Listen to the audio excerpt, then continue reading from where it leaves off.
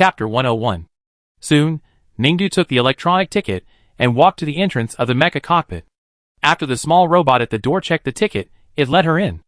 Ningdu stood in the mecha cabin and began to operate the mecha arm according to the prompts, pressed the button according to the prompts, pulled up the mechanical arm joystick according to the operation prompts, pressed the grab doll key according to the prompts, and clicked the throw button according to the prompts.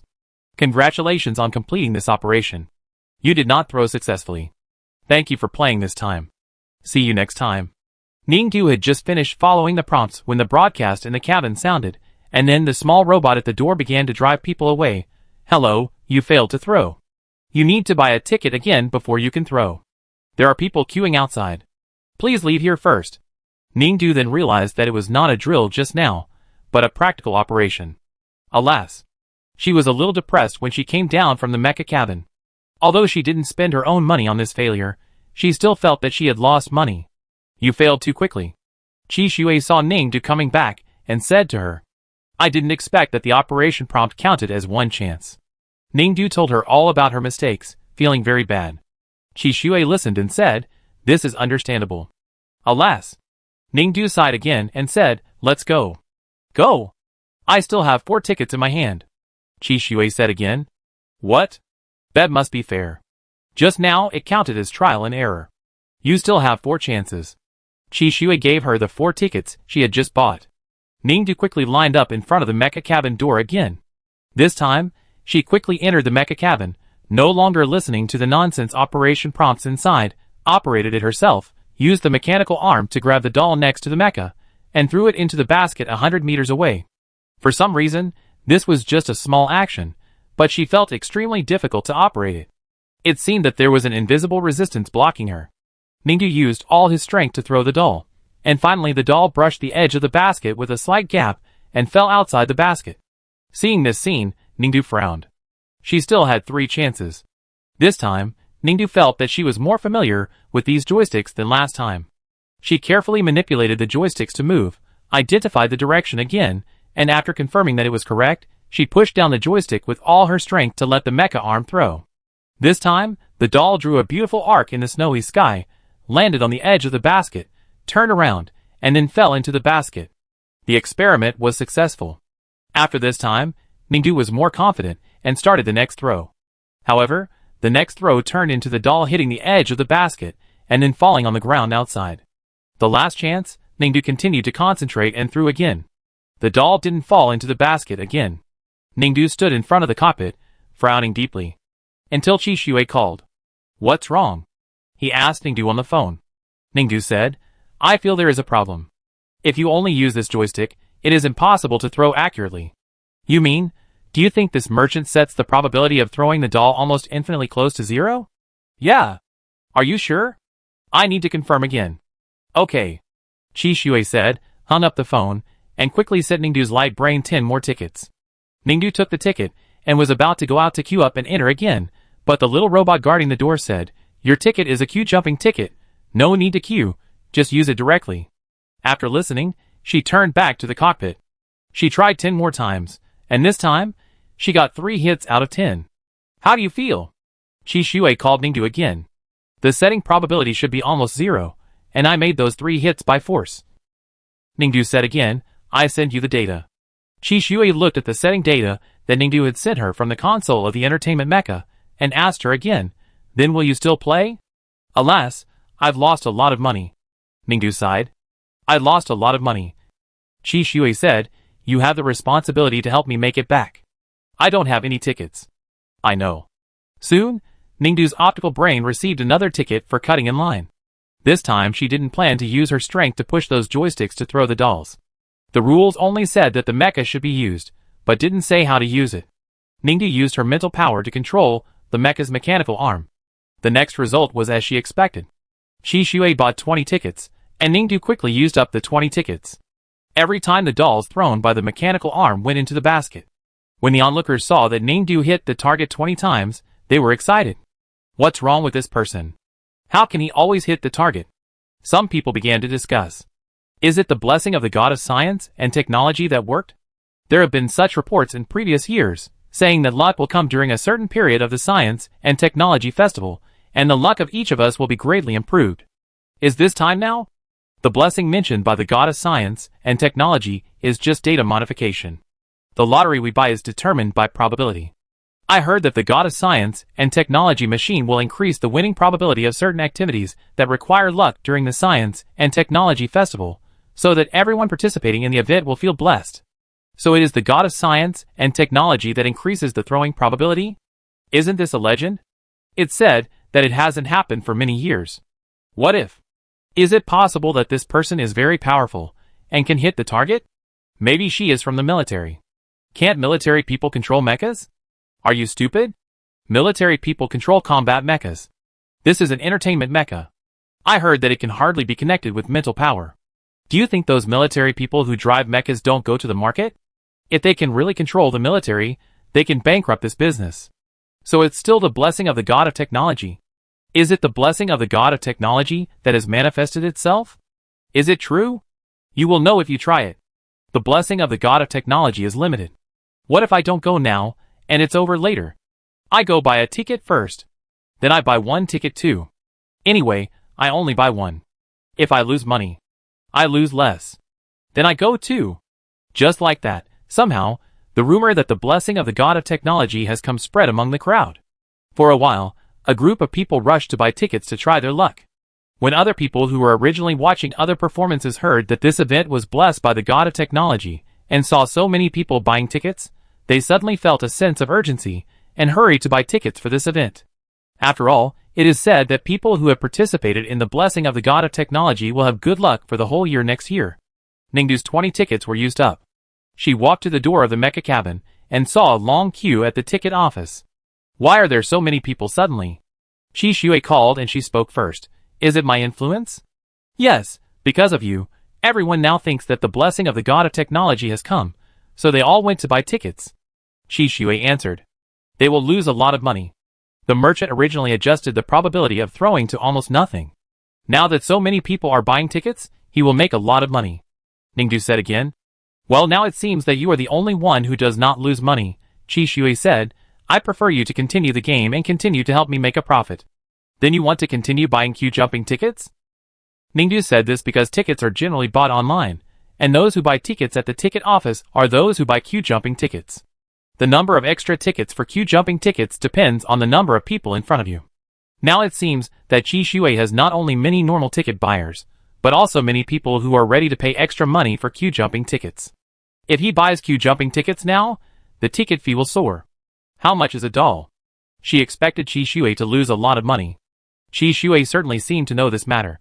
He replied to Ningdu, I won't buy queue jumping tickets anymore. I think it's okay. Ningdu said. I have reserved the whole place. Chi Shui said again. As soon as he finished speaking, the broadcast at the venue sounded, saying that from now on, all those who bought tickets would have to wait for notification before continuing to play, because someone reserved the whole place, and the opportunity would be given to the person who reserved the whole place first. After the broadcast, the ticket-checking robot at the door came over and notified Ningdu that he could continue to play. In this case, it seems that I can empty these 2 large boxes of dolls and take them away. Ningdu stood in front of the cockpit, looking at the large box of dolls prepared next to the mecha, and said to Chi Shui on the phone, repeated use of mental power will cause severe fatigue, and using mental power to throw these dolls all the time will also exhaust your energy. There are too many dolls. Chi Shui said again, just stop there. I don't think it's necessary to go through so much trouble. Ningdu said. What? Chi Shui asked. The rules of this game only say that you can throw dolls with a mecha, but it doesn't say that you can only use the mecha arm to throw them remotely one by one. Ningdu said. What do you mean? I just found that I can actually stand up and walk a few steps. Ningdu said, connecting his mental power to the mecha, and suddenly the mecha that was originally sitting on the ground in a cute posture slowly moved its legs and stood up. When she stood up, everyone present was stunned. No, why is this mecha moving? The tourist, who was just worried that someone had reserved the venue, and he couldn't play the throwing game, and couldn't refund the ticket, and the ticket was locked by the merchant, forgot his worries now, and looked at the entertainment mecha that suddenly stood up curiously. This is the first time I see a mecha stand up. Not only did this mecha stand up, it could also walk. Ningdu controlled it with his mental power, and slowly turned to the big box beside, where the dolls to be thrown were placed. This big box was very large for a person, but for a machine that was originally a large mecha, it was just average. Soon, Ningdu controlled the mecha to bend down, easily picked up the big box containing the dolls with both hands, and then turned around and walked towards the basket throwing place 100 meters away. After walking a few steps, she aimed at the basket and poured all the dolls in the box into the basket. Everyone present was stunned when they saw this scene. They had always seen the mecha in action only on the virtual screen. This was the first time in their lives for many people to see the mecha move in reality, and the operation was as smooth as water. Qi Shui was also slightly stunned. This is just an entertainment mecha. Although it retains the property of connecting to human mental power, the mental power that can be connected is very small because of the weakened function. Originally, this kind of entertainment mecha is impossible to connect to human mental power. However, he estimated that Ningdu was gifted and her mental power was also different from that of ordinary people. So when he saw that she could control a mecha arm with mental power, he thought it was understandable, but he found that he underestimated her. She can actually control the entire mecha with just a little mental power connection. At this time, everyone present was talking about Ningdu's behavior. What's going on? Did the people inside start the mecha? Isn't this mecha an entertainment mecha that can't be started? Is it because of some program setting errors that it started to move on its own? If that's the case, are the people inside okay? You guys, don't think carefully, the mecha must be controlled by the people inside, otherwise how can this mecha throw itself into the basket with a doll box for no reason? Not only did the ordinary tourists who calmed down have some reasonable guesses about the authenticity of this incident, but the business owner of this event reacted even faster, immediately running to the front of the crowd, tilting his neck and shouting to Ningdu in the mecha cockpit, "The people inside, get down. You cheated?" Qi Shui stepped forward and asked the man and woman who had just shouted, "How do you know the people inside are cheating?" "You? It's you?" The man and woman compared the surveillance just now and recognized it. "You are the ones who booked the whole place and cheated?" "Reason?" Qi Shui said again. "What reason can I give you?" "Tell her to come down quickly. You are cheating. This is ruining my business." "Calm down," Qi Shui frowned. "If you think this matter cannot be solved, then we can first ask the administrator of this block to come over." "Administrator? What the hell are you? You call, I don't see if you can invite her over. I tell you, it's useless to invite anyone today. If the woman inside doesn't come down, I will be rude to you." After the man and the woman finished speaking, suddenly, 6 more men and women appeared behind them and surrounded Qi Shui directly. "What are you going to do?" Qi Shui asked sternly. "Let her come down first, admit her mistake and pay compensation, otherwise." Several people surrounded Qi Shui closer and closer, holding something like a miniature mallet in their hands. Qi Shui stared at the 8 people surrounding him, still thinking. He didn't want to use the security robot not far from him, because if he did, the nature of the matter would change. In the happy atmosphere of the Science and Technology Festival, he didn't want to make a big deal. But if the people in front of him insisted on being rude to him, then we didn't cheat. Suddenly, Qi Shui felt a voice that seemed to be amplified above her head. It was Ningdu's. Ningdu said this through the mecha microphone, and then she used the mecha's mechanical hand to grab the 8 people surrounding Qi Shui in groups of 4. The mecha controlled by Ningdu held 4 people in one hand, first lifted them to the front of his cockpit, which was the heart of the mecha, and then said to them, "I really didn't cheat. Your rules say that you just use the mecha to throw the dolls in. You can check it," Ningdu said, as he grabbed the 8 people with his 2 mechanical hands and brought them to his transparent glass-covered cockpit. "Look, right? Ah! Ah!" The 8 people who were caught were so scared that they screamed and didn't care about anything else. "Help! Put me down! Put me down!" "It's okay," Ningdu said again. "I just want you to see that I didn't cheat. Help! Help!" The 8 people were still screaming in fear. "No, you can check if I cheated first," Ningdu comforted them again. "It's okay." After that, she grabbed the 8 of them again, shook them a few times, and signaled them to check the cockpit she was in. On such a cold day, these 8 people who had never touched a mecha that could really stand up and move were suddenly caught in the air by this mecha that was described as extremely dangerous and lethal in various video reports, and it kept shaking. "Why is it raining?" Someone was puzzled. "Isn't it snowing now?" Of course, after this person finished speaking, he immediately realized something and went to wash his face. Some of the people caught by the mecha were scared to death. "Sorry, we were wrong. Please let us go." "You didn't cheat. You didn't cheat. We framed you. It's our fault. Sorry." The 8 people finally couldn't stand it anymore, and they were so scared that they burst into tears and urinated, and apologized to Ningdu repeatedly. When Ningdu heard what they said, she was relieved. Oh, that's right, you know I didn't cheat. After that, she put the 8 people back on the ground. When Ningdu got off the mecha, the eyes of everyone around him changed. When they saw Ningdu, they automatically made way for her in a circle with a radius of several meters, and stood not far away, looking at her with awe and curiosity. After Ningdu came down, she continued to walk towards the 8 people she had just put down. When the 8 people saw Ningdu, they immediately huddled together in fear. You, don't come over. Ningdu looked at them and asked, You should not be injured, right? I was very gentle. I should not have hurt you, right? Are you injured? Let me see. Ningdu moved closer again. No. We are fine. We are not injured at all.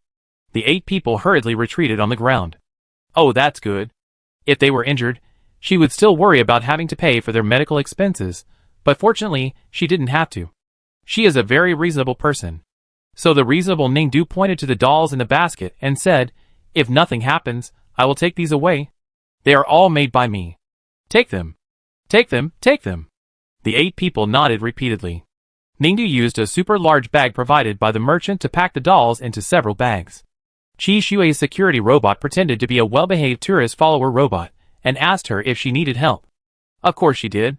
Soon, the security robot took away the doll Ningdu had hit and placed it on the aircraft. In the square not far from the market, the bell rang, and it was now the real midnight. It was really late.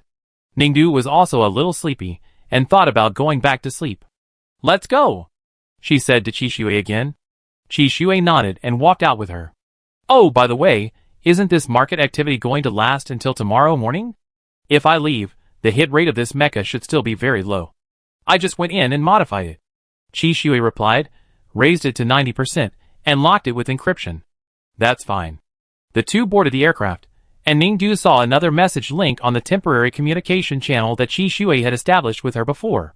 Clicking it, it was the reporting portal. Why don't you report this yourself? Ningdu asked.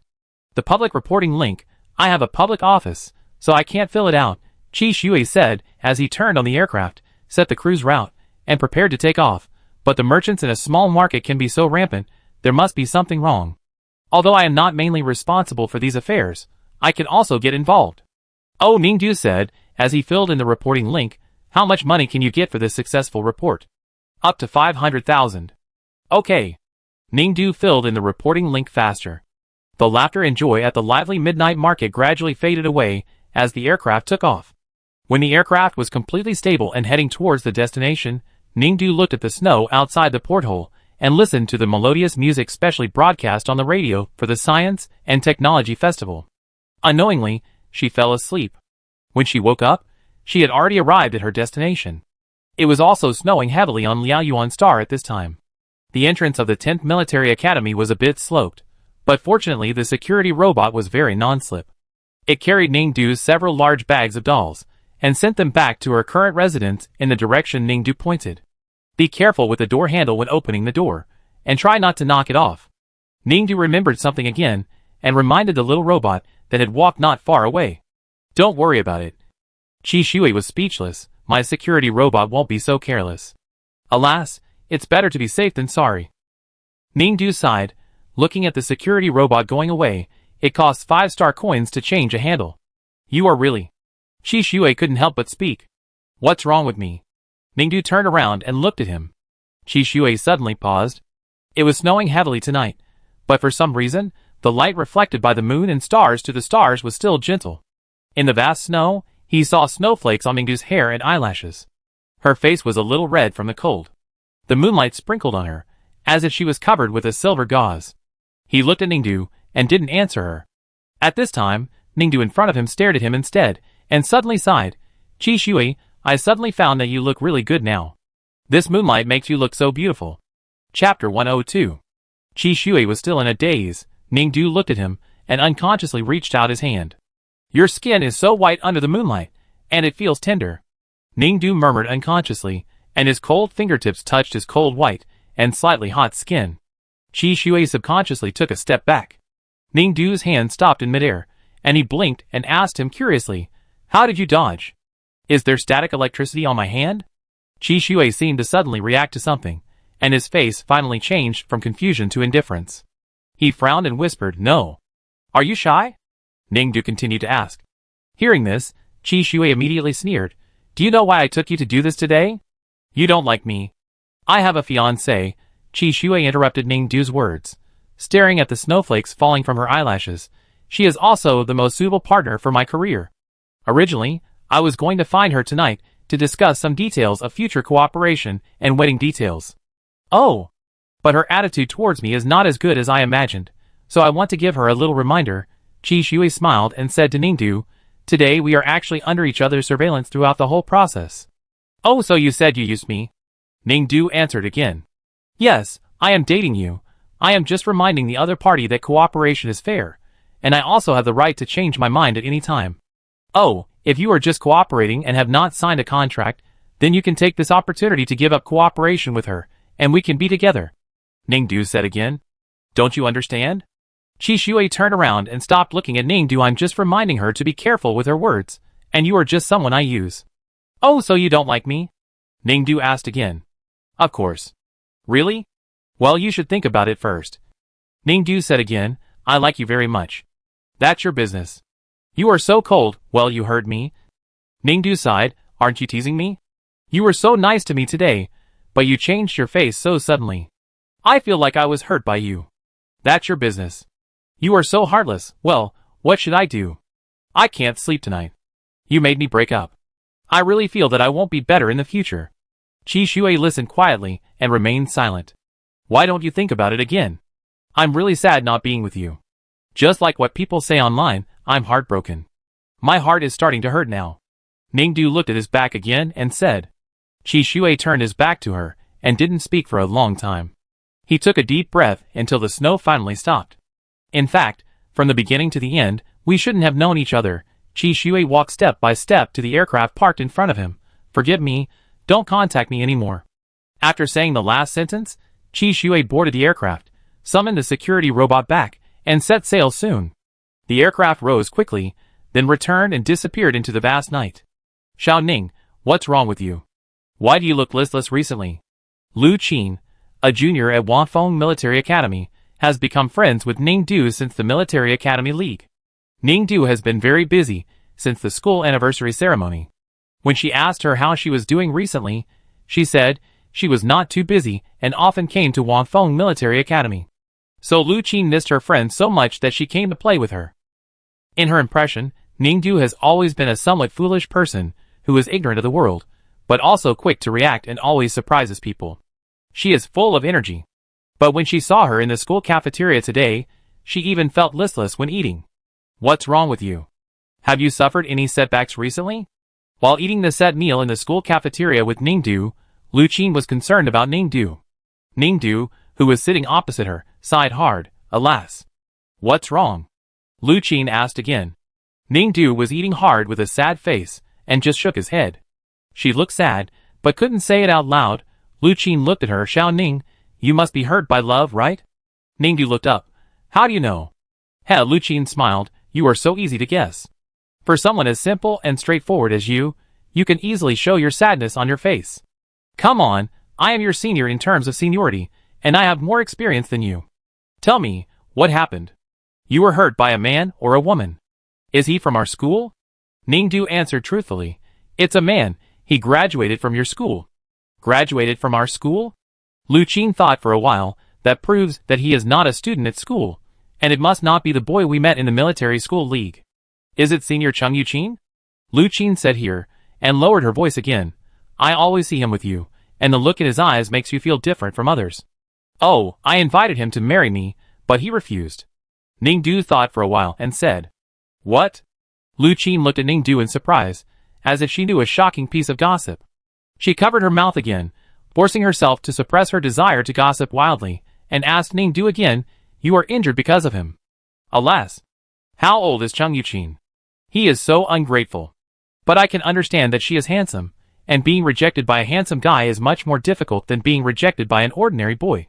But Xiao Ning, with someone like you, with your talent and future, it won't be a problem for you to find another handsome guy in the future." "It's not because of him," Ningdu said honestly. "Ah? You mean someone else? Who is that? Ah. Ningdu sighed again when he thought of that person's name. I understand you. Seeing that Ningdu didn't want to say it, Lu Qin didn't force it. If you don't want to say it, then don't say it. Just give me some information. Is the other person good looking? Good looking. Ningdu nodded. That's right. 9 out of 10 people feel uncomfortable when being dumped by a handsome guy, and the other one doesn't realize that he is attracted to beautiful women. Lu Qin looked at Ningdu, thought for a while, and said, although it's the end of the semester and I have to prepare for the final exam, but as a friend, I think I still have to help you and help you get out of this emotional pain. How to get out of it? Wait for me at the address I sent you at this time tomorrow, and you will know then. Lu Qin said mysteriously to Ningdu. Ningdu looked at the strange address Lu Qin had just sent to him on his laptop and asked in confusion, What's this for? Don't worry, just follow me. In fact, I've wanted to take you there for a long time. When I saw you dating at the school celebration, I felt that you were under too much pressure and needed to relax, but it was delayed later. Now is the perfect time. Ningdu still frowned. Don't worry, it's guaranteed to be a good place for us to relieve stress and have fun, Lu Qin whispered to Ningdu again. You know, when you go there, it's a paradise on earth. You can forget all your worries, relax, don't be shy. Oh, I want to ask, do you want money? Ningdu asked. TSK, why are you still talking to me about money? I'm your sister, of course I'm treating you. That's good. Ningdu finally agreed. The next day, at noon, Ningdu went to the place Lu Qin sent her to keep the appointment. Lu Qin also arrived as scheduled, accompanied by 2 girls. When they saw Ningdu, they excitedly went up to greet her and asked her to sign for them. After Ningdu signed, the 2 girls asked Ningdu about this and that, and asked to arrange a time for Ningdu to practice mecha together. Lu Qin quickly interrupted. Ahem, don't forget what we came here for today. Oh, I almost forgot. The 2 girls calmed down. It was agreed in advance that Xiao Ning is the protagonist today, and we 3 will. Don't worry, Ningdu is a new friend, and she will definitely choose the best ones first. The 2 girls also said. The 3 of them smiled knowingly, but Ningdu was the only one who was still at a loss. What should I choose?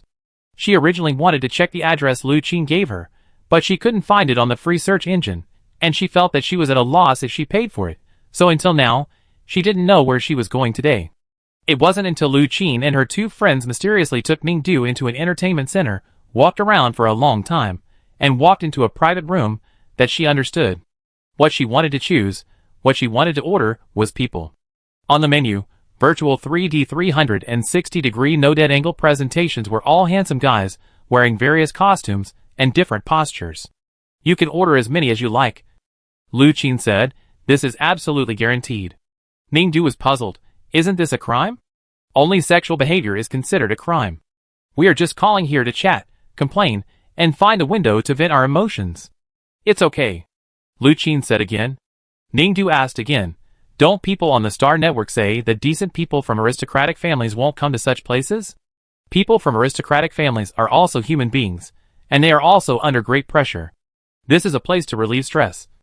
Lu Qin said again, you said that we train mechas to go to the battlefield every day, how stressful it is, so we have to find some gentle and beautiful boys to make friends, right? I tell you, they are our psychologists. You can tell them all your troubles. They will definitely help you solve your problems. They are really considerate, and they will give you a comforting hug and kiss. You forgot everything. I have been here several times. Oh, it turns out that you are under a lot of pressure. Ningdu said to Lu Qin again. Of course, I'm ranked first in the Wafeng Military Academy now.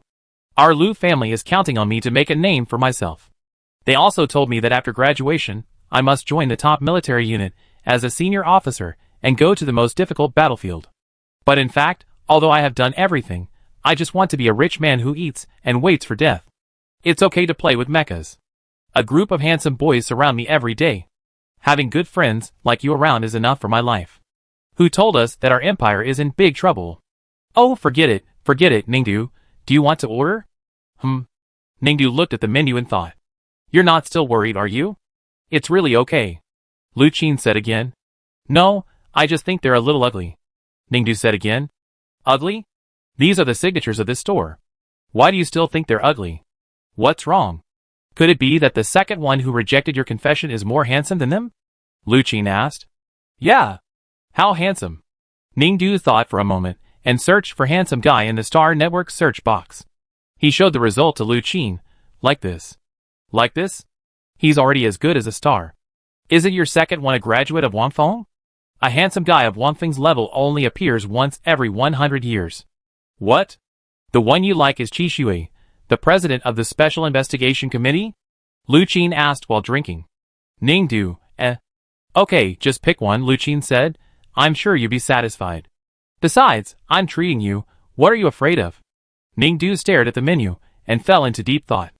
They are indeed not as good looking as Qi Shui, but Lu Qin is treating her, so she would be at a loss if she didn't order. But if she had to spend time chatting with a boy whose appearance is only 1/5 of Qi Shui's, she would feel that it was a bit of a waste of her time. After weighing the pros and cons, Ningdu sighed heavily. There was no other way. This was not a decision she was willing to make, but she could not let herself lose. So, in desperation, Ningdu ordered 6 boys in at once. One boy was only 1/5 of Qi Shui's appearance, 5 would be as good as him, and 6 would be better than him. If she talked to 6 boys at the same time, she would not only not lose, but also make a small profit. Of course, Ningdu knew that she was not a greedy person, so hey, just call 6. Soon, 6 boys came up. One of them wore a suit, one wore a shirt, one wore a military uniform, one wore casual sportswear, one wore a cute style, and one even wore a skirt. Satisfy all the preferences of the single owner. When all 6 people stood in front of Ningdu, Lu Qin and her other 2 friends were stunned. No, she thought Ningdu was shy, but she didn't expect. These sisters were not polite to her at all, but seeing Ningdu like this, she was relieved. Today must be a happy day. Lu Qin instantly felt that the 2 boys in front of her were too few to chat with, so she ordered a few more and started singing and drinking. Over there, Ningdu was facing 6 enthusiastic boys and had already started chatting.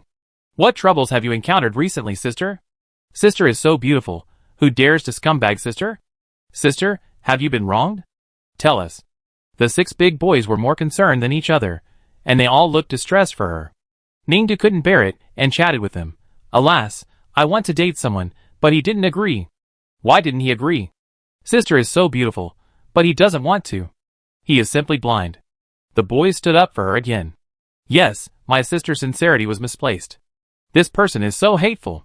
He is actually using my sister, sister? This kind of person will not treat you well. He is a selfish person. Sister, please forget him. We can't bear to see you so sad. With us here, don't think about him. Sister, why don't you say anything? Don't you like us? Is it because we can't meet your standards? Sister, do you think we are ugly? Ningdu looked at their aggrieved looks and couldn't help saying, I never look at appearance when looking for a partner. As soon as these words came out, the boys smiled again. That's great, thank you for tolerating us. I heard that you are a military school student and drive a mecha. You are really amazing. Sister, military school students have a hard time. You must have a lot of scars from your usual training. Do you have to go to the hospital often? You are really suffering. We feel sorry for you. It must be very hard for you to come here from the numbered star to study alone. Sister has no family to accompany you. If you feel lonely, you can chat with us in the future. Several boys comforted and cared about Ningdu one by one. Ningdu didn't know what was going on. Unconsciously, she hugged 3 people on her left arm and 3 on her right arm. She didn't drink alcohol. She was afraid that she would be unconscious and spend money recklessly after drinking, so she only drank beverages. But why did she feel so dizzy after drinking beverages? Alas, it seems like she has fallen into a gentle country. Ningdu and her 6 big boys really snuggled together to chat. When they were dizzy, a boy proposed to kiss her. She hesitated for a long time and finally refused. The main reason was that kissing involved exchanging saliva. The store did not provide the health information of the 6 of them, and she did not know whether there were any risks in exchanging saliva. If she got sick after kissing, she would lose a lot, so Ning refused, and everyone just cuddled up to each other. It was good like this, floating in the air, warm as spring, making her dizzy. An untimely phone call rang at this moment. It was Deng Xiaosong, who was probably here to report to her about the search for Xiejiu's wreckage.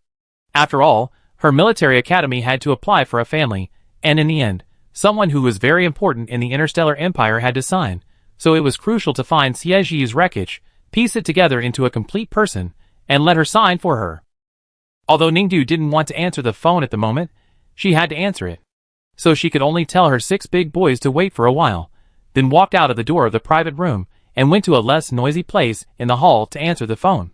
"Hello," Ning Du said to Deng Xiaosong on the other end of the phone.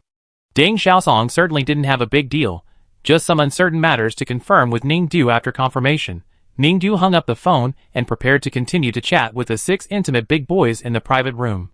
Just at this time, she saw a man coming towards her. This person was wearing daily clothes, but his face seemed familiar. Ning Du didn't want to say hello, because her intuition told her that the situation was not good, so she lowered her head and planned to leave immediately. "Ning Du?"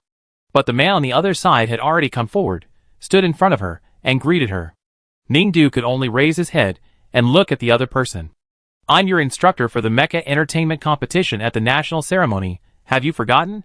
The man in front of her saw her bewildered and reminded her. Ning Du then put his face to the number. Indeed, it seemed that there was such a person in that entertainment competition. "You?" But Ning Du still looked suspicious. "Oh!" The man thought she was puzzled as to why a man like him would appear in a female-only entertainment venue, so he said, "I came here to perform some official duties, and you?" Ning Du, The man whispered to her, "You come to this kind of place. Has your Zuoliyuan University also started to assign you this kind of practical homework to rectify discipline?" Rectify discipline. This doesn't sound like a good word, but Ning Du's intuition told her that she should nod. So she was ready to nod her head and agree. But when she was about to nod her head, another voice sounded from beside her. "Uncle Wu, what are you doing? Everyone is waiting for you to come over." This voice was quite familiar. Ning Du looked up and bumped into a pair of familiar faces. When Qi Shui saw Ning Du, surprise first flashed across his face, and then he frowned and his expression darkened. He asked, "Why are you here?" "Oh, Xiaoning is similar to us. We are here to investigate cases and do things, and she is also here to do similar school practical homework," Uncle Wu said again. "Practical work?" Qi Shui stared at her.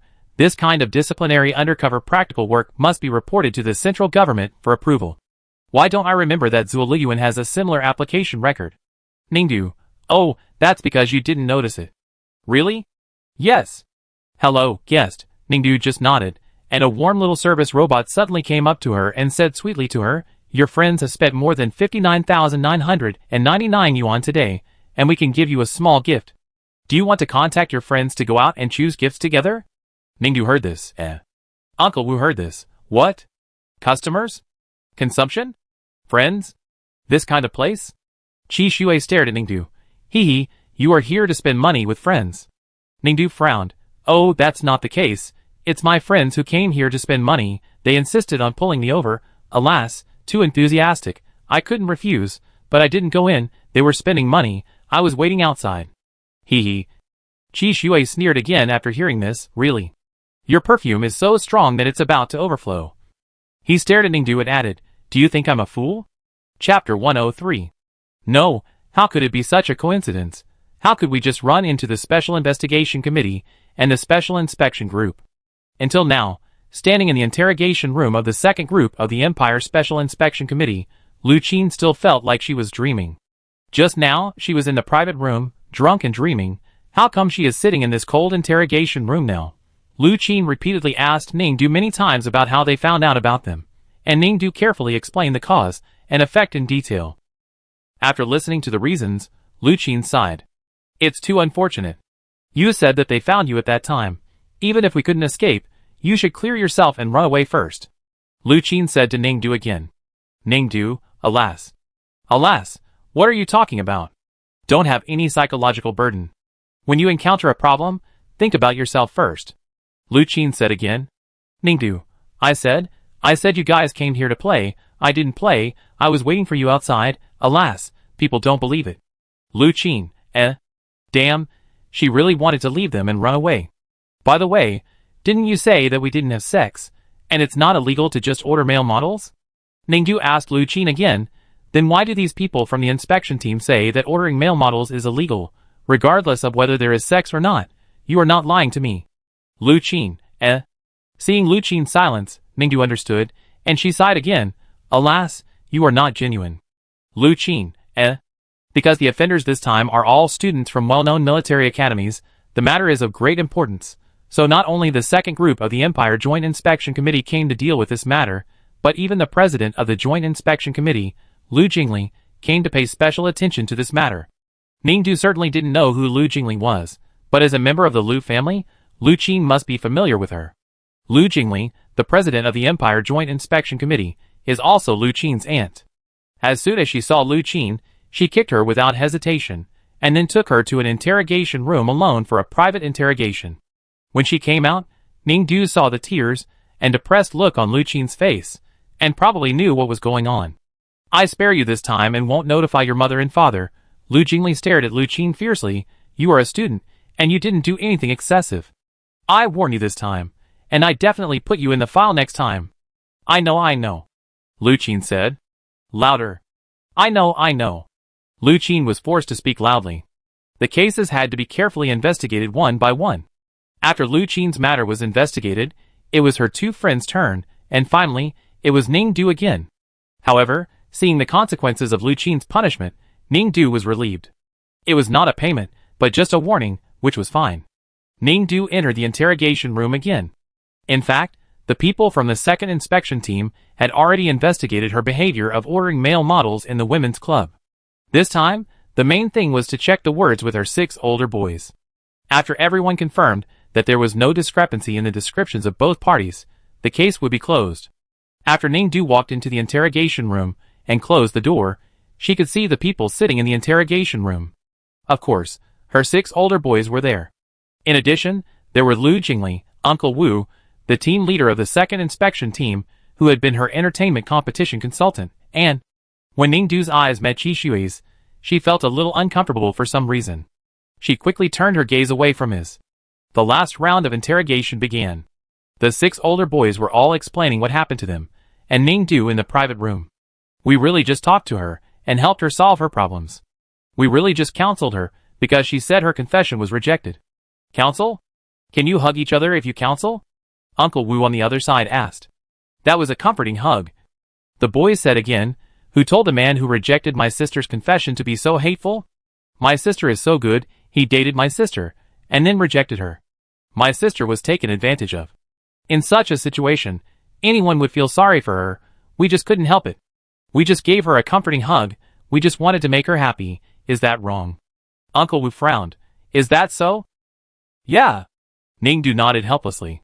"That's understandable." Uncle Wu said again. Lu Jingli on the side also said, "In that case, let them continue talking. What do you think, President Qi?" Qi Xue did not answer, and the whole person disappeared in the shadow cast by the light. The interrogation came to an end, and Ningdu and the 6 boys were finally locked in another room, waiting for their own verdict. Ningdu certainly knew that he would be given a warning, but the other 6 boys were very uneasy. Their former colleagues were also arrested in this way. Those with serious circumstances would be deported to their hometowns, and those with less serious circumstances would be recorded in their personal files. According to their own situations, everyone was almost certain that they would be fined and recorded in their personal files this time. They were just worried about finding a job in the future, and they discussed it together, but one boy was alone in the corner. The boy was wearing a pink shirt and aqua blue pants, and looked cute. He looked gloomy, and did not join their chat, but only looked at his computer. Soon, Ningdu's computer received a strange text message. "Sister, please save me." Ningdu, ? My hometown is on the numbered star. It is too poor, and citizens are strictly restricted from going out. I finally got a permit to work outside. If I am deported this time, I will never be able to go out again. Please help me. Another strange text message came. Ningdu looked at the cute boy in the pink shirt in the corner. The boy raised his eyes and looked at her. His sparkling eyes seemed to be about to cry in the next second. I felt pity for him. Ningdu replied, "What do you want me to do? Can I tell you later that we have confirmed our relationship?" Ningdu, ?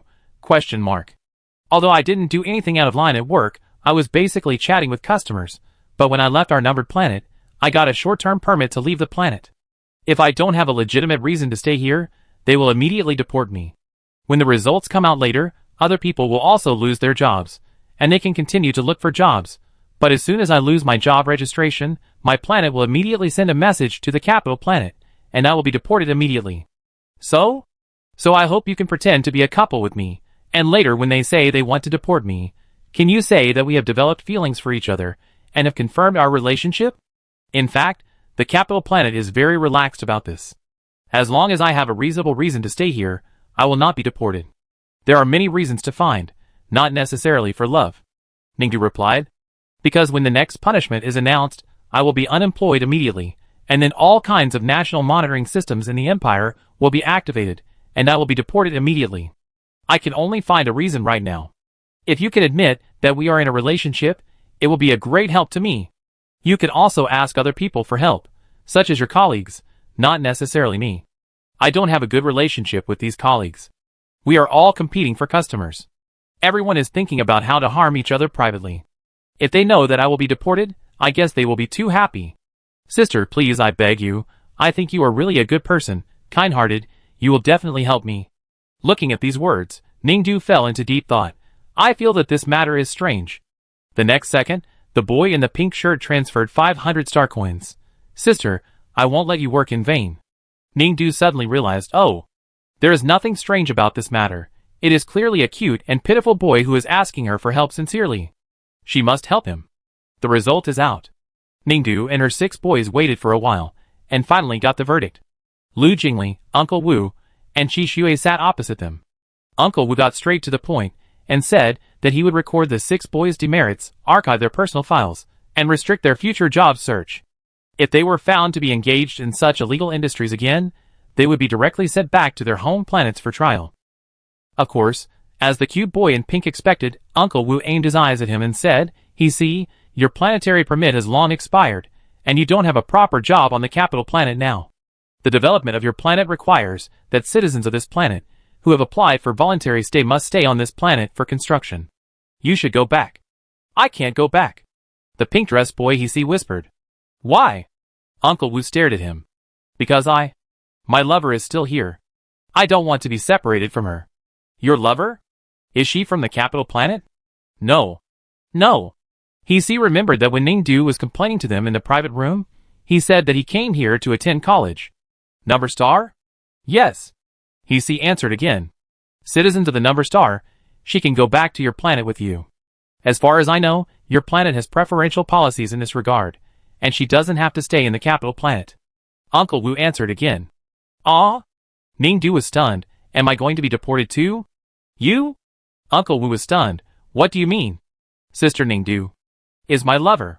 Whispered again. What? Uncle Wu was completely stunned. He looked at and then at Ningdu. Yeah, we just happened to be there, Ningdu said. You? Uncle Wu didn't know what to say.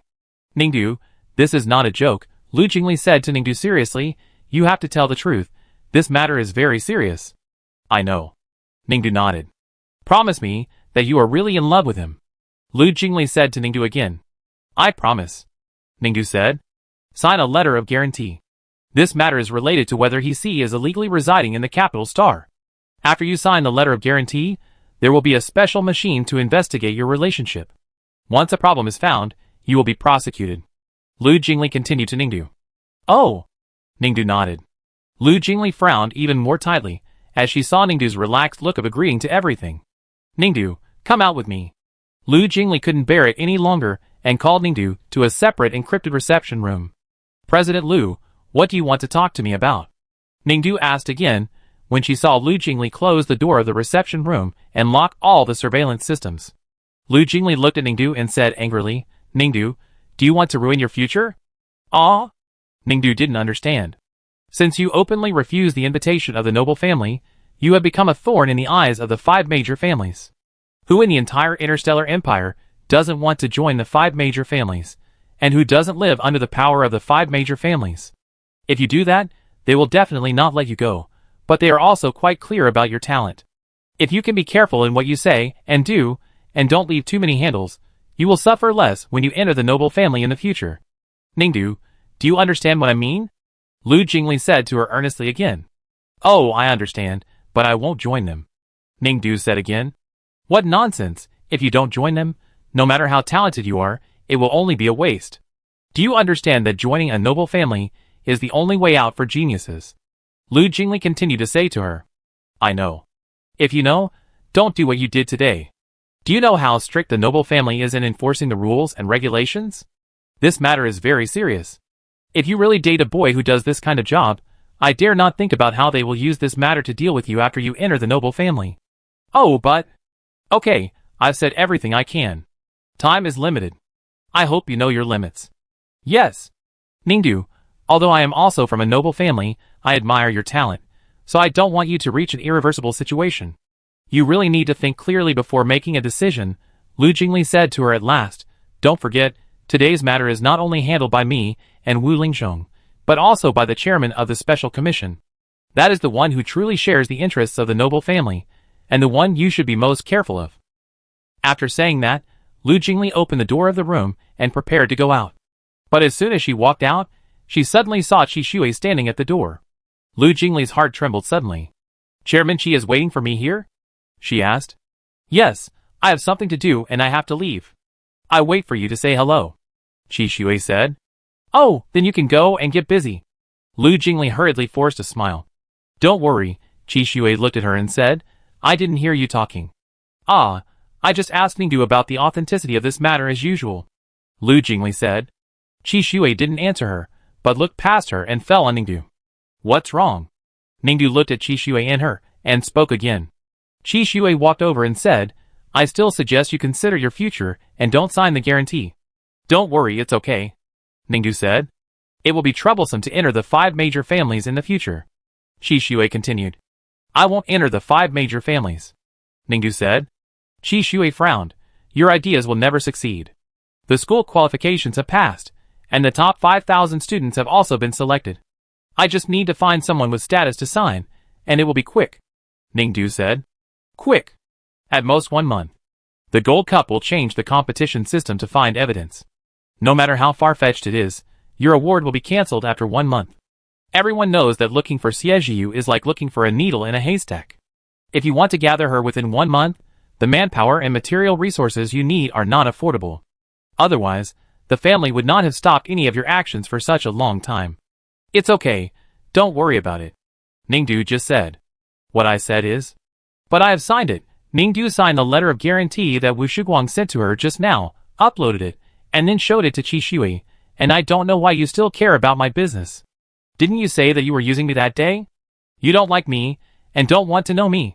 Why do you still care about me? Qi Shui saw the love statement and sneered. Argue the same?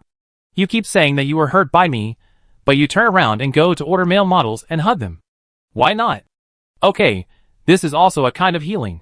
If a person is injured and does not heal, the injury will continue. Wouldn't it make the illness worse? Ningdu listened to Qi Shui's words. Confused, you are still weird. You don't like me anymore. Why do you come to question me about these things? Will your partner's fiancé be happy with you? Have you signed a contract with them? If you have, isn't it a breach of contract? If you continue to do this, I won't go to your wedding. Alas, I said I would bite my teeth and give you some money, but now I don't have a penny. Qi Shui was silent. In the end, he didn't say a word and turned away. Ningdu saw Qi Shui just leave like this, still very confused. Why are you angry again? Isn't everything I said true? As she said, she turned her head to look at Lu Jingli, who listened to their conversation throughout. Lu Jingli was deeply shocked. No, what's going on? Why can't she understand the situation? This Qi Shui. This Ningdu. She looked back and forth at Qi Shui's back and Ningdu countless times, but still couldn't believe it. Could it be that Qi Shui's marriage broke down 2 days ago, and the head of the family was furious, and it was all because of this?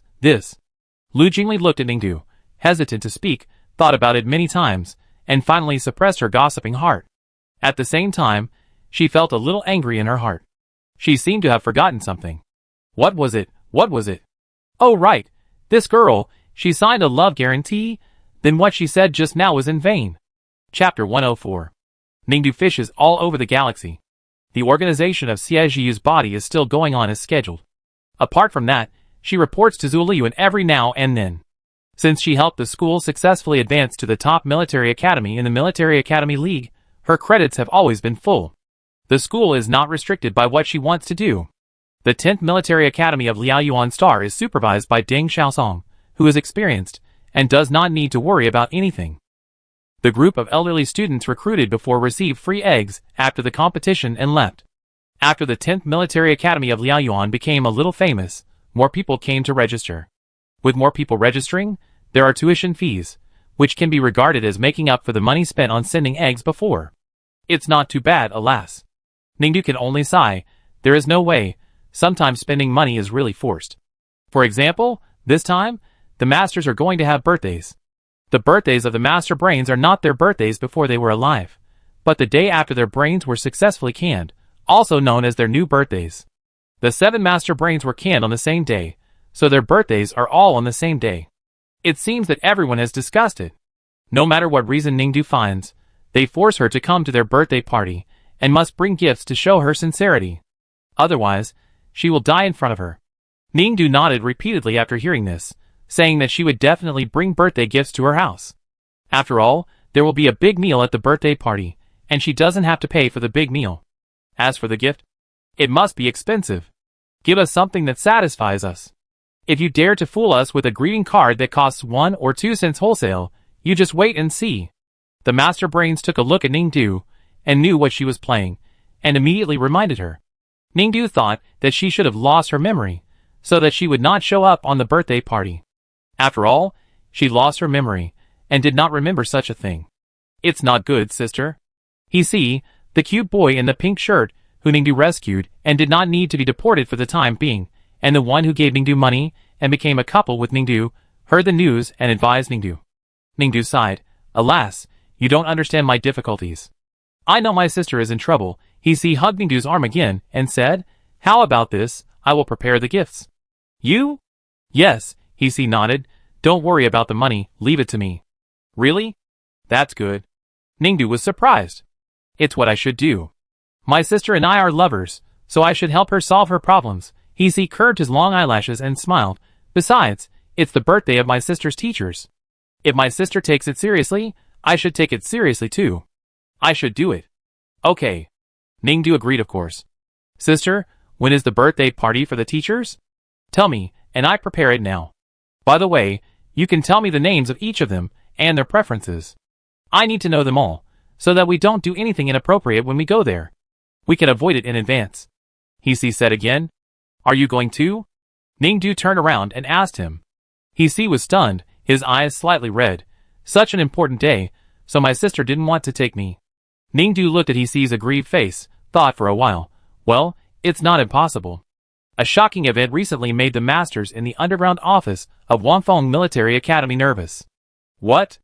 Ningdu, the girl is going to bring her boyfriend to their birthday party, and when they asked her who her boyfriend was, she didn't reveal it, only saying that you will know when you meet him.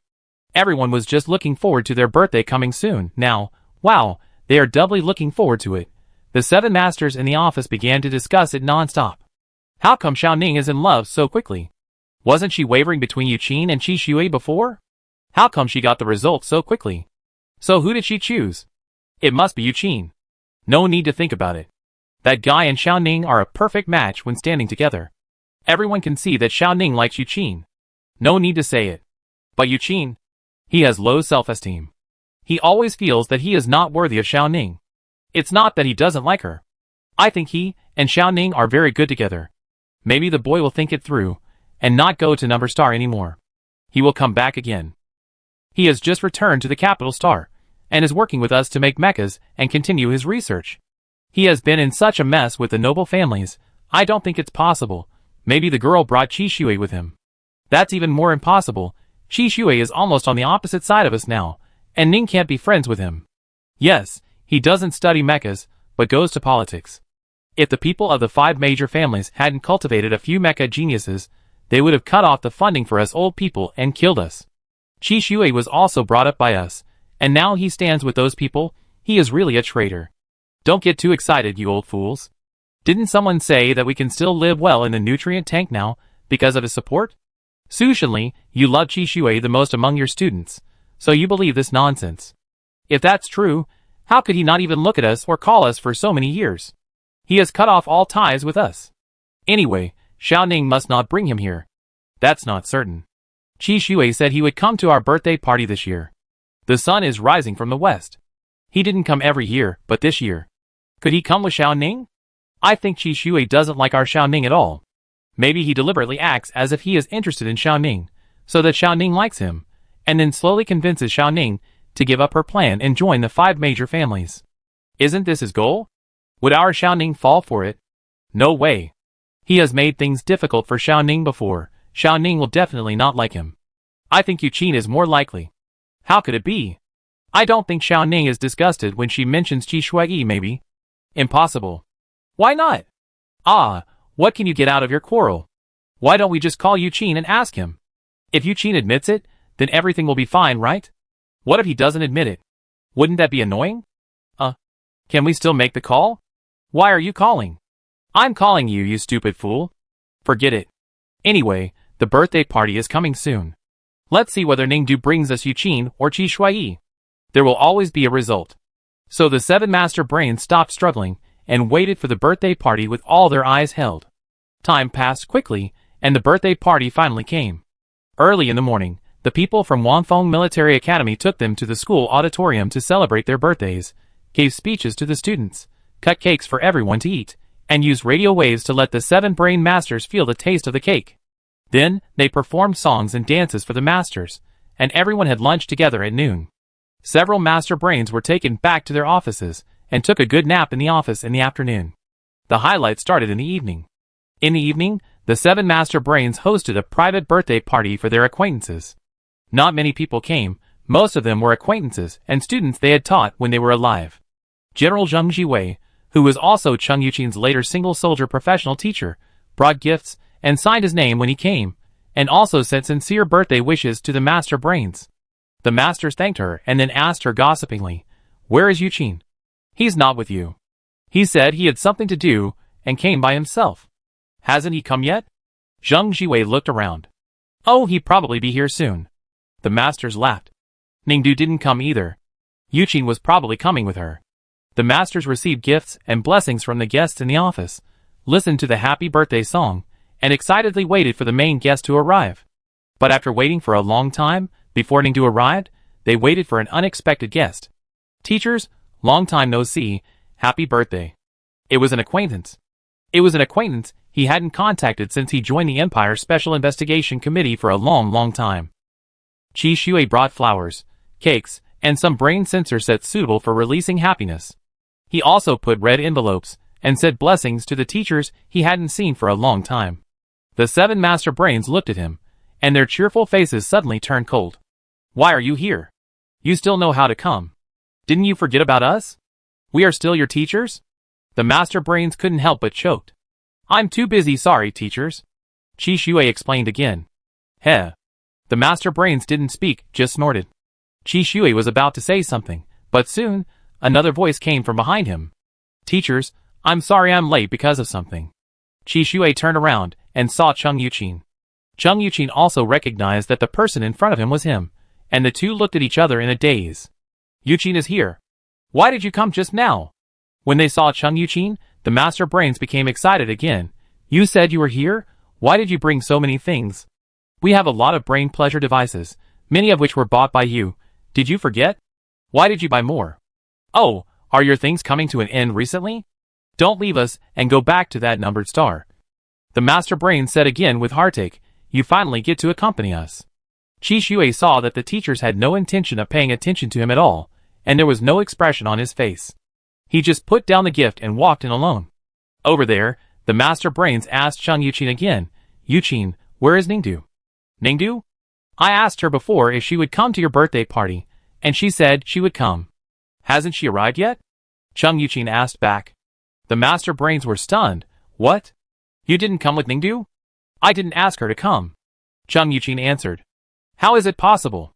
"Xiao Ning said that she would bring her boyfriend this time, not you." The master brains were horrified and asked hurriedly. Cheng Yuqin was stunned when he heard this. "What did you say? Boyfriend?" "Yes, she said she had a boyfriend and wanted to bring him to us today, don't you know?" Cheng Yuqin was stunned and didn't speak.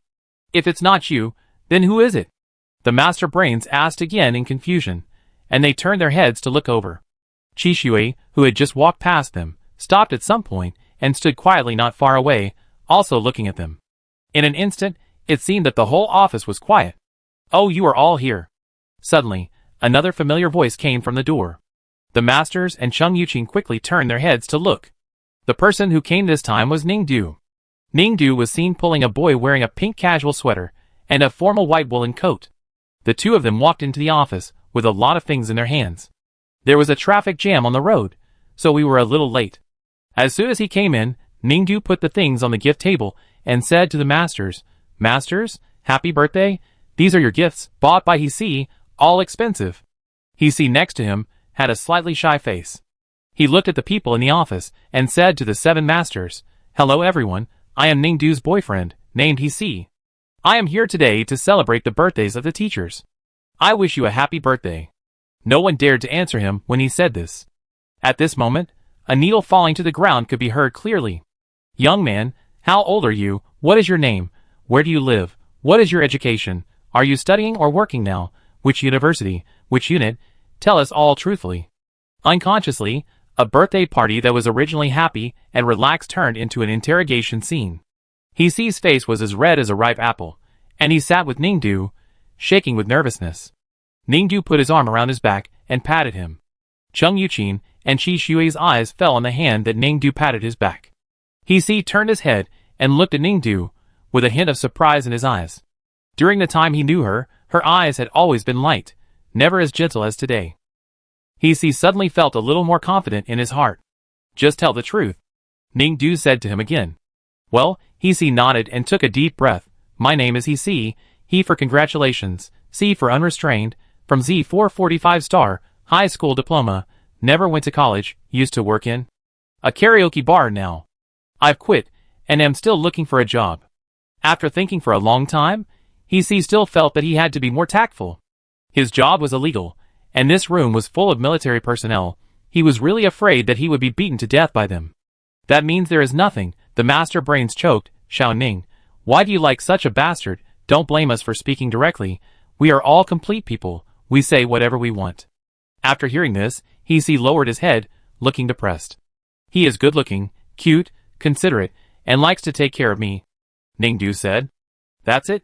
Anyone who wants to get something from you can pretend to be considerate and caring. You are stupid. And his appearance? There are so many guys here. Who is worse than him? His appearance may be plastic surgery." The master shouted angrily again. "Did you have plastic surgery?" Ningdu asked He. "Pure natural, I can accept the inspection." He touched his conscience and promised. "That's fine." Ningdu nodded. "What's fine?" "Xiao Ning, we originally thought that you were smart as hell. Why are you so stupid about this matter? He is so different from you. Can you two have a common language? If a person does not really like another person, then his tolerance is always limited. When one day his patience is exhausted, and he has taken all the benefits from you, you will know that you will suffer a great loss." "What great loss?" Ningdu asked sincerely. "What's the harm? You're still asking here. When this guy uses you to find a good job, he will take over your savings while you're in love, and then cheat on him. You regret it," the master said again. Originally, everyone else was watching the fun, and when they heard the master say this, they nodded from the bottom of their hearts, even Zheng Jiwei. But Ningdu asked He, "Can you do it?" He shook his head. "I can't." "Well," Ningdu said to the masters, "He said he can't, I believe him." The 7 masters were so angry that they almost fell over. Chapter 105. The master scolded Ningdu for half an hour, and then they were tired and didn't have time to celebrate his birthday. They were so angry that they went to rest. The others were free to do what they wanted. Ningdu took He to enjoy the food that no one had touched. She handed him a small plate of cake. He didn't take the cake. She wiped the cream on the corner of Ningdu's mouth first, and then took the cake to eat. As He ate, he felt that the atmosphere was a little scary. When he turned around, he found that everyone was looking at them. He lowered his head embarrassedly. Seeing that Ningdu was still eating cake as if nothing had happened, He pulled Ningdu's clothes and whispered to her, "Sister, can we go to a place with fewer people to eat? I'm a little scared." Ningdu said, "Sure, where do you want to go?" He pointed to a room. Ningdu went with him. In the room, Ningdu finished eating the cake, and was about to go out to get some water to drink. He pulled her back again. "Sister, what are you going to do?" "I'm thirsty," Ningdu said. "Maybe I can help you," He said again. This is my physical examination report." He sent the physical examination report to Ningdu's brain. "You said last time that I need a physical examination report to kiss you. I have checked all the diseases that may be transmitted. Take a look." Ningdu took a look and said with relief, "Wow, you are really healthy." "So?" He pulled Ningdu in front of him and looked at her pitifully. "Is it okay?" Ningdu looked at him with a cute look, thought for a while and nodded, "Yes." After that, He hugged Ningdu and kissed him. The lips felt very soft. Ningdu felt so. He-see's kiss was very gentle and passionate. Ningdu felt his mouth was moistened. His mouth was fragrant, as if he had eaten strawberry candy. Feeling good? Ningdu felt so from the bottom of her heart. But she didn't know whether the people outside felt good or not. Originally, when she came in just now, the glass wall in this small room was fully shielded, but Ningdu now found that it became a one-way shield. The inside couldn't see the outside, but the outside could see the inside. According to the performance of everyone staring at them just now, and once the outer shield of this room is opened, the people inside will be almost all watched by the outside people. From this angle, everyone saw them kissing. I hope the masters will be less angry. But why did the glass wall suddenly open? The glass wall screen can only be operated by people inside the room. There is no one else in this room. If it's not her, then he opened it. After Ningdu kissed him, she found that the glass wall was shielded in both directions again. Oh, it was him. Ningdu looked at He-see. He-see's face was flushed, panting slightly, with a blush on his face, and suddenly asked Ningdu, "Sister, I'm scared." "What are you afraid of?" Ningdu asked him. "At first, I only knew you were a military school student, but later, I found out that you were not only a military school student, but also a student of the top military school, and you were the famous Ningdu, who was jointly recruited by the 5 major families. Sister, if it were you, I wouldn't be able to meet these people who I will never meet in my life, but I am also very scared. You are all too capable." "I am afraid," He-see said. "Indeed," Ningdu nodded, "you can't beat them. So sister, can you protect me?" He-see asked again. "I am protecting you. I'm not talking about this kind of protection. You are always not by my side. I feel that many people don't like me today. I want them to like me and respect me. Only in this way can I feel safe, and I can really feel protected." "Oh. So can you help me?" "How? Can you help me find a job in your circle? I don't ask for a good one, I just want to fit in with you," He-see said again. "Oh, that won't work." "Why?" "It's not written in the contract," Ningdu said. "Contract? I'm talking about feelings with you. Isn't feelings also written in the contract?" Ningdu was puzzled. "The contract is just to make you feel at ease. I signed it with you.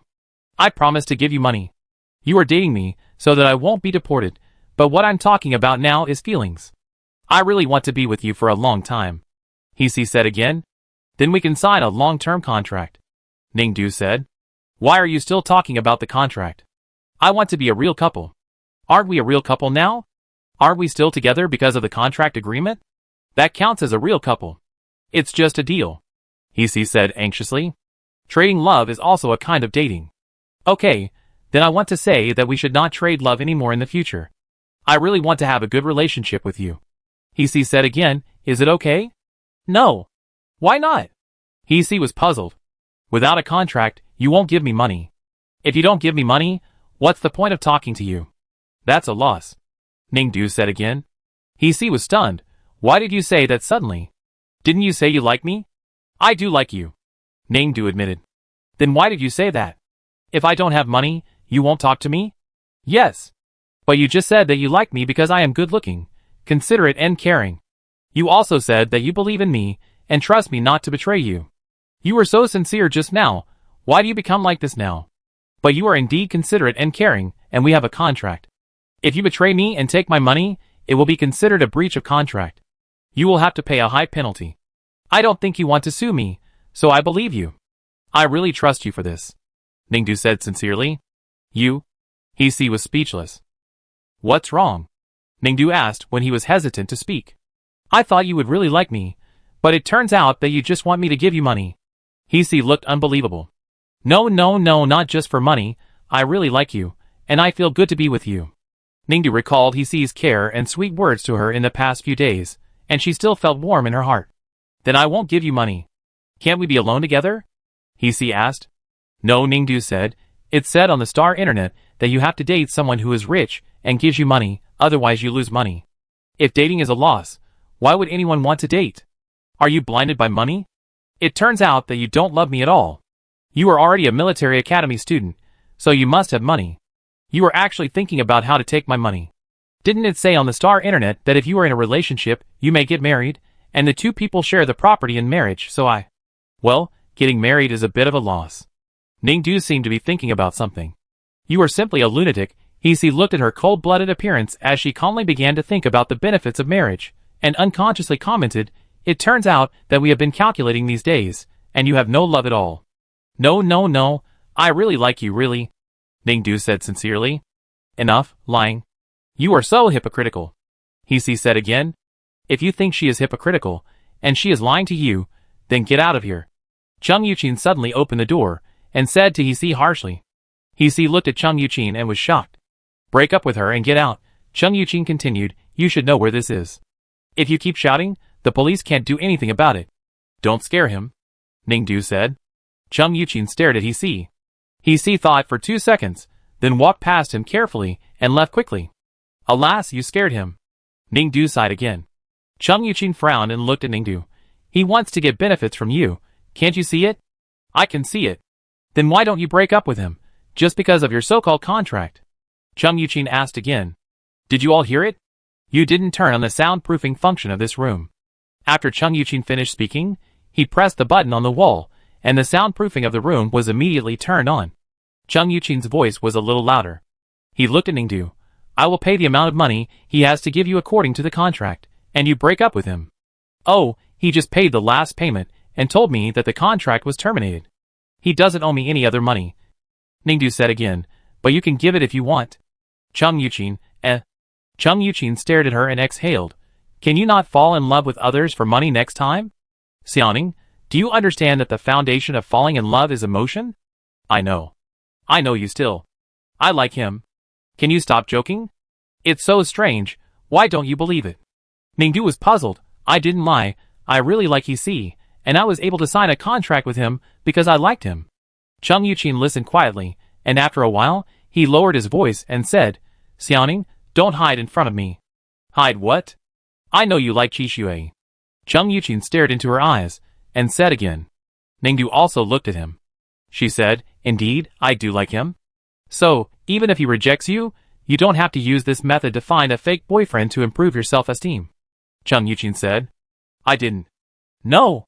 Then why do you like Qishui and He?" Ningdu said, "Because I like both of them. I not only like Qishui and He, but I also like you. I discovered it a long time ago. I like all three of you." "What did you say?" Chung Yuqin was stunned.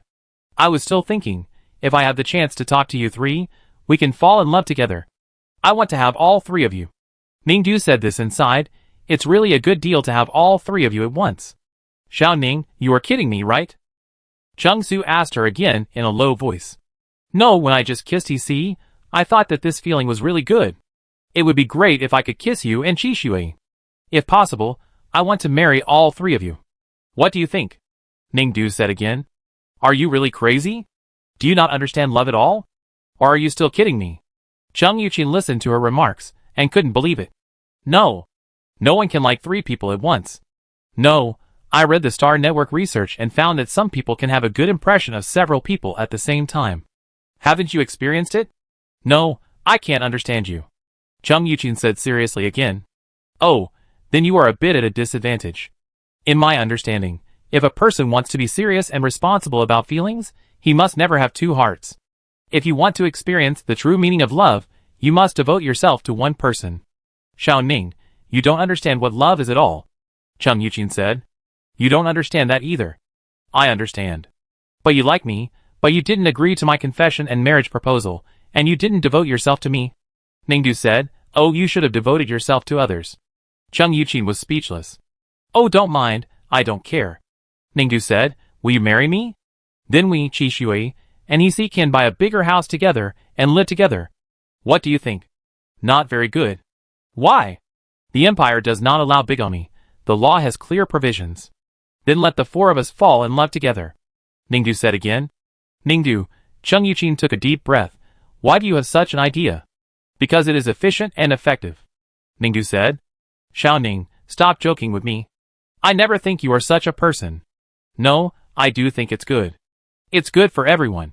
Don't you think so?" Ningdu asked again. "You are not good. This is called depravity and moral degradation," Chung Yuqin said seriously. "The law does not allow bigamy, but it does not say that you cannot date multiple people at the same time. Don't worry. In the future, when the four of us are together, I will treat you all equally, Ningdu said sincerely. I'm serious. Chung Yuqin opened his eyes wide. I really can't believe that I will hear this from your mouth one day. I'm really serious, Ningdu said. You should have always known how sincere I am. Ningdu, can't you hear what I mean? I know you are angry, but don't worry, I will definitely still like you. Otherwise, when the four of us are together in the future, I will put you first in everything, okay? Enough. Chung Yuqin hit. He interrupted her. Ningdu, I have watched you grow up step by step. You can achieve great things in the future, but if you become so depraved, your future is unimaginable. The Empire does not allow polyandry, nor does it allow you to enter irregular places, and it absolutely cannot promote multiple relationships. If you express your attitude to me today and realize your mistakes, then we can forget about the past. In the future, I hope you will memorize the military discipline regulations and be a soldier who abides by moral laws. But if you really still insist on this idea in your heart, and your thoughts slide into the abyss step by step, just like some scum of the Empire, no, I will never allow it. I will keep watching you, until I see you become a truly upright person. After Chung Yuqin finished speaking, she stared at Ningdu very seriously. Ningdu thought for a moment and said, Don't be angry. I promise that if there are four of us, I will definitely stick to you first, okay? I will never let you suffer any loss. I have already said this. Chung Yuqin interrupted her in disbelief. I know I will not degenerate, don't worry. Ningdu said again, I just want us all to be happy, really. Chung Yuqin finally couldn't help it. He turned around and left without listening to Ningdu's words. A birthday party that was supposed to end unhappily ended happily with Ningdu informing everyone that she and he had ended their relationship. After coming out of the Master Brain's office, the Master Brains were still chasing Ningdu and shouting, Girl, come back some other day, we treat you to delicious food. A big meal. Remember, next time you must bring a handsome, good-working, and rich partner to see us. Okay. Ningdu nodded, waved to the Master Brains, and then left. Xiao Ning, where are you going? I take you all the way. Zheng Jiwei saw Ningdu waiting for the aircraft at the bus stop, and walked up to her. Oh, I'm going back to Liaoyuan Star. Ningdu replied. So far? Zheng Jiwei originally thought that Ningdu would go back to Zuoliyuan. The journey was a little far, but there was still enough time, so he could send her there, and by the way, find out what she and Chung Yuqin said today, which made him so angry that he left before the birthday party was over, but when he heard Liaoyuan Star, that was not possible. She has important work arrangements to make when she returns soon, so it is impossible to send her to Liaoyuan Star. Zheng Jiwei originally wanted to send Ningdu to the nearest station to Liaoyuan Star, but when he thought that she could actually take the fastest direct flight here, which was convenient and labor-saving, he gave up the idea. It seems that today is destined to be a day when we can't gossip about the reason why Yuqin is so angry. Fearing that Ningdu would be cold, Zheng Jiwei brought her a warm cloak and a bag of energy candy, and told her to be careful on the road, and then she left by herself. One after another, all the people who came to attend the birthday party of the masters left, and she was the only one left waiting for the bus at the station. No, there is one more person. Across the road, it was Qi Shui standing in front of the aircraft. Ningdu saw Qi Shui, remembered something, and walked towards him. On Qi Shui's side, he was standing next to the aircraft, which was cleaning itself, and it seemed that it could not take off for the time being. He watched Ningdu walk towards him. Ningdu stopped in front of him, and Ningdu looked at him. He sneered. When I was talking to Chung Yuqin today, you stood at the door. Did you eavesdrop? Ningdu spoke frankly. Qi Shui, I didn't. But I felt that there were different bands in that room, and the frequencies were very similar to those on your optical brain. Ningdu said again. You felt wrong. Alas. Ningdu sighed again. I checked later, and our empire does not allow bigamy. What I said today was indeed not right, and it also made Chung Yuqin angry, so I feel that I have to think about it from your perspective, think about you, and apologize to you.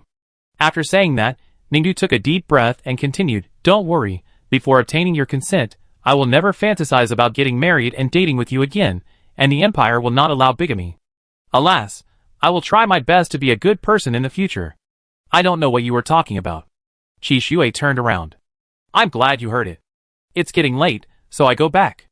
Ningdu finished speaking, and turned around to go back. Come up. Qi Shui said behind her. I happened to pass by Liaoyuan Star on my way to do something. Qi Shui was silent all the way on the aircraft. Ningdu carefully read the relevant laws of the empire, and confirmed again that the empire strictly cracked down on bigamy, and could only marry one person at a time. Looking at this law and the vast light in the universe outside the porthole, Ningdu's mind began to wander to another question. If she could only choose one person to marry, who would she choose? The aircraft finally stopped at the gate of the 10th Military Academy of Liaoyuan Star. Thank you. I'm leaving, goodbye. Ningdu got off the aircraft, said 3 polite words to Qishui, and then walked towards the school gate. The vast moonlight enveloped the earth, and snowflakes floated in the sky. Time seemed to have returned to the day of the Science and Technology God Festival.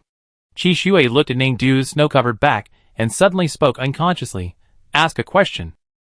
What? Ningdu turned around. Me, Chung Yuqin, he see. If you have to choose one of these 3 people, who would you choose? You? Ningdu answered. You answered too quickly.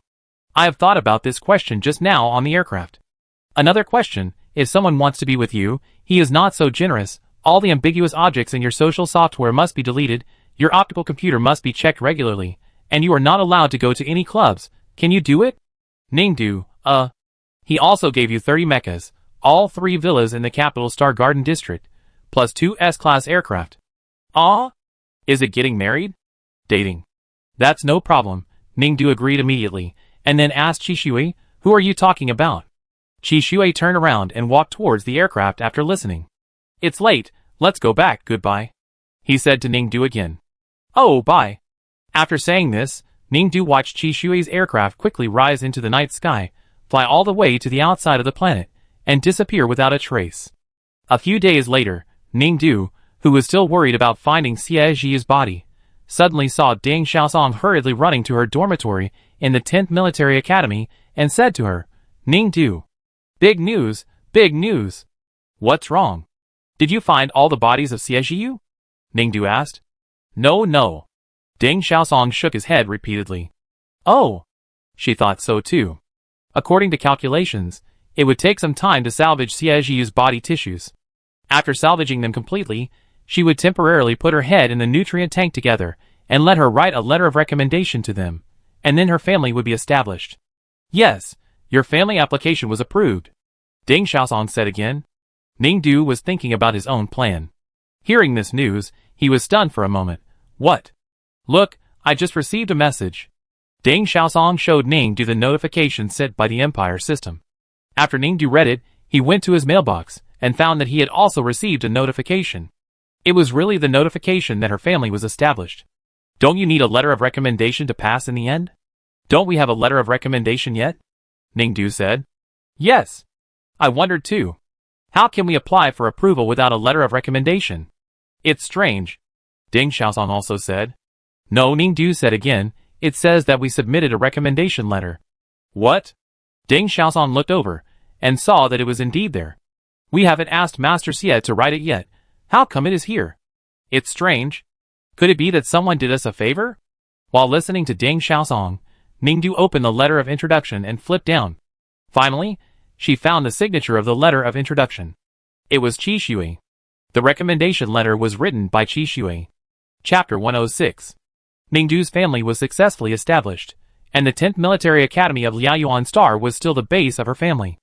Originally, this military academy was just backed by the government of Liaoyuan Star, which was always in civil war. Now it is backed by a certain family. From the perspective of the Interstellar, its status has undergone a qualitative change. Although the infrastructure of this school seems to be very poor, some students are still beginning to apply for admission here. Deng Xiaosong is basically in charge of all school affairs. After all, she has worked in this school for nearly 100 years, and many things are easy to handle. Besides, Ningdu's requirements for her are not high, just try to reduce the school's expenses as much as possible. Deng Xiaosong got angry when he heard it. Reduce as much as possible. When the school recruits students, there are so many mouths waiting. If all expenses are reduced, everyone might as well sit in silence and go on hunger strike. There's a gold and stone mine under the school, and their school is not so short of money. This stingy guy, Deng Xiaosong was cursing Ningdu in her heart for 18,000 times, and then she found that the school cafeteria had been renovated. Not only was the decoration beautiful, but the dishes were also rich and delicious. Then the dormitory and teaching buildings that had been crumbling for decades were demolished, and more solid and beautiful buildings were built.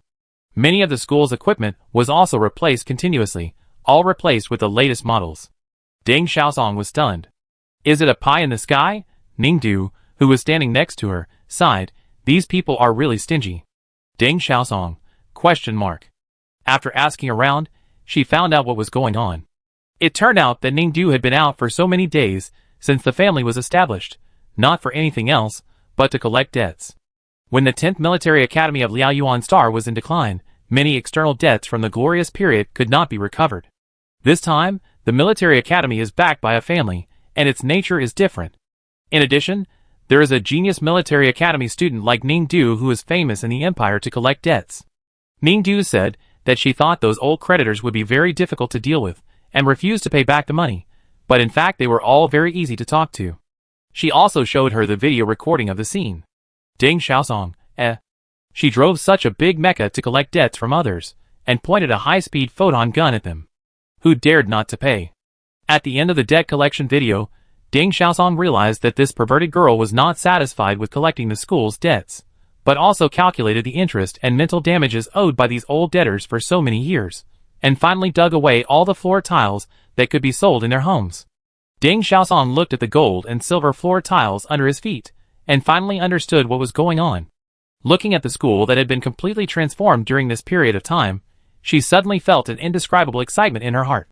At this time, Ningdu said to her again, "Well, you see, the school is almost built, and we have to consider the issue of enrollment. Enrollment this year. Don't worry, with our conditions, I am confident now that I can definitely recruit more people." Deng Xiaosong was full of confidence. Recruit fewer people? Ningdu suddenly said, "There are so many expensive things in our school. If there are too many people, they will be used frequently, so won't they break down faster?" Deng Xiaosong? Question mark. Alas, I really don't want to recruit people. In fact, recruiting people will cause these things to wear out. When the time comes, it will cost a lot of money to repair them. These things can only be sold secondhand, but what can I do? Alas, I still have to recruit people. Deng Xiaosong looked at Ningdu's heartbroken expression, and didn't know what to say. She still underestimated this stingy man. Then recruit fewer students, and the school staff. Deng Xiaosong wanted to say that it seemed that the staff could be recruited less, but then she thought about it. According to Ningdu's instructions, she had already lowered the recruitment standard for school staff to the lowest level. Even if there were fewer students, the staff standard could not be lowered. You still need to reduce the number of employees. Ningdu said again, "There are too many." Too many? This is too much? Deng Xiaosong wanted to jump up and hit Ningdu on the head. "I have already replaced all the cleaners, daily maintenance workers, energy workers, cooks, and logistics workers with robots in order to save money for the school, and they are the lowest quality robots. But you can't save money on other people. We can't do without the coach of the pressure pool in our school. Teaching still depends on people. You can't cut the teachers of the basic knowledge class and individual training in the mecha engineering department, right? Who will teach if you cut them?" Deng Xiaosong asked again. "I have already found a teacher for the mecha engineering department," Ningdu said. "Have you found one? Who did you find? The price I offer for teachers is already the lowest. Who can come to our school to teach and get a lower salary?" Deng Xiaosong asked immediately. "No, he is paid by the government," Ningdu said again. "Government pays? Do you mean the outstanding mecha masters who have built great mechas? I remember that university teacher salaries are paid by the school. Unless they are outstanding mecha masters, they will receive government subsidies when they work at universities." Deng Xiaosong said again. "Oh, that's right. Ah, why would such a talented person come to our small, shitty school instead of staying in the Imperial Research Institute to build mechas? Although the salary paid by the government for teaching at a university is quite good, it is more profitable for people to build mechas and earn patent fees. Why would they waste time here? Are there really such crazy mecha masters willing to come to our school?" "Really?" Ningdu nodded. "Who is it? Let me check if this person is real. If he is a fake mecha master, don't let us fool him again." Deng Xiaosong said again. "This." Ningdu handed Cheng Yuqin's information to Deng Xiaosong. Deng Xiaosong, She fell into deep thought. "You do this." She looked at Ningdu thoughtfully. After all, as Ningdu's de facto assistant, she knew her affairs well, especially her private life. "Is the one in your family willing?" "Who in our family?" Deng Xiaosong, what do you think? When we went to retrieve Xieji's body, we were able to build up the family so quickly. Who helped? "Oh, but we are not married," Ningdu said again. "That's what I meant. Don't you understand?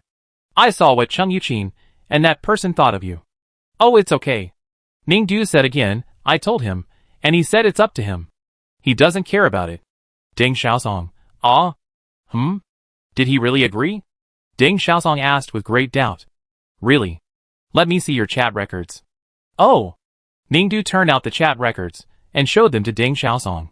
Ningdu, as for Cheng Yuqin, I don't need to pay him. The government will pay him. He is willing to come here, and I think it's okay. Qi Shui, so? Ningdu, I am going to sign a contract with him. Ningdu, are you there? Qi Shui, busy. Ningdu, I decided to pay Cheng Yuqin a little. After all, he is here to help me. Alas, I can't be so stingy. Qi Shui, you are quite a good person. Ningdu, grin.gif Ningdu, how much do you think I should pay him? I plan to pay more because he is really good to me. Ningdu, where is he? Qi Shui, busy. Ningdu, how much do you think I should get Cheng Yuqin? I was going to give him half of my normal salary, but I told him he didn't want it, saying he was here to help me through the difficult times. I might as well give him the full normal salary. He's a really nice guy. What do you think? Qi Shui, whatever you want. Ningdu, oh, you think it's alright, right? Qi Shui, I can't control it. Ningdu, indeed, this is not your area of expertise. Okay, I get it. Go ahead and get busy. I discuss it with him. Ding Xiaosong, who finished reading the chat records. Ningdu said to her, so don't worry, it's okay. Ding Xiaosong looked down again. President Qi had transferred a huge sum of money to Ningdu to let her recruit people again, but Ningdu, this perverted girl, was still analyzing with him the cost advantage of hiring Cheng Yuqin to save money. Quite a popular science, quite an analysis, and at the end of the popular science, the other party was no longer talking. Ding Xiaosong, didn't you notice that after you sent these, you sent him a message again, and the message has turned into a red exclamation mark? Ningdu, I found out that he refused to receive my message. Maybe I kept sending him messages, and he was too busy at work and didn't have time to read them, so he refused to receive them first. I know, it's not a big problem. Ding Xiaosong, Chapter 107. After struggling for a long time, Ding Xiaosong decided to let this perverted girl handle her own affairs. After all, the other party was the chairman of the Special Investigation Committee. She couldn't afford to offend the power of the 5 major families in the government. It would be bad if something happened. Besides, Chairman Qi always looked at her as if he wanted to send her to prison. She was already middle-aged and elderly, and just wanted to live the rest of her life in peace. But is it really a good life to follow this perverted girl? It's a headache every day. Thinking of her own work, Ding Xiaosong's troubles came to her mind again. Then recruit fewer students. Cheng Yuqin from the Mecha Engineering Department is enough, but what about the others? The teachers of the Single Soldier Department. You can teach by yourself, but the school affairs are also very busy. You should not be able to handle it, right? Ding Xiaosong asked again. My friend said she is coming, I will give her the minimum wage. Ningdu said. Which classmate? Lu Qin, do you know her? She graduated from Wanfeng Military Academy. I don't know her, Ding Xiaosong said, then nodded, but she graduated from Wanfeng Military Academy, so she sounds very powerful. The individual soldier department has a teacher for the time being. Also, the star beasts in the wild forest of our military academy have been wild for many years. It was I who sprayed them with pesticides to make them unconscious, so the school was safe. This year we were promoted to a military university backed by our family. We can't do this anymore. If we are caught spraying pesticides again, we will be fined. Then we won't spray pesticides. Then I will recruit star beast administrators. No one is taking care of those star beasts.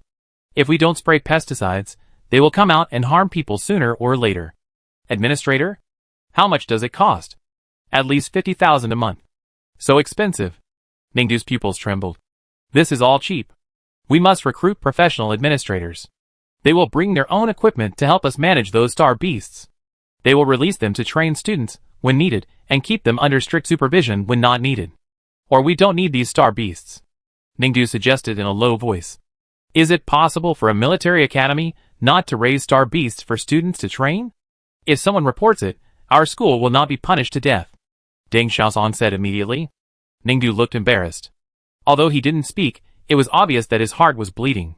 And some of our school's pressure reaction pools, training grounds, and disaster simulation fields all need people to look after them. They are all real high-risk places, and need professional teams to look after them. 50,000 a month too? Ningdu asked. About the same. Ningdu couldn't bear it anymore. Can we not recruit for these positions? Then your students will be in great danger walking on campus. Deng Xiaosong said. Then we won't recruit students. If we don't recruit students, do you think we are still a military school? Ningdu, don't struggle, girl. Now that we have established a school, can you not be so stingy? How can there be such a thing as the best of both worlds in the world? Deng Xiaosong said again. Not that it is impossible. Ningdu thought for a while and said, What do you mean? Why don't we recruit some acquaintances? Anyway, anyone who hasn't graduated from college can apply. So who are the acquaintances you are referring to? Me, Ningdu said. I haven't graduated yet. Ningdu decided not to recruit students, but Deng Xiaosong had already released the recruitment notice and the admission examination date was set, which could not be changed at all, so he could only raise the admission standards so that no one could pass.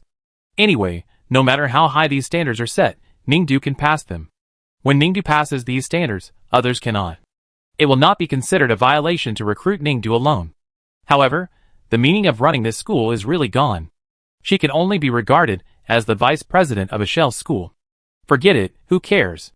She is still free without students and still has a salary. What is she afraid of? Deng Xiaosong waved his hand and raised the enrollment project to the highest difficulty overnight, and then went to sleep.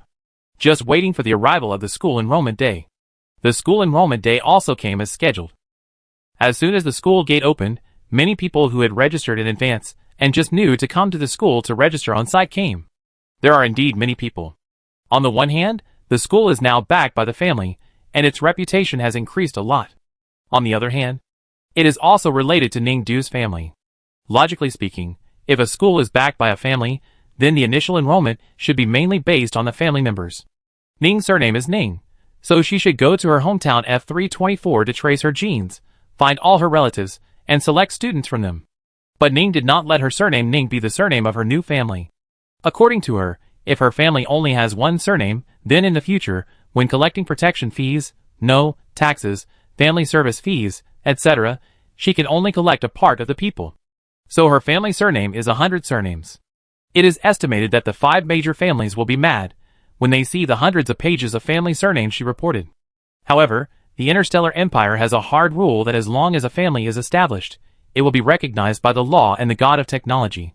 Once the God of Technology recognizes it, this family will be written into the fate book of the Interstellar Empire, which will affect all future development calculations of the Interstellar Empire and cannot be changed at will.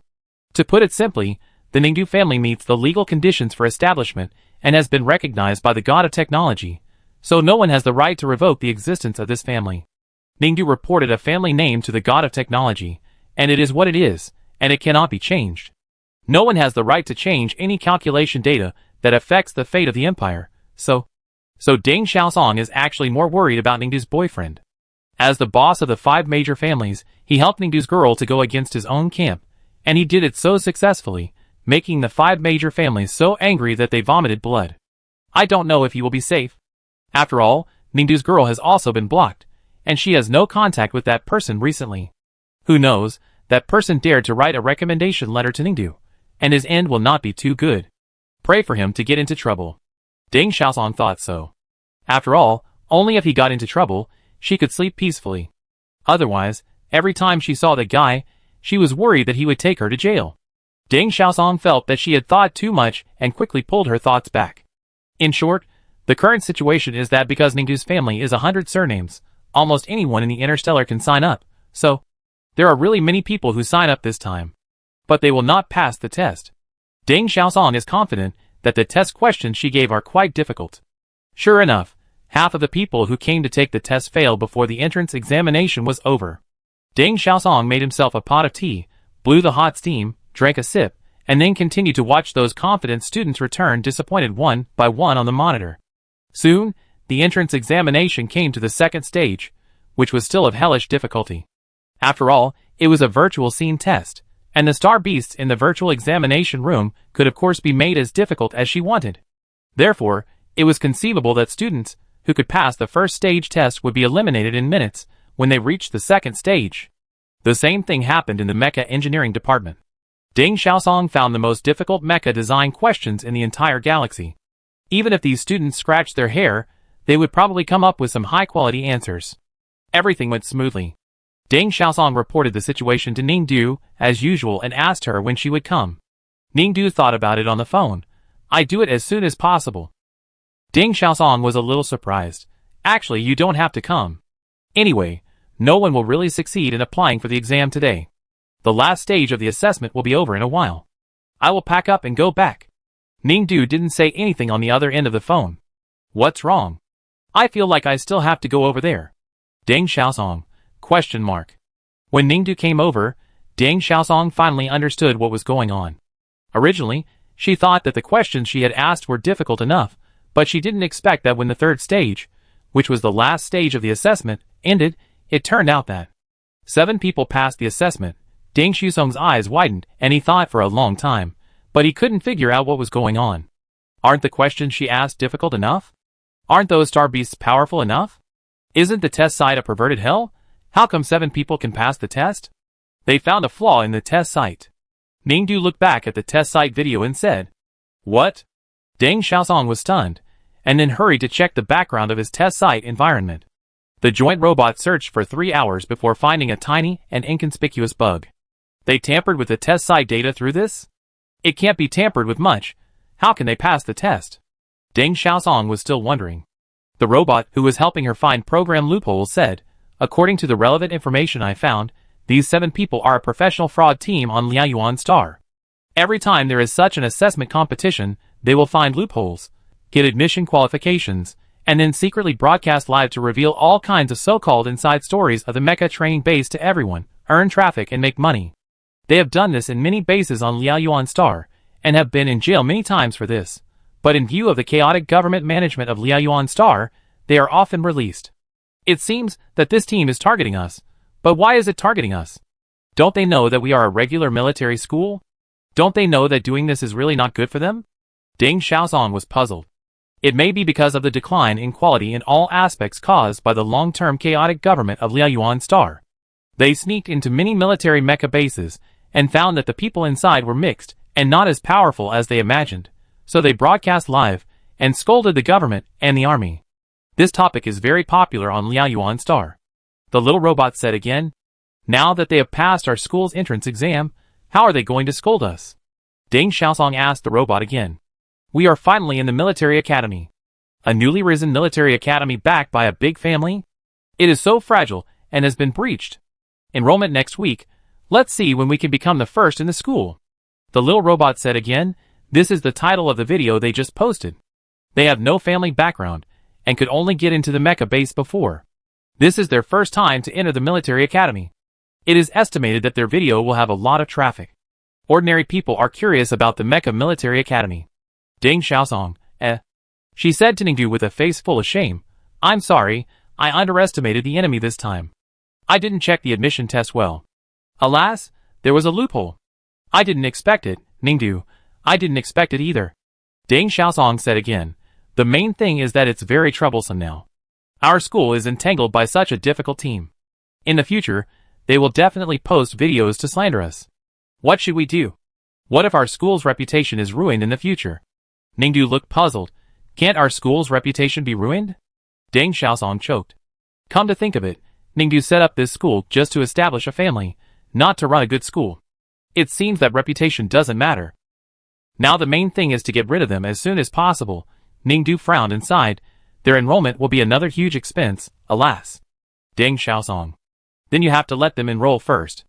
I didn't write that cheating is not allowed in the entrance examination.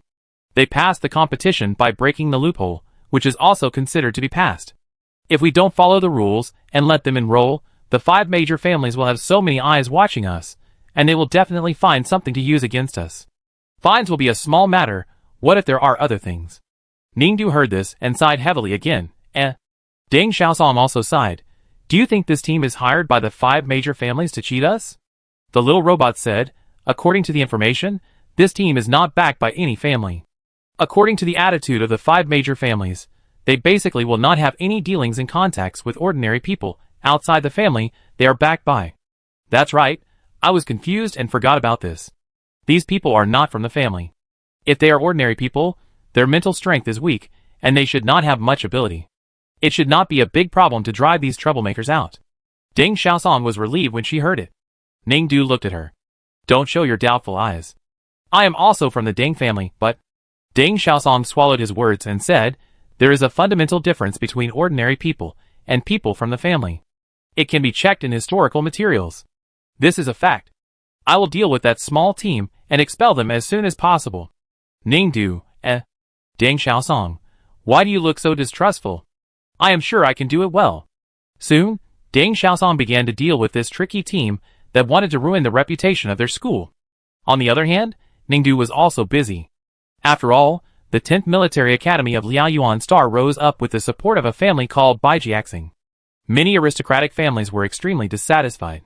Because of legal constraints, they appealed many times to change the name of Ningdu's Baijiaxing family, but failed. Waves of voices were all attacking her. Waves of so-called inspection teams came to Ningdu's school, trying to find some flaws and accumulate some bad evidence for this family, hoping that one day they could get the computing permission of the god of technology and really remove this thorn in the eye. The 5 major families also set waves of investigation teams to continuously conduct various inspections and inquiries on Ningdu's family. Of course, everyone basically knew that the result was futile. From the moment the Ningdu family was automatically included in the list of the god of technology when the law came into effect, it was basically an unchangeable fact. The family had just been established, and everyone was busy enough.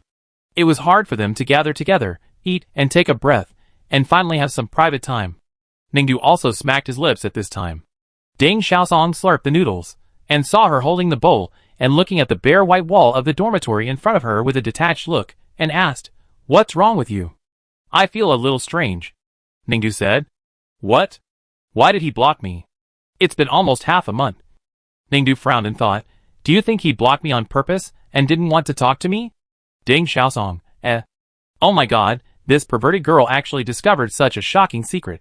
Ding Xiaosong wanted to say a few words to Ningdu, but considering his status and the ability to send her to prison with a wave of his hand, she thought it was better to protect herself. I can't say anything about you too. Alas. Ningdu sighed, the main thing is that he has gone to the numbered star, which is a restricted area, and I can't go to him to ask. Numbered star? Restricted area? Ding Xiaosong instantly became alert when he heard this, and immediately gossiped. What's the matter? Isn't he the chairman of the Special Investigation Committee? Why did he go to the restricted area of the numbered star? Did something big happen in the interstellar space? It's about helping me sign. The people from the 5 major families punished him to work in the restricted area of the numbered star, saying that outsiders can't enter. Ningdu said. Yes, the people from the 5 major families must be mad. How long will he be locked up there? Can he come back? Ding Xiaosong asked again immediately. He said that the gate of retracement was still under his control. The people from the 5 major families could only vent their anger and dare not really do anything to him. They said that he would be back in 2 or 3 months, and it was no big deal. Ningdu said again. 2 or 3 months. Ding Xiaosong was in a bad mood again. It would be great if that guy could be locked up for life. Ah. Ningdu sighed again. Ding Xiaosong knew why she sighed. After thinking about it, since it was 2 or 3 months, at least she would be safe during this period. In fact, according to this, the boy helped Ningdu to go against her family. It was just a light punishment of 2 or 3 months to be locked up in the restricted area of the numbered star. That means, the arm cannot twist the thigh. The boy is really difficult to deal with. It is estimated that I will have to meet and deal with him for a long time in the future. Why not let Ningdu get along with him? After all, she is Ningdu's closest assistant. In the future, for Ningdu's face, she can't be sent in again. After thinking it through, Ding Xiaosong began to analyze with Ningdu. President Qi is angry. Angry? Ningdu was puzzled. Didn't you pursue Teacher Chung before? President Qi also knows about it. So what do you think is their relationship? Ding Xiaosong asked. They are brothers from the same school. Ningdu answered. Wrong, Ding Xiaosong said again. They belong to the first and second houses. What do you mean? Ningdu didn't understand. The second house went to the numbered star for confinement because of you, but you are here with the first house, talking and laughing. How can the second house be happy? Oh, that's it. Ningdu was thoughtful. You should not have told him about Chung Yuqin at that time. Telling him would only make him upset. Not telling him about this matter and making him happy is not good. Ding Xiaosong said again. But he said I have to be sincere to him. I promised him. Ningdu said. Sometimes a lie is a kind of kindness, otherwise how would you handle all your lovers? I promised him that I would only date him now. Ningdu said again. You are stupid, I told my 5 lovers that too, I only dated him. In fact, everyone knows what's going on, and it's been peaceful for several years, and we're living well. Ding Xiaosong recalled the infinite glory of his youth. 5. Ningdu's eyes lit up. That's really cool. You can too. Ding Xiaosong winked at Ningdu. Ningdu pondered. The little robot who was listening to them couldn't listen anymore. They were indeed 2 criminals. The interstellar empire clearly stated monogamy and single-partner system. Only these 2 lawless lunatics dared to be so rampant. The little robot was so angry that he had no place to vent, so he peeled 2 big apples. Forget it, you should coax the second wife first. Coaxing him is more important. Ding Xiaosong chewed on the apple and said, if you can't, you can write him a letter. The oldest way is often the least prohibited. That's right, then I ask him which star he is on, send me an address, and I send him a letter. Ningdu said, put down the apple in his hand, and started to send a message to Qi Shui. Yeah, ask quickly. Ding Xiaosong also agreed casually, but after saying it, he felt something was wrong. It was too late to find out that it was wrong. Ningdu sent the message. What's more amazing is that this time when she sent the message, there was no red exclamation mark in front of the message. He hasn't replied to me yet. Ningdu looked at the message she sent asking for the address and said again. Ding Xiaosong, does the fact that you can send messages mean that you don't have to write to him? Ningdu, that makes sense. Ningdu then asked, then what should I say to him? I must care about him and express my thoughts and love for him. Ding Xiaosong said, you can check on StarNet. There are many examples of this that can be used. I used them often at that time, and my 5 boyfriends were fascinated by them. Ningdu suddenly realized, you are so smart. Then she began to search on StarNet for sentences to say sweet words to her lover. Oh, my baby, your eyes are like agate, like grapes, like obsidian growing on the tip of my heart. Baby, your eyes are engraved in my admiration. When you are not around, your gentle voice surrounds my ears day and night. My longing for you is like the surging Milky Way, endless. My dear, I love you so much, miss you so much, and am fascinated by you. You are an unforgettable poem in my life. Your every frown and smile touches my heartstrings every moment. I just want to kiss you all the time until the end of the world. Ningdu copied and pasted 100 exquisite sentences from the Star Network in one breath, and sent them to Qi Shui one by one. Before she finished sending, Qi Shui finally replied to her, What are you doing? Did you take the wrong medicine? Why did he say I took the wrong medicine? Ning was confused and turned to ask Ding Xiaosong, I didn't take any medicine. Ding Xiaosong, Ding Xiaosong, yes, he cares about you and is afraid that you will get sick. In short, he cares about you, which proves that he is touched by your words. Keep sending. Oh, okay. Ningdu was full of energy and continued to send excellent sentences to Qi Shui, and paid special attention to the typos and corrected them one by one. While sending, Qi Shui called. Why did you call? Aren't you not allowed to contact by phone? Ding Xiaosong asked in confusion. I can't call him, but he can sometimes circumvent the signal check and call me. Ningdu said. Oh. Then should I answer it? Ningdu asked Ding Xiaosong again. Answer it. Ding Xiaosong said, he called you, which proves that he was completely moved by you and can't wait to hear your voice. Then what should I say? Say sweet words. Okay. Ningdu answered the phone confidently, and then said to the text on the Star Network, My dearest lover, you finally heard my voice. Qi Shui on the other side was silent for a while, and asked in a low voice, Is it Ningdu himself? Oh yes. Ningdu temporarily returned to a normal tone. What are you doing sending so many messages? Qi Shui asked again. Dear lover, I want to express my endless joy for you. Be normal, Ningdu. Qi Shui said again. Ningdu stopped talking, a little confused. What happened? Qi Shui asked again. Oh, you blocked me before. We haven't talked for a long time. I analyzed it, and it was my problem that made you angry. Ningdu said. Oh. What's your problem? Qi Shui asked back on the other end of the phone. I shouldn't have asked Chun Yuqin to be a teacher at school and stay with me, ignoring your feelings. Ningdu answered. If you think this is a problem, then how can you solve it? Qi Shui asked again. It can't be solved. Ningdu answered honestly. I have signed a contract with him. If I violate the contract, I have to pay liquidated damages. I don't want to pay liquidated damages, and I can't find such an excellent teacher who doesn't need me to pay. Qi Shui was silent. Are you angry? Hearing that Qi Shui hadn't said anything, Ningdu asked in a low voice. Oh no. Qi Shui laughed. Oh, that's good. Ningdu breathed a sigh of relief. Qi Shui, I'm still busy, I hang up first. If you have nothing to do in the future, try not to call me. I can't call you. Send me less messages. Qi Shui said. Oh, I know, okay, go ahead, I pay attention. Ningdu nodded repeatedly. Qi Shui on the other side didn't say a word, and hung up the phone directly. After the call was over, Deng Xiaosong, who had just avoided the situation, came over to ask Ningdu how the battle went. Ningdu made an okay gesture, we are fine. Then she told Deng Xiaosong the whole story. Deng Xiaosong, ?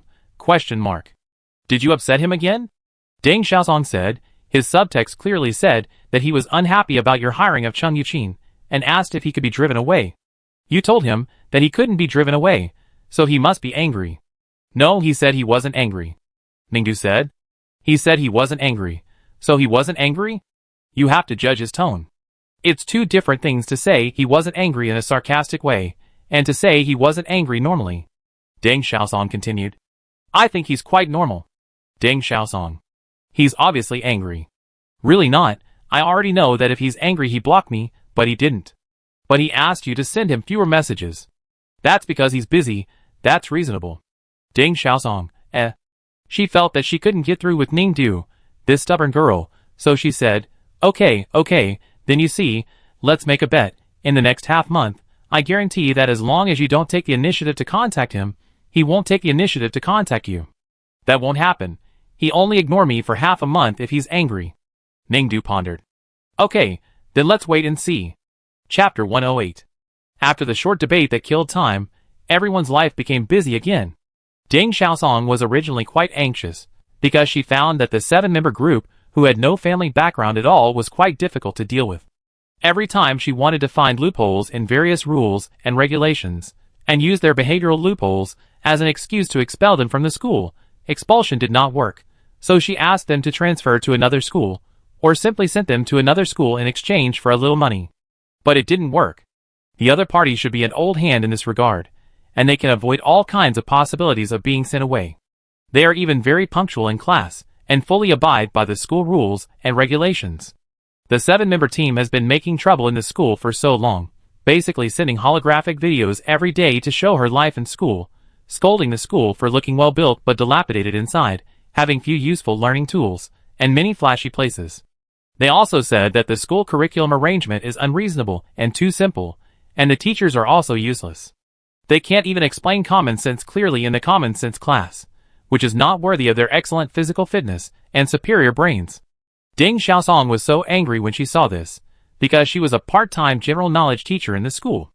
These students would pick on her every day in class and ask her some very obscure and obsolete mecha knowledge that she would never use, showing off how knowledgeable she was to ordinary people who didn't know anything about mecha, highlighting her ignorance. She knew that these students were deliberately making things difficult for her. Why did she remember obsolete knowledge that she didn't need at all? Wouldn't it just take up memory in her brain? She went to the Star Network to explain, but was besieged and ridiculed by a group of netizens who didn't know the truth. Of course, no other professional military organizations would help her explain, because they all hated Ningdu for establishing the 100 family names family, and they wished that the 10th Military Academy would close down as soon as possible. Deng Xiaosong was scratching her head and trying to figure out what to do when she gradually discovered something. She was so arrogant that she complained about the school every day, saying that the teaching quality was poor and that it was not worthy of their 7-person team. It seemed that she had not posted a video for a long time. Deng Xiaosong had to substitute for classes and take care of all the school affairs. She was almost dizzy. She thought they were posting videos complaining every day, but when she accidentally opened it, she found that they had stopped updating for a week. They had not updated any videos related to the school for a whole week. Their fans were anxious to ask what happened in the comment area. There was also a conspiracy theory that the school's top management had banned them. Because the military academy was under closed management, the fans were even organizing and planning to sneak into the military academy to rescue the 7 people. Deng Xiaosong smiled speechlessly, but she also felt that this was quite strange. However, the 7 children were still in school, and it was not difficult to find them. Deng Xiaosong usually rides a flying machine to school to save time. This time, she couldn't use a flying machine to find students. She rode an energy bicycle to wander around the school to see where these students were. After all, she didn't see them in the dormitory, and she looked in places like the canteen. The school is very large, and there are many training grounds. Combined with the patrol monitoring robot, she looked for these students everywhere. As she searched, she found something strange. Not only could she not find the 7 students in this school, she couldn't see some of the robots that usually run in the school. Occasionally, she would find 1 or 2 hiding in the bushes.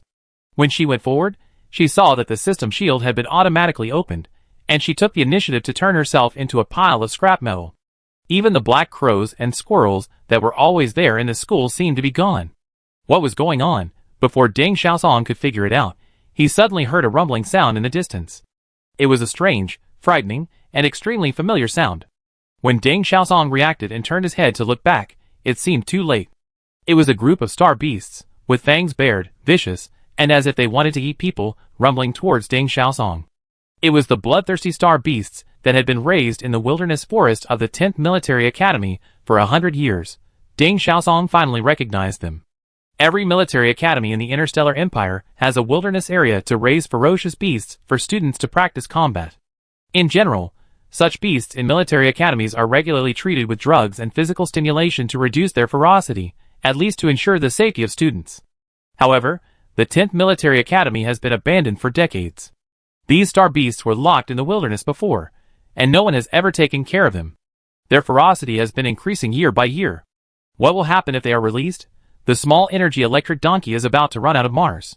Deng Xiaosong galloped all the way to escape the pursuit of these star beasts, and escaped to the teaching area. The cultural teaching area has an energy network to block these star beasts. While running away, Deng Xiaosong finally figured out what was going on. It was bad.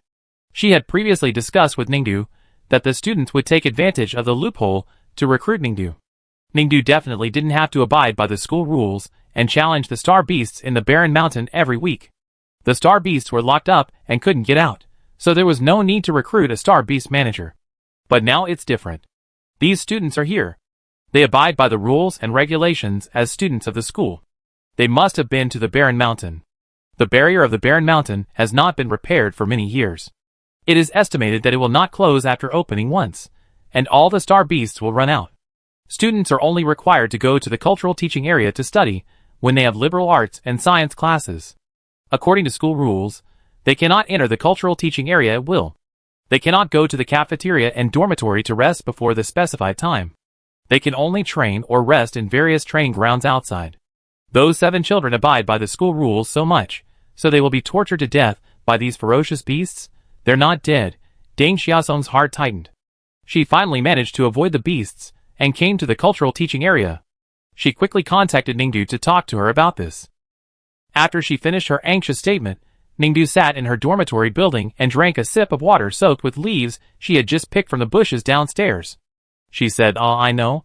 You know? Deng Xiaosong asked hurriedly, when did you know? I've always known it. Always known it. Then why don't you think of remedial measures? Don't lock up those star beasts. Don't help those children. Deng Xiaosong was anxious. I can't find where they are now. If they die, how can we explain it to the outside world? Oh, they are here. Ningdu pointed to the monitoring of the air screen she placed on the table. This was the real-time picture she had just remotely commanded Deng Xiaosong's monitoring bees to fly to the destination and then sent back. There were 7 screens in total, all of which were corners, and people were hiding in each of them, all trembling. They were the 7 children of the small group. She was finally relieved to see that they were still alive. Fortunately, they were not dead, so she didn't have to add to the crime, but she said, why were all her monitoring bees not there? It turned out that they were all in Ningdu's hands. Since you know where they are, then save them quickly. Deng Xiaosong said hurriedly. I saved them. You saved them, but they are still hiding? Oh, I prepared a manual for each of them to deal with the wandering star beasts in our school. It is clearly written on it, how to fight those star beasts, and what moves to use. Ningdu said, sighing, just writing these things has consumed a lot of power on my light computer, and I have to pay more electricity bills, alas. What manual did you write? Deng Xiaosong asked. Ningdu sent her a copy. Deng Xiaosong opened it, and was stunned. My goodness, what is this? It's a bunch of nonsense, without any substance. What's the difference between writing like this, and not writing at all? Can it save lives? No. I think it can, Ningdu said. No, if you don't believe me, send these things to them, and see if they can survive with them, Deng Xiaosong said quickly. I have already sent it. Sent it? When did you send it? A week ago. A week ago? Yes. Then they... Aren't they all alive and well? Ningdu said again. Don't worry, it's not a big problem. Deng Xiaosong, Back to his own residence, Deng Xiaosong studied the manual written by Ningdu for a long time, but still felt confused. What is written in it? Did those kids really rely on this manual to survive? A week ago, on the training ground of the 10th Military Academy of Liaoyuan Star, 7 students hid in a small gap in an underground pipe, trembling with fear at the constant roar of the star beasts outside. What should we do, boss? We told everyone that we would crush this school to become the strongest and put this school under our feet, but now we dare not go out at all. This school is to retaliate against us, deliberately releasing such a powerful star beast to kill us. Then let's report them, and say that this school endangers the lives of students. I have reported it, and they reported that this is a normal star beast used for training in the school. It is a registered star beast in the school's barren mountains. They said that releasing it every day for us is also training, and it also complies with regulations. What should we do? One of the members was about to cry. Damn it. The leader of this small group, Xiang Yuzhong, cursed. Then boss, can we just wait to die now? Another member choked up.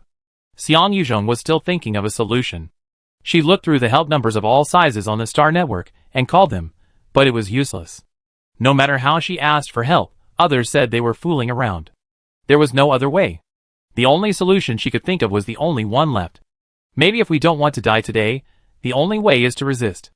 Xiang Yuzhong looked solemn, and then opened a manual that suddenly appeared in her light brain. Boss, do you really want to read this? Other members gathered around and said, this is full of inexplicable things. We can't understand it at all. Yes, there are only a few professional terms in it. If there were professional terms, we could look up the information to understand, such as running away immediately after plucking the scales, trying to pull the horns. It's so confusing that it doesn't make it clear. Is this manual a lie? Then what do you say? Are we going to wait for death? Xiang Yuzhong said impatiently.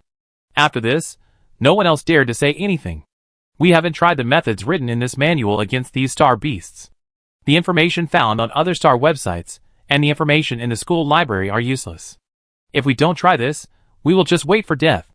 Xiang Yu said again, open the manual and learn it. Follow the instructions in the manual first. But how do we do it? Her team members asked weakly. It says here that we need to pull out the horns and scales of star beasts before hitting them. But if we can pull out their horns and scales, do we still need to hide like this? Xiang Yuzhong frowned and thought, then said, then try to pull it out. What if these things are the lifeblood of those star beasts? We have to try it once. But I'm afraid I can't do it at all. I'm just an ordinary person. I don't have the high spiritual power inherited from my family like others. My spiritual power is very ordinary. I really can't do it. I can't do it either. Those star beasts are really scary. I'm really scared. Yeah, me too.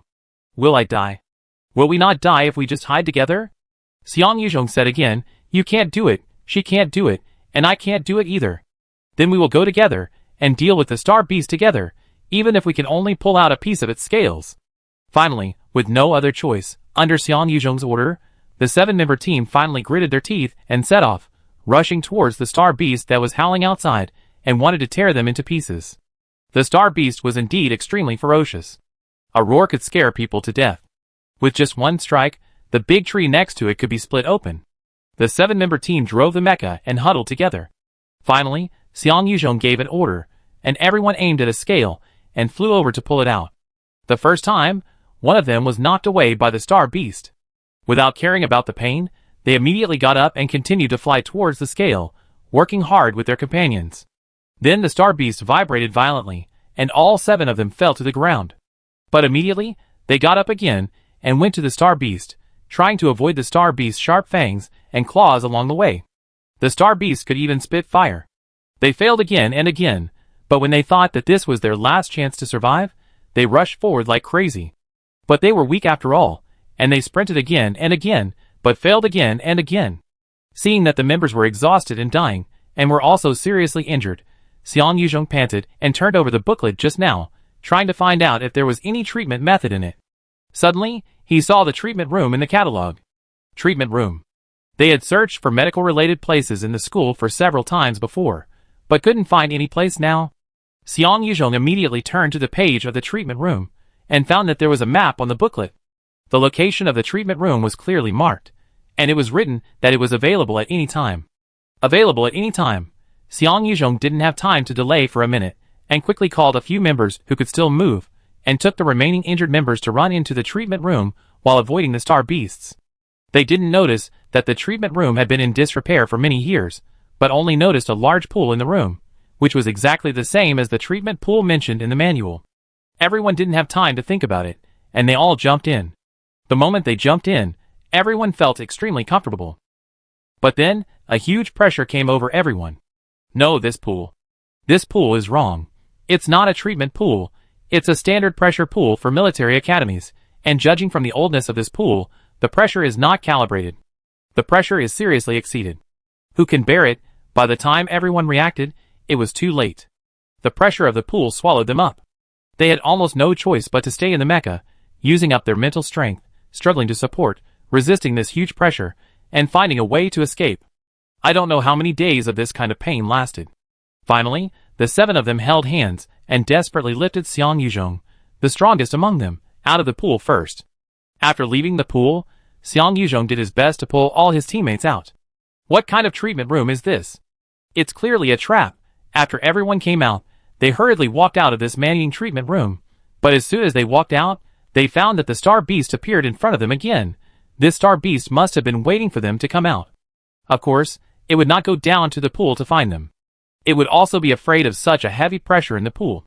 It must be waiting for them to come out of the pool too weak and swallow them in one bite. It's wishful thinking. Xiang Yuzhong and the others now know very well that they can't hide from this battle. Even if they die today, even if there is a glimmer of hope, they will fight to the end. Because there is no choice. So the 7 people who had just escaped from the pressure pool let go of their fear completely. They were going to die anyway, damn it. The 7 people rushed forward, using all their strength to pounce on the ferocious star beast in front of them. Even if it was like a moth flying into a flame, it was better than waiting to die. Bang! Bang! Boom! The sound of metal hitting the hard skin of the star beast came one after another. 1 second, 1 second, 1 minute, 1 minute, 1/4 of an hour, and 1/4 of an hour. They kept attacking the star beast, kept watching the star beast attacking them with its fangs and claws, and kept trying their best to prevent themselves from dying. I don't know how much time has passed, but gradually, they seem to discover something. Why aren't they dead yet? That's not right. Not only are they not dead, but everyone feels more and more powerful as they fight. Especially the girl named Li Chunj, who was almost beaten half crippled before. Looking at the scales of the star beast that she had pulled off from her mecha hand at some point, she was stunned. That's not right. She was almost killed by the star beast before, and after jumping into the pressure pool, she felt that she was suffocating and almost dying. She dragged her life until the boss rescued her. Why did she suddenly feel refreshed and more powerful? Li Chunj looked at others and found that they were the same as her, showing a puzzled expression, and everyone began to exchange information in their respective channels. No! Were we dying? Why do we suddenly feel so strong? Is it because of that pool? I felt something was wrong with me after I came out of the pressure pool. Wasn't that pool killing us? How could it be like this? Is it really a treatment room? Xiang Yuzhong suddenly understood a little. She had thought that the treatment room written in the booklet was a lie, but now it seems that it really has a therapeutic effect? In that case, does that mean that the booklet is real? It really is. The booklet. What the teacher said is right. Should we really do it according to the booklet? Then what should we do now? The booklet says that we should first pull out the teeth and scales of the star beast, put them in the designated box, and then kill the star beast. Since the booklet says so, let's just do it. Okay. Because everyone suddenly felt relaxed and powerful, they began to believe in the manual again. Xiang Yuzhong immediately led his team members to counterattack the star beast in front of them, starting with pulling out the scales and horns, and then killing it. This time, everyone moved smoothly and brought back a lot of horns and scales. Although they didn't know why they had to put them in the designated location, they still did it. After a battle, they returned to the dormitory. No one cared about the dormitory, but they could only go back at the specified time. After returning, everyone fell asleep without talking. After all, there was a more difficult battle waiting for them the next day. That's right, When the time came the next day, they were forced to go out for the so-called training again. But there was no teacher in the school. Not a single one showed up. They had posted a video about this before, and the response from the 10th Military Academy was that the teacher would be here soon, so they should wait a little longer. In the end, they didn't wait for the teacher, but only for the Star Beast. Damn! It's the Star Beast again. I don't know why, after fighting with the Star Beast for a while, everyone was exhausted. What's going on? They slept very well last night, but why do they still feel like their bones are falling apart? It's not as comfortable as soaking in the pool in the treatment room yesterday. Then, do they still want to go back and soak? Everyone looked at each other, because they all knew that although soaking in the pool would make them feel refreshed, the process was really uncomfortable. But, forget it, let's go! Xiang Yuzhong didn't want to worry about it anymore. It was uncomfortable, so what if the result was good, and the process was a little painful? Since the boss said so, the others stopped worrying. Everyone hurried to the pool with a solemn look, took a deep breath, and jumped in. The process was indeed very difficult, but after climbing out of the pool, it was indeed very different from before. They were energetic again to deal with the Star Beasts outside. In this way, every time they felt exhausted while fighting the Star Beasts, they would go to the pool to soak for a while, then come out and continue fighting. This was indeed no problem. Everyone gradually found that their strength was getting stronger and stronger, and they were getting more and more comfortable fighting the Star Beasts. But there was a problem. Why did they have to pull out their horns and scales every time they fought the Star Beasts? And they had to put them in the designated position, which was so troublesome and seemed useless.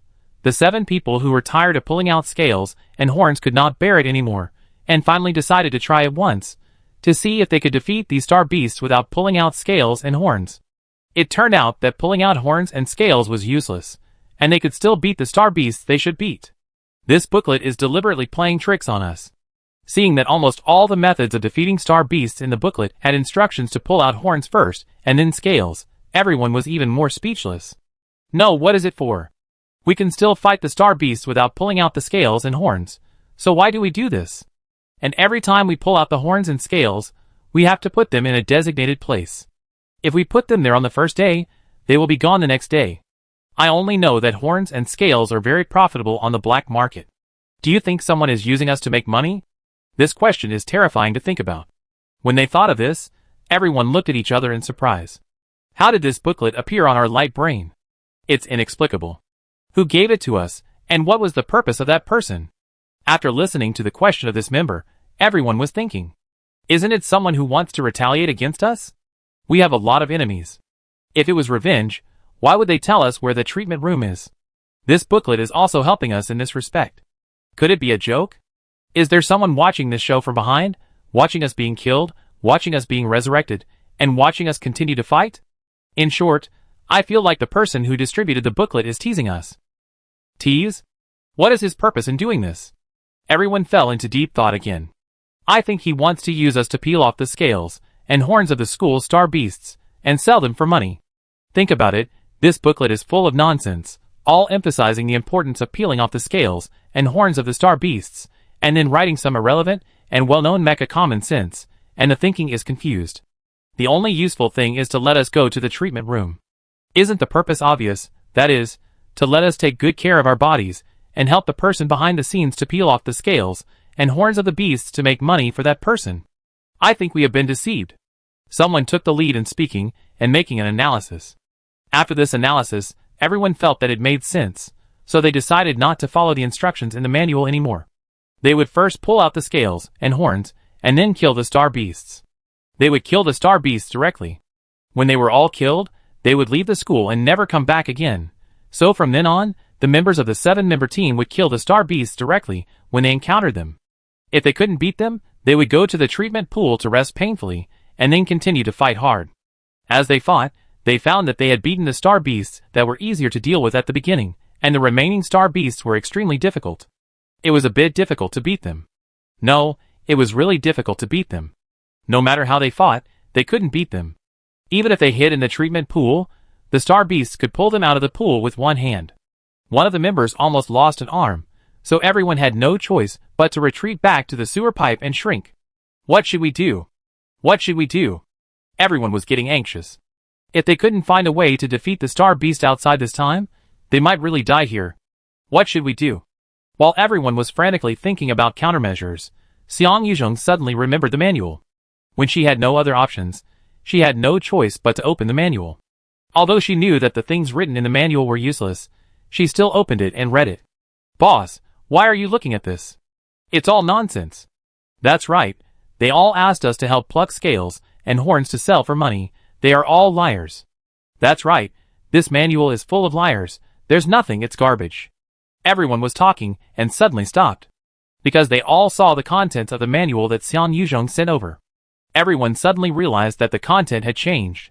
In the past, it was just writing back and forth, and the whole manual was just nonsense asking them to pluck scales and horns of star beasts, but now the content had changed completely.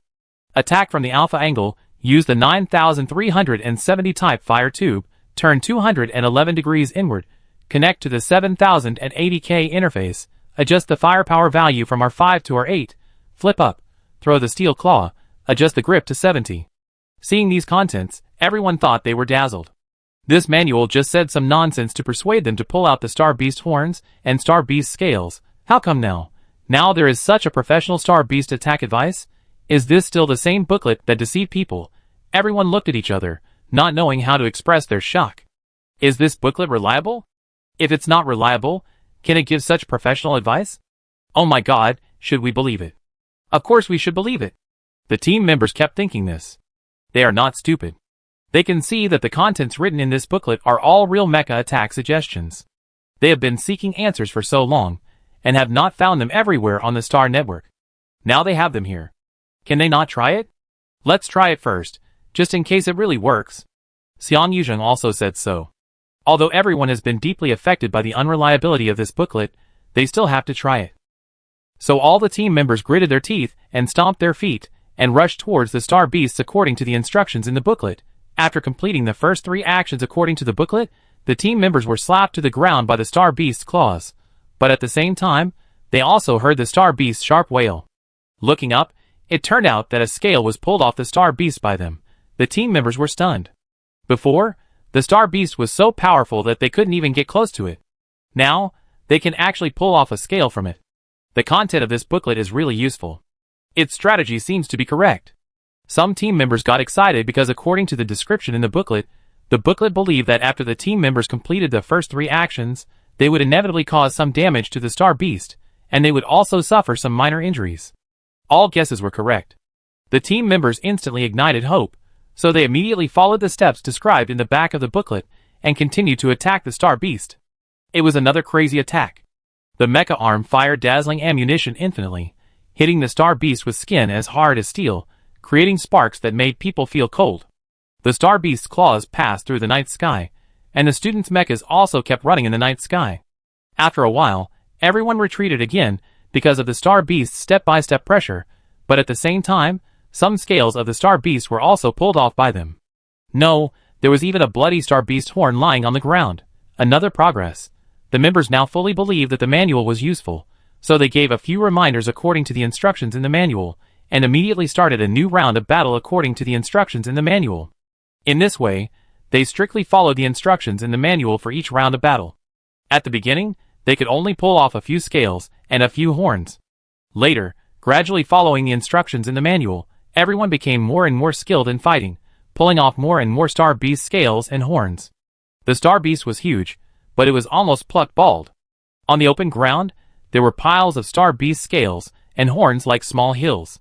At the same time, the team members who frequently pulled off scales and horns became more and more exhausted, and gradually everyone couldn't stand it. Not only could they not stand it, they also discovered something. How come they followed the manual for so long? They thought they had the perfect guide to attacking the Star Beast, but they didn't even fight the Star Beast. They just plucked its scales and horns. At this moment, the team members suddenly realized something. Damn, it seems like they were cheated. The manual had such professional instructions for them to follow, and the purpose seemed to be the same as before. It was to let them pluck the scales and horns of the Star Beast. When everyone thought of this, they didn't want to believe it, and hurriedly flipped through the manual to see if there were other professional suggestions for attacking the Star Beast. As a result, they only saw the last sentence. Please put the plucked scales and horns in the designated place. Thank you for your cooperation. Damn! The team members screamed in anger, And now they understood that they were still fooled. After working for a long time, they pulled out all the scales and horns, but the star beast didn't hurt them, and they were exhausted from doing all this work. We shouldn't have believed this manual. This manual fooled us. It used so many professional terms to mislead us, and in the end it still asked us to give it horns and scales to sell. We were cheated. Run! The star beast was not hurt, and they only used their strength to pull out the scales and horns. Now they are exhausted and angry. When they think that the star beast, although its scales and horns were pulled out, is still standing in front of them with arms and legs intact, while they are already weak, they understand that this battle can no longer continue. If they continue, they will all die. Damn booklet, you lied to us again, I wish you a bad death. Rubbish manual. Who wrote it? If I know, I will kill you. When I get out of this school, I will dig deep to find the liar who wrote the manual and kill him. The team rushed into the sewer where they could temporarily save their lives, and they were so angry that they couldn't help but curse the deceptive manual. Rubbish manual. You liar. You want my life for money. Boom. Just at this moment, when the team members were cursing the manual, suddenly, a huge roar suddenly sounded behind the team members. Then a huge dust was blown up by the heavy object and hit them from behind, making everyone almost unable to open their eyes and start coughing. This made everyone confused. What happened? Almost at the same time, all the team members subconsciously turned their heads and looked behind them. Then, they immediately saw that the star beast that had been standing upright just now, and was still terrifying even though its scales and horns had been plucked out, had fallen to the ground. It fell straight to the ground, and dark blue blood flowed from the places where its scales were gone. It was facing the ground, and it was no longer breathing. It never got up again. Chapter 109. Recently, those students are still alive. Deng Xiaosong bought new monitors to monitor these students in many ways, and unexpectedly found that they are quite good. Had the star beasts in the school that were originally in the barren mountains become weaker? How come they can be beaten by them? Looking at the monitor, she continued to mutter, that shouldn't be the case. The star beasts in the barren mountains should become stronger and stronger without anyone watching over them. Could it really be the so-called manual of Ningdu? That's even more outrageous. While mumbling these things in her mind, Ningdu opened the door and walked in. That's right, Deng Xiaosong is now in Ningdu's office. The things Ningdu had asked for from the school before were all taken back in the name of the school's belongings. They belonged to the school's fixed assets, and could have been sold. As a result, the people from the noble families made trouble for them everywhere, and even interfered with the school's own finances. They didn't let Ningdu sell them for various reasons, and said that Ningdu would embezzle them if she didn't show them. They also wanted to check and find Ningdu, so Ningdu had to use all the things she got in the school, laying the floor tiles, and replacing the teaching tools, making the whole school look brand new. Deng Xiaosong only found out about these things later. No wonder she was wondering why Ningdu was willing to use those things for the school instead of selling them after she got the money back from the school. She thought that the stingy girl had changed her nature. No wonder Ningdu didn't let her use these things often, and said that she was afraid that they would be damaged and become old. I guess she was afraid that if she could sell them in the future, she wouldn't be able to sell them at a good price. This was also the reason why Deng Xiaosong couldn't stand it anymore, and came to her office to work. She was not allowed to touch this or use that, and the things she bought were just for decoration. Isn't it uncomfortable? As a result, she had to be careful not to break things every time she worked in the office. She was so angry that she simply came to her office to work. I don't believe she can work so carefully, and she can't use any old things in the office. She has to find something to hold against her. This is the real purpose of Deng Xiaosong's coming. But originally she wanted to find something to hold against Ningdu, but accidentally, she opened Ningdu's office door, and the door handle broke. She opened the chair in her office, and the chair broke. She opened the drawer, and the drawer got stuck, and could not be pushed back. She pressed the air conditioner button, and the button retracted and never rebounded. Deng Xiaosong was stunned on the spot. It's over, has she gotten into trouble? No, haven't we replaced the best equipment inside and outside the school? Why is everything broken here? It's not broken, all my things are good. Ningdu came and heard Deng Xiaosong's question, and only answered. Even if the things you got from debt collection at school are not enough, you can't use them for yourself first? Many of the tools in the empty office are new and good. Why don't you buy yourself a new set? Deng Xiaosong said again. Well, they will become even older if I use them, and they will be harder to sell if they are old. Ningdu sighed. Deng Xiaosong, then these things of yours are not old after use, but broken after use. No, they are all good. Good? Are your eyes okay? These things have problems. They fall down when I move. Although I straighten them, you will definitely fall down when you sit on them, because there is a problem with the legs of the stool. There is also a door handle. I just twisted it lightly, and it fell down. I pushed it back, and it still fell down with just a twist. I fiddled with your drawer for a long time before pushing it back. There is also a problem with the slide rail inside. And your air conditioner button. Who uses a spring button to turn on the air conditioner these days? I took it apart and saw that half of the spring inside was broken. Oh, it doesn't matter, all of these can be used. For the stool, you just need to keep your buttocks 30 centimeters away from the stool surface at a 36-degree angle and slowly sit down. Keep the total time within 5 seconds. For the door handle, you just need to make sure to hold it at the lower 2/5 and keep the grip at 30 tons. When turning the handle, first turn it 18 degrees counterclockwise to the upper left, and then turn it 88 degrees clockwise to the lower left. Keep your grip during this period. The drawer is even simpler. When pulling it, push it in 3.5 centimeters first, control the time within 2 seconds, then shake it left and right with an amplitude of no more than 2 centimeters, shake it for 3 seconds, and then pull the drawer horizontally at a speed of 1 centimeter per second, and you can push it back. Deng Xiaosong listened to Ningdu's words, as if he was dumbfounded. Wait, is this something you can do every day? She asked Ningdu. Yes. Ningdu nodded. I asked if this is something a normal person can do? This is very normal. Deng Xiaosong, She felt that she had to go back to her own office. After all, the things were new and easy to use. At most, she would wear them out, and Ningdu would be sad, but it had nothing to do with her. I'm leaving, bye. Deng Xiaosong turned and left, then grabbed the door handle, and opened the door of Ningdu's office. Then the door handle fell off again.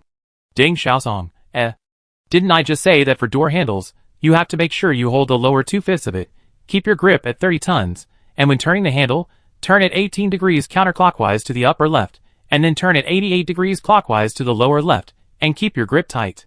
No, this is something a normal person can't do, okay? Sure. Watching Deng Xiaosong carefully put the door handle back on the door, Ningdu demonstrated it to her again. Isn't this the way it should be? Okay, I can't explain it to you anymore. I find a normal person to show you. Deng Xiaosong was speechless, and began to look through the contact information to ask someone to open the eyes of Ningdu, an ignorant girl, but when she was looking through the chat history, she saw the message from Cheng Yuqin. Principal Deng, I'll be there soon. Deng Xiaosong suddenly remembered that Cheng Yuqin had been giving online classes to the school because of something else before, and he would come to the school to live long-term and give classes every day starting this month.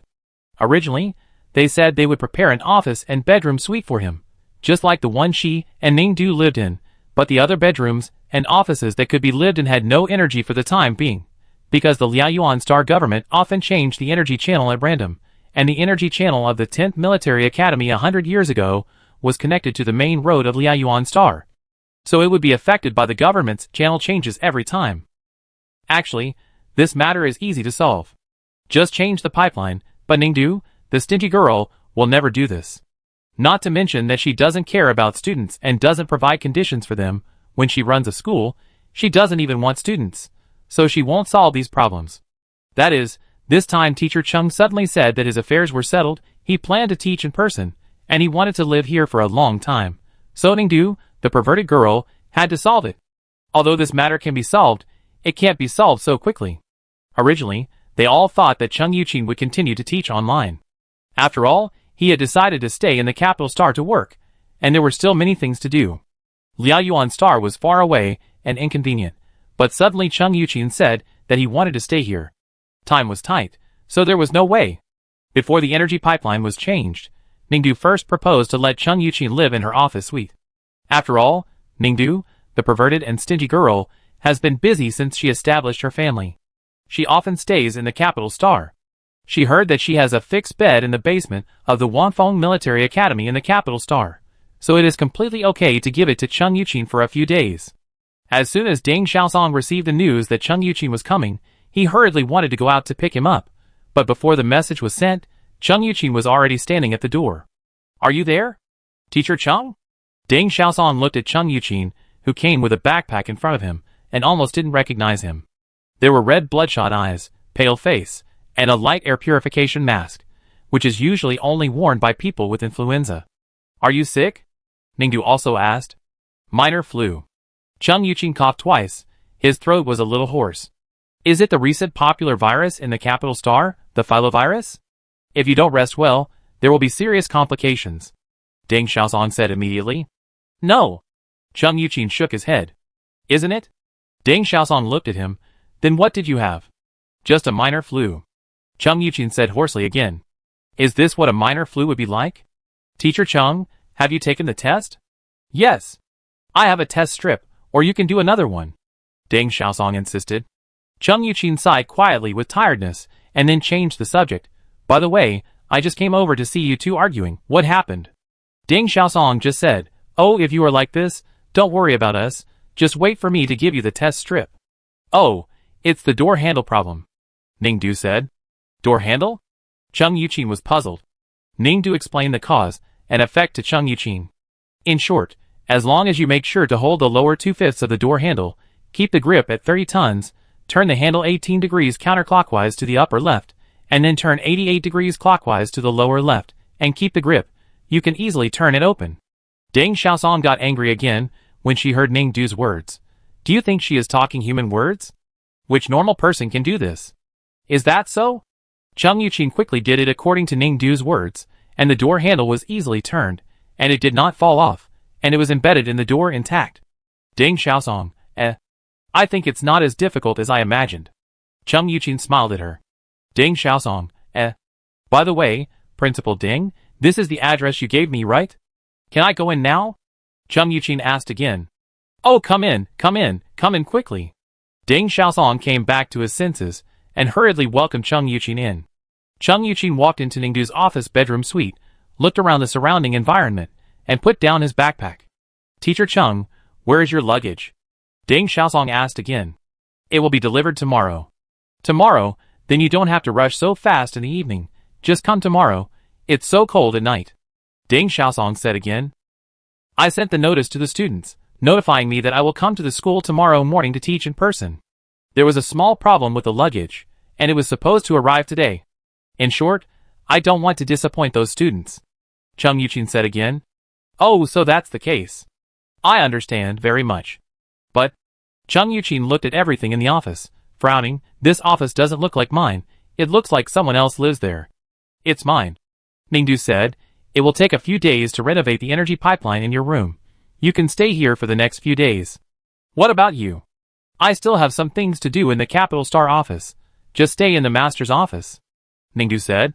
Chung Yuqing looked at her in silence for a while, and then said, I see there are hotels outside. I just booked one. Why? I think hotels are more comfortable. Chung Yuqing said. That won't work. Now the government is renovating the energy pipelines. You can go to the surrounding hotels now, and there is no energy available. It's freezing at night. You have the flu, so just stay here. Deng Xiaosong said again.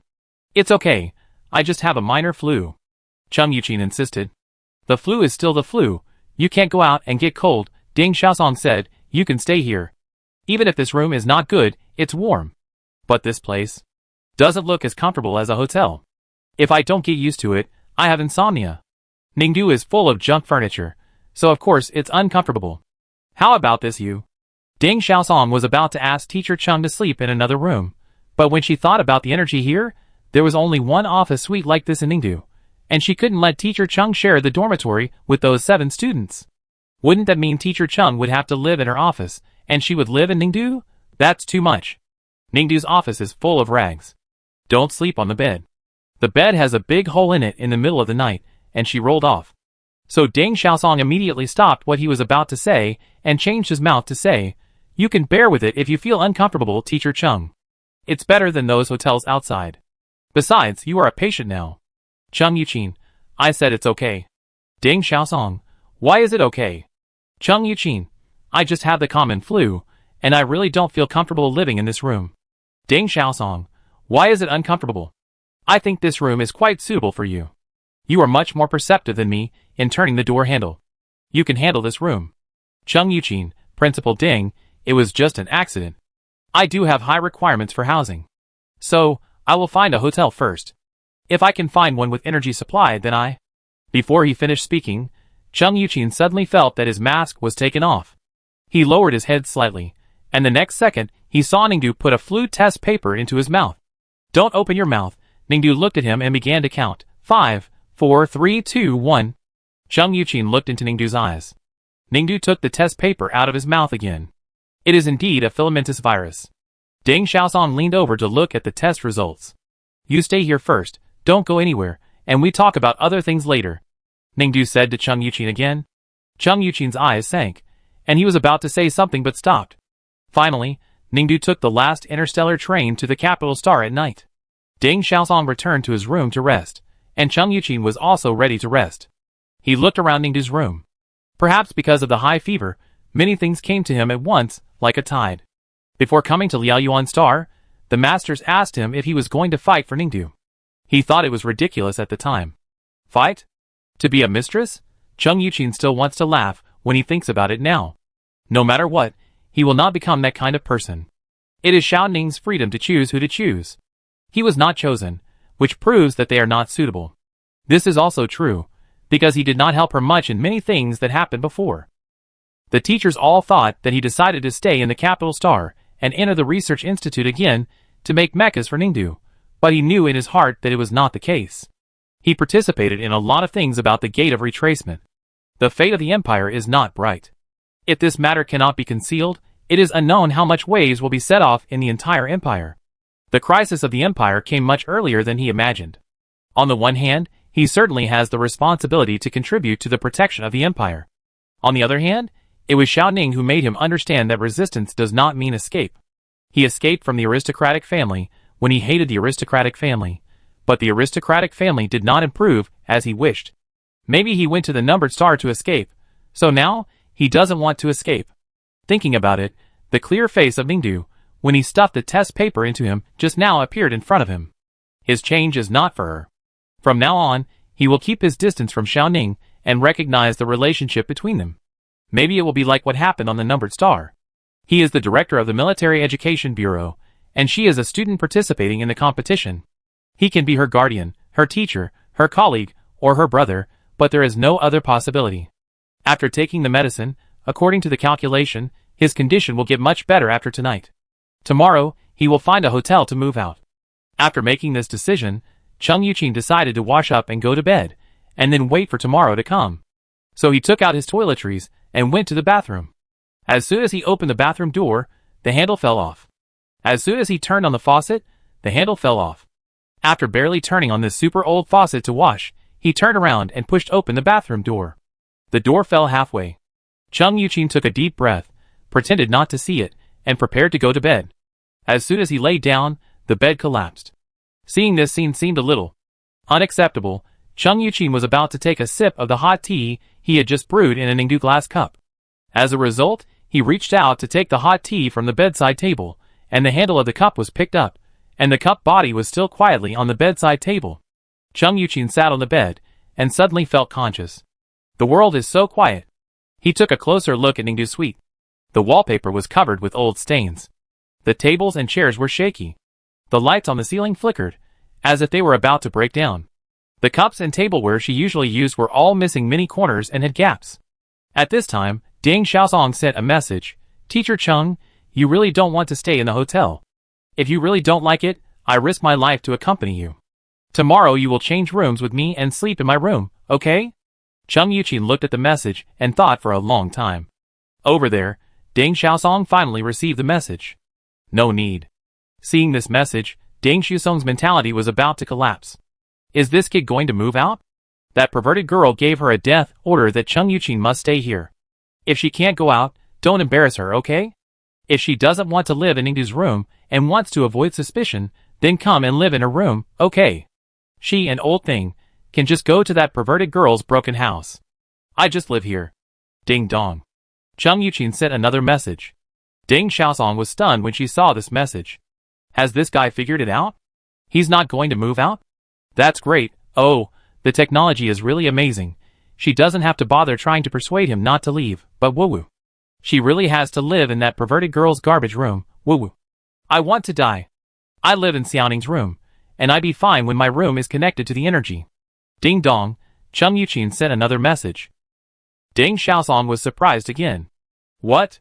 Is this boy so considerate?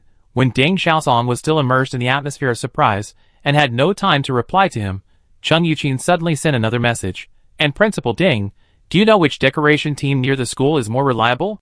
Deng Xiaosong. Question mark. What is he going to do? After Chung Yuqin's office suite finally got its power supply, Ningdu came back after he moved out. Deng Xiaosong saw the room that Chung Yuqin had cleaned for Ningdu. The floor and walls were replaced with new ones, all the doors were replaced, and the whole room was equipped with the most intelligent management system. The bed, table and chairs were also replaced, and even the sheets, quill covers, water cups, chopsticks, and small items were all replaced. Of course, she understood what Teacher Chung did. After all, to be honest, except for Ningdu, which normal person could bear to live in that kind of house and suffer. But it was a bargain for this stingy girl. Deng Xiaosong looked at Ningdu with a squint, and saw Ningdu came back and saw her room, surprised for a while, and then asked her hypocritically if she could not pay for the decoration fee. Chung Yuqin understood her. Decoration fee? You can take it if you want. Ningdu touched his nose. Well, okay, check if there is anything missing from your room. I saved your things when I renovated them, so there shouldn't be anything missing. Chung Yuqin said again. Oh, no need to look, I don't have anything. Ningdu just said. Deng Xiaosong laughed at the side. Of course there is nothing, her things are all junk. Well, then you can keep all these. Chung Yuqin continued. You really don't want to take them away? Ningdu frowned. These decorative paintings, vases, bowls, chopsticks, water cups, etc. look expensive. I can do without them. Chung Yuqin took a deep breath. This is not like you, Ningdu.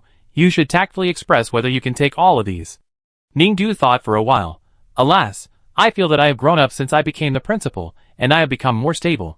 Moreover, I recently discovered that people should not be too greedy. Others' things are others, and they should not be taken for themselves. Listening to Ningdu's words, Chung Yuqin looked at her silently. He couldn't help wondering if she was trying to avoid suspicion. So he said, Ningdu, who am I? Ningdu, although I am currently a teacher employed by you, your household registration still belongs to F324, and I still retain my position on F324. Before you came of age, I and other government employees were your guardians. Now that you are an adult, we can still be considered your elders. According to custom, you should accept things given by elders to the younger generation. Oh, what you said makes sense, so it's settled. Ningdu immediately looked at Chung Yuqin's hand and said, the cup in your hand was also bought for me, right? You're not going to take it away, are you? Seeing her heartbroken expression when she said this, Chung Yuqin fell silent. He was wrong, she hadn't changed at all. After cleaning the cup and leaving it to Ningdu, Chung Yuqin went to his office, leaving Deng Xiaosong to watch Ningdu take pictures of his new home. Why do you take so many pictures? Your computer doesn't have enough storage, and it takes up memory. She asked out of boredom. Who knew Ningdu replied, that makes sense. So what do you take pictures for? Share them with others? Post them on Moments? Deng Xiaosong asked again. Ningdu, what is Moments? You don't know what Moments is?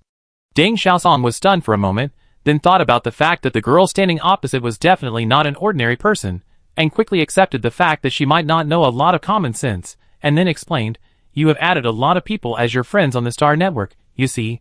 Click here, you can see the various texts, pictures, videos, and holographic images they usually post here. These things are shared here for all Star Network friends to see, you see, like, comment and interact. If you also post something here, they can also like, comment and interact when they see it. Oh! Ningdu understood. Then if I post here, can I delete the photos and not take up memory? Sure. Ningdu quickly posted 2 pictures in her empty moments that she had never opened and posted anything. When she thought that everyone could see these, she didn't want people to misunderstand. So she noted that Chung Yuqin helped her decorate the office and thanked him very much. Do you think I can write this sentence? Ningdu was a little nervous for the first time and asked Deng Xiaosong. Deng Xiaosong took a look and said, very good, concise and to the point, this is suitable for Moments. That's fine. Ningdu quickly clicked send. After clicking send, Ningdu quickly suspected another problem. I can delete the picture and it won't take up memory, but I saw other people's content. As long as I see these contents, it means that my optical computer has downloaded these contents, and in fact, my memory is still occupied in disguise. Deng Xiaosong, your understanding is not bad. I think I should turn off this Moments. Ningdu said. Okay, you turn it off. For that little bit of memory, you give up the wonderful world of Moments. If you don't read it, there are many people who read moments. Deng Xiaosong often said some things about how hard it was to work in moments. She originally hoped that Ningdu would see her complaints, but now it's gone. She can't throw the content she posted in her moments in Ningdu's face, so she can only be angry and say a few sarcastic words. But as she spoke, she felt something was wrong. If you don't watch it, there are many people who watch the moments. That's it. Deng Xiaosong opened his eyes wide and asked Ningdu, "Why don't you delete that post first?" "Oh, it's okay to hide it, or it's okay to be visible only to yourself, hurry up." "Ningdu, can it be visible only to yourself?" Yes, you should delete this post first or make it visible only to yourself, hurry up." "Why?" Ningdu was puzzled. "Because?" Before Deng Xiaosong could tell the reason, Ningdu's computer phone rang suddenly. Ningdu turned his head to see the incoming call on his computer and said in surprise, "Wow, Qi Shui called me." Deng Xiaosong. "I wish you peace." She patted Ningdu's shoulder with great regret. Ningdu? Chapter 110. Ningdu didn't care about that for now, and answered Qi Shui's call first. "Hello," Ningdu said to the other end of the phone. But there was no sound on the other end. "Hello?" Still no. "Hello? Hello?" Ningdu called a few more times, but still no one responded. Is the optical computer broken? Ningdu began to check the optical computer in confusion. Deng Xiaosong was very distressed watching from the side. Finally, when Ningdu checked the optical computer, Qi Shui's voice came, "Hello." "Oh, it's working again." Ningdu muttered to himself, and then asked, "You finally called? Are you not busy recently?" "Yeah." "What do you want?" "Nothing. Just confirm whether our relationship is still there." "Yeah." "Of course it is." "What's the matter?" "Really? According to your habit of searching on StarNet, you should be able to find the definition of relationship on StarNet." "Yeah," Ningdu responded. The Star Network search probably wouldn't think that two people who haven't spoken to each other for almost half a month are in a relationship, right? Oh, but it also says there are special circumstances. If one party is in jail, in a no-signal zone, or killed, then they really can't be contacted. Ningdu said. The numbered star I'm on has a signal, and I'm not in jail, or killed. Qi Shui asked, do you have one? No. Then why haven't we contacted each other for so long? You told me not to send you a message, you're busy, I know. Ningdu said. Qi Shui laughed. What's wrong? I'm really busy, but you look busy too. I'm okay. Yeah, I'm so busy that I don't have time to decorate my room. I have to ask someone else to decorate it. Decorate the room? Ningdu frowned, then thought about it, and suddenly realized, oh, so you also check moments. Yeah, you thought I don't check moments and forgot to block me? Block? Oh, moments also has this function. Qi Shui was silent. Oh, speaking of which, I still want to talk to you. Look at my room, it's beautiful, Chung Yuqin helped me decorate it. I didn't spend any money, oh, although it feels like he did spend money, but I can get a beautiful decoration without spending any money, it's really nice. Ningdu sighed again. Qi Shui listened quietly. Why are you silent? Ningdu noticed that there was no sound from the other end, and asked again, does your signal have a bad signal? The signal is very good. Qi Shui spoke up. I heard that Chung Yuqin helped you decorate it. Yes. Why? Oh, he thought my office and bedroom were too shabby and uncomfortable to live in, so he decorated it. Ningdu explained. What did you say? He thought my office and bedroom were too shabby and uncomfortable to live in, so... Ningdu repeated again. Why does he live in your room? Qi Shui interrupted her. Your office is lousy? Didn't you say it's pretty good? I don't have time to go. But didn't I give you a house outside your school, which is well decorated? Why don't you live in it? Oh, I live there, and I don't think my room is lousy, but Chung Yuqin couldn't stand it, so he decorated it. So why did he live in your room? He came to school for classes. His office had no energy supply, so he stayed at my place for a few days. You shared a room with him? No, I went to sleep at Master Wanfeng's place. I was busy these days, so I gave him my room? Oh, right. The other side seemed to breathe a sigh of relief. Right. Do you know what I did at Wanfeng? You need to go through the government to set up your family. I was temporarily transferred to the number star, and my position has not changed. I can find out all these things. Oh. But why did you give him your room? He can't stay in a hotel when he goes out? The hotel has no energy. As I just told you, the government of Liaoyuan Star has caused power outages in many places.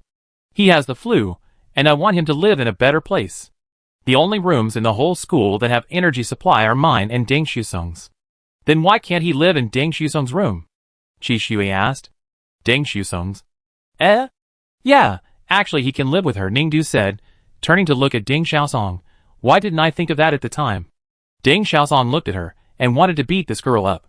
She turned up the volume so loud that Deng Xiaosong could hear her, and Qi Shui arguing even if she didn't want to. If this girl had a terrible low EQ, she could say such a thing.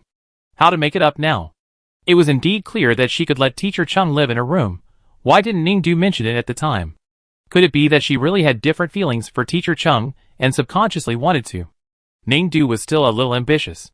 Ambitious, but brainless. Now, President Qi must be pissed off.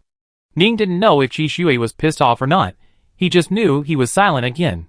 He called several times, but there was no response. Ning was ready to hang up and call again. Deng Xiaosong couldn't stand it any longer, and finally stopped him, lowering her voice and saying to her, "Can't you see that your family is angry again? Why? Deng Xiaosong, can you explain why you insist on letting Teacher Chung live in your house instead of mine?" Ningdu, Deng Xiaosong, look, it's not clear. Ningdu, it can be explained. How to explain? Ningdu turned his head silently and looked at Deng Xiaosong. Why do I feel that the reason why I didn't mention letting Chung Yuqin live in your house is that I seem to feel a little sorry for you? Deng Xiaosong, question mark. Wait, they are more than 100 years apart. Twilight love, great-grandmother-granddaughter love, office romance. Some damn words popped into Deng Xiaosong's mind. Ah! Get out. These damn words. Get out of her brain. She is old and doesn't want to be polluted. After calming down for half a second, Deng Xiaosong came to a conclusion. If what Ningdu said was true, then considering the ridiculous age difference between them, and her hunched body and wrinkled skin, this girl must have suddenly become a little humane. It's not easy for her to understand an old woman like her. So if you use this reason to explain to that person, do you think it will work? I'm telling the truth. Deng Xiaosong, okay, then you try it. Thank you for your encouragement. Deng Xiaosong, So Ningdu quickly told Qi Shui his reasons. Qi Shui smiled. Ningdu, do you believe it? I believe it. Oh, that's good. I've transferred the money to you. If you dismantle his decoration and reinstall it, I will believe it. Ah? Why, it's not possible. It's not cost-effective. It's already installed. That's all money. If you dismantle it, it's a loss. I double it. No matter how much you compensate me, the loss is a loss. Why do you want to dismantle a good thing? I will compensate you for all your losses. Qi Shui just said. How can you compensate for this loss? Ningdu said, you can obviously give me this money, and let me enjoy the free decoration given by others at the same time. Why do you want to dismantle it? Good things, as long as they are dismantled, it will be a loss. Ah. Don't you just don't want to dismantle it? Qi Shui asked her again. Of course. Ningdu said. Okay. Oh, you agreed, right? Ningdu breathed a sigh of relief. I knew you could figure it out. Qi Shui didn't say anything on the other side. The optical brain is broken again? Ningdu was puzzled. Deng Xiaosong couldn't stand it anymore and pulled Ningdu over. My sister, can't you hear that President Qi is almost mad to death? He just said okay, so he shouldn't have. Ningdu frowned. He's really almost mad to death. Can't you hear that he doesn't like you living in the house decorated by Chung Yuqin? He really cares, really cares. Why does he care? Because Chung Yuqin likes you, and you even pursued him. But I'm not pursuing him anymore. We are just ordinary friends now. It's okay. Do you understand? You are a woman and heterosexual. Chung Yuqin is a man and heterosexual. Qi Shui is a man and heterosexual. All heterosexual people are very wary of their partner's relationships with other opposite sexes. Other opposite sexes are very dangerous to these people. Ning didn't understand. What's dangerous? I promised him not to find more boyfriends. He doesn't have other boyfriends, but can't have male friends? This doesn't seem reasonable. Everyone has to have a few friends of the opposite sex, doesn't he? It's hard to say about Deng Xiaosong. Some people are like this. They have friends of the opposite sex, but they don't let their partners have them. They are very hypocritical. She doesn't know if President Qi is like this. Seeing that Deng Xiaosong couldn't answer, Ningdu returned to the microphone and turned on the sound, and said to Qi Shui, Are you still there? Yes. Do you think there is something between me and Chung Yuqin? But we are really just friends. Ordinary friends of the opposite sex. Ordinary friends of the opposite sex? Will ordinary friends of the opposite sex decorate your room? Of course, because I think he is quite nice, and he decorated it because he was uncomfortable living there, and he didn't ask me for money. Don't you have such a nice ordinary friend of the opposite sex? Ningdu asked again. Qi Shui was silent. Of course I do. After a while he said, Oh, that's all. Heh. What's wrong? Nothing. Let's not talk about it for now. I'm short of time. I have to have afternoon tea with my female friends later. Didn't you say that there is a shortage of supplies in Number Star, and there is afternoon tea? Yes, what's the matter? Oh, nothing, then enjoy your drink. After afternoon tea, we are going to work together. She asked me to have dinner at a restaurant in the evening, but as you said, there is a shortage of supplies in Number Star, and the food in the restaurant is not very good. I plan to cook a meal for her. What do you think is good, hot pot? Or seafood stew? Hot pot, there are not many supplies there. Hot pot can be used for anything. As for seafood, it seems difficult to find. Ningdu thought about the answer. Hang up. Qi Shui didn't say anything more, and hung up the phone directly. Ningdu? ? She thought about it, and asked Deng Xiaosong in confusion, Is he angry again? I answered his questions very seriously. Deng Xiaosong, There is no hope, let it be destroyed. Chapter 111. Recently, those kids are still alive. Deng Xiaosong stared at the monitor, and said this again. The little robot next to him sighed. Because he heard this sentence too often, it had marked it as one of Deng Xiaosong's catchphrases. How did they survive? Deng Xiaosong murmured to the monitor, How can they deal with star beasts so well? Because school affairs were too busy, and she was going to expel those students. She originally planned to just check on them every now and then to see if they were alive. Unexpectedly, the more she looked at them, the more strange it felt. Why did it feel that those students seemed to be stronger than before? Maybe they found the trick while fighting. The little robot next to him added. They are just ordinary people without a family name. How could that be? Deng Xiaosong was still looking at it. Could it be that the teacher you hired is good, Ningdu? The little robot said silently. Could it be that the manual? Manual? Isn't that what Ningdu used to fool people? Impossible. It must be that the teacher she hired is good. Deng Xiaosong shook his head and said, Isn't the teacher Ningdu hired from Wangfeng University? Oh yes, she just graduated yesterday and will come to work today. Ningdu said again. Deng Xiaosong? ? She will be here soon. Ningdu said again. Deng Xiaosong? ? Suddenly, the door of Ningdu's room was opened, and it was Lu Qin who came in breathlessly. Oh my god, this Liaoyuan star is so far away that my aircraft is flying with sparks. Lu Qin came in breathlessly, and saw Ningdu and said again, Xiaoning, you really don't know, I almost couldn't see you. Ningdu, I haven't bought you insurance yet. Lu Qin. No. It's my mom. I said I wanted to live my life after graduating from college, and she almost beat me to death. She insisted that I go to the military district. I'm tired of the hard life in the military school for so many years. My family is not without money. So many of my sisters are doing well in the military district. I can just cling to their thighs when the time comes. I really don't want to do anything else. In the end, there is no way. My mom beats me every day. Fortunately, you asked me to come to your school to be a teacher. It's not as hard as the military district. My mom let me come. Oh, you really saved my life. By the way, which one is my office? I heard that you all have suites, and you can work in the bedroom inside and outside.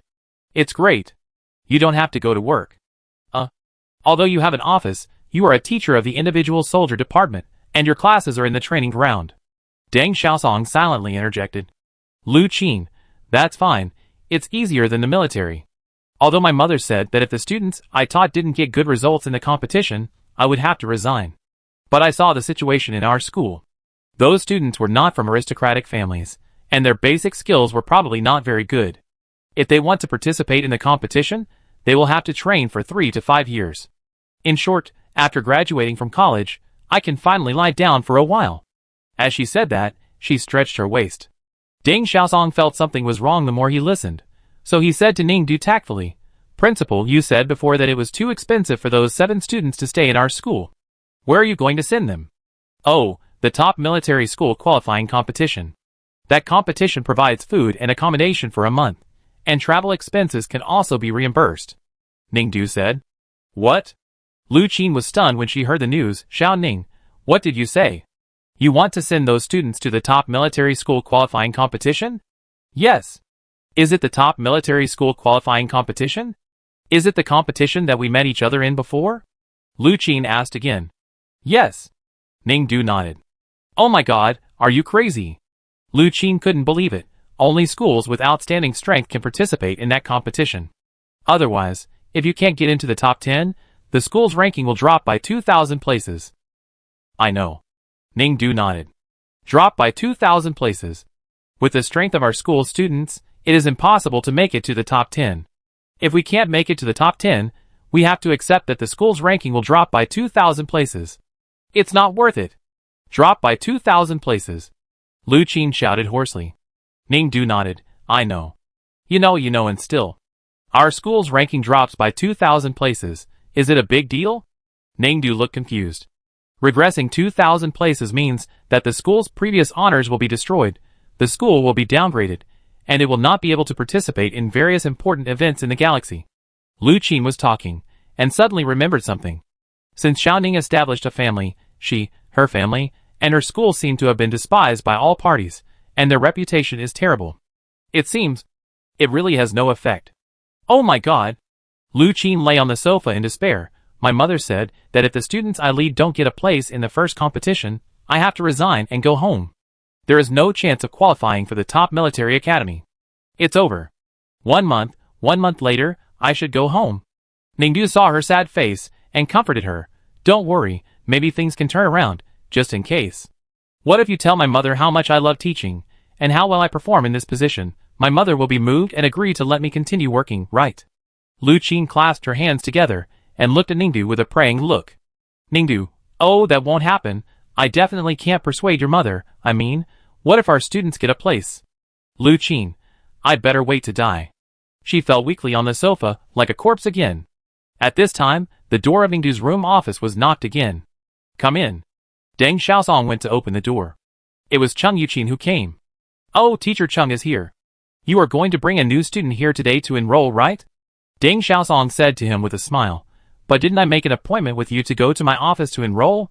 Why is Teacher Cheng here now? Cheng Yuqin frowned and glanced at the people in the office. Lu Qin was stunned when she saw Cheng Yuqin. Although Ningdu had told her before that she and Cheng Yuqin would be colleagues in the future, she still felt it was very dreamy. Cheng Yuqin was a senior brother who only existed in the myths and legends of their school. Just like senior brother Qi, who is now working in the Imperial Special Investigation Committee, Lu Qin thought that she had to enter the military area after graduation and work hard like a donkey to get promoted to meet these legendary figures. Unexpectedly later, her good sisters got them all at once. Oh, not really, one of them was still a little short. Originally, she had to be a little respectful when meeting Cheng Yuqin, but Lu Qin just wanted to gossip now.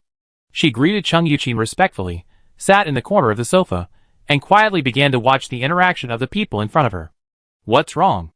Ningdu looked at Cheng Yuqin and finally looked at her and asked, Xiao Ning, have you checked the information of this new student? Cheng Yuqin asked Ningdu. I have checked it. Ningdu nodded. Are you sure it's him? Yes.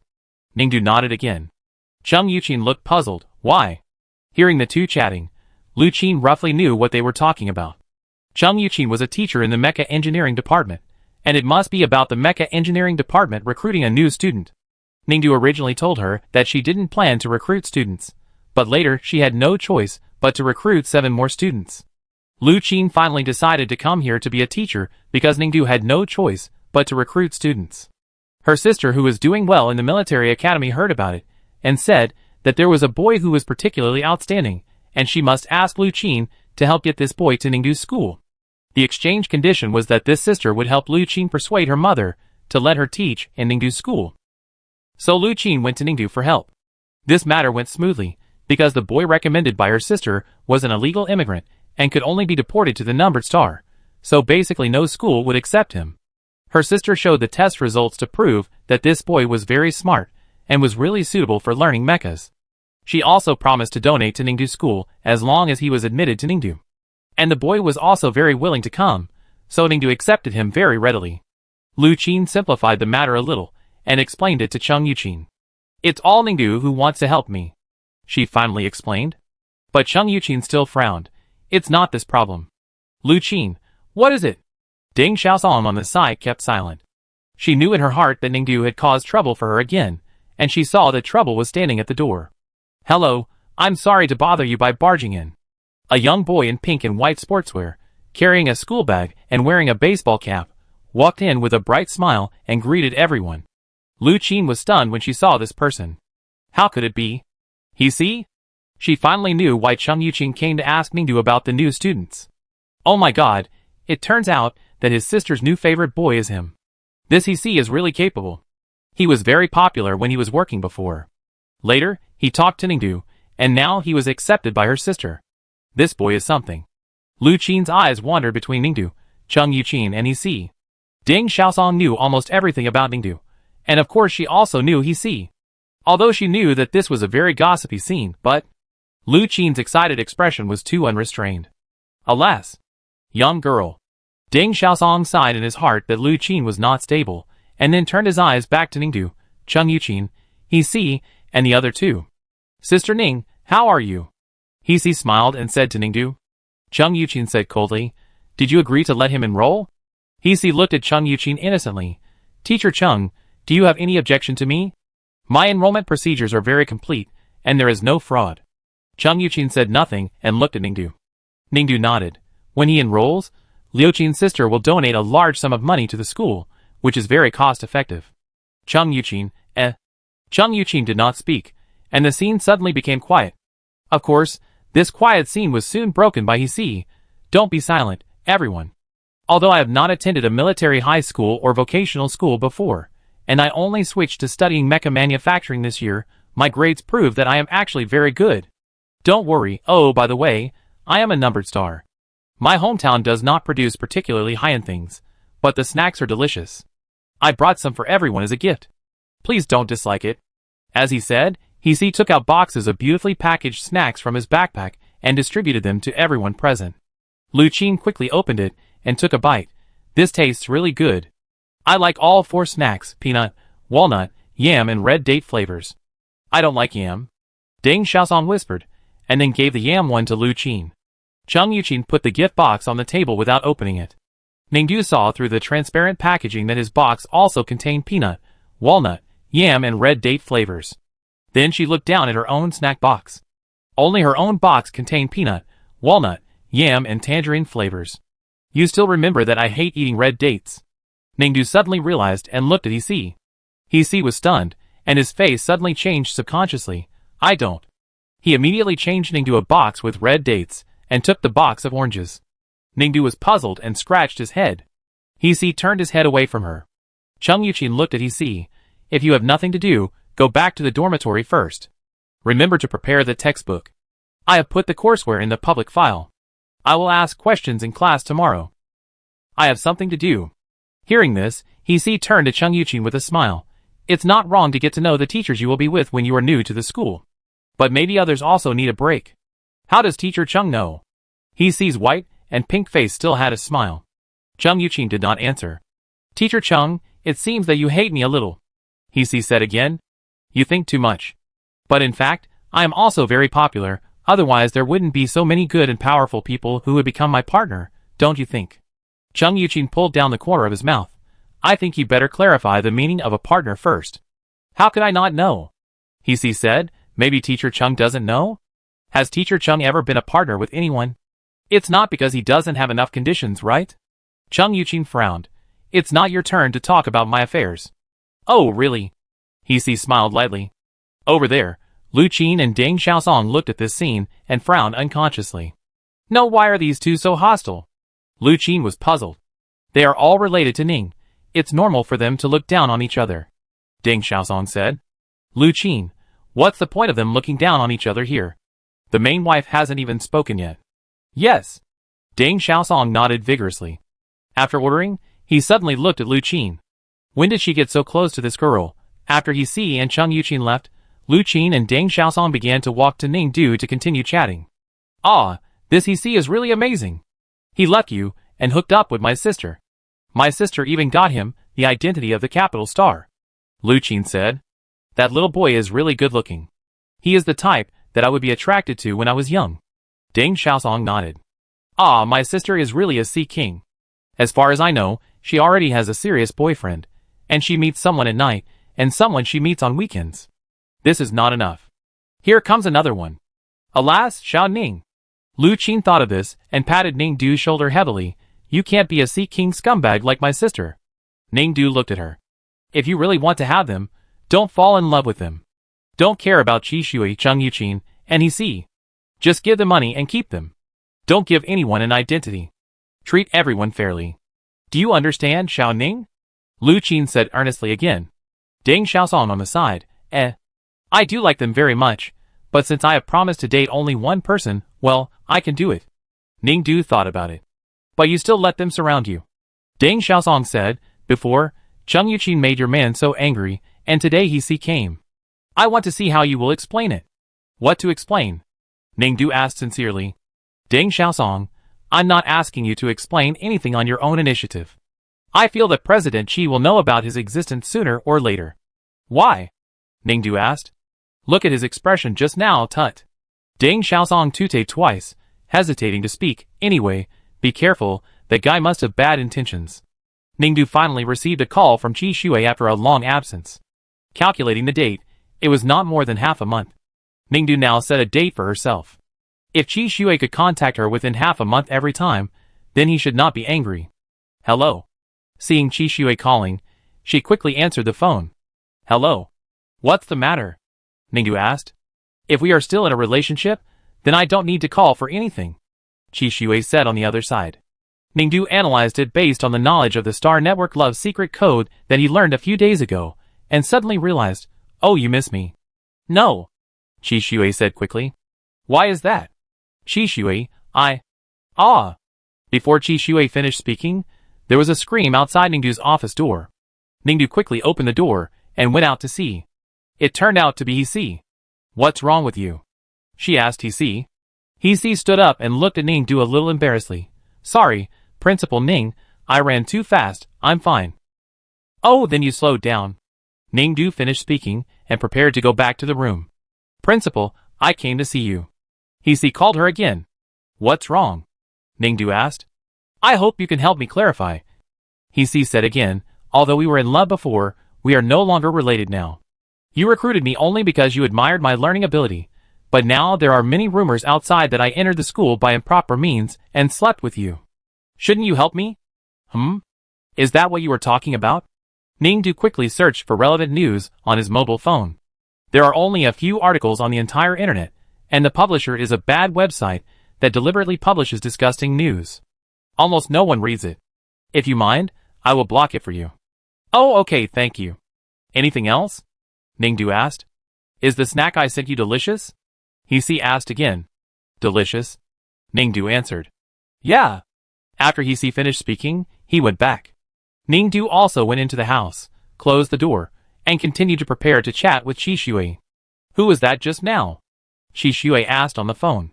He Si. Why is he in your school? Qi Shui asked. Ning Du roughly told him the whole story. It's mainly because people donated money to him for admission. I let him in based on the donation. Ning Du said again. How much was the donation? Qi Shui asked. Do you want to give me the donation money and let me fire him? Yes. Qi Shui said. This is the same as the previous decoration problem. It's not about how much you give me, but how much I will lose. Ning Du asked again.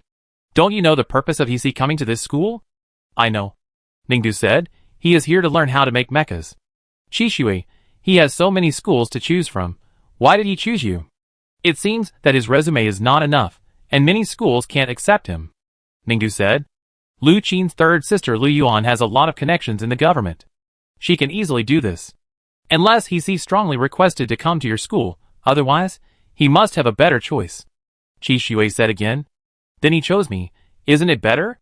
There are so many schools to choose from, but he chose me, donating money to me so that I can make a lot of money. Well, it's not a loss. Ning Du said again. Over there, Qi Shui was silent again.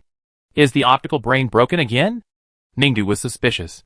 Ning Du, how sincere are you to me? Qi Shui's voice sank. I am sincere to you. Ning Du said sincerely. Didn't you say that I would tell you the truth? I told you the truth. But there is no love at all. There is still a little. Oh, how much? Well, 20%. Ningdu thought for a while, and said cautiously. Only 20%? This number seems to be very high. Star Internet said that the numbers of men and women who have just started dating will not be too high. Everyone loves each other more as they get along. Ningdu said again, everyone only has a little love at the beginning, and it needs to be gradually improved. I am the same. Who loves each other fully from the beginning? You are not right.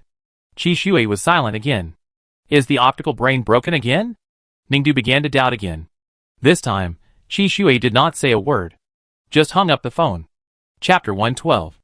Alas, it's been more than half a month. Ningdu looked at the calendar, sitting alone in the office and sighing. Still waiting. From the day you told me that you told President Qi that you only had 20% of his feelings for him, I knew you were single again.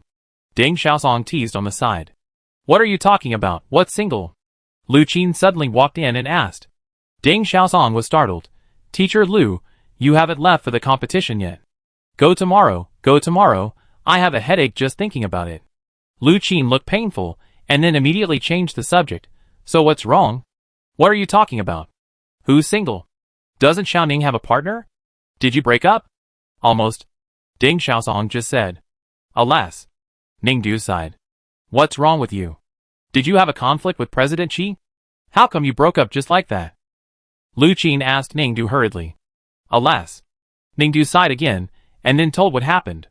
How can you say that you only like him 20%? Xiaoning, this is your fault. You have to be fair, like me, and like every handsome guy super full score, understand? Lu Qin said again. Ningdu had no choice but to sigh again, alas. Seeing her sad look, Lu Qin patted her shoulder again. It's okay, Xiaoning, it's nothing, I will help you with this. How to help? Ningdu immediately looked up and asked. The old does not go, the new does not come. I will find 10 handsome boys to accompany you tonight, and I guarantee that all your troubles will be forgotten. Lu Qin said again. Deng Xiaosong, Lu Qin is completely unreliable, Deng Xiaosong said again, or you can send another message and see. I sent it, but no one replied. Ningdu said, and checked the chat box again. Indeed, the other party did not reply to any message. Alas. She sighed again. After sighing, Deng Xiaosong first sent away Lu Qin, who was making random suggestions, and then thought that there was no other way anyway. Ningdu, this perverted girl, must be heartbroken this time. Heartbreak is a powerful thing, but no one can save it. So, after sending Lu Qin away, she could only say a few words of comfort to Ningdu and left. No one can help with this matter. Who told her to be honest and tell the truth? Who can bear this? President Qi is usually so noble. He must be furious when he hears that the perverted girl only likes him 20%. Anyone who has a little self-esteem will break up after hearing this. If he doesn't, he is a dog. There is no way. She must suffer the pain of heartbreak. No one can help. Deng Xiaosong closed the door of Ningdu's room and left. It was also not long after Deng Xiaosong left, and Ningdu was still thinking about sending messages to Qi Shui, but just as she was about to send it, she suddenly saw a document coming from Qi Shui. Document? Ningdu was puzzled, and felt that he seemed to have accidentally sent it to the wrong person. Clicking on the document, there were 4 big words written on it. Love contract. Then, Qi Shui called. Ningdu immediately answered, Hello. Hello, have you seen the contract? Qi Shui asked directly on the other end of the phone. I have seen it. If you agree, you can sign it. Qi Shui said again. Oh, I haven't read the content yet. Then you read it first, I'm hanging up. Wait. Ningdu stopped him. Well, are we still in love? Are we breaking up? There was silence for a few seconds. Oh no. Qi Shui said again. Then what is this love contract? I remember that you and he also signed a contract when you were dating, right? Yes. Qi Shui continued. Didn't you tell him at that time that a contract relationship is also a relationship? Yes. So this time, it's the same for us. Qi Shui said, if you agree to the content of the contract and sign the contract, our relationship will continue. If you don't agree, then we break up. I see. So think about it carefully, Ningdu. Qi Shui said, and then hung up the phone. Deng Xiaosong thought that Ningdu would need at least several days to get over the fact of the breakup, but she didn't expect that. Only 2 hours later, she came out happily, and went to the cafeteria for a meal. Is this the power of someone who only has 20% feelings for the other person? She got over it so quickly, not understanding why her mood changed so quickly. After dinner, Deng Xiaosong went to Ningdu's office to gossip. She had 5 boyfriends back then, and she divided her heart into 5 parts, giving each of them 25% feelings, which was only 5% higher than Ningdu. It took 1 or 2 months to get over a breakup, but Ningdu got over it in just 1 or 2 hours. She didn't believe it. Sure enough, it was not simple. Deng Xiaosong found out after asking around that they didn't break up, and President Xi called her. But she didn't understand it even more. President Xi shouldn't be the kind of person who would condescend to continue talking to someone who only has 20% feelings for him, right? After asking again, she found out that, oh, they signed a contract. If Ningdu behaves too intimately with other opposite sexes, or has too many connections with the ambiguous objects in the past, it will be regarded as a violation of the contract. The contract mainly guarantees the uniqueness of the relationship between the 2 parties in the contract. Listening to Ningdu's explanation of the content of the contract, Deng Xiaosong understood it. After all, when it comes to dating, you can't just break up at once. President Xi has some feelings for that girl, so it's impossible to break up immediately. You have to give her a chance. Using a contract to restrain this perverted girl is a way. Who told her to be greedy for money? If the penalty for breach of contract is high, she will definitely be able to keep everything. So how much penalty will you have to pay for violating these regulations? Deng Xiaosong asked again. Ningdu thought for a moment. It's hard to calculate. In addition to the fixed 5 million star coins, I have to compensate him for the patent fee for one of his mechas every year. I haven't seen how much that fee is yet. What? Deng Xiaosong was stunned. What did you say? He gave you the patent of a mecha he made? Yeah. What? Deng Xiaosong's pupils trembled. As far as she knew, many of the mechas in President Xi's hands were S-level, and the patent fees were also sky-high every year. This can be given. This? Deng Xiaosong suddenly swore that she never wanted to get involved in any affairs between young lovers again. In the end, these 2 were fine, and she was the only one who was hurt. Deng Xiaosong shut up completely. Ningdu sent the signed contract to Qi Shui, and Qi Shui only asked her, "Are you sure?" "Sure. If you violate one of the clauses, you will have to compensate me a huge sum of money. Are you confident that you will not breach the contract?" Qi Shui asked again. "Of course, your patent fees are much higher than the donations and salaries generated by others. Since I can't own them all, I will definitely choose the one with the higher price," Ningdu said again. "There are many things in the contract. For example, I will check your social accounts. I have the right to ask you to delete the opposite sex with whom you have an ambiguous relationship. All your privacy must be disclosed to me, and my privacy must be disclosed to you. This is not a simple matter. Maybe you need to think about it again," Qi Shui said again. "Oh sure." Ningdu nodded. "If you breach the contract, I will keep chasing you to repay the debt, and even sue you in court. This contract has legal effect. This is not a joke." "I know," Ningdu just said. "Once you break the contract, I won't have any feelings for you. As you said, you only have 20% feelings for me, and so do I. If the feelings between the 2 parties are not high, there is actually no need to maintain a romantic relationship. But I think you do have many advantages. You founded a new family, established your own university, and are a top-notch mecha genius in the empire. I often face crises in the imperial government and the 5 major families. Maybe you will be one of my helpers in the future.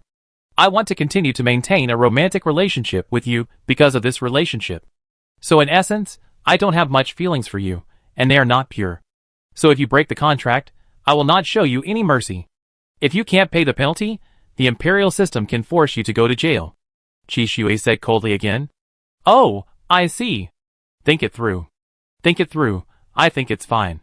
If you are willing to sign this contract with me for the patent fees I transfer, I have to explain to you that this contract clearly states that if either of us does not want to continue this contract, the contract can be terminated at any time and cannot be restored. In other words, I can end our relationship at any time, and you may never get the patent fees I transfer to you at any time." "Oh, I see. I see? Yeah. Okay." Qi Shui quickly signed her name on the signed contract sent by Ningdu, and then uploaded the contract to the notarization network. "I have sent this agreement to the legal notary for notarization, and it will be legally effective soon. I hope you don't regret your decision." "No," Ningdu only answered. "Okay, happy cooperation. No problem. Hey Ningdu, have you heard about a big thing recently?" Deng Xiaosong ran to Ningdu's office, saw her there, and walked in a hurry. "What's wrong?" Ningdu asked. "I thought it was a rumor before, but now it's really getting more and more true. I heard that our interstellar empire is in crisis. It's said that someone got the key to time and space, and can travel freely for many years. He has developed a super mecha with super mental power. The ultimate goal is to destroy the entire empire. It seems that he is a born antisocial personality. Everyone calls him the Destroyer. The original calculation result given by the god of technology is that the Destroyer will destroy the empire in 5 centuries, but now it seems to have changed. It seems that it will be this century. The Destroyer will destroy the entire empire in this century. Ningdu, we are finished. Deng Xiaosong said passionately. Antisocial personality? Ningdu looked at Deng Xiaosong in confusion. Deng Xiaosong. Compared with the Destroyer, I am nothing. Also, I heard that the government of the 5 great families' empire seems to have built a time machine. In fact, everyone can travel back to the past freely, but the higher-ups have been hiding it from us. It's like a fairy tale. Ningdu sighed. This was mentioned in the Star Network picture book a few days ago. I feel it's true. It's been talked about all over the place. Everyone is talking about what the time machine is called, the Gate of Rewind. They say the higher-ups are hiding it from us, not letting us know, fearing that it will cause social unrest. Deng Xiaosong continued. Ningdu originally thought Deng Xiaosong was telling her a picture book story, but suddenly, she heard the name Gate of Rewind, and it sounded familiar. Zheng Yuqin had told her this name. Suddenly it felt like a true story, but Ningdu was of course puzzled. Why are you afraid of causing social unrest? Because I heard that our current imperial citizens are 2 different types of people. One is called the old people, and the other is called the new people. More than 1,000 years ago, our empire experienced a war of destruction. Deng Xiaosong lowered his voice mysteriously. I heard that all the people with family backgrounds and strong mental power are actually the genetic reconstructions of the people who survived the war of destruction 1,000 years ago. It is said that those people with mental power at that time, seeing that the world was about to be destroyed, put themselves into genetic coffins. When destruction came, the coffin system worked and condensed them into genetic bodies again, waiting for the destruction to pass, automatically repaired, and the genetic bodies were regenerated. They grow again and become themselves. The new cells have the same height, body shape, appearance, voice, etc. as their previous selves. They are almost clones of their previous selves, but they have no memories or experiences. It can be said that those people before the destruction have survived, or that they have been reborn. Most of them will simulate their experiences from babies to the age before they enter the coffin in their minds through special neural networks, while they are still developing in the gene coffin. When they wake up, the empire has been rebuilt by post-disaster reconstruction robots, and everyone has entered their respective social roles according to their simulated experiences. The whole society can immediately function normally. Deng Xiaosong said again.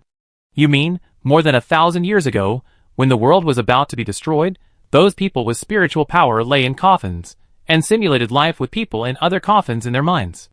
The robots outside helped them rebuild society. When the society was rebuilt, they woke up and could immediately go to work. It felt like they had been born and raised in this society forever? Ningdu asked. Yes, for example, the people of the aristocratic families now were also lying in coffins more than 1,000 years ago. After 1,000 years, the robots were rebuilt after the disaster, and they woke up. Because they had already dealt with this society a lot in their minds. Some of them completed their studies in the society in their minds, got good jobs, and immediately went to work in government departments. Some committed crimes, and were immediately sent to prison. Some died in the society in their minds for some reasons, and they would die and be buried immediately after leaving the coffin.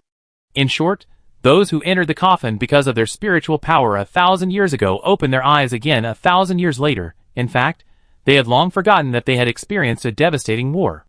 They even thought that they were normal citizens of the interstellar empire, born in artificial wombs by their parents, really went to the school in their minds, experienced everything they experienced in their minds, and came to this position today. They didn't know that they were actually reborn not long ago. Then you too? Ningdu asked, aren't you also a person with spiritual power from a noble family? If this rumor is true, then I should also be a person who was born in a noble family and has spiritual power. I am probably also a person who was reborn in a genetic coffin more than 1,000 years ago to avoid destruction. Deng Xiaosong said. In that case, Lu Qin is also, my high school and college teachers, Zheng Yuqin is also, Colonel Zheng is also, many people I know are also, Qi Shui is also. It should be all. Deng Xiaosong added, if the rumors are true. What about those who are not from aristocratic families, and have no spiritual power now? Rumor has it that the post-disaster reconstruction robots are not only rebuilding after the disaster, but also combining many of the better eggs and sperms preserved by the Empire into artificial wombs to breed new humans. After all, if we only rely on those in the gene coffins, the Empire will have too few people. After this group of people are bred in the artificial womb, they will be placed in the growth box, and their brains will be connected to the spiritual world shared by everyone in the gene coffin. Everyone will simulate their own growth in society in their spiritual minds. Until all the people in the gene coffins wake up, they will be released into the real society at the same time. Deng Xiaosong said, I heard that these people are now ordinary citizens, also called new humans. They were bred after the disaster. The artificial womb is not like the gene coffin that can withstand various radiations after the disaster. They absorbed various radiations. Many people's spiritual power development genes were destroyed, so they are ordinary people. But then again, the people with spiritual power got into the gene coffin after the disaster in order to continue the human genes with spiritual power. After all, only with spiritual power can humans have the power to compete with so many terrifying star beasts for living space in the interstellar. Listening to Deng Xiaosong's sigh, Ningdu thought of another question. When did everyone really wake up and enter the real world? I heard it was 7 years ago, but there are different opinions. This is the most recognized answer. 7 years ago, Ningdu thought. 7 years ago, that was when I just came out of the welfare home to attend the Galaxy Military Academy. You were in a welfare home before? An orphan? Deng Xiaosong said, the birth script you got is not very good. So you said I was born lying in a gene coffin, or an ordinary citizen? Ningdu asked Deng Xiaosong. It's really hard for you to say. You don't have a family background, but you have mental power. Deng Xiaosong looked at Ningdu and thought, in fact, some ordinary citizens still have mental power when they are conceived. After all, radiation is one aspect, and things are not always absolute, but such children generally should not have such strong mental power as you. I think you should still be born in a mental coffin. I think so too, Ningdu said. Alas, if that's the case, I really want to know what kind of life I lived 1,000 years ago. I want to know too, but 1,000 years. The disaster happened before, and all the records of that year were destroyed. According to the speculation on StarNet, many historical records should be fabricated by the robots. In order to stabilize the society, no one wants to think about that painful past, and everyone treats it as if it does not exist. Deng Xiaosong said, but who knows, I also want to know what my life was like before the destruction more than 1,000 years ago. I should be a good citizen who abides by the law, graduated from a university, and has a very good job in the military region. I should also be a famous local tycoon, attending charity dinners every day. Ningdu said. The little robot who was listening to the two people talking said, It just heard Deng Xiaosong say that the genes of the person who came out of the gene coffin are exactly the same as its previous self. It is obvious that one of them has an antisocial personality, and the other is a miser, and they are daydreaming here. No more words, just peel an apple for them. The little machine picked up the knife and the fruit and prepared to start. But Ningdu stopped him. Don't peel it. Every time you peel an apple, you use up a whole grid of electricity. You're wasting too much. Little robot, waste. It's the cheapest and most useful robot in the entire waste market, with an absurdly high cost effectiveness. She still dislikes it? Then she buy an expensive and useful one. Ha ha. It's ridiculous to follow such a master. Then it can just unplug the power cord and commit suicide. That's the most energy saving. Alas, anyway, it's strange. We've experienced a destruction more than 1,000 years ago. Why do we have to experience it again now? Didn't the god of technology predict that the empire would only be destroyed once? It's really weird everywhere. Deng Xiaosong sighed. Although I'm also a person with most of my body buried in the coffin, I really don't want to die so soon. Alas, me too. Ningdu sighed. So, you should cherish your current life and the people around you, Deng Xiaosong said, and began to praise Ningdu, especially those who you don't pay much attention to but have been silently contributing behind you. If you have time, you must be more caring and considerate, so that you won't regret it in the future. For example, give her a raise as a silent contributor. You are right, Ningdu said, and started to operate the optical computer. Hey, are you listening to me? Deng Xiaosong was dissatisfied. Yes. Ningdu nodded. I'm sending a message to Qi Shui. Didn't you say that you should cherish the people around you? Deng Xiaosong. ? What's wrong? Why are you looking at me? Why don't you send a message to show your concern for someone? Don't you have someone to cherish? Ningdu asked again. Deng Xiaosong. Deng Damn. Deng Xiaosong left angrily. Ningdu was about to continue sending a message to Qi Shui when Qi Shui called and she answered the call quickly. Ningdu, hello? Hello? What's the matter? If nothing happens, then I can't. Qi Shui paused and said, according to the contract, we have to keep talking at least once a day. Oh! Qi Shui, Ningdu thought for a moment. Why do you feel so tired? No. Qi Shui took a deep breath. I am really tired. Ningdu thought. Well, I didn't sleep well last night. So are you going to rest? Yes. Then why did you call me? To fulfill the contract. Qi Shui said, it is a contract requirement to chat with you routinely. Let's make it short and complete the task. Oh well, you should really rest. You look weak and have some problems. Hearing this, Qi Shui took a deep breath. It is normal for humans to suffer from insomnia occasionally. Ningdu asked again, oh, so I am not a normal human. Have you never suffered from insomnia? No. That's good. Qi Shui said again, it seems that you have few worries. When Ningdu mentioned his worries, he suddenly thought of something. I have had some recently too. What's wrong? Qi Shui asked. I heard from Deng Xiaosong about the Gate of Recall. Is it true? Qi Shui was silent for a while, then said, yes. Hey, what did we look like 1,000 years ago? You said I wouldn't be poor, right? I should be a rich woman, right? Ningdu said again. Well, maybe, but the 1,000 years thing is just being confirmed. It may not be true. Qi Shui said. Oh, actually, it's useless to think about it. Even if I was rich 1,000 years ago, I couldn't get it back. Alas, I hope this doesn't happen. Otherwise, I can't get the money back 1,000 years ago. That's a loss. 1,000 years ago, the empire was not as well developed as it is now.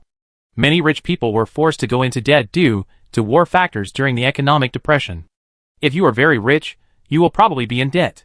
You can't get the money back 1,000 years ago. Why not think about it? At least you don't have to pay back the debt. Isn't that a profit? Qi Shui said again. Indeed, I feel better thinking about it this way. Ningdu nodded. Yeah. Alas, I feel that you are very tired. Just now we said that we should have a brief chat. It seems that we talked too much. Why don't you take a rest? Ningdu said again. The matter of the Gate of Retracement is very important. It's important. It's okay to talk more. Qi Shui said softly on the other side. Oh yes, the Gate of Regression is indeed very serious. I am really worried that the Destroyer will destroy the Empire. Do you think that person will destroy the Empire? It seems a bit exaggerated that one person can destroy the entire Empire. Well, personal power is limited after all. If that person can really destroy the Empire, I will lose a lot. In fact, I have saved a lot of money over the years, but I haven't spent it yet. I just spent 5-star coins to purchase an electronic umbrella for the school 2 days ago. I found that some money has to be spent. Alas, you spent a lot of money. In fact, many electronic umbrellas start at 30-star coins. It is very cost-effective to buy one with 5 coins. Even if you sell it at a discount later, you can sell it for at least 10-star coins. Qi Shui said again. Really? It won't work. I checked the star network. My umbrella can only be sold for 1-star coin at most. Many places don't accept it. What kind of umbrella is it? Send it to me for a look. Ningdu quickly sent the parameters and holographic image of the electronic umbrella. After a while, Qi Shui replied, it's totally possible. But those sellers who recycle old umbrellas on the star network told me that it's not possible. I have a channel. Send me the things when they are worn out and I will help you sell them. Is it really possible? Ningdu was surprised. Sure. Are there other things you can sell besides umbrellas? My water cup accidentally broke a crack a few days ago. Every time I drink water, I cut my mouth if I'm not careful. I want to change it. Take a picture and let me see. Oh, Ningdu took a picture of the cup and sent it to Qi Shui, and then said, it's mainly because I think it's a pity to throw away the water cup. Alas, buying a cup costs money, and it's worthless when it's worn out. Alas, these things that break easily are always the most useless. You can also recycle my channel. Qi Shui said again. Really? Ningdu was overjoyed. In addition to the thing in the photo, your old lamps, old desktops, old electronic pens, watches, and optical computers can all be recycled. Qi Shui said. It's all right. I see that nothing on StarNet works. Because everything you use can detect the residual components of your spiritual power. The people who recycle things through my channel are actually collecting spiritual power. Your spiritual power is very high. Everything you use has residual spiritual power, so you can sell it for a good price. But the collected messy spiritual power can't be used, right? I see, that's what StarNet says. The information released to the general public is limited. The Empire uses a hybrid spiritual power purification method, especially the residues of pure spiritual power users. After purification, it can be used to upgrade robots. It's not convenient for me to say too much. Oh, that's fine. Then I sell all these old things. By the way, can I sell new ones at a good price? New ones can't be sold, Chishui said. You need to use them for a period of time to let the spiritual power remain on them before you can sell them. I understand. That's fine. I sell all these old things right away, and then buy new ones, Ningdu said, sending Chishui a shopping website, showing the products she added to the shopping cart on this website. Take a look at the things in my shopping cart. Are there any that you can't recycle after they become old? Chishui was silent for a while. Then he said, it can be that everything is fine, but it can't be recycled at a good price. Why? Many things on this website don't have a strong absorption force on spiritual power. Change the address. Buy on this website, and you can recycle them. Chishui sent another website. Ningdu logged in and frowned. The things on this website are too expensive. An S-size energy battery costs 99 star coins, but my Haupin.com only costs 0.99. The more expensive things are, the easier they are to depreciate. I have an unlimited subsidy card that I can lend you. Chishui sent the subsidy card number again. As expected, Ningdu's money dropped as soon as she used the subsidy card. But it's still quite expensive. One energy battery costs 39 yuan. But when you use it up, it will be depreciated and recycled at half the original price of 99 yuan. In other words, you buy this battery for 39 star coins, and the other party will pay you 45 star coins for recycling. You actually make a profit. Oh, that's so good. Then I must use it. Ningdu suddenly became excited, and then she saw Chishui sent a long list of subsidy card numbers. So many cards, don't you need them? I got them from the family, too many, can't use them all. Then how can I pay you back? Pay me back? Let me think about it. Chishui was silent for a while, then said, does our contract have any terms for borrowing and returning subsidy cards? No. Ningdu carefully read their contract. The contract cannot be changed. We can only make up for it when we renew it after it expires. But before that, it seems you don't have to pay me back. That's great. Ningdu was in a very good mood, and then immediately started to pick up the water cup. Hey, what color do you think I should choose? Red, white, green, pink, blue. Hey, why is there so many styles on this website? I didn't have to choose when I bought on Pinwang before. There was only white. I'm not sure which one I want. I can buy all of them. Chishui just said. But I still feel that buying everything is too expensive. The more you buy, the more you earn. As he said this, Chishui transferred another sum of money to Ningdu. Why are you transferring money to me? If you don't buy, I will. You can recycle my old stuff and transfer the money to me. If you don't make money, I will. Oh, that's fine. Although you make money and I lose money, it feels good. Ningdu thought. I'm not buying it. It's too troublesome, forget it. Then if you don't buy it, I will. I've bought all the colors, but can I use them all? I think I can use the blue one at night, the yellow one in the morning, and the green one at noon? When should I use the pink one? From Monday to Sunday, there are exactly 7 cups in 7 days, so I can use them in rotation. That makes sense. Then use red on Monday and yellow on Tuesday? Pink on Wednesday, green on Thursday, blue on Friday, orange on Saturday, and purple on Sunday. Or orange on Sunday and purple on Saturday. Why do you have to switch? I don't know. I never had a hard time buying cups before.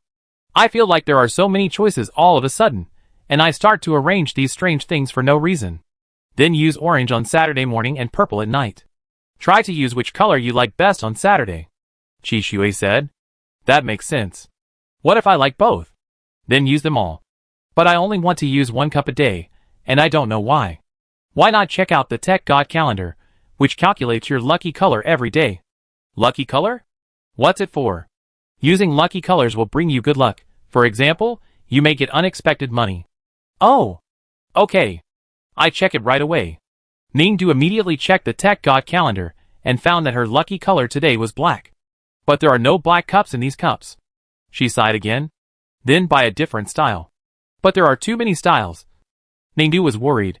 There were only a few styles on Halpin.com before, so I didn't have to choose it all. I'm so tired now. Why don't I help you decide? That's fine, Ningdu said, and sent 4 product links. I bought it. You bought it? Yes. Are you short of cups too? Yes, but I don't know which of these 4 is good. If I buy it, I fill in your address and send it to you. You can help me find the best one after you receive it. For black cups, I don't think I can use them all. My schedule is full from Monday to Sunday. Then use them in specific scenarios, such as link 1 for juice, link 2 for tea, link 3 for milk tea, and link 4 for porridge. But I only drink boiled water. Everyone likes juice and milk tea, why do you? I don't drink it. It's too expensive. I have a few drink coupons. I won't use them. You can spend them for me when the time comes. They will expire if I keep them. Oh! Is it solved now? I don't think so, Ningdu pondered. The cup in the first link is in the shape of a brown bear. Is it more suitable for drinking juice? But it doesn't go wrong to drink milk tea with a brown bear cup. Yeah, I think so too. Well, let's put juice in it. Why? I think juice and brown bear shape are more suitable. That makes sense, Chi Shui said. What's suitable for the petal shape? The fruit tea and flower tea in the drink coupon you gave me seem suitable. If it were me, I would choose fruit tea. Why?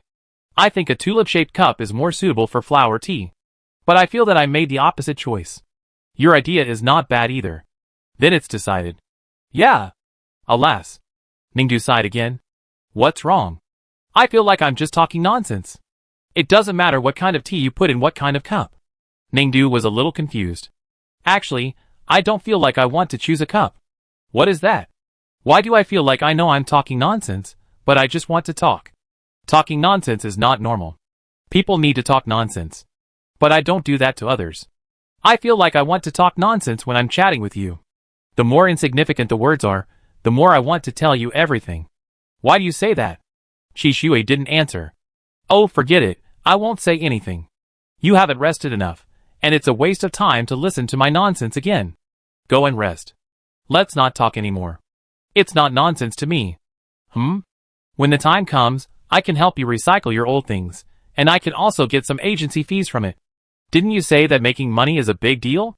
Helping you is also helping myself make money, which is a big deal. Oh, that makes sense. But I still don't understand why I have to tell you so much about which cup to choose. I should quickly choose the cup and let you rest. Anyway, which cup I choose will not affect your agency fee. Ningdu said, why? After a while. After a while, Ningdu said again, oh, I thought of it. What? Because there is a contract. The contract stipulates that we must have a long conversation every week. Isn't it just to complete this task that I have said so much today? Oh yes. No wonder I want to talk nonsense with you so much.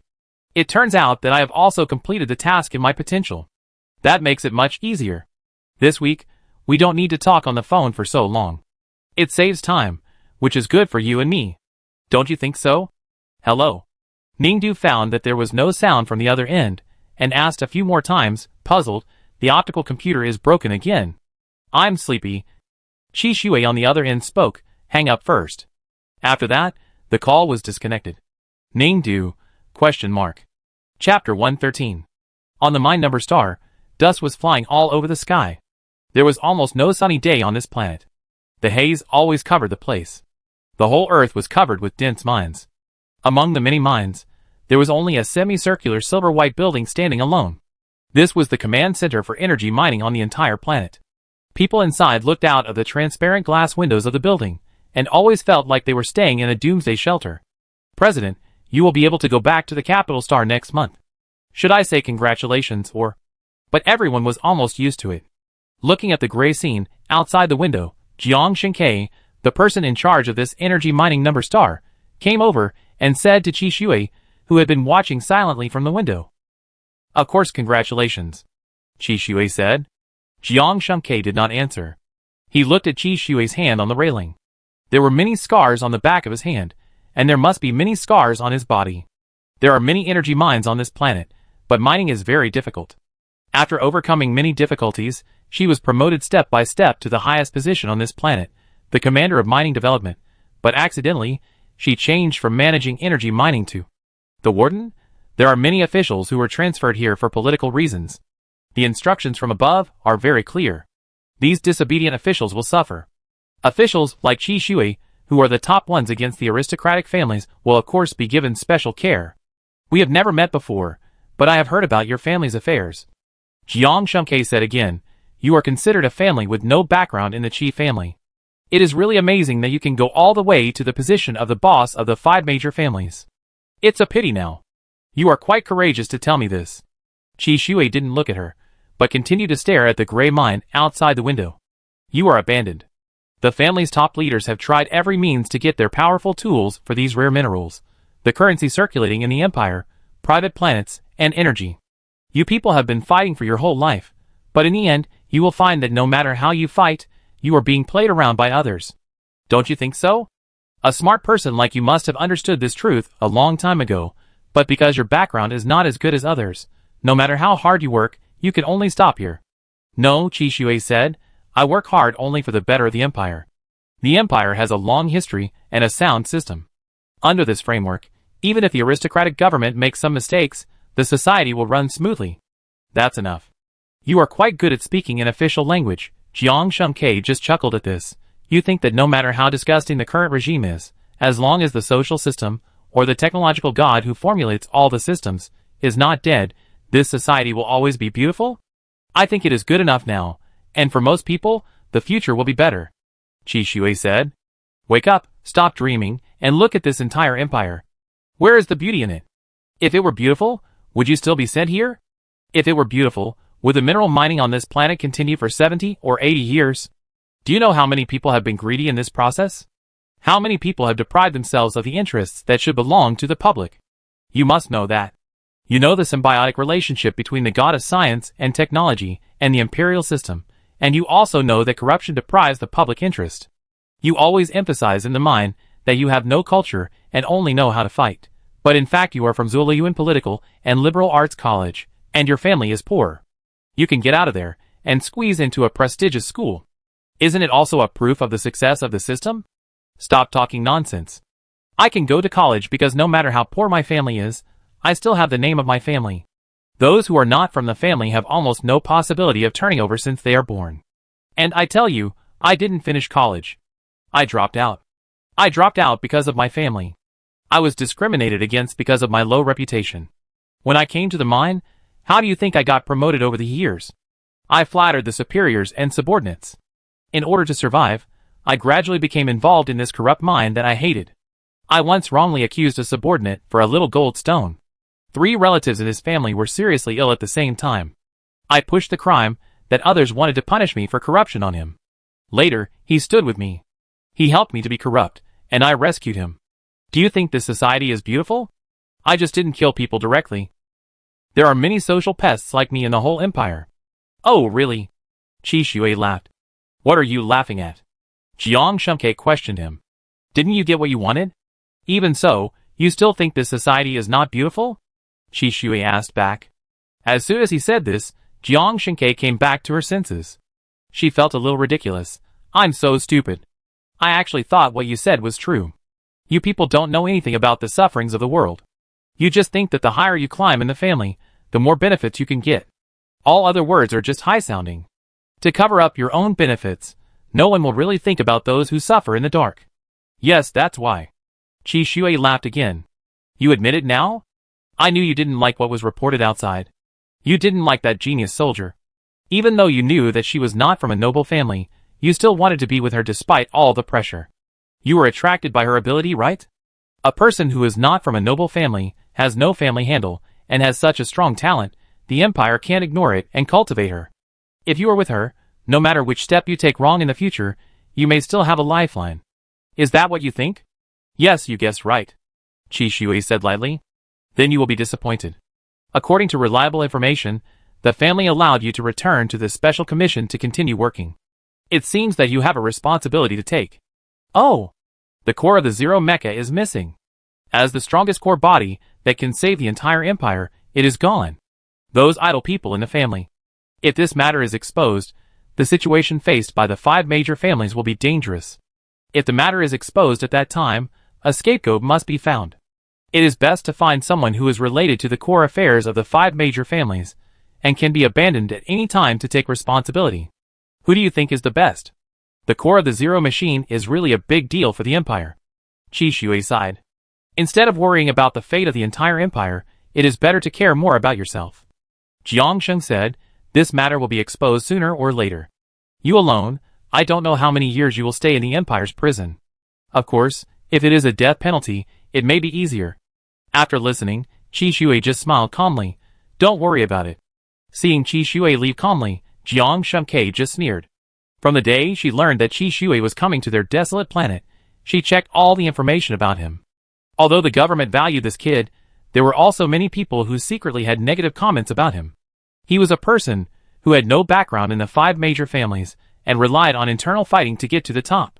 This kind of person was too ambitious, but unfortunately, there was no support from the power behind him, and it was only a matter of time before something went wrong. Jiang Shengke actually felt a sense of sympathy for Qi Shui. They were also people with little power, but great ambition.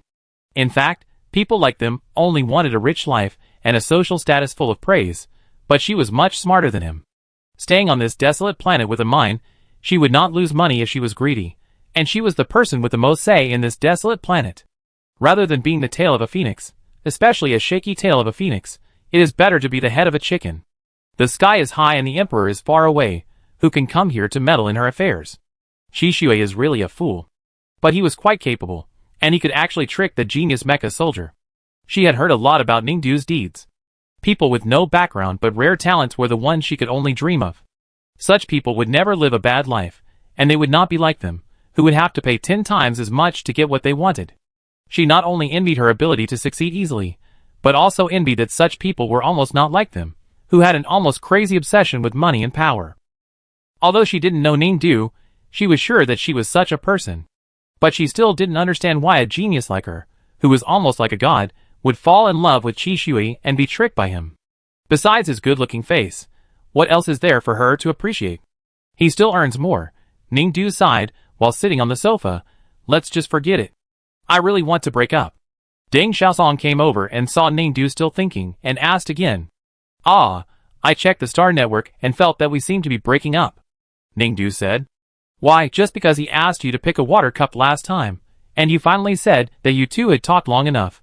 The contract task was completed, and hoped to hang up the phone early. Deng Xiaosong asked, that time he ignored you for a long time, but didn't he contact you later? It was this time. Ningdu said. What's wrong? What happened again? Deng Xiaosong asked. Ningdu sighed and exchanged her and Qi Shui's laptops to check each other's private information. Qi Shui found that his laptop desktop background was Ningdu's photo, but Ningdu's was not, but the god of wealth of Blue Star in ancient times. He asked her to change it, but she refused. Qi Shui ignored her and told Deng Xiaosong. It's not that hard to change the desktop. Deng Xiaosong asked. That's the fortune map I asked the god of technology for at 8.88 yuan. Ningdu sighed. Deng Xiaosong, 8.88 yuan is really a huge amount of money for this stingy guy. What should I do? He ignores you again. Oh, so because of this, you think you can't continue? Ningdu pondered. He hasn't contacted me for 2 months, which is very abnormal. I asked the Star Network robot to analyze it. This is probably a sign of breaking up. What should I do? Deng Xiaosong asked again. Alas, Ningdu sighed, if we really break up, I will be very sad. Yes, Deng Xiaosong squinted at her, it will be difficult to find someone as handsome as him after the breakup. Why don't you consider Cheng Yuqin? Cheng Yuqin is not as rich as him. Ningdu said sincerely. That's true. Those who are as handsome as him are not as rich as him, and those who are richer than him are all old bald men with big bellies. Deng Xiaosong said, then you should apologize to him and change the desktop to his photo or a photo of you too. He ignores me at all. Ningdu said again. Deng Xiaosong, in the final analysis, I said one thing, but the other party still can't feel your love. Oh, forget it, you don't know anything, I wish you good luck. In fact, according to the usual situation, Deng Xiaosong is very happy to help her leader analyze the emotional status again. After all, this is also a way to help the leader solve problems. Maybe that perverted girl will give her a raise if she is happy. But she really doesn't feel like it. She has received a lot of news in the past few days. The matter of the Empire's retrospective gate can't be covered up. Now more and more people know about it, and there is news that the retrospective gate is about to open. More than 1,000 years ago, the Empire suffered a real destruction. All the planets collapsed and reunited in an instant. The radiation hidden in the deepest part of the planets gushed out instantly. At the same time, the planets collapsed and reunited quickly, and the external barriers were destroyed. A large amount of radiation energy from the universe directly entered the planet, causing greater damage to the planet. Thousands of years ago, the spiritually awakened people entered a special coffin, destroyed themselves while preserving their genes, waiting for the disaster to pass, recloning themselves, and being reborn. Relying on the powerful preserved social neural network, they developed in the coffin, while performing social behaviors in their minds. When the robots that escaped the disaster rebuilt the entire empire after the disaster, these people truly walked out of the coffin again, walked out, and truly came into contact with the modern society that they were already familiar with in their minds. At the same time, with the help of the memories of the social roles they had played in their minds, they quickly connected seamlessly into this real society and integrated into this society. Many people feel that they have been living in this real world since they were born. How could they have been in a coffin before? Many people do not believe this. But as more and more evidence about the genetic coffin is published, more and more people find that this may be true. And even greater evidence is about to be presented to the world. That is the gate of retrospection. The scientists of the Empire have found a way to allow people to travel back to the world 1,000 years ago. The method is to enter the retrospection gate they have created. 1,000 years ago, the Empire's devastating disaster had not yet arrived, but people had long known that this disaster would eventually come. Everyone was making final preparations to build genetic coffins and preserve post-disaster reconstruction robots. It is said that there is a smell of doomsday everywhere. Going there can directly confirm whether the current psychics are clones of humans 1,000 years ago, directly proving the existence of that disaster. But what's the use of just proving it? Deng Xiaosong was thinking about this question. Did the top scientists of the Empire spend so much money to build a backtracking gate just to prove this? The existing coffin remains are actually enough to make people believe the existence of the disaster and the unusual process of the birth of people now. Everyone is living so peacefully now. Why do we have to go back 1,000 years ago? Many people have this question. This is the root of everyone's panic now. There was a rumor before that the destruction 1,000 years ago was caused by a destroyer with a time machine. The god of science and technology predicted that the empire would be destroyed 5 centuries after this century, and then it became this century. Although this matter has been a hot topic for a long time, not many people really believe it. It is very uncommon for the god of science and technology to modify prophecies, and it is almost impossible. Before, Deng Xiaosong talked about this matter with Ningdu, but it was actually gossipy, but now she really can't gossip anymore.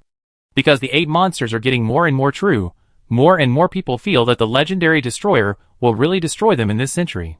And the backtracking gate is really built, and will be opened soon. Why is Deng Xiaosong so sure that the backtracking gate will be opened?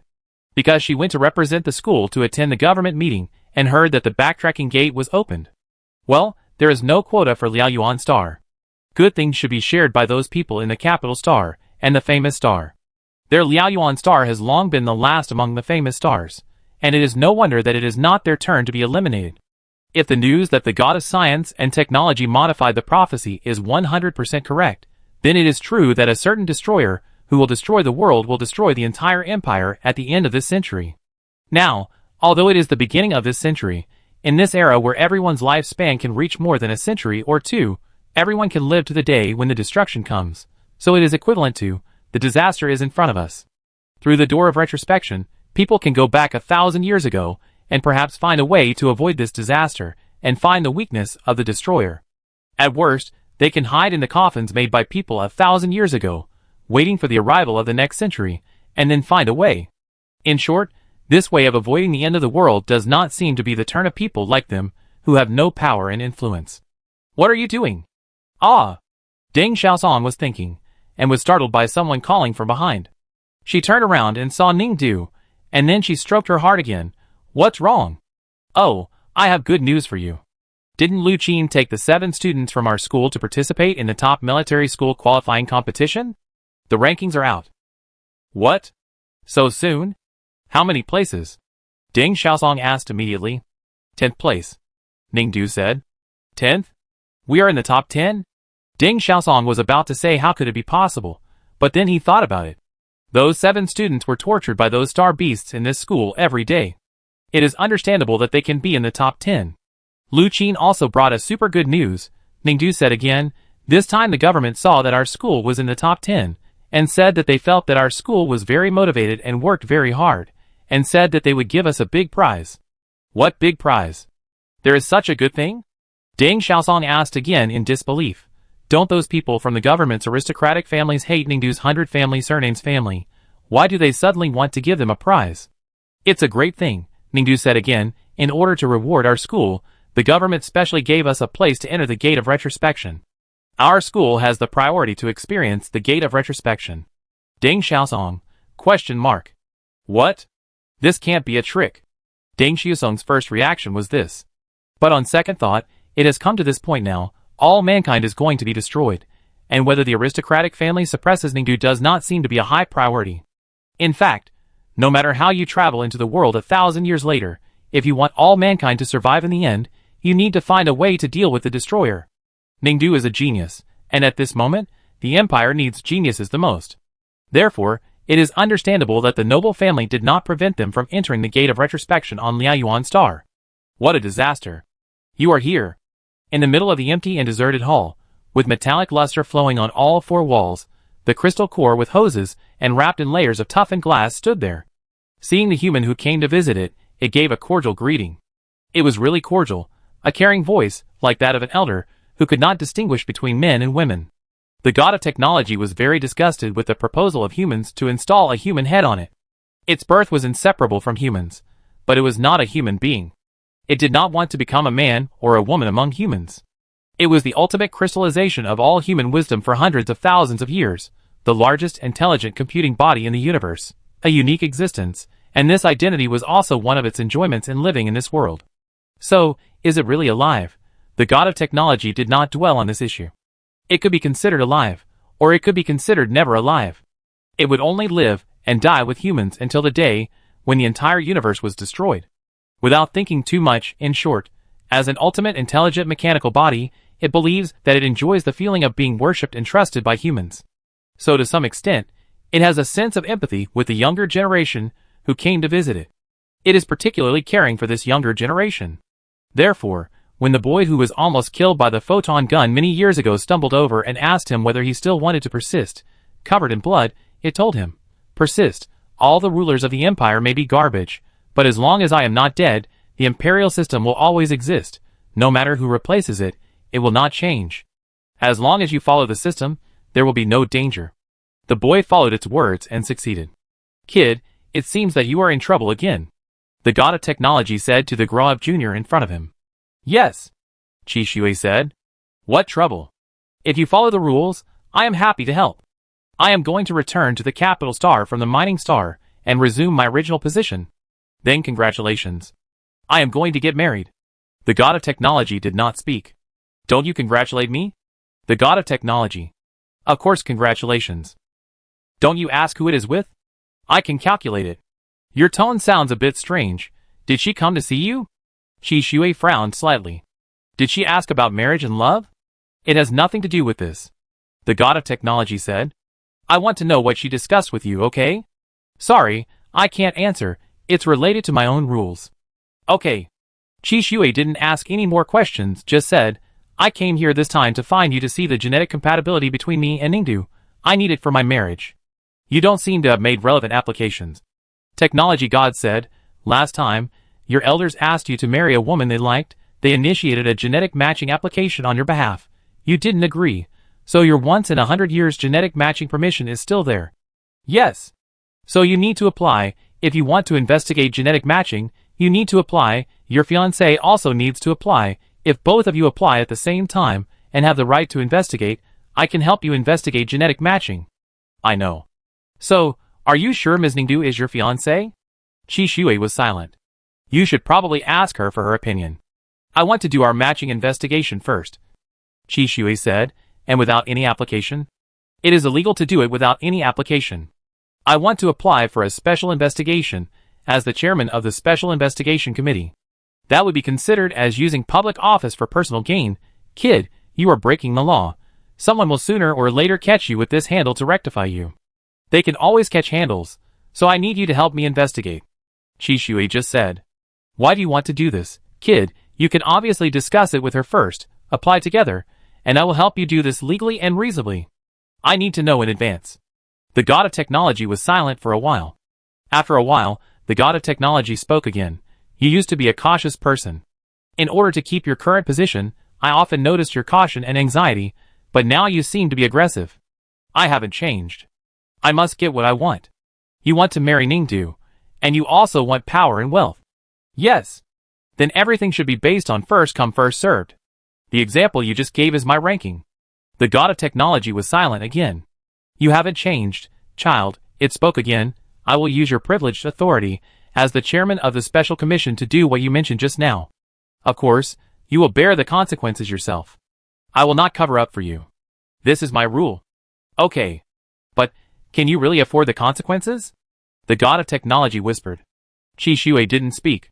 Soon, the god of technology investigated his genetic compatibility with Ningdu for him. The results came out soon, and the god of technology sent them to his optical brain. The moment he saw the numbers, Qi Shui's days in the mine wasteland and his contact with Ningdu, all the unspeakable torment seemed to be relieved. His genetic match with Ningdu is 78%. Only 78%. Couples can get married if they reach 85%. Couples who actively apply for a match survey can basically reach 90%, while two strangers who have nothing to do with each other can only reach about 75%. Qi Shui smiled to himself. The originally cold hall of the god of science and technology became unusually quiet. My problems have been solved, I'm leaving. Qi Shui lowered his head and turned to leave. Thank you, he finally said in a low voice.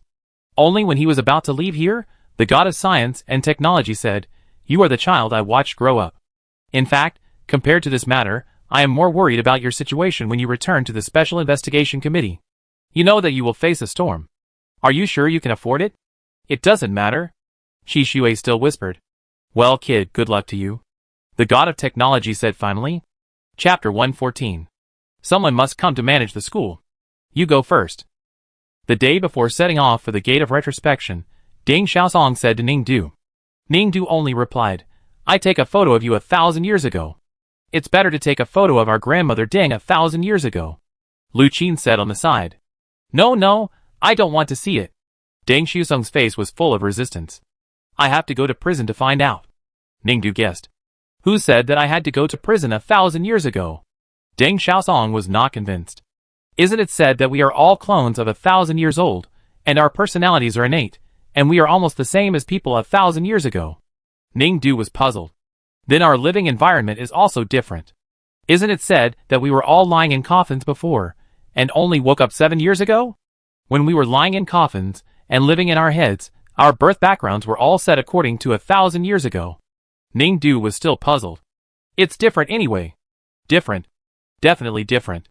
Ding Xiaosong fiercely objected. Ningdu, oh. Ding Xiaosong, Alas, I really envy you, Xining. My parents won't let me go with you. They said, we have to wait until my sister finishes her official duties before our family goes together. Lu Qin said regretfully, Actually, I really want to go with you. I have a feeling that I would still be friends with you 1,000 years ago. If I could see you, I would take a picture of you 1,000 years ago and send it to you. Ningdu said again. Lu Qin, if I wasn't very good 1,000 years ago, don't send me, forget it, don't send me. Ningdu, why do you seem to be afraid of seeing yourself from 1,000 years ago? I am afraid of seeing another real self. Lu Qin thought for a while. Don't you think that we are actually living our imaginary selves? For example, I was born as a soldier, and my mecha driving skills are not good enough. But I always think that I am an excellent person, and I can overcome these problems in the future. But I have thought so since my freshman year, and I have not overcome them until my senior year. But after I started working, I still feel that I can overcome them. How should I put it? Sometimes, I can't accept some of my imperfections. If I go back 1,000 years ago, I find that I can't overcome these problems in my life. Alas, anyway, it's hard for me to accept it. Ding Xiaosong nodded vigorously to show his agreement. Besides, even if the person 1,000 years ago is very similar to me, they are still different. What if this tiny difference makes me uncomfortable? Just think about it. Just take me as an example. I am such a pure and loyal person. If I go back 1,000 years and see someone who is exactly like me, hugging people on both sides and having several boyfriends, how can I bear it? Ding Xiaosong. ? So Xianing, do you think this is the truth? Lu Qin asked Ningdu again. Ningdu pondered for a long time. Lu Qin, Ningdu, no. No. Lu Qin was puzzled. It seems that I don't have any of the experiences you mentioned. Ningdu said again, I can't say why. The fact is that Ningdu does not have the emotions that Lu Qin said. Sometimes she can actually feel that she is vague about herself. She sometimes feels empty about herself, and what kind of person she is. As if she is incomplete. Fortunately, a large amount of savings makes up for this, and she now feels more secure. Deng Xiaosong looked at Ningdu carefully. Oh, it's almost time. I have to get ready. The gate of retracement notified me that I will leave tomorrow, so I have to pack my luggage today. Ningdu said again, it's getting late. Why don't you go back to sleep first? It's expensive to keep the light on in my room. How do you pack your luggage in the dark? Deng Xiaosong asked back. Light a candle. Ningdu replied. Deng Xiaosong, forget it. She already knew the stingy nature of this girl. But after thinking for a while, Deng Xiaosong asked again, but you have entered the gate of retrospection. What about your partner? He doesn't know yet, right? He just came back from that deserted planet. Has he contacted you? Oh, he contacted me. Ningdu just said. You haven't met yet? Well, he just officially rejoined the company today, so he doesn't have time. What should I do? You have to go to the gate of retrospection tomorrow. You have been in love for so long, but you haven't met once, and now you can't meet again? Well, it's like this. Ningdu just said. The next day, Ningdu was going to leave for the gate of retrospection. He put on his backpack early in the morning and boarded the spaceship to the capital planet. After a long few hours, the spaceship arrived at the capital planet. The dedicated aircraft had been waiting for Ningdu for a long time. As soon as she was picked up, she was sent to a small island on the capital planet. In the vast ocean, this small island seemed a little lonely. There are many stations to enter the gate of retrospection, and it is almost possible to send only one person to each station at a certain time period, so Ningdu Station Island is only waiting for her at this time. After Ningdu arrived at the island, she found that it was connected to a road. The road was a bit long, and at the end of the road was a huge round machine. The robot that brought her to the island said that she needed to walk through this long road that seemed to be laid on the sea first. Walking on this road, the surrounding machines will automatically perform physical examinations on her and record her various data. When she reaches the end of the road, she only needs to enter the huge sphere. Principal Ning, are you ready? The two robots who brought her here asked, if possible, we will accompany you in. On the isolated island in the vast ocean, there is only one human, one road, a huge machine, and two robots with beating mechanical hearts. Ningdu raised his legs and prepared to set foot on the road to the gate of retrospection. It was also at this time. A familiar sound of a flying machine came from the sky. She thought she was hallucinating, but when she looked carefully, there was indeed a flying machine coming not far away. Didn't they say that the gate of retrospection must wait for people from the same time period to enter before letting people from the next time period in? She was the only one in this time period, so why did someone else come? This was not in accordance with the procedure, and the appearance of the flying machine that came here was not like the one she was sitting in. Who was it? Ningdu watched the flying machine quickly land in front of her, and then a person came down from it. She didn't expect it. She didn't expect Qi Shui to lose a lot of weight after going to the desolate planet. Qi Shui hurried down and only said to Ningdu, "Can you go 2 days later?" Ningdu, why? This is the first time we have met in the past 6 months. Qi Shui said again, you have lost a lot of weight. It feels like you have suffered on the deserted planet. Ningdu said, you have lost weight too. Qi Shui also looked at her and said, well, it seems that neither of us needs to go to the hospital to see a doctor for excessive obesity. Ningdu said again. Qi Shui smiled and said, Xiao Ning, I couldn't leave the office building yesterday, but starting today, I will apply for a vacation. Let's play together for 3 days, and then go to the gate of backtracking together, okay? But I want to go today. Can it be 3 days later? I don't want to. Why? Qi Shui asked. I just really want to know what I was like 1,000 years ago. I really want to know. Ningdu said. But we just met. Yeah. We should spend a few days together first. Come back. Ningdu imagined. Then I go into the gate of retracement with you. Qi Shui said. You can't do it now. I feel like you still have a surveillance camera on you. Wait until you've settled your own affairs before coming down. Ningdu said. I don't want the surveillance camera on you to monitor me too. You're right. Qi Shui whispered. So I'm leaving. You have to leave, right? Yes. Okay, then I wait for you to come back, Qi Shui said. Ning didn't say anything, turned around and continued to walk towards the gate of retracement. But as she walked, she couldn't help but stop, and finally turned back again, looking at Qi Shui and said, I have something else to tell you. You said? Let's break up. Why? Qi Shui looked into her eyes. Actually, I know you are tolerating me. I am not a fool. I am also quite smart. In fact, I know that you are sometimes coaxing me, recycling my worthless things and giving me money. You are really very good to me. So I found that although I like you very much, I just like you very much. Ningdu looked at him. Qi Shui didn't speak. I can abandon you for many things such as now. Ningdu said, if I like you very much, I will cancel the trip to the gate of retracement immediately, stay with you, and wait for you to go to the gate of retracement together. That's what the Star Network said. But now, she continued, I just want to go to the gate of retracement. I just want to see the world 1,000 years ago, and know what I was like 1,000 years ago. I don't seem to have any interest in you. Whether you come back or not, whether you are by my side or not, I don't care. Ningdu said again. Qi Shui just looked at her, still silent. At first I liked you very much and wanted to chat with you, but we didn't seem to have the same ideas. I often didn't know why I made you angry. Anyway, I think it was because of this. I slowly understood. Qi Shui said, I won't be angry in the future, I won't not reply to your messages, I will contact you in the future. No. Ningdu shook his head, you are right, but I suddenly realized that I like you just because you are beautiful, rich, and willing to spend money on me. There is nothing else. This is normal. Qi Shui said, it's normal for you to like me because of these, and I am happy to do so. So I am happy to accept someone with the same conditions as you. Ningdu said, in fact, in the end I just want to tell you, Qi Shui, now think about it, I should actually not like you. Qi Shui looked at Ningdu.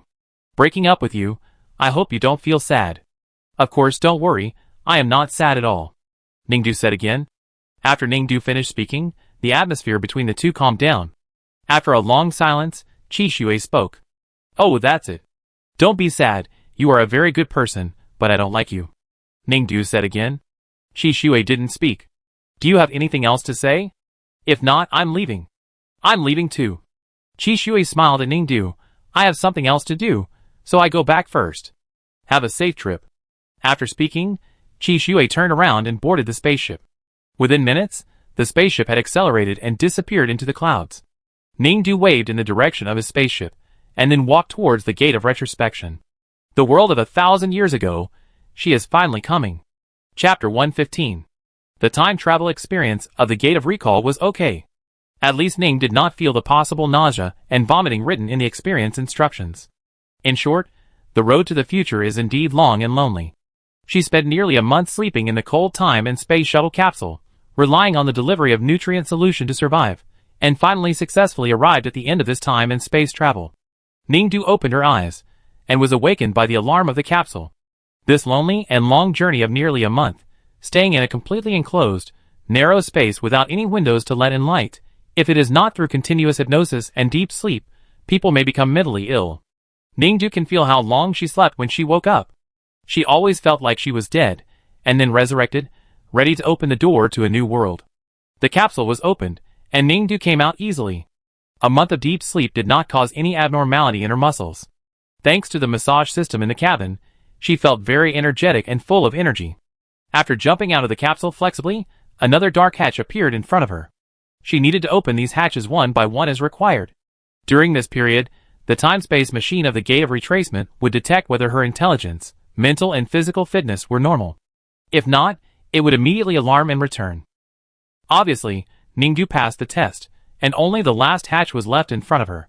Opening this hatch, it is the world of 1,000 years ago. Ningdu certainly did a lot of psychological preparation. Because the people of her time were actually clones of the people of 1,000 years ago, and the society was also a continuation of the society of 1,000 years ago, the planet 1,000 years ago was broken and rebuilt. Those reconstruction robots took 1,000 years, but they only repaired the entire planet and established a social network. The scientific and technological level of the entire human race was stagnant. So, logically speaking, the society 1,000 years ago should be similar to the one she was in. So Ning didn't worry much and opened the cabin door directly. The moment the cabin door was opened, the air outside the cabin hit her face. She faintly smelled the smell of gravel. Is it night? Ning had this doubt. The light coming through the crack of the door was not bright. When the entire cabin door was opened by her, she felt the whole world. First, the noise that came into her ears was the familiar hustle and bustle of the city, the sound of holographic advertisements flashing neon lights, the traffic on the streets, the aircraft whizzing through the sky, and the footsteps and noise of pedestrians. Everything was so familiar. But what she saw when she opened her eyes was a piece of khaki. The sky was not blue, but khaki. This khaki covered the towering buildings, every tree, and every person. The electronic clock on the tall building in the distance clearly read that this year is October 23rd, 12998 in the imperial calendar, and the date in the world she is in is October 23rd, 14034 in the imperial calendar. Almost 1,000 years ago, Ningdu remembered that before entering the Gate of Retrospection, the government had reminded that everyone who entered the Gate of Retrospection would not necessarily land on the set year, month and day, and there would be some deviations. In the year 12998 of the imperial calendar, according to the date of her era, the empire collapsed 1,000 years ago, in the year 12999 of the imperial calendar. Wow, there is only 1 year left. Ningdu looked up at the sky. I don't know how long the sandstorm will last. Ningdu wanted to walk aimlessly on the street, but as soon as he got out of the cabin, he was detained by the police on the roadside. The police who detained her included robots and real police. No one was too curious about her, a person who came out of a big machine that fell from the sky. They just asked her name and took her away. When she arrived at the police station, Ningdu found that she had landed on Zuluyuan Star. Suddenly, an idea jumped out of her mind. I heard that the memories, social identities, and growth trajectories of people in their era, including the growth trajectory in the coffin, were all imitated from people thousands of years ago. So, could it be that she was also called Ningdu 1,000 years ago, and what if she happened to be studying at Zuluyuan University? Your name is Ningdu. After the police took her blood sample for identity testing, they sat opposite her and said to her, Yes, Ningdu replied. If there really was a Ningdu in this world thousands of years ago, and she was a complete clone of her, then if she went for a blood sample test, the police would only really find out her identity in this world. As expected, the next second the police said, Aren't you a student of Wanfeng University? Didn't you report to go to the numbered star for training a few days ago? Why are you here again? Ningdu suddenly realized that she was studying at Wanfeng Military Academy 1,000 years ago. Oh, I came out to play during the holiday. Well, but you didn't provide relevant documents when you shuttled between planets, which is also illegal. Now, we can only send you back to Wanfeng University. The police said again. Okay. Come with me, I take you to the spaceship. The police just said. Ningdu got on the spaceship with the police. Looking down from the spaceship, the entire Zhuolu star was shrouded in endless yellow sand. Until Ningdu was sent back to Wanfeng University on the capital star, and the police left, they didn't ask a single question about her. For example, why did she suddenly land in the downtown area of Zuluyuan planet, and come out of a giant machine that had never been seen before? After saying goodbye to the police, Ningdu walked into the gate of Wanfeng Military Academy. Just now, the police called someone and said that Ningdu was back, and then someone on the other end of the phone said okay, I'd be here right away. So who had come to pick her up? Ningdu stood at the door, and waited for a while, and a familiar figure really came over. She opened her eyes wide, and felt a little surprised. The person who came to pick her up was EC. I haven't seen EC for a long time. The last time I saw him was at her school, Liaoyuan Star 10th Military Academy. EC raised questions in Cheng Yuqin's class and quarreled. Ningdu happened to pass by, and was shaken by EC to make a decision for him. In the end, Ningdu said that she had a stomachache and found Ding Xiaosong to let her deal with it. I don't know how she dealt with it in the end. Anyway, Ningdu avoided EC and left. But I didn't expect to meet him again today. It's been a long time since we last met. He is still pretty and cute. EC hurried over, panting as he looked at Ningdu and said, Why did you suddenly come back? EC, Ningdu said. What's wrong? EC took her hand. Oh, it's still EC. Are you okay? Why did you suddenly go to Zuluyuan? Did the police send you back? Did something happen during training? EC asked. Ningdu said, No, I was traveling and lost my planet pass. The police found it and sent me back. Oh, so that's it. That's fine. I'm glad you're okay. EC breathed a sigh of relief, then hugged Ningdu. I'm really worried that something will happen to you. If something really happens, I won't have a girlfriend. Ningdu, It seems that her social relationships in this world thousands of years ago are still a bit complicated. Okay, are you hungry? I treat you to a meal, He said again. After saying this, Ningdu did feel a little hungry. Yes, a little.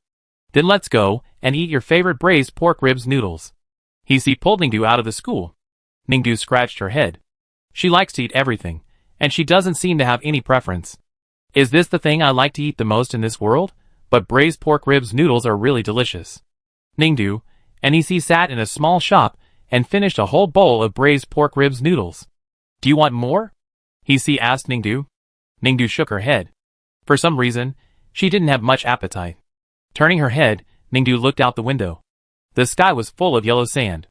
Just like Zuoliyuansing, there were sandstorms. The restaurant was quite quiet, with only the tiny sounds of people eating noodles and the advertisements playing in the restaurant. People on this planet, who are known as philanthropists, charity organizers, and great entrepreneurs have all done interviews and said that they love to eat braised pork rib noodles.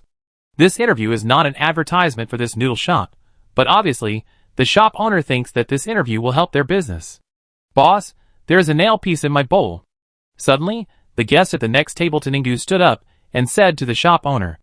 The shop owner came over and indeed saw a green nail piece in the noodle bowl of the short-haired guest. Their chef in the back kitchen has green nails. I'm sorry, can I pay you double the meal price? The boss said to the guest. The guest waved his hand. No need. Thank you. The boss said again. The customer nodded and said, your food tastes good. Then she paid for the meal and left. Ningdu had been watching this scene carefully. Actually, there was a hair in my bowl of noodles, but I picked it out just now. He lowered his voice and said to Ningdu. Don't you tell the boss? Maybe he will double the compensation. Ningdu asked. He smiled and said, no need. After eating, Ningdu and He returned to school. After chatting with He, she realized that she was only 20 years old now. He was 1 year younger than her, but they were in the same grade. She was in the single soldier major, and He was in the mecha engineering major. In the future, she was a mecha operator, and he was a mecha engineer. They fell in love last year. He would repeatedly talk about his past, how unfortunate he was on the numbered star, but a kind person saw his talent and helped him. Is that person surnamed Liu? Ning asked He. He was stunned. How do you know? Ning said nothing. Although she is a woman, she really just saw my talent and helped me. There is really nothing between us, really. He began to emphasize hurriedly. Ning imagined that if everyone's script in her era was arranged according to the present thousands of years ago, then He was lying. But it didn't matter whether she lied or not. She admired He's beauty from the bottom of her heart, but she didn't have much interest in him. Compared with questioning He's love history, Ning was more interested in the fact that the script she got in her own era seemed to be too different from the present. She was born in the numbered star, and went to Zuoliyuan University. Later, she became famous in the military school league, and rebuilt the 10th military school of Liaoyuan Star. But here, she was born in a noble family, had parents, and lived in a good environment since childhood. She successfully went from the famous primary school of the capital star to Wanfeng Military University, which is what she often called Wanfeng Military School. The script is too different. But if you calculate it this way, it's also good. After all, she has a good family background. Well, she must be rich. Of course, these are all what she got from He indirectly. She doesn't know what her family does, and who her parents are. But so far, Ningdu has felt that this trip is not in vain. After returning to Wanfeng Military Academy, Ningdu of course went back to her dormitory curiously to look around. After all, every time she went to Wanfeng Military Academy, she lived in the underground office of the masters, and never went to their formal dormitories. This time she found out that Wanfeng Military Academy is too rich. The environment of this dormitory is better than her office in the 10th Military Academy of Liaoyuan Star. Everyone has their own kitchen, bathroom, living room and bedroom. The configuration of one bedroom and one living room, and a fully automated living system, this is not heaven, and Ningdu found another problem. The furnishings in her room 1,000 years ago are so expensive. It is very different from the style of her dormitory in Zuoliyuan and the office in Liaoyuan Star. The room was filled with exquisite ornaments, and all the items were very high-end. It was very consistent with her wealthy status 1,000 years ago. Is this still her? Ning felt strange. After visiting his office, He took her hand and said, Xiao Ning, Since you are back and have registered at the school, you should go to class in the afternoon. So soon? You skipped classes before, and applied to go to the numbered star for training in order to skip classes. Now that you are back, the school must hope that you will go back to class quickly. Oh, okay. Ning agreed. He had no classes in the afternoon, but the exam was approaching, and he said that he had to go to the mecha production room to punch in and build a mecha. The task was heavy, so he couldn't accompany her in the afternoon, but he would treat her to dinner in the evening. Ningdu agreed, and after seeing he off, he went to the underground office of Wanfeng Military Academy. Are the master brains from 1,000 years ago still there? Logically, they are. If her era was just a clone of the place 1,000 years ago, then the master brain should still be 7 brains. Ningdu walked to the familiar basement and saw the office logo of the master brains. She entered the office password lock of the master brains of her era according to her memory, and then the door opened. Ningdu walked in. Who opened the door? The 7 master brains shouted immediately when they saw the door open. Yuqin, go and have a look. The voice of the master brain came from the room again. Ningdu said nothing and walked towards her alone. It was Chung Yuqin. Seeing Chung Yuqin coming out, Ningdu quickly said, "Wow, you are here too?" Chung Yuqin looked at her for half a second. His eyes seemed to be looking at a stranger. Your name is Ningdu? Ningdu nodded, yes. Chung Yuqin frowned and asked her again, how did you know this place? Hearing this, Ningdu said in his heart, it seems that Ningdu of this era is not familiar with Chung Yuqin. I want to see my familiar brains. Ningdu said bluntly. Yuqin, who is the little girl at the door. Do you know her? Inside the door, the master brain soaked in nutrient solution suddenly spoke. Seeing that the master brains in the room were all looking at her, Ningdu understood again. It seems that Ningdu of this era is not familiar with the master brains either. If I remember correctly, you are a student in Class A, Grade 2 of the Single Soldier Department. Chung Yuqin stared at Ningdu again and said coldly, at this time, you should be in class, not trespassing into the school's restricted area. Oh! Since your department head has something to do, and asked me to take over, I will certainly take responsibility. You, Ningdu, Class A, Grade 2 of the Individual Soldier Department, will be punished once. Now go back. Chung Yuqin sternly drove him away again. Ningdu nodded. Without saying a word, he left. The yellow sand outside was indeed very heavy. When the wind blew, pedestrians on the road tightened their necks. But the weather was obviously not cold. Ningdu walked with his hands in his pockets, looking at the people on the road, as if he was watching an unknown documentary. The world was filled with a strange silence. She finally arrived at her class training ground according to the map. Report. She shouted at the door of the training ground. You are late. The training teacher said to her seriously. Sorry. Go in and train. The teacher said again. Ningdu said nothing more, and went into the training ground to train. In fact, she didn't train much. She just drove the school's training mecha around the training ground. Her eyes met with the teacher's repeatedly, but the teacher didn't say anything. Just like being late for class, which should be the most punishable behavior for the individual soldier department, the teacher didn't punish her at all, but just let her continue training. Ningdu looked at the classmates, who were training in the training ground. Everyone seemed to be just wandering around like her. When the bell rang, the teacher said to dismiss and left. The classmates didn't say anything and also dismissed silently. Ningdu looked at the classmates in the distance through the telescope of the school's training mecha. Some classmates kept their heads down while walking on the road and bumped into the people in front of them. The person in front of him was holding a pile of bottles and broke them all. The person who bumped into him made a gesture, as if to say sorry. Then the person who was hit also waved his hand. After the person who hit him left, the person who was hit began to quietly pick up the bottles. Other people on the road were walking slowly, rarely attracted by the things around them, such as the person who was hit and the person who hit him. Only people passed by them, and no one stopped to watch. It seemed that nothing happened. Ningdu was hungry and wanted to go to the cafeteria to eat. She made an appointment with Hisi to meet in the cafeteria. She waited in the cafeteria for a while, but no one came. Ningdu just ordered another bowl of pork chop noodles in the cafeteria. The chef had already made it, but she hadn't paid yet. After all, Hisi said it was delicious, and he treated her. Classmate, the noodles are ready, why haven't you paid yet? The cafeteria chef brought the pork chop noodles to the window. Ningdu sighed. After waiting for a long time, Hisi didn't come, so she could only pay first. Otherwise, the noodles will clump and won't taste good. If they don't taste good, It's a loss. Ding. After paying for the noodles with fingerprint information, Ningdu took the noodles and went to find a seat. Not far away, on a double seat facing each other, a familiar figure was sitting. Ningdu walked over with the noodles and sat opposite Chung Yuqin. Chung Yuqin, who was eating, looked up. What's wrong? Ningdu asked him. Chung Yuqin put down his chopsticks and looked at Ningdu. Ningdu? ? If I remember correctly, your name is Ningdu. Chung Yuqin looked at her again and said, Yeah. Ningdu nodded. You are already a sophomore in college. You should not be unaware of the school rules. Chung Yuqin said again. Ningdu? ? Don't do this next time. Chung Yuqin asked her again. Ningdu? ? After Chung Yuqin finished speaking, he stood up, took the plate, and left his seat. Ningdu was puzzled by his behavior, and went to Xingwang to ask about the possible reasons. Xingwang's answer was that Chung Yuqin might be trying to avoid danger. The military academy has strict discipline and strict restrictions on the relationship between teachers and students.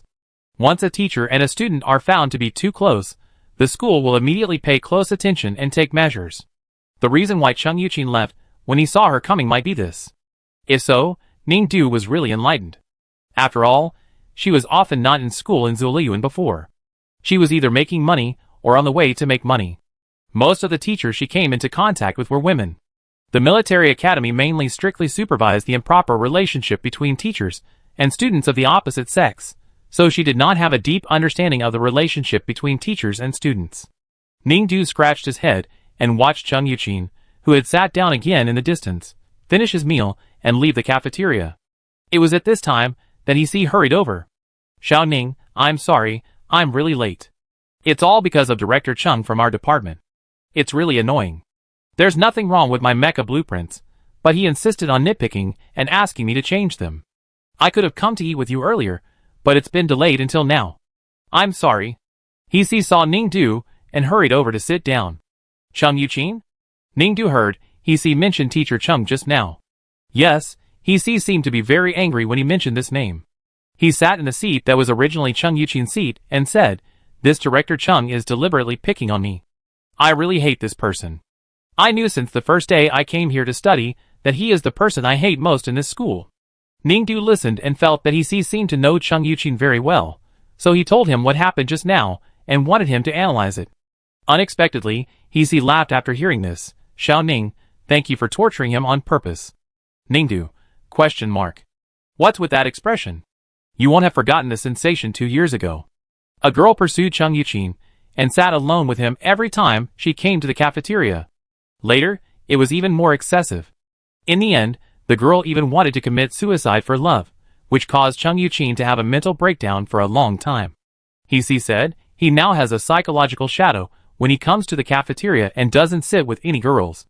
Everyone knows this, but you really dare to torture him, which is also considered ha ha ha. He laughed so hard, but as he was talking, he saw that Ningdu had already eaten and remembered something. Xiao Ning, didn't I say I would treat you? Why did you pay for it yourself?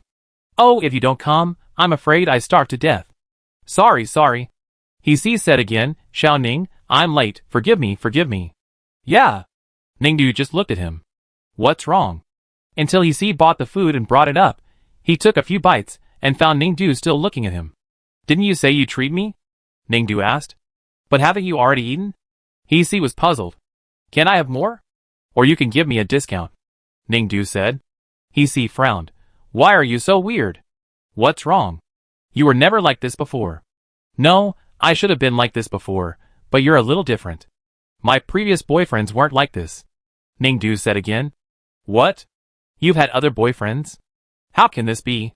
We agreed to be each other's first love. He was anxious. What's wrong with first love? It's just my first love.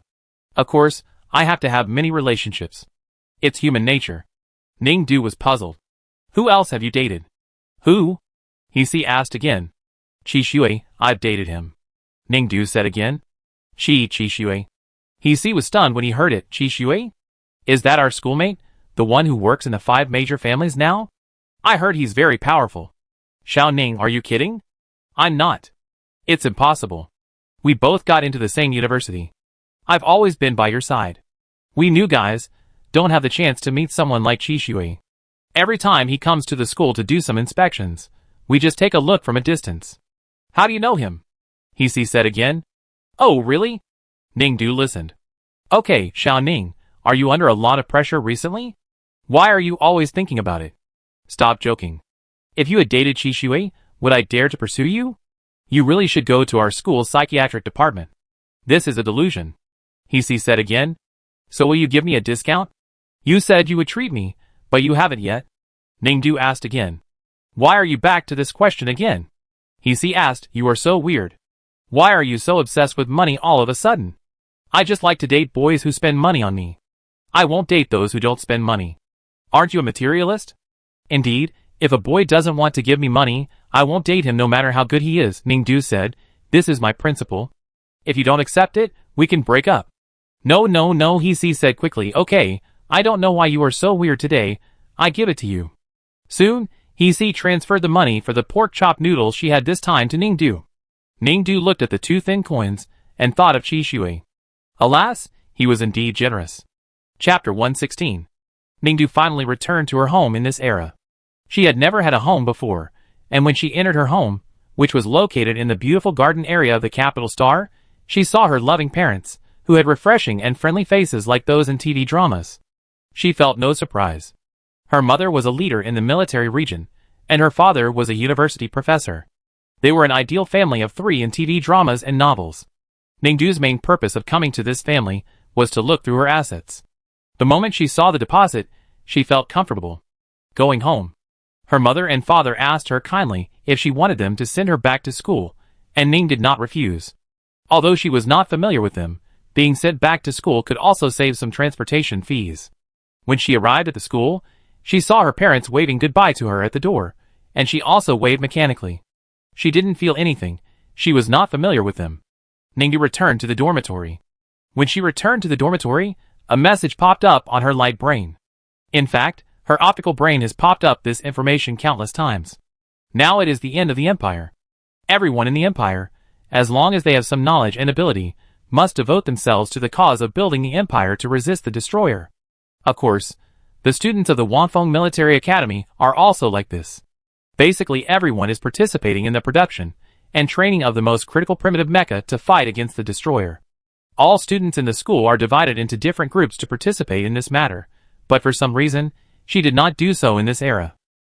So the school will keep sending messages to warn her that she must join the group immediately and contribute to the production of the primitive mecha with other students. Originally, as a single soldier, she should join the mecha training group, but now, there is only one free group. It was Chung Yuqin's mecha production team. Chung Yuqin had just come down from the core component task of the original mecha. After completing the core component task, he formed his own team in Wanfeng and continued to invest in the production of other key components of the original machine. Ningdu had no choice. Do you want to join Chung Yuqin's team? Current team members 2/3. The light brain quickly popped up a prompt. Ningdu chose to confirm. The next day, Ningdu appeared in Chung Yuqin's mecha production team. Chung Yuqin repeatedly confirmed Ningdu's registration information, and then asked, "You are a student of the individual soldier department. Why do you come to the mecha production team instead of the mecha testing team?" "The mecha testing team is full," Ningdu explained. Chung Yuqin was silent for a long time, and then said, "To resist the rumored destroyer and the mecha against the end of the world, the original machine, we are now making its A-level parts, which are very critical. You are a single soldier, and can't help much." "Oh," Ningdu said, "then can I quit?" It was also when he came here that Ningdu realized that Chung Yuqin's mecha production team was busier than ordinary teams, with a lot of work. Basically, all day long, except for classes, meals and sleep, time has to be contributed to it. Ningdu regretted it. "No," Chung Yuqin said, "your name has been entered into our group's information database through the school system, and our group just happened to have a classmate who temporarily withdrew from school, so you replaced her number information and joined us successfully, so you can't leave." "What if you have to leave?" "Change group, or die," Chung Yuqin said.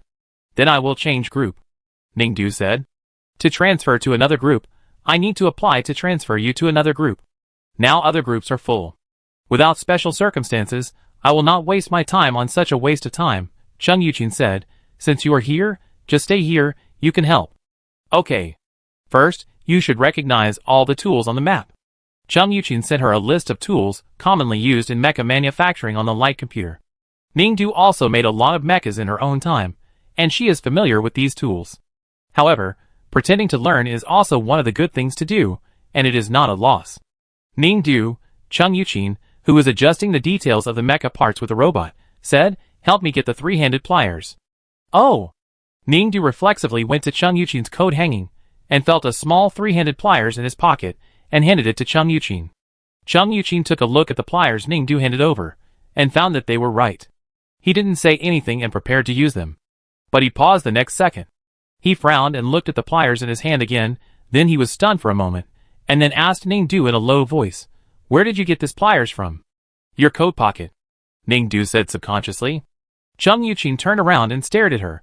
"How do you know that there are three-handed pliers in my coat pocket?" Ningdu paused. Oh, in her time, Chung Yuqin had such a habit. Every time she and he appeared in the basement office of the Master Brains at the same time to study mechas, Chung Yuqin would take out a special three-handed pliers from his coat pocket. It was exactly the same as the one she gave Chung Yuqin now. Ning did not explain, and Chung Yuqin did not ask again. There were few other sounds in the mecha production room except the mechanical sound. It was not until the end of the day that Chung Yuqin said that since all the people were here, he did not plan to add any more team members. Therefore, as the team leader, he needed to hold a meeting to discuss the next task plan. Ning knew about this and only said, "Oh, I knew your team had 3 people before I came, but I haven't seen the third person yet." "Yes, teacher, I want to use you." Chung Yuqin corrected her seriously. "Okay. I got it." Chung Yuqin continued to correct. "I got it," Ning said honestly. "As for the other member you mentioned, he is not convenient to come here, and only communicates with us online, mainly designing drawings, not involving heavy production." Chung Yuqin explained to her again. "Okay," Ning said again. "Yes, I got it." Chung Yuqin continued to look at her. Ning also looked at Chung Yuqin. "Okay," she replied. Chung Yuqin no longer entangled with her about this. The online meeting started soon. "Another member is not available. You will hear his voice soon. You can call him. Number 2.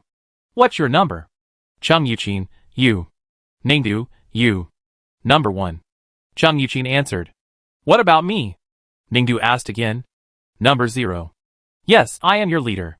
Chung Yuqin twitched his lips. "Ningdu, I am not in the mood to joke with you." "Then why am I number 0? Ningdu asked again. "You are actually a substitute member." Chung Yuqin answered. "I said before that the original third member of this group was a mecha master from the mecha manufacturing department, but she chose to drop out. Although you are a single soldier, you transferred to our group because of complaints from the single soldier group, so you need to inherit her member information to become a member of our group. In theory, I regard you as a substitute." "Oh, okay." Ningdu nodded and looked at her team member's official number. 000237, 000 is the mecha engineer number, and 111 is the individual soldier number. She did inherit the number of a mecha engineer. Chung Yuqin's mouth twitched down unconsciously, and finally said nothing, and then said, "Well, the meeting time is up. Let's have a meeting with number 2 first." Ningdu and Chung Yuqin opened a holographic meeting in the mecha production room. Although it was a holographic meeting, the 3 people in the meeting appeared in virtual images, and never showed their true faces. At the beginning of the meeting, it was Chung Yuqin's statement. He summarized the recent work progress, and talked about his work arrangements for the next mecha production. Then it was time for everyone to ask questions. "Does number 0 have any questions?" Chung Yuqin asked. "No," Ningdu just said. "Where's number 2? After a moment of silence, number 2 said, "No." When Ning heard number 2's voice, his eyes widened a little. "Oh, an acquaintance." It was more than a month later that he learned that Qi Shui had also come here through the gate of retracement. Originally, Ning lived quite freely here, but when Qi Shui came, he was no longer free. As the chairman of the Special Commission, and the part-time chairman of the Temporary Space-Time Management Organization, he needed to summon all the people of this world, who had come through the gate of retracement 1,000 years ago to discuss one thing together. It was very important that the government of this space-time empire had gone a long way on the road of developing anti-destroyer mechas, but it was still a little short of a breakthrough in technology. However, it was said that this breakthrough had been made when people were developing the original machine 1,000 years ago. So this time, the most important task for the people of this space-time empire was to get all the information of the original machine 1,000 years ago, and to test it, and bring the original machine data and related test data back to this space-time empire. In fact, this is not a difficult task, because the leaders of this era who hold the secrets of these data have clones alive in this era. People who look like them can just use a little trick to make their self from 1,000 years ago disappear for a short time, and their clones can take over the position temporarily and get the data. Qi Shui held a meeting for everyone and announced the temporary replacement method formulated by the government and the temporary storage and confidentiality method of their clones in this era. Then, they held separate meetings for each specific organization to formulate a work plan. Ningdu was assigned to the mecha test team. Someone needs to obtain the data of the original machine, and someone needs to test the original machine. Testing requires a single soldier, so she is in this team. Lu Qin is also there. Xiao Ning, we finally meet again. Lu Qin was overjoyed to see Ningdu, and hurriedly walked up to hug her. Long time no see. Indeed. Ningdu was also very emotional. How are you doing here? Lu Qin asked. You came here so long before us. Do you feel you have adapted to life here? Not bad, Ningdu nodded, but there are too many sandstorms. Lu Qin also nodded. Yes, there are too many sandstorms. I'm really not used to it here, and my parents here are the same as the original too. Oh really, it's a headache. They scold me every day for not making progress. Didn't you enter the gate of retrospection with your parents? Ningdu asked. They had something to do in the military district and couldn't go, and they originally told me not to go, but I came secretly. Lu Qin lowered his voice. I understand.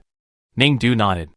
Anyway, I feel good here, and I will have a companion here in the future. Yeah, me too, Ningdu said. Of course you, me, and Grandma Ding. Hey, didn't Ding Xiaosong come to see you? Lu Qin was puzzled. She came? Ningdu was also puzzled. You didn't meet? Lu Qin opened her eyes wide. No. Then where did she go? Not long after you went to the Gate of Recall, she said she was bored at school and had a lot of things to do, so she wanted to go find you. She's been gone for a long time. Ah? Oh. My dear mother. Ningdu was confused, and suddenly heard an old voice from afar. I saw a person rushing out of the team with the Sign Logistics team and rushing straight to the two of them. It was Ding Xiaosong. Ding Xiaosong cried as soon as she saw Ningdu, just like she saw her own mother, with snot and tears, sobbing wildly. No, Vice Colonel Ding, how did you get into this state? Lu Qin clearly remembered that Ding Xiaosong bought herself a new set of clothes when she went to the Gate of Retrospection. Why is she wearing such tattered clothes now? Ding Xiaosong was about to cry. Woo-woo, damn Gate of Retrospection. As soon as I landed and opened the hatch, guess where she came from? Prison. As soon as the electronic police saw me, they scanned my face and said I was a wanted criminal and arrested me. Woo-woo. If it weren't for Qi Shui and the government people who came to get me out, I don't know how long I would have stayed there. Lu Qin and Ningdu, this is normal. After Ding Xiaosong calmed down, she began to complain to them. Obviously, she was the vice president of Liaoyuan Star, and was also a military academy bully. At least give her a better group with some contribution. Just because she is old, she was asked to stand by in logistics. I am so angry. Lu Qin was there to comfort Ding Xiaosong. Ningdu could only envy. Alas, these are all free jobs, the logistics team is relaxed, and it can be considered profitable. What to earn? It's the end of the world. What can you do with the money? Ningdu, don't get me wrong, I didn't come down to find you. I came to contribute to the Empire. I just want to contribute a little to help the Empire escape this disaster.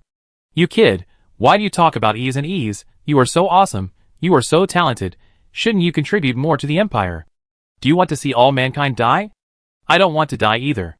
That's right. But I can only try my best. Ningdu sighed. Seeing Ningdu sigh, Ding Xiaosong said again, What are you talking about, Ningdu? I'm telling you the truth. When the time comes, our empire really has to deal with the destroyer. Can you not go? The empire built Unit 0 and took the data of their original machine from thousands of years ago. Isn't it just to build a super mecha to fight against the destroyer? The super mecha must be driven by a super powerful soldier. Have you ever thought that the soldier might be you? Ningdu, I haven't thought about it. Why haven't you thought about it? Ningdu, alas, the power of an individual is too small. I'm not a god who can bring such a big country back to life. Then you have to work hard too. I work hard. I pray to God every day and pray that the empire will always be alive.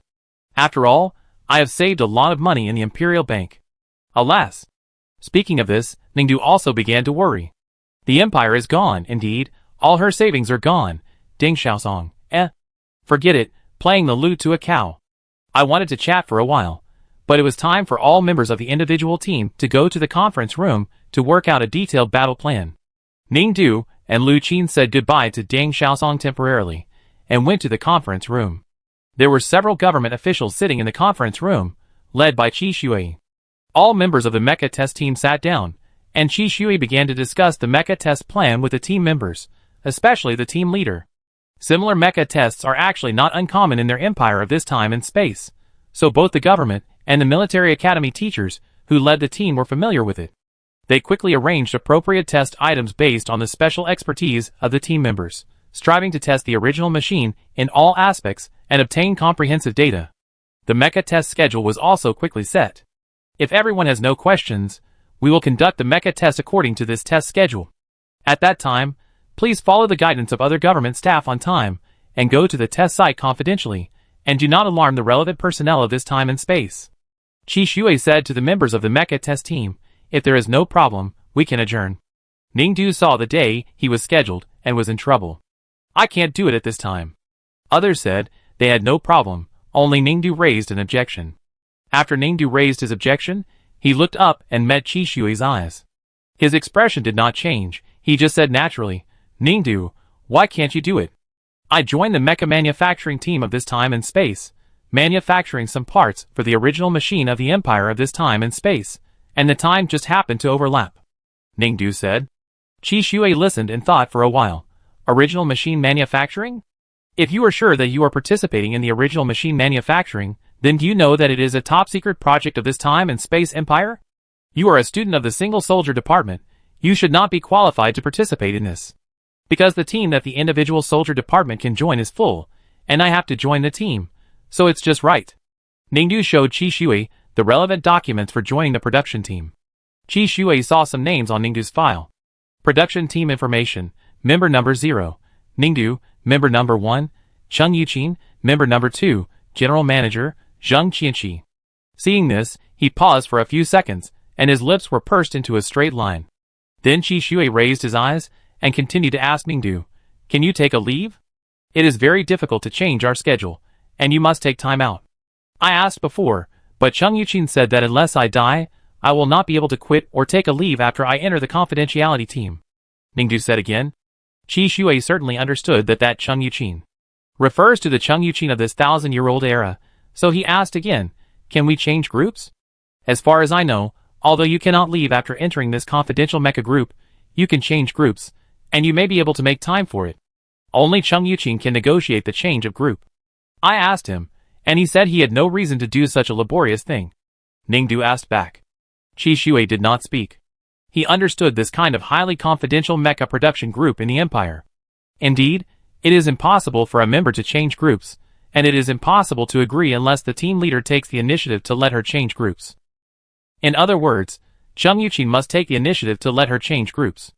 And matters involving personnel transfers are generally more anxious, and it really takes a lot of time and energy. Qi Shui told Ningdu these ideas again, and asked her if she had any ideas on how to let Cheng Yuqin help her change groups. Ningdu only replied with 2 words, no. Can you think about it again? Is there any way to persuade him? Based on your understanding of him, after all, you are very familiar with each other, right? Qi Shui looked at her.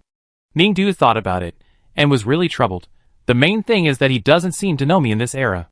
He is quite cold to me anyway, so I feel that I don't understand him in this era. Qi Shui, really? Then what should we do? Our schedule cannot be changed. The teacher of Wangfeng Military Academy was also in trouble. And indeed, if Ningdu is forced to leave the group, it will alert the enemy. People in this era may not be alert to outsiders, like us who look exactly like them. For a moment, everyone present was quiet. Everyone wanted to find a way for Ningdu, but there seemed to be no way. The best way may be to ask him if he has any way. He should be the person in the world who knows Cheng Yuqin of this era best. Qi Shui said. Yes, Ningdu asked again, has he come? He has a lot of things to do with Unit 00 in our time, so he can't come. Qi Shui quickly dialed the time-space connection, but we can contact him through the time-space wave. Although the time-space connection was unstable, everyone waited for a while, and at least Cheng Yuqin answered the phone in another time and space. Hello. On the other side, Chung Yuqin could see everyone sitting in the conference room through the holographic phone image. When Ningdu's eyes met with Chung Yuqin from his own time, the familiar feeling came back. Qi Shui briefly recounted Ningdu's experience to Chung Yuqin and asked him if he had any good ideas. Chung Yuqin was silent for a long time. Finally, he just said that he would think about it. He would call back later. The members of the mecha test team dispersed. In the end, Chung Yuqin did not call back. After each of them got the assigned tasks, Ningdu had a simple meal with Deng Xiaosong and Lu Qin, and then reported to Chung Yuqin's production team in this era. There was work in the evening. Basically, Ningdu and Chung Yuqin were fighting with a group of production robots in the production room. The second member over there would occasionally chat with Chung Yuqin over the phone to communicate progress and discuss the design direction of the sketch. Number 0, I have a lot of things to do here. Maybe the effect of real people's assistance will be much better than that of robots. So next, I hope you can do the task with me. Number 2 said to Ningdu through the communicator. Ningdu did not answer. Number 0? You go with number 2 to do the mission. Chung Yuqin said. No. Ningdu shook his head. I want to go with you. Chung Yuqin paused. He turned to Ningdu and said, You? Ningdu, what's wrong with me? Chung Yuqin, You go with number 2 to do the mission. Chung Yuqin said to Ningdu again. No. Ningdu refused. Give me a reason. Ningdu, no reason, I just want to be with you. Chung Yuqin stared at Ningdu. Ningdu classmate, don't be frugal when you speak. A lot of vague sentences will cause misunderstandings. What misunderstanding? Are you afraid that I will have a teacher-student relationship with you? Ningdu asked. Chung Yuqin's face darkened. Ningdu, get out. Oh, is today over? Ningdu stood up. Go out and copy the school rules 1,000 times, and run 50 laps on the playground. Chung Yuqin suppressed his anger, and said again. Ningdu, are you so angry? I'm just asking, it's nothing, why are you so sensitive? Just the teacher-student relationship. Can't you even mention it? I didn't say I really want to do it with you. Get out. Chung Yuqin had already opened the door of the production room. Ningdu stood at the door, shaking his head with great regret. Alas, you are like this just because I asked. What if I really do it with you? Then you will never see me again. Chung Yuqin just said. Ningdu, oh. Then, she was invited. Out by Chung Yuqin. After he knew that Ningdu was punished to run laps, he couldn't sit still in the dormitory and hurried to find her. Chung Yuqin is a troublemaker. Nothing good will happen to him. He first complained about Chung Yuqin, and then asked, So Xiao Ning, what happened? Why did Chung Yuqin punish you? Ning told him the whole story. After listening, he snorted, Chung Yuqin knows what's good and bad, and knows how to avoid suspicion. If he really has any ideas about you, he is not a teacher, and he is trying to interfere with us as a third party. He will be punished. So serious. Of course, there were teachers like this before, and they lost their military ranks. At this point, he looked at the night sky, which was not clear at all, but now it's the end of the world, and people are needed in all aspects. You shouldn't lose your job. But it seems useless to say these things. He suddenly became discouraged. Xiao Ning, do you think we can really survive? He lowered his eyes. If it is true that the empire is destined to be destroyed, then even if I get into the gene coffin, continue my own genes, clone myself, and this self has the same experience as my growth trajectory, but is he really me? Ning did not answer. No matter how much that person looks like me, he is not me. I am just me. It is impossible to control two bodies at the same time. He murmured Xiao Ning, I am so afraid of death. Ningdu's own era, which is also Chung Yuqin 1,000 years later, finally took the initiative to call. Qi Shui had previously added Ningdu's optical brain contact information in this era, and quickly contacted her. The three of them were in a common holographic group. Although they were in different time and space, and different places, they could still be in the same room in the virtual space, and see each other. Chung Yuqin was sitting at the table, looking at Ningdu and Qi Shui. Now that everyone is here, tell me what we can do to ensure that Ningdu can transfer to the team smoothly and participate in the mecha test we arranged without alerting the enemy. Qi Shui said. Chung Yuqin only replied, My answer is no. Qi Shui, are you sure? Yes, I can't think of a reason. I followed the rules at that time, and let Ningdu join the team. In addition, given the special times and the urgency of the task, if Ningdu hadn't done something like murder and arson, I would have no reason to let her transfer to the team. Murder and arson. Ningdu thought. Qi Shui immediately turned around. No. Oh.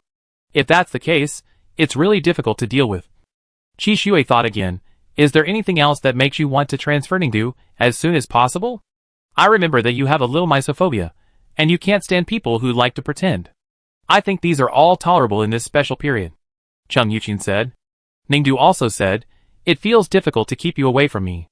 I have never seen you angry with me, and you don't seem to have anything particularly disgusting. Cheng Yuqin on the other side of time and space was silent. But it's not at all. Ningdu said again. How do you say it? Qi Shui asked. I mentioned marriage to you before, and you reacted strongly, and you rejected me. Another time, I proposed that he see you, Qi Shui, the four of us get married and fall in love together, and you reacted even more. Ningdu said. As soon as these words came out, the scene instantly became quiet. Cheng Yuqin even moved his mouth, but didn't know what to say. Fortunately, Qi Shui said, this is all in the past. Ningdu, what do you want to express by saying this? I just want to say that I have a way. Ningdu said. You say. This era has strict control over the relationship between teachers and students, so can I pursue him? Ningdu looked up and asked Cheng Yuqin sincerely, if I pursue you in this era, you are such a moral person, you will definitely stay away from me, but you must go to the mecha production team. So in this case, I will be the only one to quit. As soon as these words came out, the atmosphere of the entire virtual field became quieter than before. Even silence. Ningdu saw that no one answered for a long time, and asked again, is your signal bad? Why didn't anyone reply to me? Qi Shui smiled and said, it's actually a very interesting suggestion, senior. What do you think? If Ningdu pursues you in this era, how likely is it that you in this era will let her change groups? Cheng Yuqin was still silent. It seems that it's still not possible, alas. Ningdu felt a little disappointed. If it doesn't work, we can replan it. Qi Shui said again. After the two finished talking, Cheng Yuqin was silent for a while, and finally spoke. No, he said in a deep voice, I think it's possible. Chapter 117. The matter was settled. After disconnecting from Cheng Yuqin 1,000 years later, Ningdu and Qi Shui were the only ones left in the virtual conference room. Ningdu, since this plan has been decided, you should implement it as soon as possible. The sooner you transfer to another group, the better. Qi Shui instructed her again. Ningdu nodded. If there is nothing else, let's close the contact. Qi Shui said again. Oh, okay. Ningdu nodded, but just as she was about to close the contact button, she suddenly spoke again. Qi Shui, I want to ask a question. You say. Qi Shui just said. After I broke up with you, are you okay? I broke up with you, and I saw that you were not in a good state that day. I checked on Starnet, and it seems that the person who breaks up first is a kind of harm to the other party? Ningdu asked again. Over there, Qi Shui looked at Ningdu. He smiled gently. No, it's not hurtful. Really? Yes, I'm glad. Qi Shui said again. You see clearly that you don't like my nature, and you won't continue to delay my time.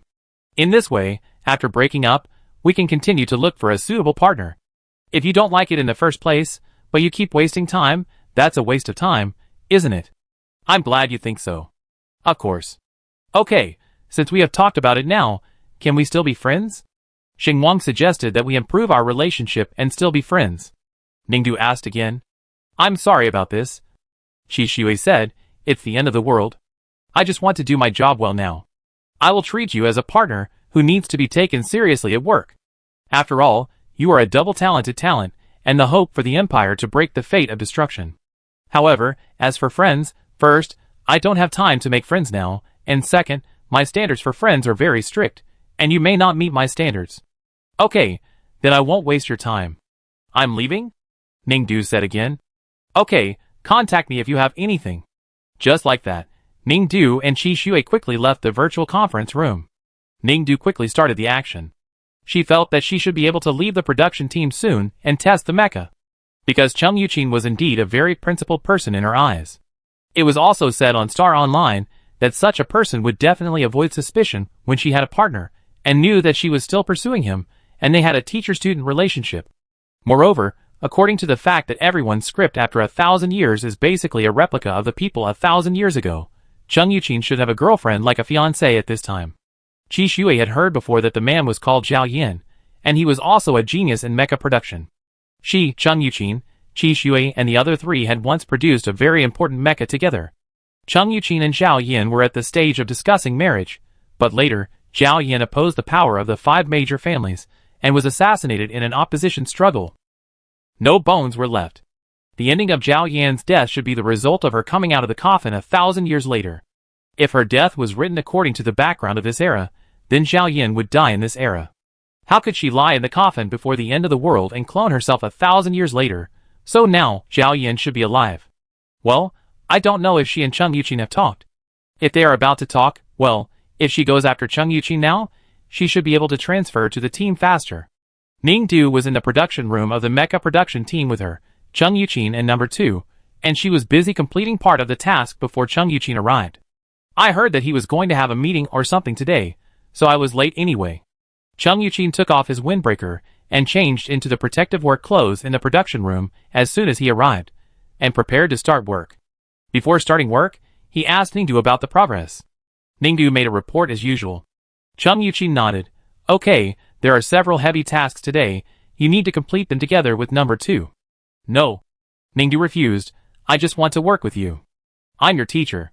I know. Cheng Yuqin stared at her and said seriously, I'm still the leader of this group, you should listen to my arrangements. But I just want to be with you. Why? Cheng Yuqin stopped what he was doing and said to Ningdu, give me a reason. Ningdu, because I like you. I want to pursue you. She added another sentence. Ningdu was kicked out. Originally, she was supposed to work all day in the mecha production team today, but now, she doesn't have to. Hey, time is left like this. It seems like a profit. Although I met an acquaintance from my era while walking in the wild, and was caught to conduct a wave of primitive mecha tests, it was easier than working in the mecha production team. Ningdu found that this method was feasible, so he reported to the mecha production room the next day. Teacher Cheng, I like you, give me a chance. Ningdu said to Cheng Yuqin again.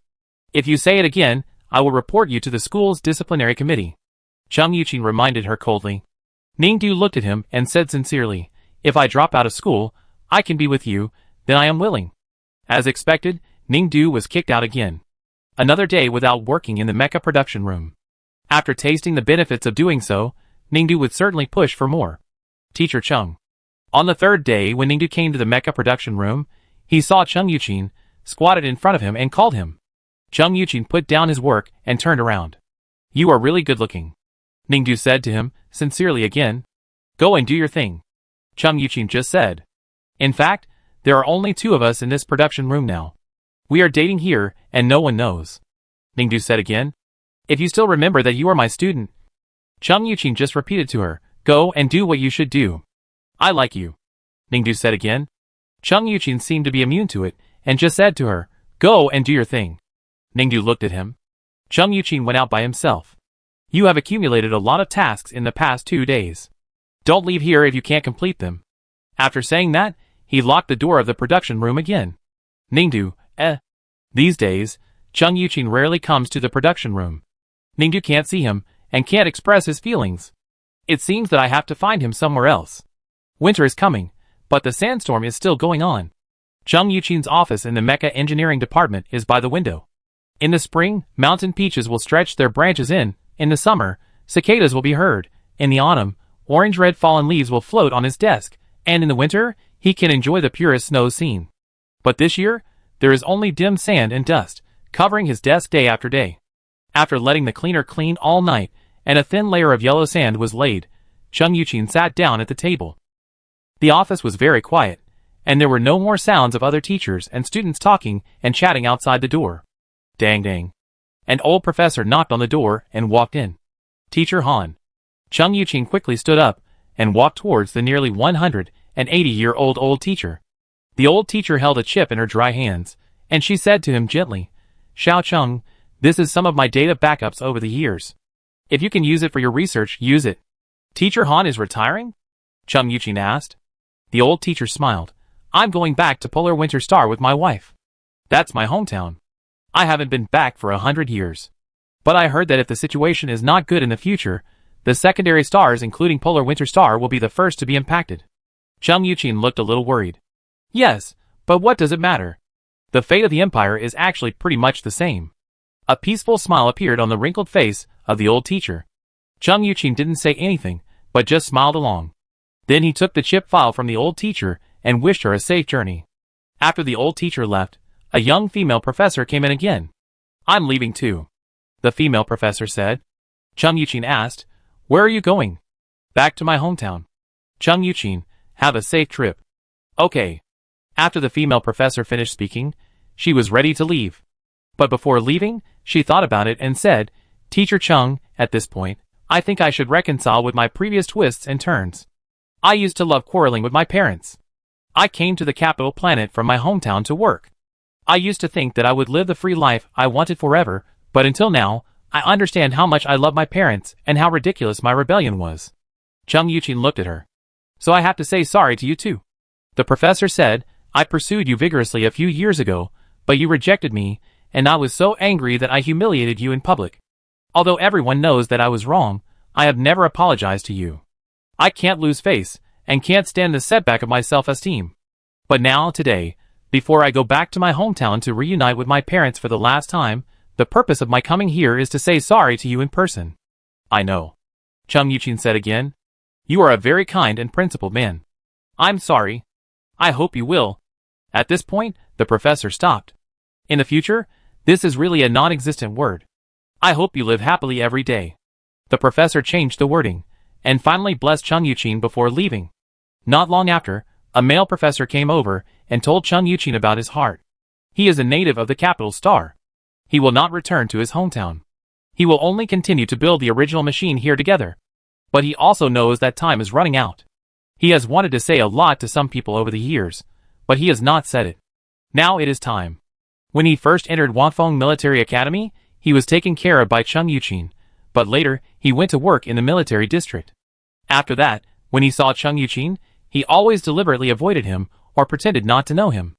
Until later, he returned to Wanfeng Military Academy to work. He did not take the initiative to say anything to Chung Yuqin. "I'm sorry, I always avoided you back then. In fact, I was afraid to see your disappointed eyes.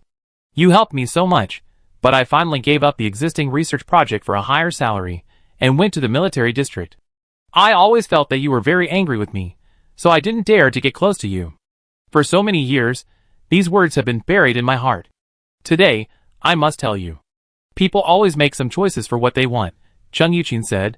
"I used to hate my family, so I went to work at Number Star during the years when you worked in the military region, but in the end, I found that escaping is useless, and people always have to take on the responsibilities they should take. So you didn't stay in Wanfeng all the time?" The male professor was surprised. "Well, and I always think that you and I have similar reasons for leaving. When I left, I couldn't stand the people in my family, but I couldn't stand the interpersonal relationships in Wanfeng," Chung Yuqin said. "I think you are the same." The male professor wanted to cry. "Thank you for understanding me. It doesn't matter." The words untied the scars that had been avoided for many years, and the male professor left. He regretted leaving Chung Yuqin all the way. If he knew that many things were just his panic and imagination, they could talk it out earlier. Why did he only think about it and have the courage at this time? This is fate. This is fate. Chung Yuqin sat in front of the office window, thinking about this question blankly. The sandstorms throughout the empire have never stopped since a certain time. Everyone feels the fear of fate coming. At first, it is unacceptable, but later it becomes calm. In the past few months, more and more of his colleagues have left. The Wanfeng Military Academy used to be full of intrigues, but now, everyone has become sincere and peaceful. Peaceful to the point of being suffocating. The whole empire is filled with this calm and suffocating smell. If there is anything, just pull him out of this air for a while. Even for a while. "Teacher Chung?" Suddenly, a figure appeared outside Chung Yuqin's office window. He was stunned for a moment, turned around, and saw Ning Du hanging upside down in front of his window. "This is the 4th floor." Chung Yuqin frowned. "Oh, it's okay, I'm safe." Ning Du just leaned on the window and said to him, "Teacher Chung, I like you. Can you date me?" Chung Yuqin looked at her quietly. Ning Du said again, "I treat you to sugar water." Chung Yuqin just said, "If you do this again, I'm sorry, I call security." Before he finished speaking, Ning Du threw something over from the window. It was thrown on his table, making a clanging sound. Chung Yuqin looked over and found that it was a small white crystal block. "You drink it with hot water, it's very sweet, don't be polite, think about it again." After Ning Du finished speaking, the figure disappeared again. Chung Yuqin picked up the crystal clear cube and frowned at it. "This is a piece of rock sugar? Alas, I feel that my method is not very effective." Ning Du sat in the conference room and said to Qi Shui opposite him. Why, Chung Yuqin of this era has not yet intended to let you transfer to another group? Qi Shui leaned against the table in the small conference room, folded his arms, and looked at Ningdu. Ningdu lay on the table and nodded very tiredly. It seems that your sincerity may not be enough. Qi Shui analyzed, maybe you should let go of your obsession with money and spend a little money to buy him a gift. I bought it. Ningdu just said. You bought it? Qi Shui raised his eyebrows. I spent money to buy him rock sugar and treated him to sugar water, but it was useless, alas. Ningdu continued to be discouraged. Qi Shui listened to Ningdu's words and looked at her quietly. Then he laughed. For you, it is indeed not easy to spend money. This is the first time I see you spend money on gifts for others, he added. But the other party didn't react. Qi Shui, he is not Chung Yuqin of our time, but it is also strange. According to the perspective that the growth trajectory of people in our time is written according to the experience of people thousands of years ago, he will go to work on the numbering star and meet you. He should be very familiar with you, but it seems that he is not. Ningdu did not answer. What's wrong? I always feel that the me of this era is very different from me. Ningdu said again. Oh, how is it different? Qi Shui asked again. She has a better family background than me, a happy family, is not very frugal, and is quite good at spending. She found he as her boyfriend and treats him very well. In short, as far as I know, she is quite like the kind of excellent three-good student you mentioned in every aspect. Ningdu thought. It sounds like she is indeed excellent. Qi Shui said. Ningdu nodded, and then unconsciously asked, if Ningdu like this wants you to be friends, will you be friends with her? Qi Shui smiled after hearing this, of course. Who doesn't want to be friends with excellent people? He added. Indeed. Ningdu nodded in agreement. Ningdu left, and Qi Shui returned to his temporary residence in this era. There were no friends, no relatives, and no one he knew in the residence. Only his assistant robot was waiting for him. President, maybe you don't have to deal with Ms. Ningdu's affairs yourself. The assistant robot said again. Why? Qi Shui lay on the sofa, closed her eyes tiredly, and asked. Because you have too many things to deal with. The assistant robot said again, Ningdu's affairs will make you more tired. It's the same. She is gifted, and an important talent needed for primitive machine training. I need to worry about her affairs. Qi Shui just said. I mean her pursuit of Chung Yuqin. The assistant robot said again, actually, you don't have to give her advice and solutions. Some things are better to do personally. It's better for her to transfer to the group and participate in primitive machine training steadily. But this will make you very tired. It's the same. Didn't I say that? The assistant robot said nothing. Qi Shui still closed her eyes and smiled. I understand. Do you think I will feel tired of discussing with my ex-girlfriend how she pursued my former rival? Or will I feel sad, upset, or even angry? Yes. The assistant robot said. You shouldn't know me so little. Qi Shui said again, the genetic match rate between her and me is only 78%. It is a miracle created by the environment and coincidence that we can have a short relationship in this life. She doesn't like me and doesn't match me. Am I crazy? Why should I persist in such a person? Yes, you are right. Chapter 118. The regular field survival training practice activities of the military academy were held more frequently as the doomsday was approaching. Everyone rested at night. It was Chung Yuqin's turn to keep watch. He sat in front of the tent, looking at the blurred stars in the sky, motionless. Have you had enough trouble? Feeling someone sitting next to him, Chung Yuqin said without turning his head. These days, Ningdu still follows him. Wherever he appears, she can follow him. Sometimes he feels very torn. It is already a time when yellow sand spreads all over the empire, and everyone is desperate. Why at this time, there are still people who want to chase another person relentlessly. Alas, seeing that you are lonely, I want to accompany you. Ningdu said. How many times do you want me to say it? My answer is only 3 words, impossible. Chung Yuqin said. Why don't you think about it? Ningdu said to him, I like you very much. You are a student, why are you so thick-skinned? Chung Yuqin turned his head and asked him. If you really find me annoying, why do you let me stay in your mecha team? You can let me transfer to another team. Ningdu said again. I will consider this matter. You have been thinking about it for too long. It seems that you are reluctant to let me go. Alas. Ningdu said again. Go back. Chung Yuqin said to her seriously again. No, you are alone, and you don't know any combat skills. I am afraid that you will be in danger at night. Ningdu shook his head. I will protect you. Then you come to keep watch. Chung Yuqin stood up. I will go back. Oh, sleep together. Ningdu also stood up. Chung Yuqin stopped. The air was quiet for a few seconds. He turned around again and said to Ningdu, I won't tolerate you for long, don't challenge my patience. Okay, if you are annoyed, I can also not see you. Alas, maybe I won't go to the mecha production team either. Ningdu said again. Chung Yuqin didn't say anything, turned around, and returned to his resting tent.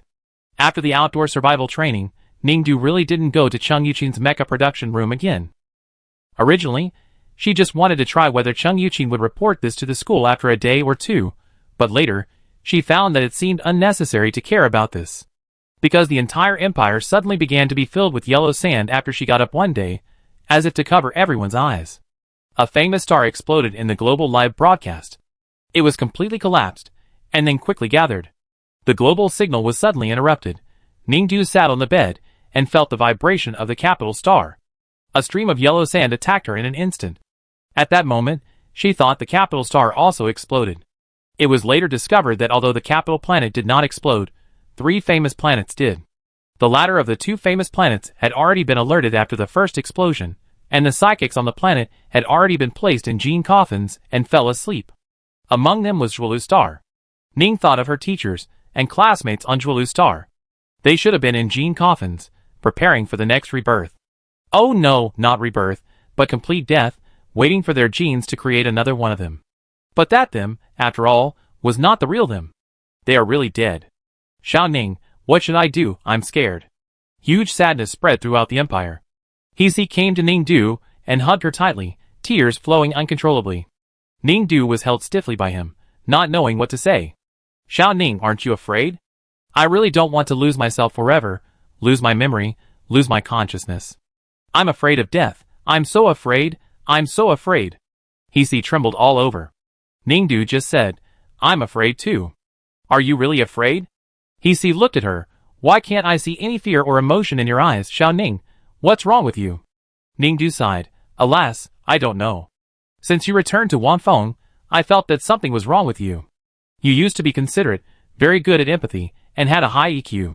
Every time I said I was afraid of death, you would persuade me and tell me that death is not the end. But now, why are you like a piece of wood? He asked. Ningdu listened and didn't answer. Because she couldn't answer. There are some questions that Ningdu feels empty when asked. Nothing at all. The rumored destroyer uses time and space to travel, making it difficult for people of this era to catch his figure, but he can control everything in the dark. With the help of the technological power of future humans, he destroyed one numbered star after another, and now he is destroying one famous star after another. People are afraid and anxious, but feel powerless. On the one hand, the Empire is closely monitoring the whereabouts of the destroyer, and on the other hand, it is stepping up the manufacture of primitive mechas. Only by completely building the primitive mechas can it be possible to catch the destroyer and give him a fatal blow. Therefore, the task of the original mecha can no longer be delayed, and all progress must be accelerated. But at such a critical moment, when everyone was urgently promoting the manufacture and testing of the original mecha, Ningdu did not appear in Chung Yuqin's mecha manufacturing room for several days. Chung Yuqin did not raise any ideas about this, and did not contact her. Ningdu thought her courtship journey was over. According to the analysis on the Star Network, Chung Yuqin of this era, as a teacher, is still the same as the one she knew, with a very moral sentiment and rejecting some things that violate moral common sense. Moreover, Ningdu told the Star Network answering robot about her pursuit of Chung Yuqin, and the robot said that she was harassing the other party. Ningdu scratched her head. She obviously followed the recommended guidelines on the Star Network, but why was it like this? She didn't understand, but she knew that her pursuit should have failed. When she realized this ending, it was also the time when Chung Yuqin contacted her again. Ningdu met an acquaintance on the way to Chung Yuqin's office. Originally, she was not sure whether the person opposite her was from her era or this era, but Qi Shui took the initiative to greet him. Ningdu, why are you here? His voice was relatively low. Ningdu understood. Oh, it should be the Qi Shui she was familiar with, because the Qi Shui of this era did not know her yet. Looking for Chung Yuqin. He is looking for you? Qi Shui asked. Yeah. Is it about you pursuing him? Qi Shui asked again. I haven't been to his production team for a long time. I guess he will discuss the result with me today. Ningdu said again. What do you think the result will be? It should be possible to transfer to another group, Ningdu said to him. What do you think? I don't know, but whether to transfer to another group is not very important, Qishui said. According to some records left in our era and the analysis given by the god of technology, destruction will follow in the next period of time. What do you mean? Maybe by then, no one will care about the so-called mecha production, the so-called evaluation discipline, and the so-called rules and regulations, Qishui said, because soon, the ultimate destruction will come. Then it feels like it doesn't matter whether I talk to him or not. Ningdu said again. You can go, Qishui smiled at her. I think you like him in this era.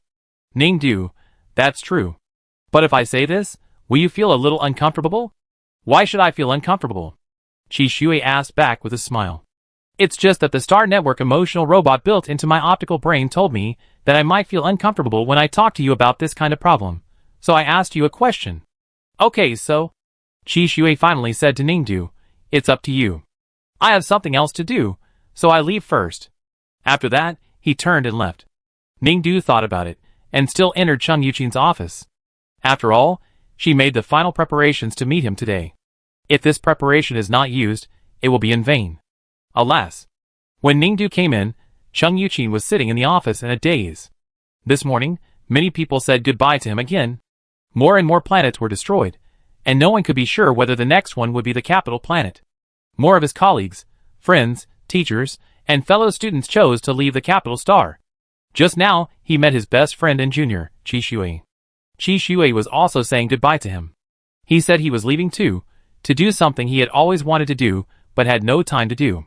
When faced with despair, people always choose to return to the place that gave them the most original sense of security, or to realize the dream they thought they had never had the chance to realize. Cheng Yuqin then realized that he grew up in the capital star, but had no close relationship with his family. He was like a duckweed, unable to find a safe stop. As for the dream, it had already died when the countdown to destruction began. Cheng Yuqin looked out the window. The heavy dust covered the sky and almost completely blocked the sunlight. The whole office was eerily quiet. It was also at this time that Ningdu pushed the door in. Teacher Cheng, you're looking for me. The moment of absent-mindedness was replaced by his usual rigor. He looked at Ningdu and said to her, You haven't been to the mecha production room for a long time. You should know that this is considered skipping classes. Oh, I thought you didn't want to see me, so I didn't go there, Ningdu said. So, you think that the tasks assigned to you don't need to be completed, right? Cheng Yuqin asked her again. Didn't they say that there is no hope for the end of the world? Alas, it feels that even if all the mechas are completed, there is not much meaning. Ningdu sighed again. Who told you that?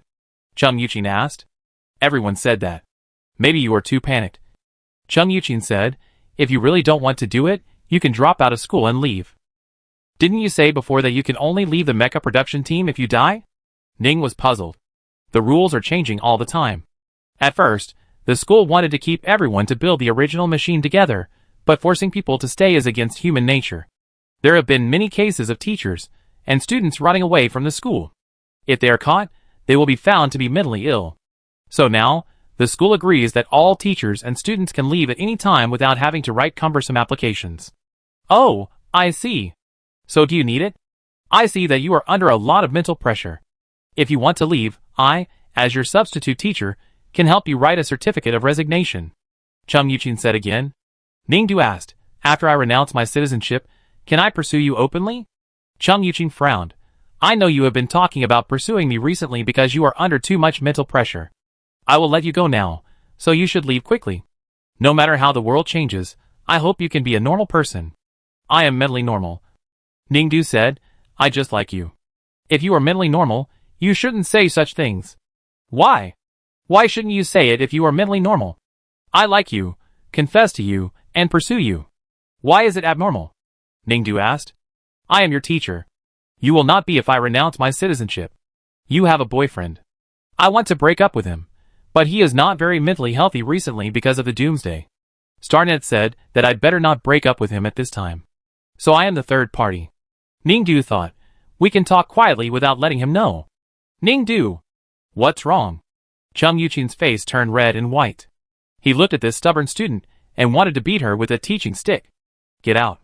Alas, it's still the same. You won't accept my confession. Ningdu sighed. If you drop out of school, I will help you do this. Chung Yuqin said again. I won't. Ningdu shook his head. If you don't talk to me after I drop out, there's no point in me dropping out. Chung Yuqin, then you can come back and continue to make the original machine. Okay, but then I won't be able to help it and confess to you every day. Ningdu said again. You dare. Of course I dare, Ningdu said, or I won't go to the mecha production room, but if I don't go, you will think I am skipping classes and violating school rules and regulations. Oh, it's really difficult. Chung Yuqin listened, stared at her, and couldn't help muttering, You are really a lunatic. I'm not. Ningdu took something out of his pocket and put it on his desk. If I were a lunatic, I wouldn't bring you a gift. This is for you. If you like it, I can give it to you in the future. After saying that, Ningdu walked out of his office door. Chung Yuqin lowered his head and saw that what Ningdu put down on the table was a small pink wildflower on the roadside. This kind of wildflower was originally very common in the school, but there has been too much yellow sand and strong wind recently, and he hasn't seen it for a long time. No, not only this flower, the original red flowers and green trees in the school are all covered with a layer of yellow soil, and they have no color at all. This is almost the first time he has seen such bright wildflowers in the past 6 months. Chung Yuqin looked up and watched Ningdu leave. At that moment, he realized that the Empire's destruction was inevitable. Maybe in a few days, maybe in a few weeks, he will be a corpse lying in a coffin, dissolved by chemical reagents. Nothing. The fate of everyone is destined to be death. Death, right in front of him. Wait. Chung Yuqin called Ningdu. Ningdu stopped and turned around. What's wrong? She asked Chung Yuqin. He was standing in the dim light, with his eyes drooping, and his long eyelashes cast a shadow under his eyes. He was silent for a long time, and finally said, Okay. Chung Yuqin raised his head and looked at Ningdu. Ningdu? ? I agreed. Chung Yuqin stared into Ningdu's eyes.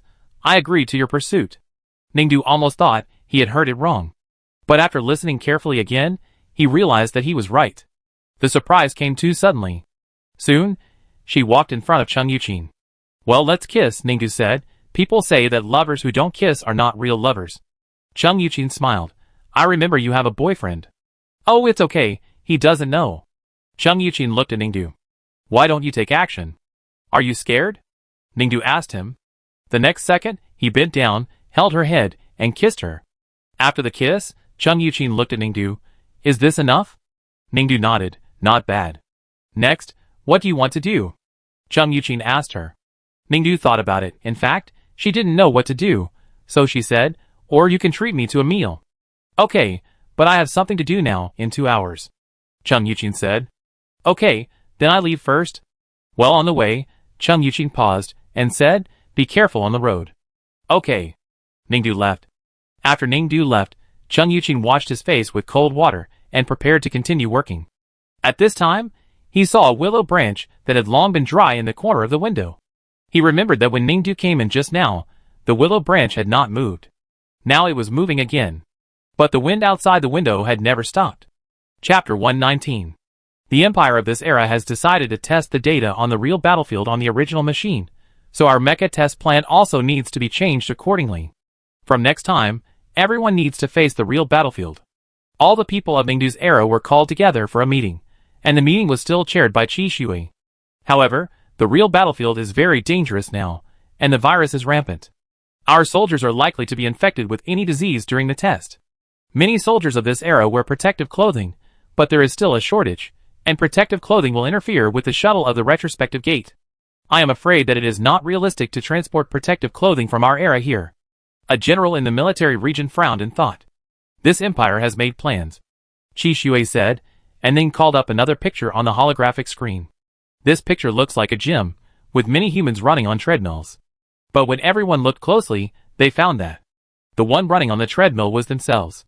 The soldiers and generals in the meeting were all shocked. Are these all our clones?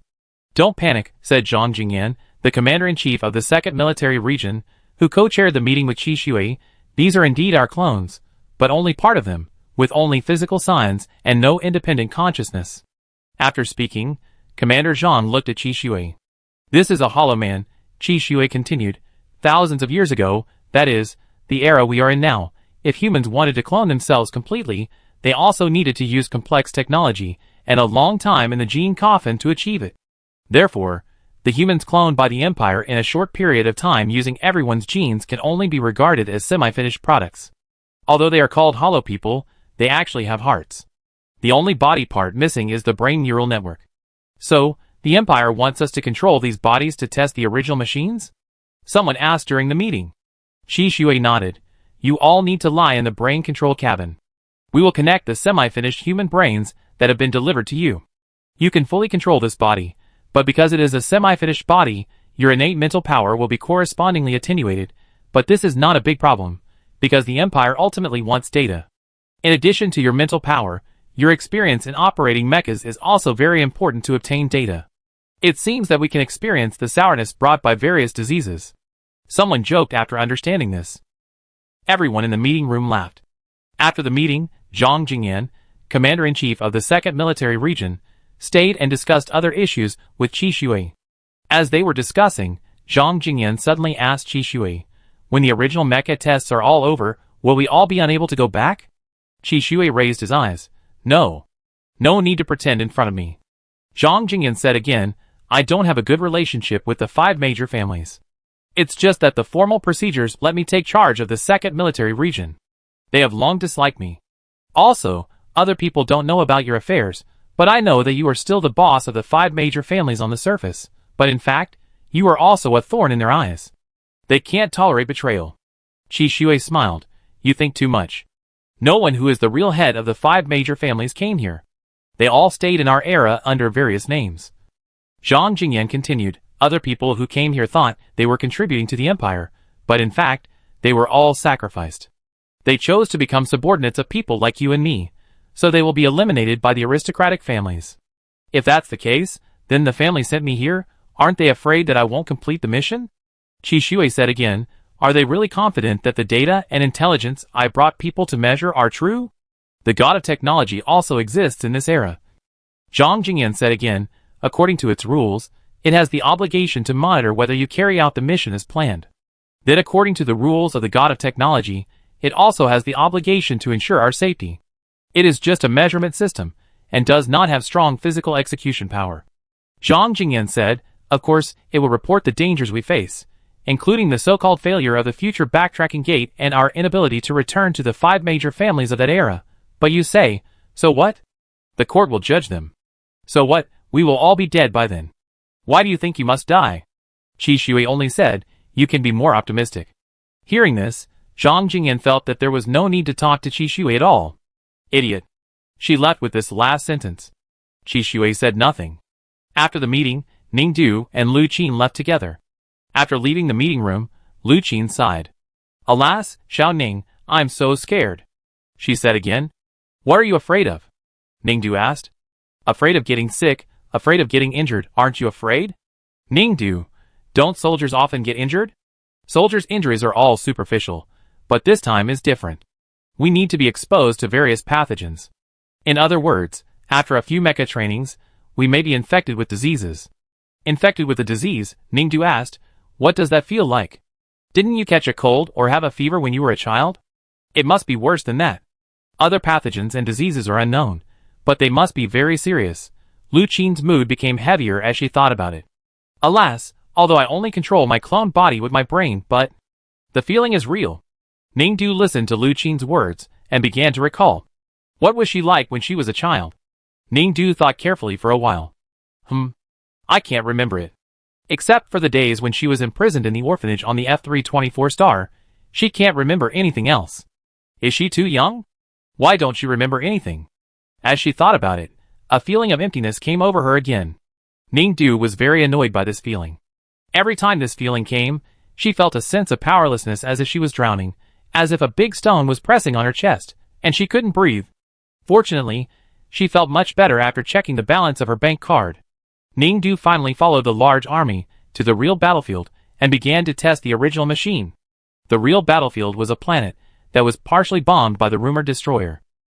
Whether the inhabitants of this planet were dead or in coffins, they were all asleep. The empires of this era expected that perhaps the places where they would fight in the future would be such broken places, so they had to come to train even if they had to endure radiation and bacteria and viruses. Of course, the soldiers who trained the primitive machines in this era would wear very thick protective clothing, because the radiation of a half-broken planet was not that strong, and the protective clothing could still resist it. But if the planet was completely destroyed, then the fate of mankind would only be death or death in a genetic coffin. The government of Ningdu's own time only gave her thin protective clothing that could protect her from some radiation, but not from anything else. Before coming to the test, she had been repeatedly warned that the cloned body she controlled would be infected with certain viruses and bacteria after several training sessions. Ningdu didn't care about these things. After all, her original body was lying in a safe place on the capital planet. Everything she felt now was the feeling of the connection between her brain nerves and this body. It was amazing. She felt that she was standing on this real battlefield with bacteria, viruses, and radiation flying everywhere, but in fact, she was lying safely on a planet countless light years away. The training test began. In fact, it was called testing the original machine, but it was also testing the clone mecha of the original machine. No one could use the real original machine because it was not completely completed.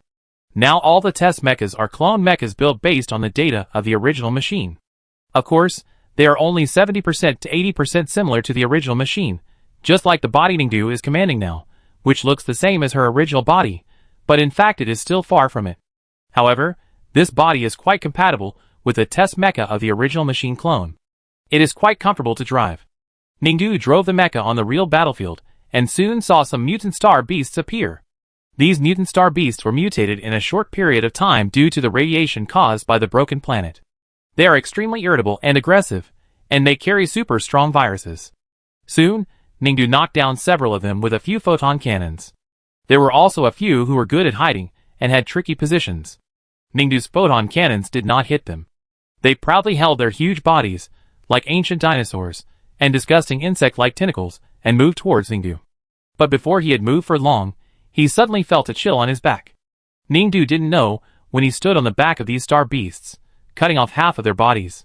When they fell, streams of dark green blood instantly gushed out of the star beasts' bodies. It's so dirty here, all the star beasts are polluted. Lu Qin transmitted a message to Ningdu, but I just killed a few star beasts to whet my appetite, and I feel a little more familiar with the operation of this mecha. You said that the main joystick of our mecha is usually on the right side. Why is this one on the left side? It's strange. Ah, the joystick is on the left. Ningdu was stunned for a moment, then looked down, and then realized that he had been pulling the joystick with his left hand just now. You didn't notice that the main joystick has changed to the left? Lu Qin was also stunned. No, then how did you kill the group of star beasts just now? Seeing your movements so smooth, I thought you knew it a long time ago, and quickly switched to the left hand to control it skillfully. Yes, I changed to the left hand, Ningdu said, but I didn't know it a long time ago. Lu Qin, forget it, this guy is strong, forgive her. After thinking about it, Lu Qin said to her, the enemy mechas used for testing will be here soon, we have to separate. Okay. Oh, by the way, the road on the right is not easy to turn, this mecha can't carry it, you go left. Before Lu Qin finished speaking, she saw Ningdu turn to the right road in an instant and disappeared. Lu Qin was silent. Ningdu walked to the right road and really encountered another group of mechas. At first, she thought they were allies, but until the other party fired at her, Ningdu realized that these were the enemy mechas used for mecha testing. All of them were mecha enemies made based on the actual combat data of the mecha of the destroyer that the Empire had observed for many years.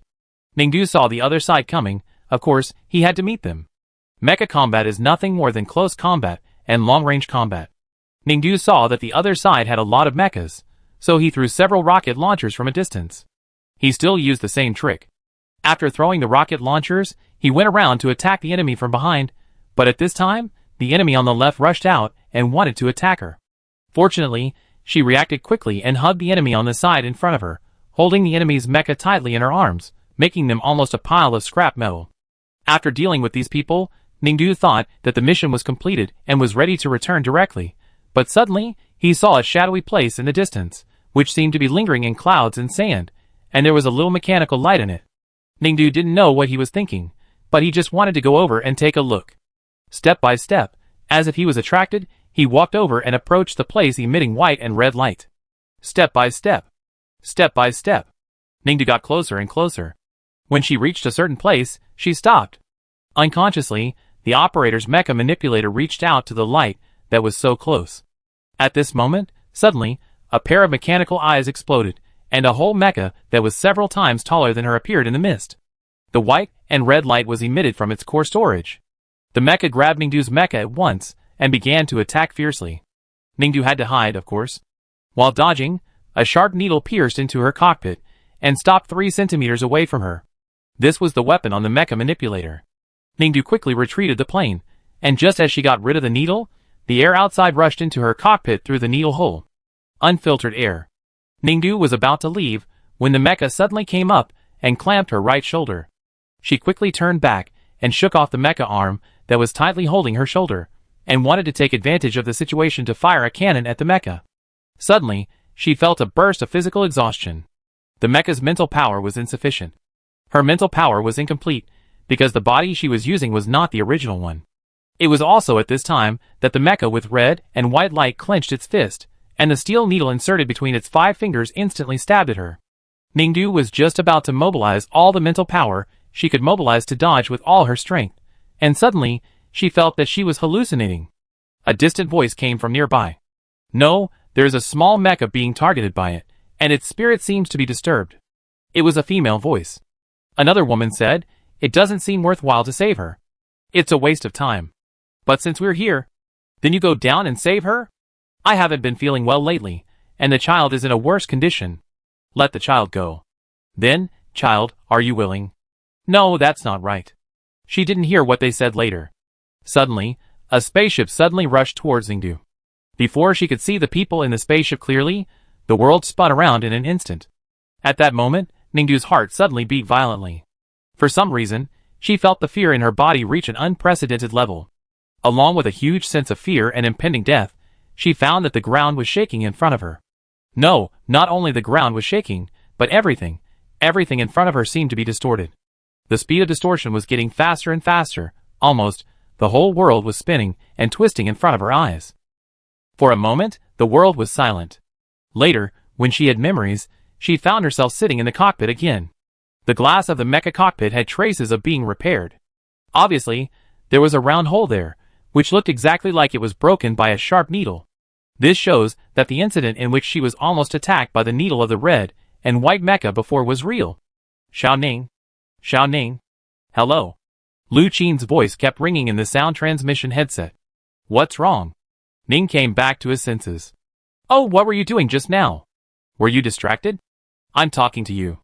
Lu Qin said again. Oh, you talk. No, are you feeling better? I was called away for the training after our meeting yesterday, and I didn't talk to you. I felt that you were uneasy. I heard that you went to the medical room and lay for a long time yesterday. How are you? Lu Qin asked again. Ningdu listened to Lu Qin's words as if he was listening to a foreign language. There was no meeting yesterday, and I didn't go to the medical room. Huh? You lost your memory? I went to the medical room to ask, and they said you went. Also, there must have been a meeting yesterday. We have a meeting every 3 real battlefield mecha tests. Isn't this a habit? The 3rd test was over yesterday, so there must have been a meeting. Lu Qin said again. Ningdu was dazed. Wait, what did you say?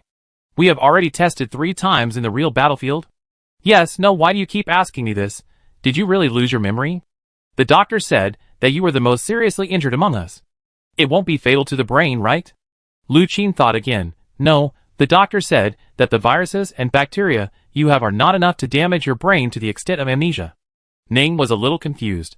After the mecha test, she returned to the capital planet and went to the medical room of the base she had established in her era to test various data. The data showed that there were many kinds of viruses and bacteria in her body, which were invading her body, but as for why she didn't feel it, of course, it was because of the painkillers.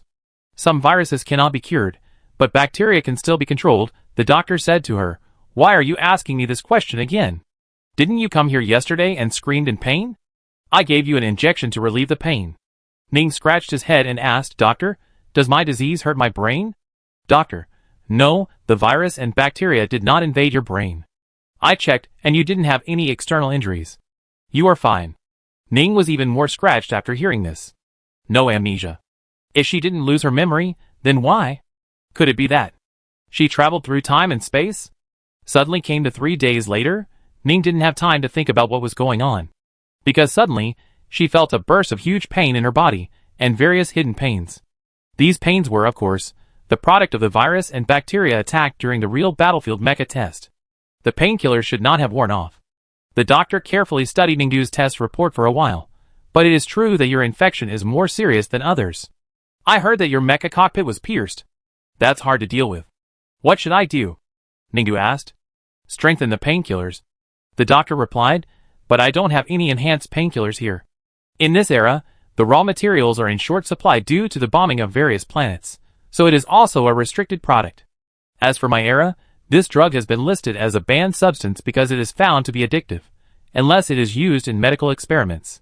I can apply for it for you, but it will take at least 10 days or half a month for the drug to be transferred from our era to here. If the pain continues like this, you will go into shock. Ningdu, then I will change back to my original body. That won't work. Your body and brain are connected to your current body. It takes a gradual and reasonable disconnection, at least a week. If you disconnect rashly, there will be strong sequelae. Unless there is a special emergency, we need to use drugs to disconnect your mental connection with this body to ensure the minimum sequelae. This drug is limited, and I can't prescribe it for you now. The doctor said again. I'm in an emergency right now, Ningdu said. I'm about to faint from the pain, and I can't get the medicine. It's not that I can't get the medicine. In fact, although the enhanced painkiller is banned, it does have a good pain-relieving effect. The government will give it to government officials as appropriate, especially in such an important task of cross-temporal data collection. Our President Xi must have it, the doctor thought for a while, and said, well, actually, I feel embarrassed because I also heard about the two of you dating and breaking up, so will he give it to you? Oh, he has it, then it's okay, we broke up peacefully, and we have a good relationship now. Ningdu said again. So that's how it is. The doctor was relieved. I don't know the personality of President Xi. After all, I always feel that those who are involved in politics are all kind-hearted but evil-minded. Never mind, I've said too much. Anyway, if that's the case, it's great. It's just right that you can ask him for the medicine yourself. I have to give you a lot of materials if I apply to him. In fact, it's better to do it privately than to apply. Okay. Ningdu agreed. Chapter 120. Qi Shui has been in this era of 1,000 years for a long time, and he has met many people. His former teachers in this era, the elders who once took care of him, his former friends, and his former opponents, only have two people that he has not formally met. There is one person that he has never met from beginning to end, and there is another one that he is about to meet. It's you. Qi Shui looked at the person opposite and smiled. For so many days, the person who has been sending me the message that humans from 1,000 years later will visit my era is you. Opposite Qi Shui, another person who looks exactly like him said lightly, yes, it's me. I was the one who went to see Cheng Yuqin on your behalf last time, and created the illusion that you were still in the capital star government. Thank you for creating an alibi for me, making it more difficult for those people to find my whereabouts. Qi Shui 1,000 years ago looked at another Qi Shui 1,000 years later and said, so, what is your purpose in looking for me? Help me a favor. What? The subconscious of a person cannot be separated from the autonomous consciousness and implanted in a non-self subject. Qi Shui said, in 2 days, the 5 major families will conduct consciousness tests on people like us. I don't want them to know anything, so I hope that you, who have the same genes as me, can temporarily store my subconscious. What don't you want the people of the family to know? What are you doing now? Qi Shui 1,000 years later asked back. Nothing, Qi Shui said 1,000 years ago. It's just that the world is about to end, and I will never live the ideal life in this world again, so I just dragged a few people down with me. As he said this, Qi Shui pressed a button on the console in his office 1,000 years ago. On the holographic screen, a man trapped in a jar with a horrified face exploded in an instant. It was his body that exploded. Qi Shui tried to recognize him for a long time, but found that he did not know this person. Of course you don't know him. This person is one of the stumbling blocks on your road to success, said Qi Shui 1,000 years ago. You almost died at his hands.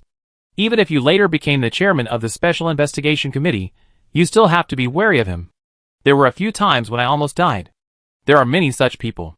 Qi Shui 1,000 years ago added. It seems that I can go so smoothly now, and even become the agent of the 5 major families. At least I have encountered fewer life-threatening situations along the way.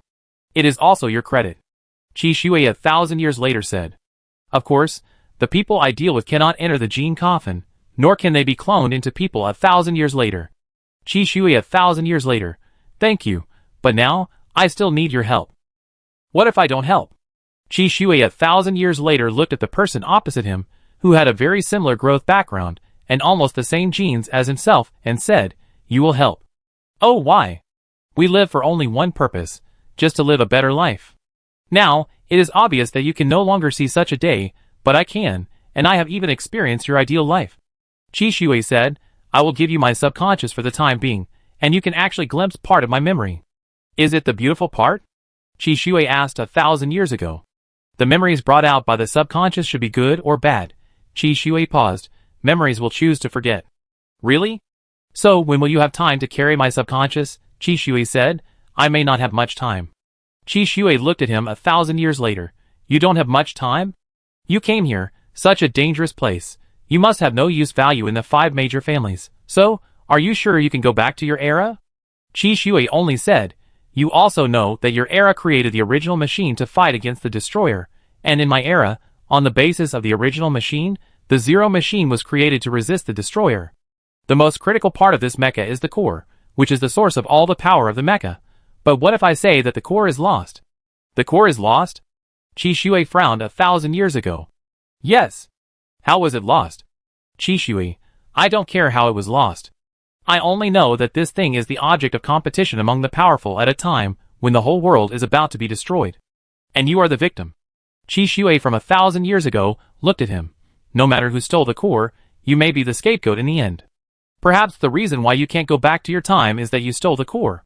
The premise is that among the group of people who want me dead, someone has completely taken the core for himself, and wants to use it to take over the power of various military regions.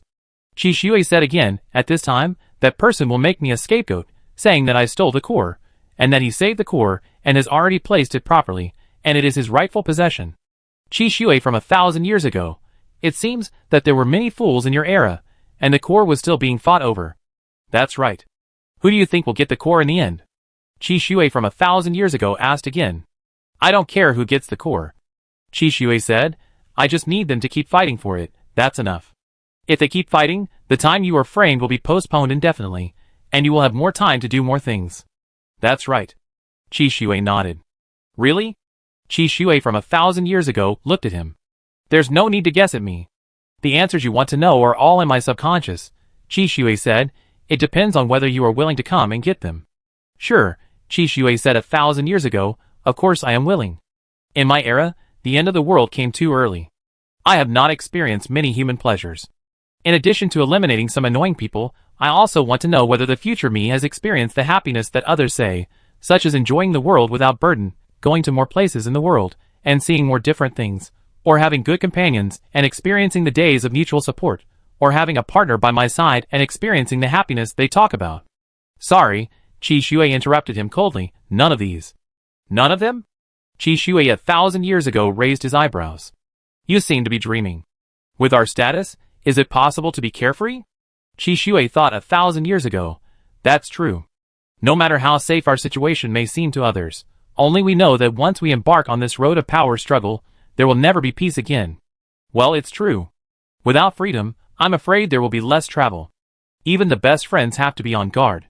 Just like me now, Chung Yuqin is my senior brother, and also my best friend, but I have to be on guard against my sincere devotion to him. As for my partner. Speaking of partners, Qi Shui from 1,000 years ago thought for a moment and looked at the self opposite him. You will always have a partner. Even if you don't want one, the noble families will force you to get married for various reasons. It was true in the past. Qi Shui thought for a moment and whispered, anyway, you will know from my subconscious memory at that time. In the past? Does that mean you refused and the marriage was not successful? Qi Shui from 1,000 years ago was a little surprised. Refusing the noble families in this matter will undoubtedly cause trouble for yourself. Perhaps this is the reason why the 5 major families regarded you as an abandoned child so quickly. Qi Shui was silent. Why did you refuse? Qi Shui from 1,000 years ago stared at him. Don't tell me that you will end up like the male protagonists in those third-rate novels, giving up your future for a beloved girl. Hearing this, Qi Shui smiled. How could it be? It's just that people only live once. Sometimes it's good to listen to the voice of your heart, and the other party is a very powerful character. Having a good relationship with her will also help my development, right? More helpful to your development. Qi Shui from 1,000 years ago looked at the self opposite. Do you think it's appropriate for you to say this now? Hee hee, Qi Shui said, you are not me, you don't have my experience, is it appropriate to speculate about me with your shallow eyes? Okay, let me ask you, who is that person? Qi Shui asked 1,000 years later. You will see her soon, Qi Shui said, she asked me to come get strong painkillers. I have to undergo a checkup in the next few days. It just so happens that you also have my subconscious. I asked her to come directly to you when the time comes. So who is she? Qi Shui from 1,000 years ago asked again. Ningdu? Ningdu? Qi Shui from 1,000 years ago frowned. Yes, I have investigated. You and the original Ningdu of this era are not acquainted, and the Ningdu of my era also came here very early. You should have an impression. A girl who you have never seen before, but speaks to you in a familiar tone, that is her. Qi Shui said. Qi Shui from 1,000 years ago was silent. What's wrong with you? Qi Shui from 1,000 years ago looked at him and said again, maybe you misunderstood, but I must say that I have never seen this person until now. Qi Shui smiled. How is it possible? She told me that after coming here, she was very curious and would meet all the friends of her time to satisfy her curiosity. It is impossible that she has not seen you. I really don't know her, and I have never seen her. Qi Shui from 1,000 years ago repeated again. Qi Shui looked into his eyes. You mean, she has seen He and Cheng Yuqin, but she didn't see you? He? I have some impression of this name. Is she a student of Cheng Yuqin? And Cheng Yuqin? Qi Shui from 1,000 years ago laughed. You don't mean to say that the person I like is still entangled with He and Cheng Yuqin, and that she would rather contact them than have a relationship with you when she came to this world? Qi Shui suddenly stopped talking. Did I get it right? No, I have nothing to do with her anymore. Qi Shui corrected him again, the genetic match between us is only 78%, and we broke up a long time ago. It's appropriate for her not to see me. Anyway, if she comes to you for strong painkillers, just give it to her. After all, she is the biggest hope of the future empire. Really? But if I access your subconscious, I will be controlled by your subconscious. What if your subconscious hates her, and I don't give her painkillers? Qi Shui from 1,000 years ago asked again. No, Qi Shui said, I know the priorities. Even if we break up, it doesn't matter. The 78% genetic match is like a stranger. But in my era, she was one of the candidates who could drive Unit Zero in the future of the Empire. My only purpose in living in this world is to make myself live well. If the Empire is gone, how can I live well? So, I will try my best to protect her. I won't make things difficult for her. Really? Ningdu went to Qi Shui's address to get the painkillers. This address is very remote. Although it is also on a famous star, it is in a corner. In a very remote military camp, there are some soldiers and robots. Even if you don't approach the camp from a distance, you can smell some blood. There is a low building in the camp, 3 stories high, painted white, and quite conspicuous in the forest. Qi Shui, 1,000 years ago, was waiting for Ningdu in the office of this low building. Through the window and the surveillance, Qi Shui saw a girl coming in. She had a ponytail and wore the ordinary uniform of the Wanfeng Military Academy, which seemed to be nothing special. Her nose was relatively high. In this era, both men and women pay attention to appearance when choosing a spouse, and he thinks that he will be the same 1,000 years later. Otherwise, why would the self 1,000 years later put himself in that situation? Ningdu came up. Qi Shui listened to her footsteps and thought of the love movie he watched recently. Theoretically, the deeper the feelings, the more hatred for breaking up. He is now connected to his subconscious mind 1,000 years later, and it is easy to be manipulated by the subconscious mind. If Qi Shui's subconscious mind hates this girl so much that she is unwilling to give her painkillers, it doesn't matter. He has already set it up. The robot assistant at the door will pack the painkillers for her anyway. Then the purpose of meeting her is to see what kind of person this is. I'm here. Ningdu came to Qi Shui's office and saw that his door was open and said, I'm here to get painkillers. He broke up with her 1,000 years later. When she saw him, she didn't say a word of foreshadowing and directly stated the purpose of her visit. Qi Shui, who had never had any contact with Ningdu 1,000 years ago, stared at the person in front of him. He was indeed good-looking, but he was just ordinary and good-looking. It didn't seem worth it for him to give up everything 1,000 years later. Qi Shui felt that he had lost interest, stood up, turned around to get a glass of water, and said to Ningdu, Okay, wait. He knew that he was going to say wait a minute, I asked my assistant to give it to you. But suddenly, his heartbeat accelerated. The moment he understood what happened, A strong emotion rushed into his chest. He instantly felt his consciousness was drowned. Qi Shui stopped taking the water, turned around, and said to Ningdu with a smile, "Why do you want painkillers?" Ningdu said, "I'm in pain now, my body is full of diseases, oh, it's uncomfortable." "Oh, what does that have to do with me?" "Ningdu, I came to you to get the medicine." Qi Shui looked at Ningdu, "Oh, what if I don't give it to you?" "No." "Why? Didn't you ask me to come and get the medicine?" Ningdu was puzzled. "Yes, but I regret it." Qi Shui stared at Ningdu. "You regret it? What should I do?" "What do you think?" Ningdu felt so much pain on his body that he didn't know why the other party said that. He just thought about it quickly and said, "Oh, do you think I didn't apply? Dr. Fong said that it's better to write an application when I ask you to get medicine, so as to avoid trouble in the future. How about this, you wait for me to write the application and ask Dr. Fong to sign it, and then I will come to you to get the medicine." As he said that, Ningdu immediately started to walk out of the office, thinking about finishing this matter quickly. Qi Shui said behind her, "No matter how many applications you bring, I will not give you medicine, it's useless." Ningdu stopped, turned around, and looked at him. Qi Shui said again, "Of course, if you want to get medicine, there is another way." "What?" At this moment, the sun gradually set in the west.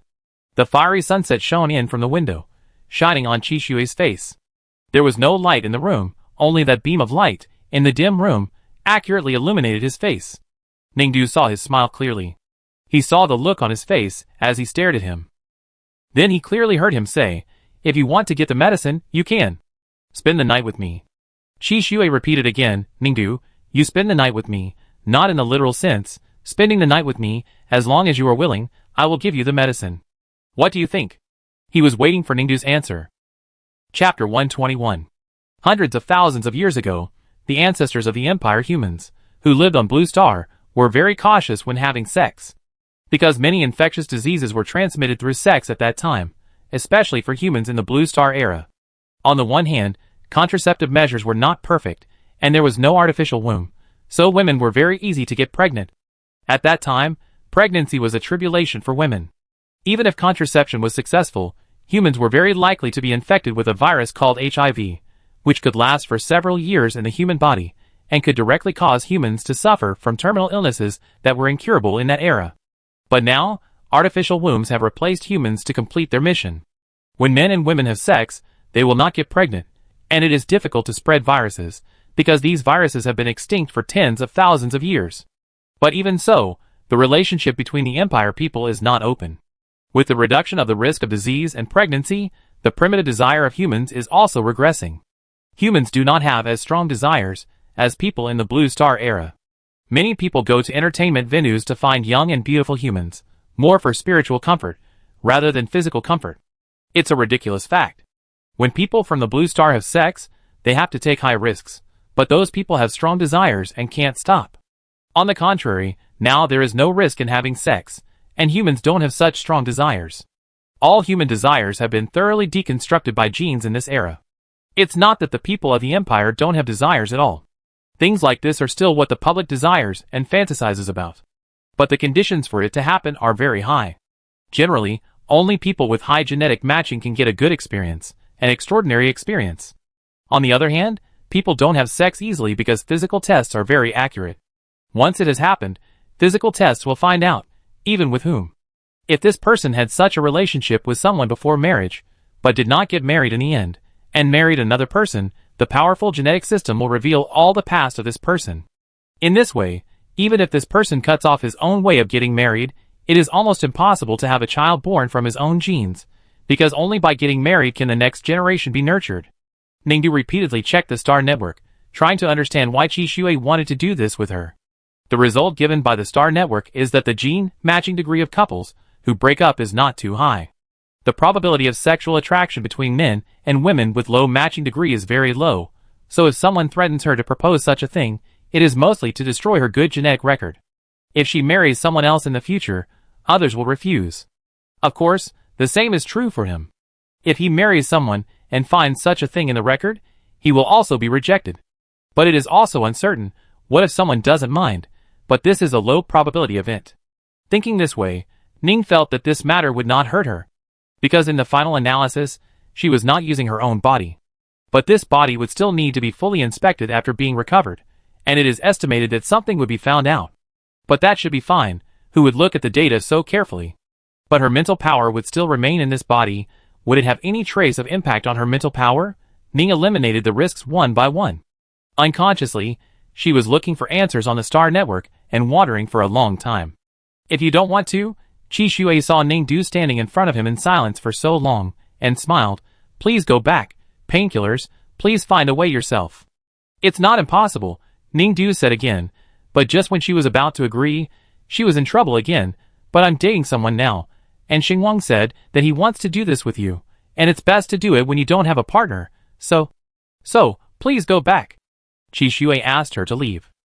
No, I have to make a phone call to break up first, Ning Du said. Cheng Yuqin, who was 1,000 years ago, answered Ning Du's call, and heard what she meant. He was silent for a long time. Then he leaned against the dim window of the office, his eyelashes drooping, and asked in a deep voice, Why? Because the conditions allow. Ning Du just said. I mean, Cheng Yuqin said again, why can you, while dating he come to harass me? After I'm with you, why do you want to do that kind of thing with other people? Ning Du scratched his head.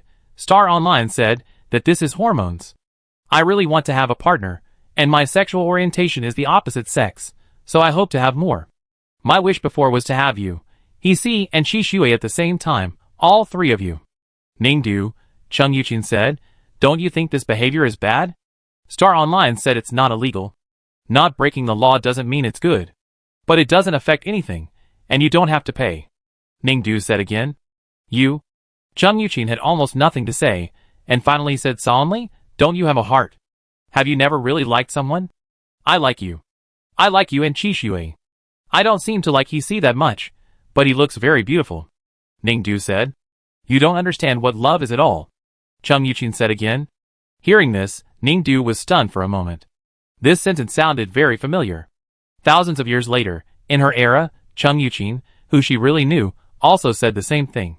This time, Ning Du thought for a long time and asked her question, Love, what is this thing? Cheng Yuqin was silent. Ning Du continued, I read on Starnet, there are many explanations, unconditionally good to a person. When you think of a person, you are overjoyed, you want to be with a person. But I think these are too exclusive. As a person, it is difficult to like a person so exaggeratedly. Love seems not very reasonable. She said again. I don't know why, every time she sees words like love, sincerity, her heart is like a layer of fog. There is also a feeling of emptiness. It seems that she is missing something, so that she seems to be unable to understand this simple word that everyone understands. But these things have never affected her earning money, so Ning Du didn't care. You said we should break up, okay? Ning Du asked again. Cheng Yuqin was silent for a long time, and finally said, Ning Du, we don't call it breaking up. Ning Du, ? I am just the third party between you and he. I am not worthy of the word breaking up. Cheng Yuqin just said, do whatever you want, I have no right to stop you. That's fine. Ning Du nodded. She hung up the phone. Have you agreed? Qi Shui asked her. Yeah. So now? Wait a minute, I have something else to tell you. Ning Du said again. There's something else. Qi Shui looked at her thoughtfully. This time, what excuse do you want to find to delay time? I'm not delaying time. I really need to tell you clearly, Ning Du said. You also know that I went to the real battlefield to test the mecha a few days ago. My cockpit was pierced by the enemy's mecha. You also know that there are many viruses on the real battlefield, so? I asked you for painkillers, because I was infected with many viruses. Some of the viruses did not originally exist in the Empire. They were ancient blue star viruses that were released because of the collapse of the planet, or sex-related viruses. The doctor checked and found that I was infected with at least 20 or 30 such viruses, all of which we Imperial people have never been exposed to, so? What do you want to say? Qi Shui stared at her. So if we have sex, you are very likely to be infected with these viruses. Moreover, these viruses have long been extinct in the Empire, so you have not received relevant protective vaccines, so once you are infected, you may die. Oh, Qi Shui laughed after listening, so in the end, you are unwilling to do that with me, right? No, I just want to tell you the stakes. Tell me the stakes? Isn't it just to make me give up when I see difficulties, and indirectly make me give up the idea and give you the painkillers? Qi Shui still stared at her. Tell you, these are ineffective. Either sleep or leave. He stared at her again, staring at her intently. Okay, Ningdu nodded. If you can accept it, then we can start. You have had very few meetings these days. Deng Xiaosong finally got together with Ningdu Luqin in this era thousands of years ago, and sighed, it's good to have fewer meetings. My logistics department can also enjoy a few days of happiness, but why are there so few meetings suddenly? These days, the leaders above are accepting the time and space inspection of the government of our era, Luqin said. It's been a long time since I came to the world thousands of years ago. These days, we need to focus on checking them and reporting on their work. It's really strict, Deng Xiaosong thought. It's already this time. Can't we not check? It's a waste of time. I think those people in the government are afraid. What are you afraid of? Luqin asked. Deng Xiaosong didn't answer. She turned to Ningdu, who was standing beside her. Principal, can you stay away from me? You are covered in viruses. Look at your skin and your mouth. Oh, I can't bear to look at it. Ningdu looked in the mirror. Is it scary? You looked in the mirror, didn't you? Deng Xiaosong said with disdain. Yes, we do have to sit farther away from you. Luqin said, moving Ningdu's butt back. But don't worry, most of the contact-transmitted viruses on Ningdu's body have been basically eliminated. Look at the things on her body, they are sexual diseases, and you don't have sex with her, so it's okay. Deng Xiaosong, Deng Xiaosong, then why did Ningdu have them, but you didn't? I didn't suffer as much damage as her. Luqin said, her entire mecha cockpit was pierced before, and she was infected with more types of viruses than me. So serious? Deng Xiaosong, not the principal. Why didn't you tell me about such a serious thing? Why should I tell you?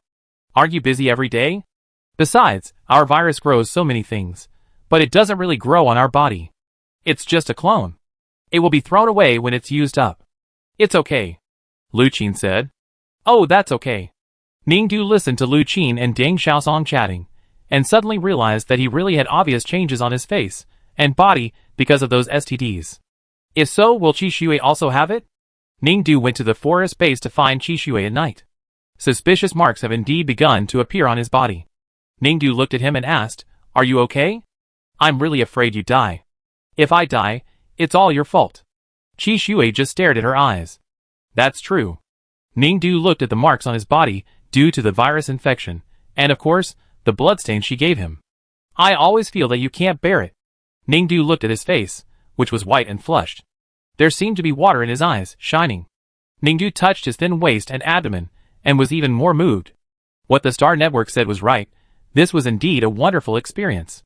Ningdu's mecha test mission came to an end. 1,000 years later, Qi Shui announced an important thing after the government's review of officials was completed. From now on, everyone will return in order. In other words, all the imperial people who were on a mission in this world 1,000 years ago will soon end their mission and return to their real home and real era that they have missed for a long time. All the people in the base were very excited and cheered when they heard this decision at the meeting. Zhang Jingyan, the commander-in-chief of the 2nd Military Region, looked at Qi Shui with a trace of confusion in his eyes. Qi Shui smiled at her. The mecha test team was notified that the return time was uncertain. The world 1,000 years later was getting closer and closer to collapse, and more planets collapsed. The imperial government was overwhelmed, which gave the test team more opportunities to test the original machine in the real battlefield. Of course, the imperial government 1,000 years later did not want to miss this opportunity, and instructed the mecha test team that the return time of each member would be determined according to the death time of their test clones. In other words, until the day when the world 1,000 years ago collapsed and had to leave, all members of the mecha test team had to wait until their clones died completely before leaving. Although the regulations were like this, unlike other groups who could return at the specified time, the people in the mecha test team had no complaints. Because most of them, the clones were almost dead early, because of too many real battlefield mecha tests. The clone bodies were invaded by countless viruses and bacteria, and if it were not for the maintenance of drugs, they would have died long ago. Therefore, their clones will not die too late, and may even die earlier than those who evacuate in sequence at the specified time. Ningdu also had a premonition that his clone would not last long. So before leaving here, he should enjoy as much as possible. The enjoyment Ningdu was referring to was, of course, going to Qi Shui's forest base. After finishing a day's mecha testing mission, Ningdu went to the base medical room to get treatment drugs and took strong painkillers. When he felt better, he went to the forest base. When he was approaching the base, Ningdu took out a telescope. Looking at the window of Qi Shui's office on the 3rd floor of the base office building, he was standing there looking at the road she was walking on. Ningdu sent him a message using his optical brain. "You seem to be waiting for me." There was no reply from the other side, but Ningdu looked through the telescope again, and Qi Shui was no longer in front of the window. Of course, you should do what you should do when you come to the base. Ningdu likes to see Qi Shui blushing, watching him blushing, but with hatred in his eyes, biting her shoulder. When he is exhausted, he hugs her tightly, and never lets go. "But you are bleeding," Ningdu kindly reminded. "I just hit her too hard. Do you want to deal with it?" He said nothing. "Ningdu, I can't breathe." Qi Shui loosened her grip a little, letting her in his arms breathe a little air. "Is your phone ringing?" Ningdu heard the vibration sound waves in his optical brain again, which were reminder waves that someone was contacting him. Qi Shui didn't respond. She sat on the carpet, leaning against the wall, hugging Ningdu, burying her head in her neck, biting her neck gently with her teeth. "Did I answer?" Ningdu asked. "Yeah," Qi Shui responded. Ningdu knew the password of his optical computer, and quickly took over his optical computer and answered the phone. "Hello?" No one spoke on the other end. "Hey," no sound. Ning didn't hear anyone responding on the other end, so she hung up. After hanging up the phone, they still hugged each other calmly. But someone on the other end of the phone was going crazy. Qi Shui, 1,000 years later, was extremely suspicious, and recalled the voice of the girl when he called Qi Shui 1,000 years ago over and over again. He felt that he had not heard wrong. That was Ningdu's voice. When the time was right, Qi Shui called himself again 1,000 years ago. "Hello." The voice of himself 1,000 years later sounded weaker than usual. "I only asked you to send her painkillers. Who told you to have other contact with her?" Qi Shui asked directly as soon as the call was connected. "What are you angry about?" Qi Shui 1,000 years ago said, "I contacted her, and from her look, it seems that she also knows that I am not you. I am just having a normal relationship with her. What does it have to do with you?" "Normal relationship?" Qi Shui said, "She can't have a normal relationship with you." "Oh, I can't fool you." The other end of the phone laughed. "That's right. After all, the one who takes over this body now is your subconscious, which is also a part of you. There is no difference between you and me. You know me very well. So what did you do?" Qi Shui asked again. "We didn't do anything, we just slept together at night." "You guys?" Qi Shui was stunned, then lowered her voice, and asked him seriously, "Are you crazy?" "Why not?" "You idiot." "Idiot? I think you're the one. When I merged with you, I didn't know how much fun you made me lose." Qi Shui lowered her voice and asked firmly, "She and I have broken up. Do you know that we only have a 78% match rate? What happiness will you have in having sex with her? Besides, this kind of relationship will be recorded when your spiritual power merges. No matter whose body you use and whose body she uses, it can be checked in the future. Will you get married in the future? Will she get married in the future?" I asked her for her opinion, and she agreed. The other side just said, "She is naive and dares to do anything." "What about you? Don't you know to think about the future of both of you?" Qi Shui asked again. "Thinking? That's your business." His subconscious mind happily refuted him. "I just feel good. By the way, I really feel good." The subconscious mind replied him again, and then hung up the phone. Qi Shui listened to the sound of the phone hanging up. His expression was gloomy.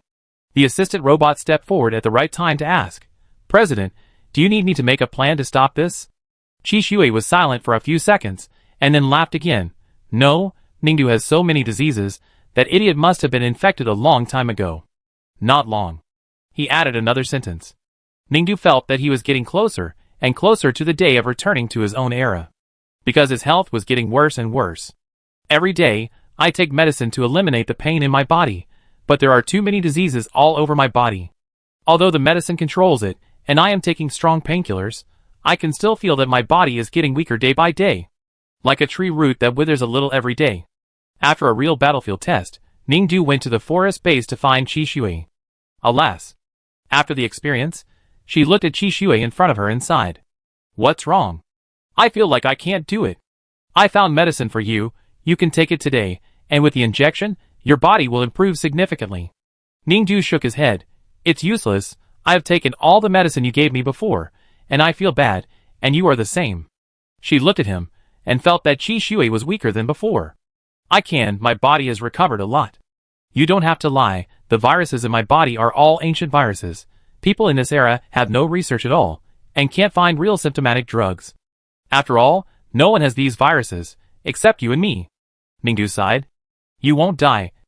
Qi Shui's face was pale, staring at Ningdu's eyes close at hand, his bleeding body leaning towards her. He repeated in a low voice, I will never let you die.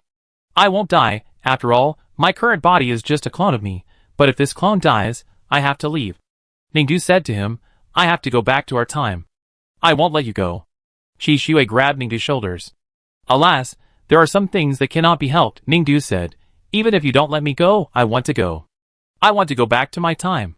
Instead of dwelling on this, alas, time is running out anyway. Can't we do it a few more times? Lick the blood from the corner of your mouth. Next time, I will be gentler, and you should be gentler too. Ningdu looked at his shining eyes and said. Chapter 122. Thousands of years ago, countless planets in the Empire were destroyed. Every day, news of dozens of planets completely collapsed came. After the news of the complete collapse, an internal reunion of Zuoliyuan Star in the early morning, the entire empire came to a standstill. Zuoliyuan Star is not far from the capital star. Many people who made and tested the original machine resigned one after another, because great sadness swept the entire empire, and people suddenly realized that perhaps there was no point in fighting this disaster. The empire will eventually be destroyed. Ningdu walked on the campus of Wanfeng Military Academy, and students dragging suitcases away could be seen everywhere. The atmosphere here was filled with despair. Ningdu came to the forest base again and met Qi Shui. This time, she suddenly fainted at night. When she woke up, she found that her body was full of tubes. Qi Shui in the forest of the base sat in front of her bed. Seeing her wake up, he asked, How do you feel? Ah, I thought I was going to die, and my consciousness was also heading towards my body, but how come I came back? Ningdu looked at the life-monitoring machines around him. Oh, you sent me to the hospital? No, this is specially prepared for you, said Qi Shui in the forest of the base. If you have any problems, I can send you to this ward immediately. I said I won't let you die. But I still have to die. Ningdu thought for a while and said, No, I won't. If you are not by my side, I am also at risk of death at any time. I will wait here until your physical indicators recover, and then let you go. It's useless, you will die anyway. Ningdu looked at him. How about we meet again after we return for 1,000 years? 1,000 years later. Qi Shui smiled. It's impossible. Oh, so that's the case. Ningdu thought, then enjoy it while there's still some time. She said, holding his hand. If I still have the energy tomorrow, I will come to see you. As long as I can come, I will definitely come to see you. If one day I don't come, you don't have to wait for me. Just like that, Qi Shui counted the days in the forest base. On December 3rd, she came. On December 4th, she came. On December 5th, she came. On December 6th, she didn't come. On December 7th, he didn't come. On December 8th. On December 9th. On December 12th. Is she? Qi Shui stood in front of the French window of the forest base office, staring at the road that Ningdu often walked. She hadn't come for a whole week. He never saw her again, nor did he see her looking at him through the telescope. Was she dead? On December 15th, she showed up. Ningdu dragged his bleeding body and walked slowly into Qi Shui's forest base. Qi Shui carried her to the bed and used a life machine to keep her alive. I've been sick for the past few days, and the doctor wanted me to die because he saw that I couldn't hold on any longer. But after thinking about it, I decided to let him try to save me because... Ningdu said, looking at Qi Shui. You miss me? Yes, Ningdu nodded, and touched his body with his weak hands again. I still miss the feeling of being with you. Your figure is really super good, and your business ability is also good. Although I was a little unfamiliar at the beginning, I got the hang of it quickly. I asked Star Network, and there are only a few people like you who look like you, have a figure like you, and have such business ability in the whole empire. Alas, I'm really afraid that I won't be able to enjoy it after I go back, so... Ningdu touched his Adam's apple again. I thought about it. I'd better crawl over here to have fun again. Qi Shui frowned. Don't talk, I used the machine for you first. Ningdu waved his hand. No, I really can't cure it. I'm completely gone. So, can you come over? I want to touch your chest muscles for the last time.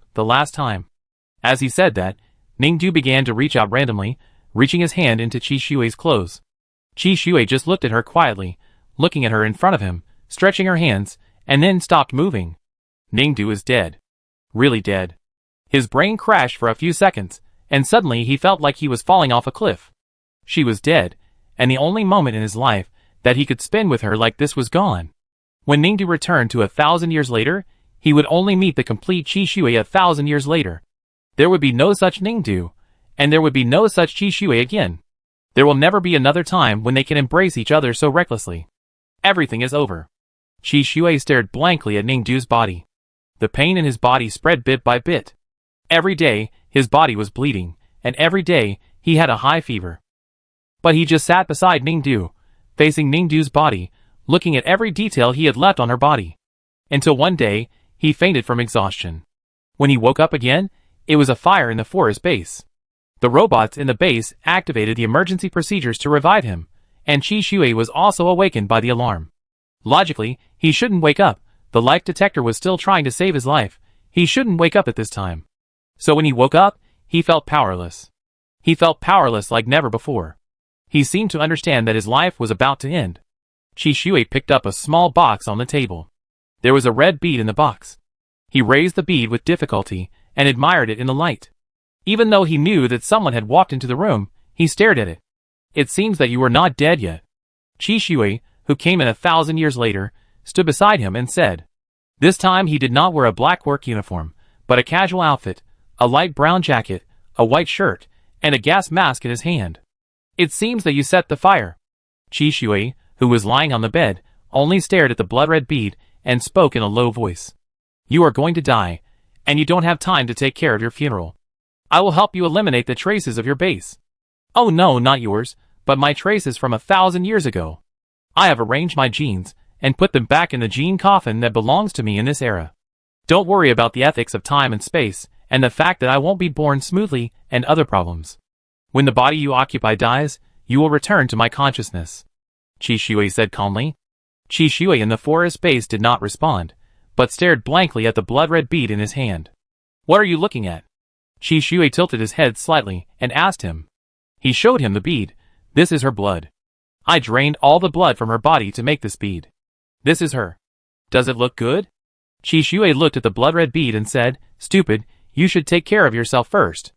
After saying this, he folded the sleeve of his left shirt, and then, with a thin hand, stretched out to the neck of the person on the bed.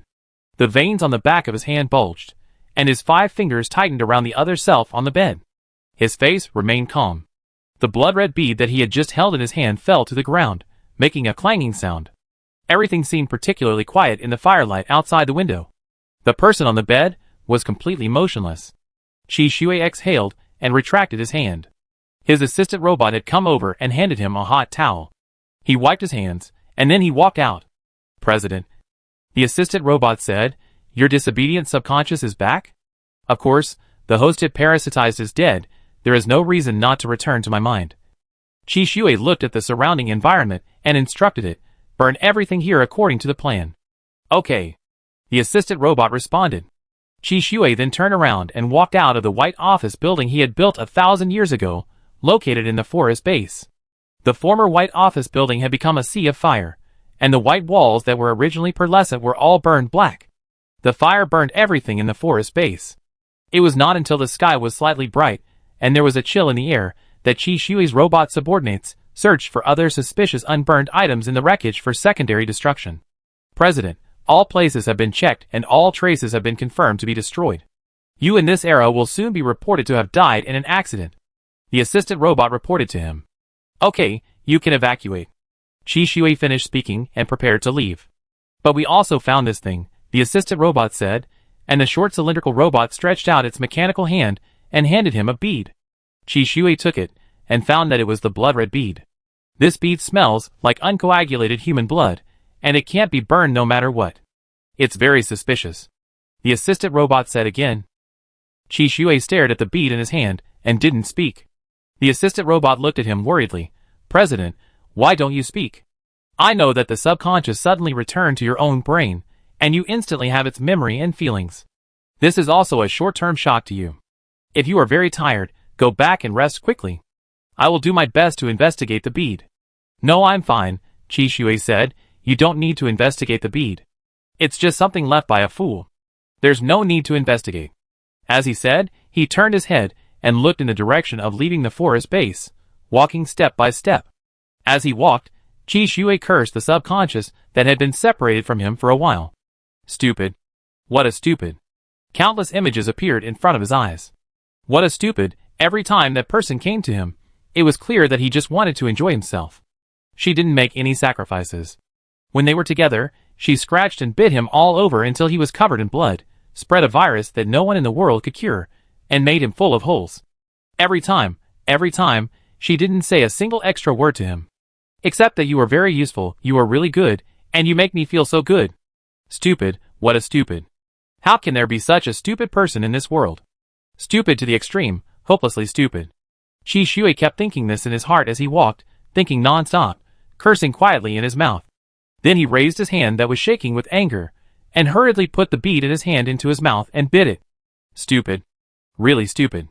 He bit the extremely solid bead hard, and wanted to chew it to pieces. Ningdu had already got his original body back. Most of the people in his era had returned one after another, and the government had been urging the rest to go back quickly, saying that the core of Unit 00 made in their era to fight against the destroyer was missing, completely missing. Anyway, the higher-ups were going to hold a meeting to mobilize everyone to find the core, and if it didn't work, they had to retrain the core. In short, there are a lot of things. Ningdu learned these news from the time and space messages secretly sent by Ding Xiaosong and Lu Qin, who had already returned. Lu Qin's family has more connections. When she passed the information to Ningdu, she also told her to be careful when she returned, and the government was checking who might hide the core. It seems very serious. The government seems to be in chaos. Ningdu was about to ask if she had to stock up on gold stones if the political situation was turbulent, but she never received the time and space messages from Lu Qin and Ding Xiaosong again. Ningdu felt that she had to go back even more, because troubled times are a good time to make a fortune. But before she went back, she had to say goodbye to someone. Cheng Yuqin had sent many messages, saying that as she was leaving, she must come to see him. Ningdu went to see him. Cheng Yuqin saw Ningdu in his office again. She was carrying a field backpack, wearing a sand mask, and a field military uniform fully armed. Without asking, he could also foresee that she was about to leave. I'm leaving. Do you have anything else to say? Ningdu said, standing in his office. Cheng Yuqin looked out the window. The sky was full of yellow sand. It had already covered the ground, the steps, and the branches with a thick layer of nearly 1 meter. There was almost no light in the sky. It was bright daytime, but his office was lit 24 hours a day, and the air filter was working non-stop. The collapse of the empire was imminent. There were tens of thousands of planets in the empire, and now only the capital planet was not blown up. Where are you going? Cheng Yuqin asked her. Back to my time. Ningdu told everything. Cheng Yuqin listened quietly to why Ningdu came here. After listening to her detailed experience, he kept listening quietly, leaning slightly against the desk with his eyes downcast. After listening to Ningdu's explanation, he asked again, people 1,000 years later. It's not a problem to come up with such a plan. Yeah. Well, in that case, Cheng Yuqin asked again, can I take up a little of your time? I have some more curious questions. What? Cheng Yuqin, in that case, 1,000 years later, there should be someone exactly like me. Ningdu nodded, yes. What did he experience there? I'm curious. Cheng Yuqin said, can you tell me about it? Ningdu told her. She told the man in front of her everything she knew about Cheng Yuqin of that era, and told him that 1,000 years later, people who were exactly like her were also so hard-working, hated evil, and obeyed the law. Of course, they were more stubborn than him. She proposed to him, but he refused. Later, in order to prevent the empire from collapsing, he stayed in the capital planet and continued to work. Really? In that case, I do understand him. Cheng Yuqin of this era smiled after hearing this, but now it seems that some principled insistence may be a joke. What? Ningdu asked.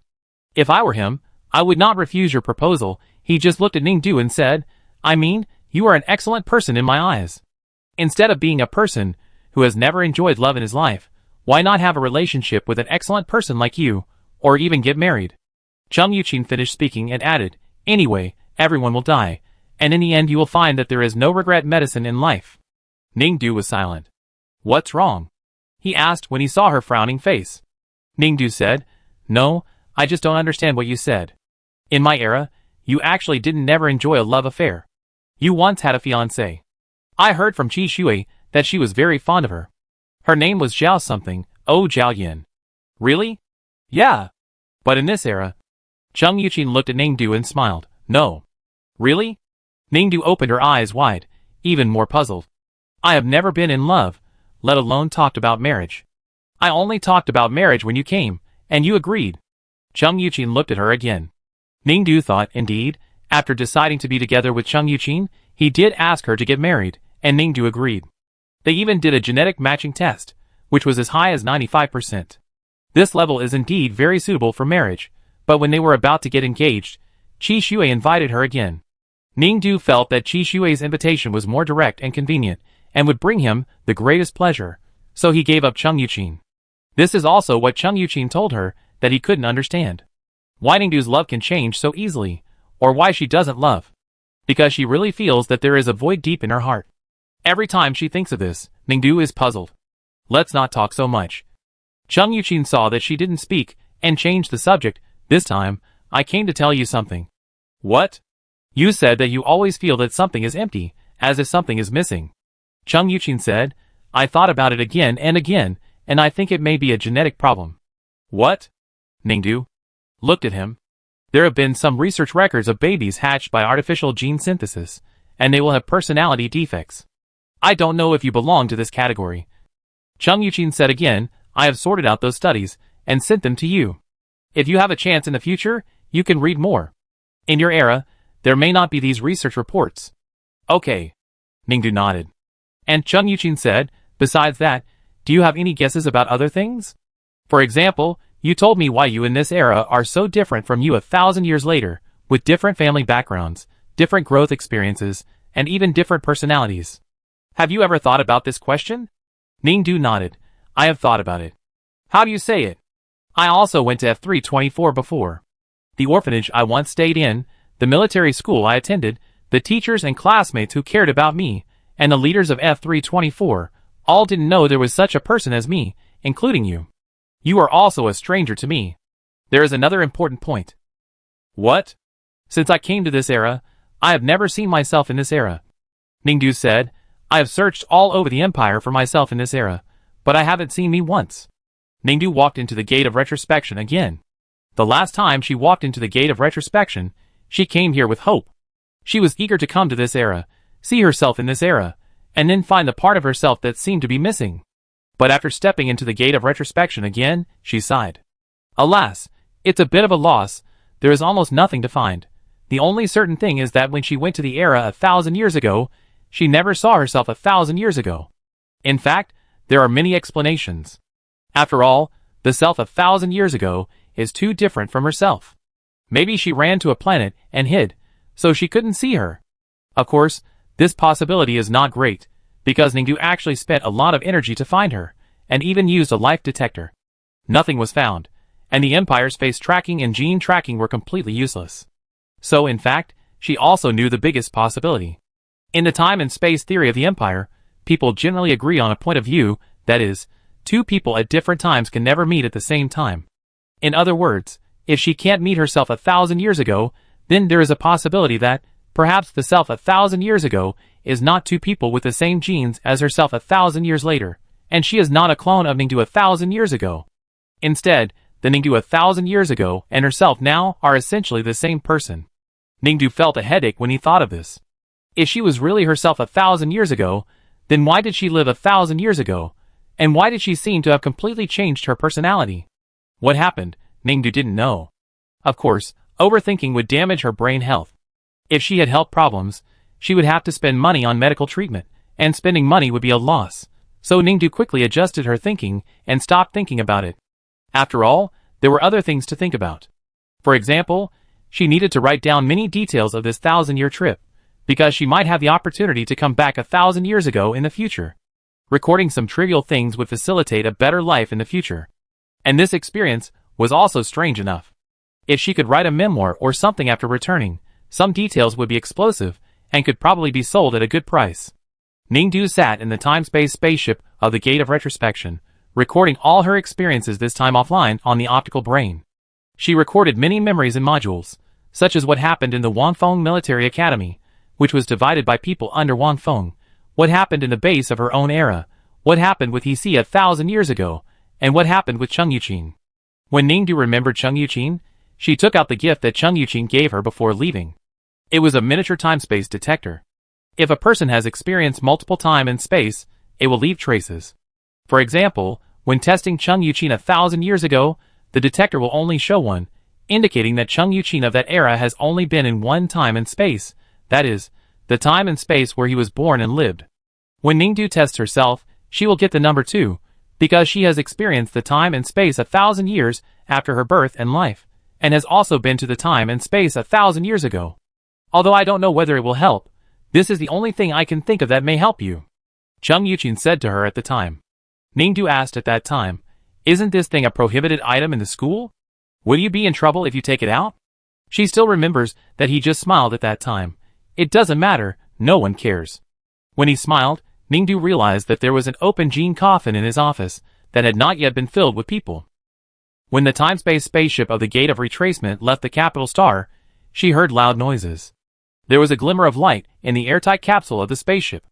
Ning knew that it was the sound of a planet exploding. The last planet that was not destroyed in the Empire 1,000 years ago, the capital star, was finally blown up. Whether or not they were lying in the gene coffin, everyone in the Empire of this era had been killed. Ningdu remembered the days in Chung Yuqin's mecha production room. Those days were not worth recording, but after thinking about it, it didn't cost money to record them on the optical computer, so she might as well record them all. She began to recall everything that happened in the mecha production room during that time, no matter how big or small. Even when she joined Chung Yuqin's mecha group, because she was not from the mecha engineering department, she used the identity information of the candidate member of Chung Yuqin's group, and she also wrote down the number of that member. At this time, Ningdu remembered that she still had the list of all students in the school that Wanfeng Military Academy sent to each student 1,000 years ago on her laptop. Ningdu looked at the list, looked for the number of the member, and prepared to write down the name of the member she replaced at that time. Then, she found a problem. It turned out that the name of the member she replaced was Zhao Yan. Chapter 123. Ningdu didn't know how long she had been in the time capsule. Anyway, it was so long that she suddenly woke up and found herself extremely weak. After checking, she found that the nutrient solution in her capsule had been used up. She was stunned for a moment. It should take half a month to return from 1,000 years ago to 1,000 years later, and the nutrient solution supplied in the capsule can provide far more than a human's half-month supply. Comprehensively calculated, if a person wants to use up all the nutrient solution in the capsule, it will basically take a year. 1 year. This is the key to Ningdu's shock. The nutrient solution in her capsule was actually used up. In other words, she has been in the capsule for a whole year and has used up all the nutrient solution. She woke up because of hunger? Then where did she want to be? Not feeling the capsule moving as usual, Ningdu quickly forced the hatch open. If the capsule really landed, then where did she land? If she landed in the era that should have belonged to her, she would be discovered and rescued no matter what, and she shouldn't stay here like this. Ningdu forced open several doors of the spacecraft outside the capsule, and then found that the spacecraft had exhausted all its energy. The last door, due to lack of energy, has automatically enabled the mechanical lock mode. Ningdu certainly knows how to open the mechanical lock. But she doesn't know what will greet her outside when she opens the last door. There are many possibilities. Maybe there is some kind of malfunction in the retrospective gate, and she was teleported into the wrong time and space, and was forced to be sent to a planet in the wrong time and space, or maybe she stopped in the universe, staying on space junk, or she is actually floating in the bottomless universe. If it were someone else, they would have been scared to death. Ningdu thought that she had often read in novels that someone was thrown into the lonely space because of an interstellar navigation error, and the optical brain lost signal, and could not contact anyone for help. The final result was that she was wearing a space suit and floating in the vast universe until she was killed by space debris or inexplicable rays, or just floating like that. Her mentality collapsed, starved to death, scared to death, and mentally ill. Ningdu felt that she should have these feelings. But in fact, she had no idea. The emptiness in her heart made her unusually calm. The only thing that was more disturbing was that she thought that if this was the case, then the savings she had accumulated throughout her life would be in vain, and that would be a huge loss. Alas! With such a sigh, she pushed open the last hatch of the spacecraft. The moment the sunlight penetrated the crack of the door, Ningdu knew that she would definitely be alive. She didn't know where this was, but she was sure that at this moment, she was standing on a planet where ordinary people lived. Ningdu got off the spaceship and looked at everything here, familiar and strange. What was familiar was that every blade of grass and every tree here was the same as the planet she lived on, but the buildings here were very strange, and the human clothing was very strange. And there were very few robots on the streets. Basically all of them were humans, and there were very few flying machines in the sky, and they were a bit big and clumsy. Ningdu suddenly felt that this scene was not unfamiliar. It seemed like she had come to ancient times. The TV series had said that the empire tens of thousands of years ago was like this. At that time, technology was not developed, and there were not so many robots on the streets. Everyone had to hang a heavy object on their heads for optical computers, and the transportation system was not as developed as her time. People even took old electric slow buses, and there were very few flying machines in the sky. After some calculation, if the spaceship had been sailing since she entered the backtracking gate, and had completely sailed in the wrong direction due to a malfunction, and had landed on this planet before all the energy was exhausted, then it would only take her half a month to sail for 1,000 years, and the nutrient solution consumed for 1 month would be equivalent to her spaceship sailing for 2,000 years. And the nutrient solution on the spaceship would be enough to support her for a total of 12 months, which means, oh, she may have come to the world more than 20,000 years ago. Ningdu was thinking about it when he suddenly heard a fight next to him. What are you doing in school? You really have the nerve to come to school. Ningdu turned around and saw that it was a few boys who were besieging a boy who looked like he was in junior high school. Those boys were tall and strong, but the boy who was beaten was thin and small. The boys punched and kicked him, and then touched his pockets all over his body. After finding that he didn't have any money, they slapped him a few more times and left. After those boys left, the beaten boy stood up and limped to the building in front. Ningdu then realized that, oh, the place where she landed was actually a school. She wanted to take a few steps to take a closer look at the school. That girl, stop and don't move. But unfortunately, someone stopped her. As usual, Ningdu left the backtracking gate, came to a strange era, and was taken to the police station again. She looked at the time at the police station, and sure enough, the current era was more than 20,000 years ago when she was born. More than 20,000 years ago. The mechas at that time were still very difficult to use, and the human spirit seemed to have just awakened not long ago. Ningdu tried hard to recall the mecha development history course that she had skipped in school in the past few days. This child should be only 15 years old according to the blood test. How come the entire Empire network system can't find her information? One policeman said to another policeman, she should be a missing child. Now we can only apply for her identity and settle her down. Ningdu heard that people in this era tested her blood and analyzed that she was 15 years old. After thinking about it, she found that it was reasonable, because in her era, all people got physical fitness enhancement genes, and human lifespan was greatly extended. Everyone looked younger than people in ancient times, and their genes were stronger. She was actually almost 23 years old, but now she was tested to be 15 years old, which was still the level of a junior high school student. Junior high school student. Ningdu didn't have time to imagine before she found that the reality was already in front of her. The school where she woke up was a boarding junior high school. The government handled the formalities for her and packed her there. After all, humans had just awakened their spiritual power not long ago, and there were only a few people who practiced mecha, so most schools were still liberal arts schools, and there was no physical fitness or mental strength assessment in the entrance test.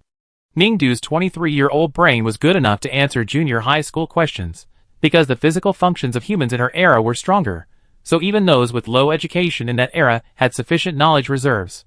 In addition, she sometimes read books on mecha manufacturing to make money, so she could basically answer junior high school questions easily. So after being sent to junior high school by the government, she was assigned to the 3rd grade graduating class. Regarding Ningdu's arrival, there were rumors everywhere in the school that she was kidnapped by bad guys into a huge monster machine that people didn't know about, and she almost died and was rescued. The huge monster machine refers to the retrogression gate spaceship where she was staying. When Ningdu came out of there, she found that the retrogression gate was surrounded by the police, fearing that there was any threat. Later, the police said that they knew that this huge monster suddenly landed here, and everyone couldn't measure its material. They were very worried, so they kept it there and didn't move it. The police believed that she was taken advantage of by criminals who might want to sell her body, but for some reason they hid her in there. Ningdu did not raise any objections to these things. The question she wanted to know most should not be answered by anyone at present. After all, what she wanted to know was how to go back to her own time and why she came here. Ningdu went to junior high school first. In class, she saw the boy who was beaten before. There was no one sitting next to him in the class, so Ningdu sat next to him. Then, he saw the teacher coming over to ask him why he had spent money recklessly this semester. He couldn't answer, so the teacher twisted his ear and asked him if he had really spent all the relief money given to him by the government, and then kicked him out of the classroom. After a few classes, Ningdu found the solution to the problem. No matter how backward the human cognitive level and technological level of this era are, there is always a person who is omniscient and omnipotent. That is the God of technology. Since humans created the first core robot, it has always existed, and it will exist indefinitely until the day when it coexists and perishes with humans. She should go to the God of technology.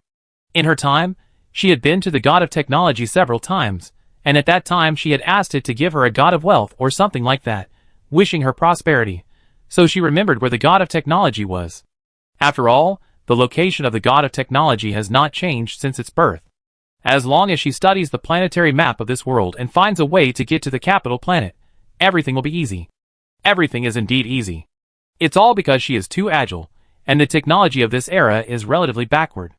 Ningdu took advantage of the opportunity to buy a ticket to verify her identity to go to the capital planet.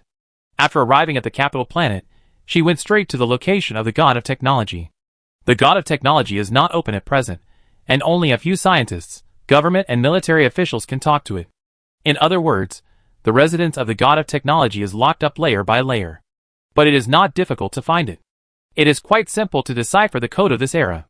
Pushing open the last heavy password door, Ningdu saw the technology God of this era. You are finally here. In the cold hall of the technology God, the hexagonal crystal with a cold white light said this. Ningdu, oh, you know me. Of course, said the technology God, you forced me to give you the fortune map. Ningdu scratched his forehead. How do you know the future? I originated from the energy stone outside the universe. My energy is not limited by time and space, said the technology God. It is humans who occasionally discovered me and used me wisely to create what I am now. I thought you were just an analyst who grew up with various data fed by humans. Ningdu said again. This is of course an important part of my growth, said the technology God. So you can guess why I came here, right? Ningdu asked. Alas. The technology God suddenly sighed. What's wrong? Why am I here? The destroyer is coming. The God of technology said again. Ah? The destroyer is chasing you, kid. Ah? Run for your life. Ah? Ningdu asked 3 questions in a row, confused. The God of technology, yes, that's it. Why? Ningdu scratched his head again. Because you are too strong, kid. The God of technology said again, you showed amazing talent in your era, and you will definitely use the Unit 0 of your era to fight against the strong of the destroyer in the future. The destroyer will eliminate all those who threaten him, so it is inevitable that you will become his target. What? Ningdu was shocked. What should I do? I can't die. I still have a lot of savings in the bank. If I die, I will lose money. I can't die. Alas. The God of technology sighed again. By the way, you said he wanted to kill me, so he brought me to this era. Does he want to fight me in this era? Ningdu said again, then should I fight him? Maybe I can kill him? Alas, the God of technology continued to sigh. If you have Unit 0, there is a 50% chance of defeating him, but now you are in this era, where there is Unit 0. Then I am finished. Ningdu asked again. Alas. The God of technology sighed as usual. No. I can't die. You have to save me. Ningdu said immediately. Why don't you cut off your own arms? The God of technology said, maybe the destroyer will see that you are disabled and think that you are no longer capable, so he may let you go.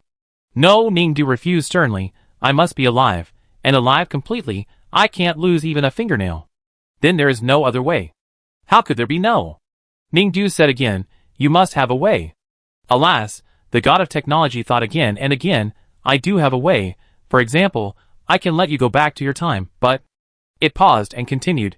The key is that the destroyer has a time machine that is faster than the gate of rewind, and it can travel through time and space quickly. Even if you go back to your own time, he can find you, and you have nowhere to escape. Unless you die, otherwise, he will always be in the dark, ready to kill you. Then you have to let me go back first, Ningdu said. When I go back, I will have Unit 0, and I may be able to deal with him. The Unit 0 of your era. Alas. The core seems to have been lost, alas. The god of technology sighed again. Then help me go back first, Ningdu said. We talk about everything after we go back. Alas. The god of technology sighed again. Why are you sighing again? People on the Star Network said that sighing often will sigh away the fortune of people around you. You have sighed away a lot of my fortune. The god of technology, The method to go back is in your optical brain. It said again. Ningdu checked the optical brain and found that the method was feasible, so he prepared to leave and implement it. But when she was leaving, she felt uncomfortable and turned to the god of technology and said, "Oh, by the way, you sighed at me so much just now, and sighed away my fortune. You have to compensate me, otherwise I will lose money, alas." God of technology. Don't you always sigh? Ningdu. The one closest to me is always the god of wealth in my laptop screensaver. My sigh will only steal the god of wealth's fortune, and you are stealing mine. You must compensate me. God of technology, Hurry up and compensate me. Ningdu urged it. God of technology, what to compensate you? I don't have money. I'm dying, you must find a way to protect my safety. Ningdu said, protecting my life and safety is also indirectly protecting my fortune. God of technology, You must have a way. Ningdu poked the crystal in front of him. The crystal in front of him trembled several times in an instant, as if it was poked on the itchy flesh. You kid. The god of technology shouted, you rely on your strong mental power to even touch me. What? Ningdu looked at him, and stretched out his finger again. The god of technology, After a while. The god of technology sighed, oh okay. You sighed again. The god of technology, What do you want to give me? Ningdu asked. Take this. The floor in front of the god of technology opened, and something was slowly lifted up by the lifting frame. This is a special signal blocker, like a decorative bracelet. If you wear it, the destroyer will be disturbed by its magnetic field, and it will not be easy to find you. Ningdu took the bracelet and looked at it. He found that the material of the bracelet was quite valuable jade, and he was satisfied. Okay, that's it. The god of technology recorded the removal information of the bracelet in the system, and said to Ningdu, there is one more thing I must explain. This bracelet is given to you at this special time to protect you. If you defeat the destroyer in the future, remember to return it. As he spoke, he raised his crystal eyes. Ningdu had disappeared long ago. Chapter 124. Ningdu followed the instructions of the god of technology, and prepared to return to her own era. The reminder from the god of technology said that at the flight platform from the capital star to a certain mining star, a spaceship would stray into a time-space black hole. After passing through the black hole, it is expected to arrive in the future, her era. So she only needs to find that flight, and take it to return to the future. She can find the location of the god of technology, and meet him smoothly, so finding that flight to take is certainly not a problem. Ningdu quickly arrived at the flight platform, and waited for the spaceship to arrive and board. Of course, it was not time yet, so she had to wait first. Ningdu waited, and found a commotion next to her. Turning around, she saw a boy who was being caught by several policemen who wanted to drag him away. Ningdu recognized this boy. He was the boy she saw at school who was beaten by others at the beginning, and he was also her new deskmate in junior high school. It's not that Ningdu has a natural talent for recognizing faces, and people who have met him a few times can remember him so clearly. It's mainly because his face is covered with wounds, and it's festering. One of his eyes was hit so hard that he couldn't open it, so he couldn't see what he looked like, but the wound was very conspicuous. And his voice was always hoarse, as if his vocal cords were damaged by shouting, and when he struggled to let me go, he was like a fish that was about to choke to death. Of course, the police didn't let him go, and kept saying you don't have the authority. You shouldn't be here, and then threatened him. If you keep making trouble like this, we have the right to act impartially. Then, a heavy pistol was pointed at the boy's head. The boy stopped talking and just sobbed. You don't have the authority, please leave. The policeman said again. The boy choked. Why can other people go anywhere, but I can't go anywhere? I want to see the god of technology. I want him to make the decision for me. Hearing this, Ningdu suddenly remembered that when she walked out of the room, where the god of technology was staying, she did see a figure flash by. It was quite dirty, and now it looks like him. Although he was arrested, it is also quite impressive to be able to touch the room of the god of technology. Ningdu thought. Leave. The policeman did not answer him, but pointed the gun at his forehead again. Okay. At this time, two young women came to mediate. No, Mr. Policeman, he is just a teenager. Why do you have to embarrass him? Even if he sneaked in without a ticket, you wouldn't let him die, right? The police stared at them, His parents are from Mingshui. Mingshui? Don't you understand what it means? When the two women heard it, they frowned and said, but even if he is from Mingshui then... Mingshui? When the people watching the excitement heard it, they were stunned for a moment, and then subconsciously stepped back a few steps. Why is he from Mingshui? How can the descendants of Mingshui appear here? Everyone was talking. Get the descendants of Mingshui away quickly. Shouldn't they all stay in prison? He is from Mingshui? I heard that the descendants of Mingshui can receive education. What? Why? The descendants of such people should also go to hell. Everyone was talking, and Ning remembered that the teacher in her junior high school class said the same thing when she called the boy out. You are a descendant of Mingshui people. It's good enough that you are allowed to study in school. How can you conflict with other students? You have contact with other students, and their parents have come to your door. I wonder how you will end up this time. Don't think that I can look up to you just because you are the first in the grade. You are wrong in your blood. Do you think you can escape punishment by getting high scores? Ningdu scratched his face, not understanding why birth is considered wrong in this era.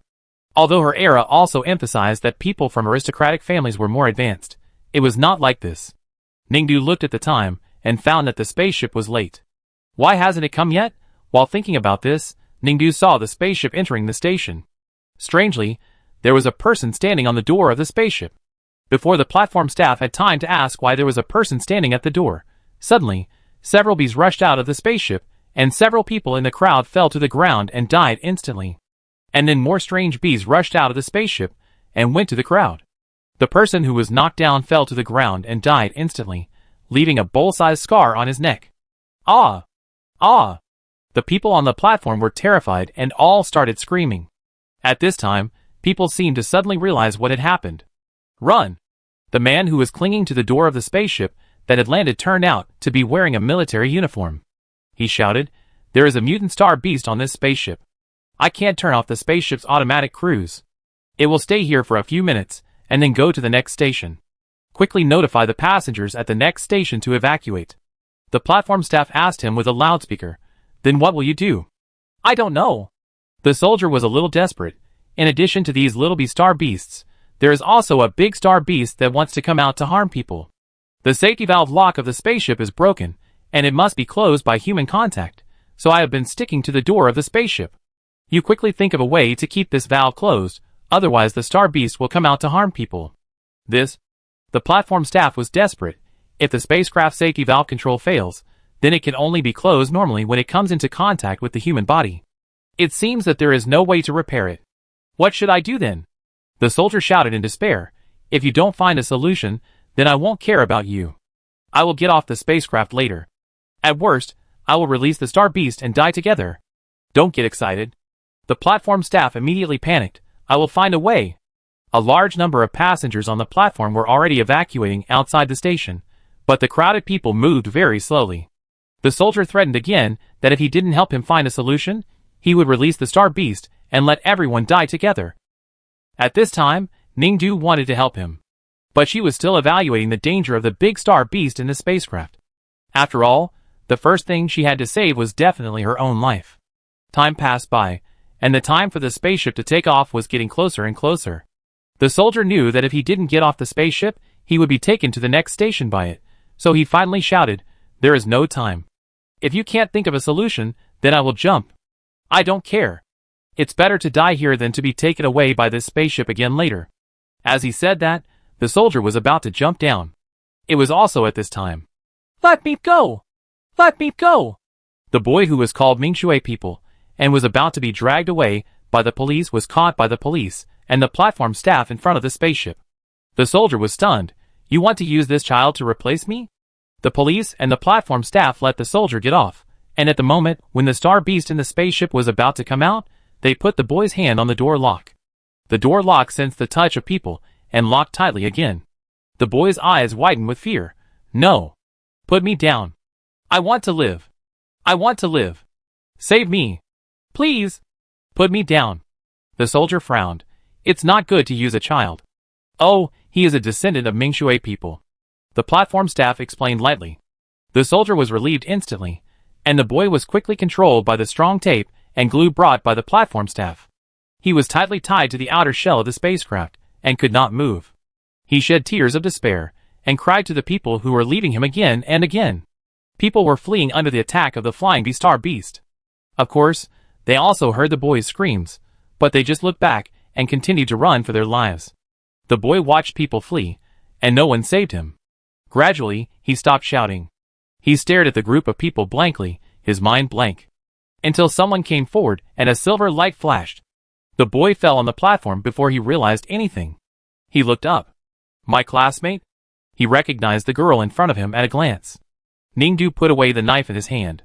The strong tape and glue in this world may be useful for tying up ordinary people, but it is nothing. She can still cut it open easily with a knife after more than 20,000 years.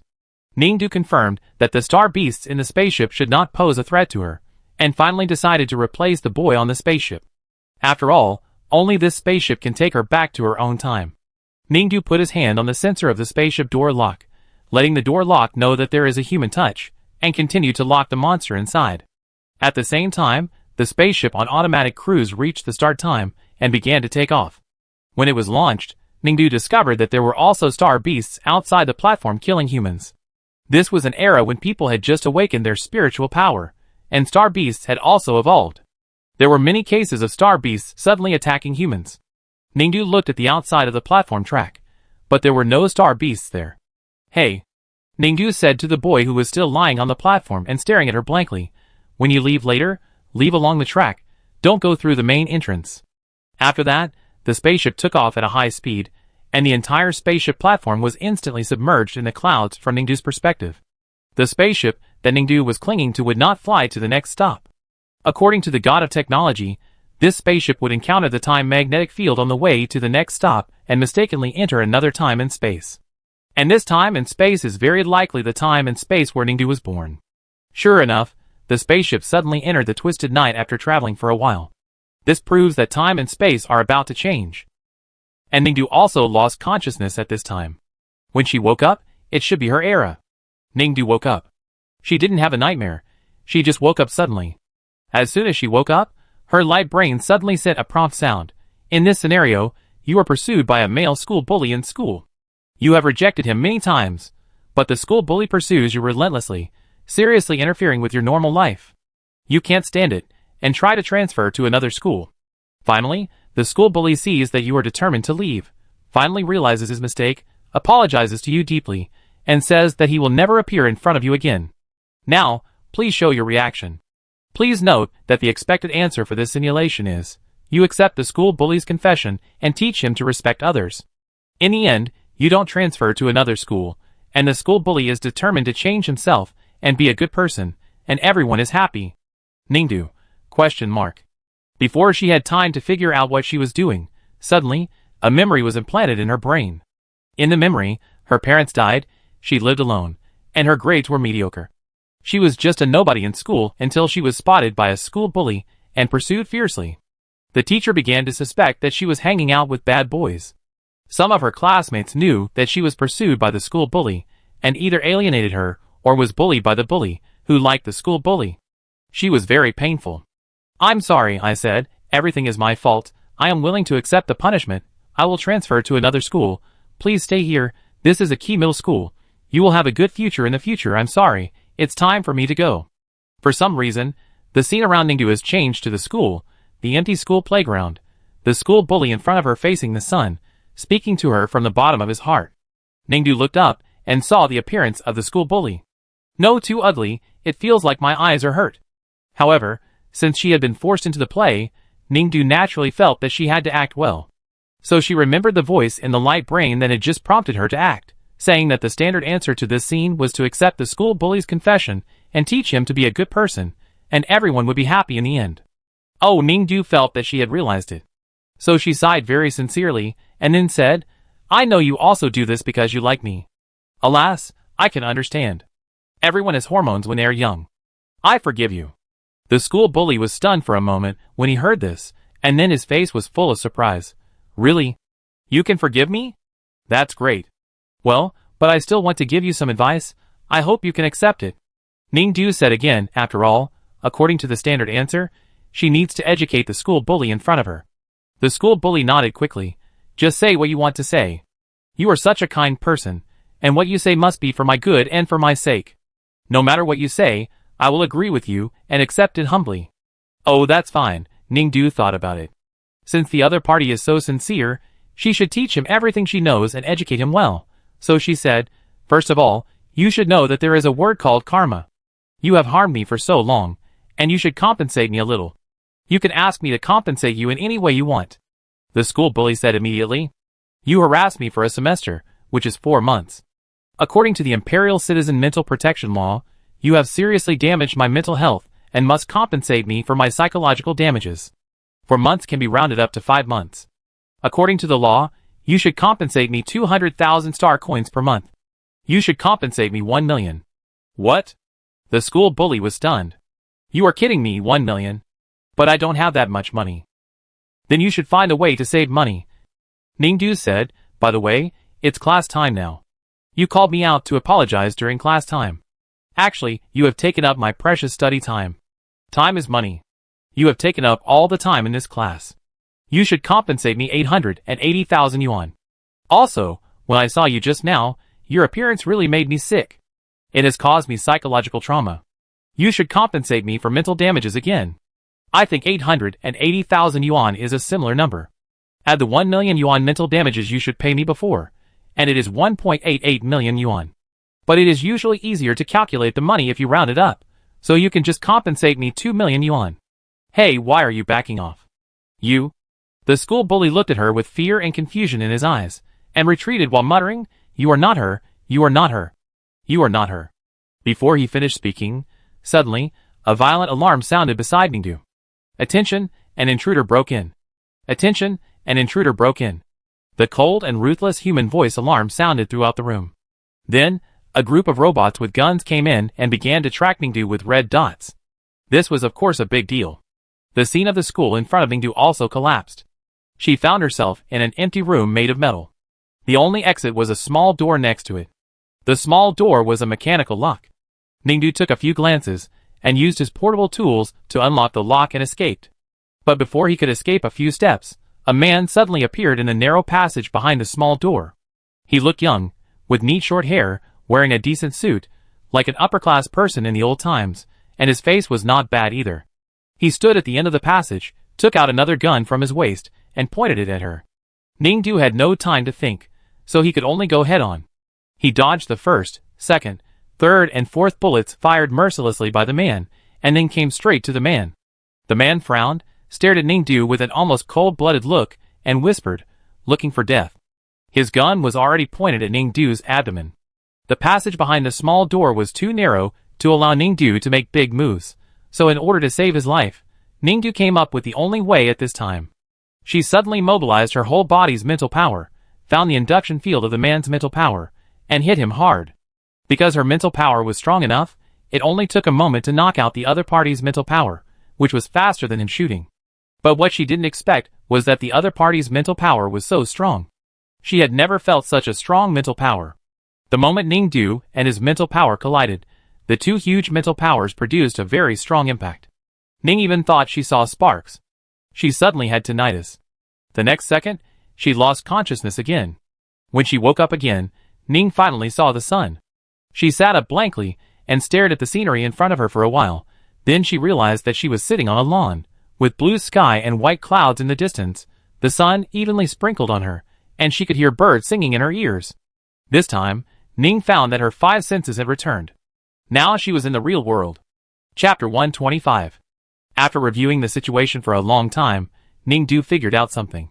She accidentally went back to more than 20,000 years ago because of a problem with the backtracking gate.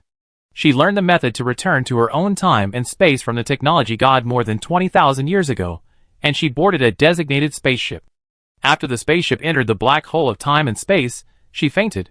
When she woke up, she found herself falling into an unknown place, and suddenly started role-playing. Before the role-playing started, that place seemed to have discovered her as an intruder. Then a man wanted to shoot her. She and the handsome guy collided mentally, and now she woke up. Oh, when she was role-playing, her mind might have been trapped in a magnetic field and entered a virtual room, and when she and the handsome guy collided mentally, because the mental power of both parties was too strong, the virtual room might have been destroyed. So, her mental power returned to her original body, and she woke up smoothly. So, is this her era? Ningdu walked from the deserted lawn to the city, connected to the star network of this era, and opened the news to take a look. It is now the 30,439th year of the planetary calendar, which is 200 years before the imperial calendar, which means that there are still 200 years before the birth of the imperial calendar of Ningdu's era. She did not return to her own era, but only came to more than 16,000 years ago. The god of technology said that although it provides a way to return to her own era, there is a high probability of error.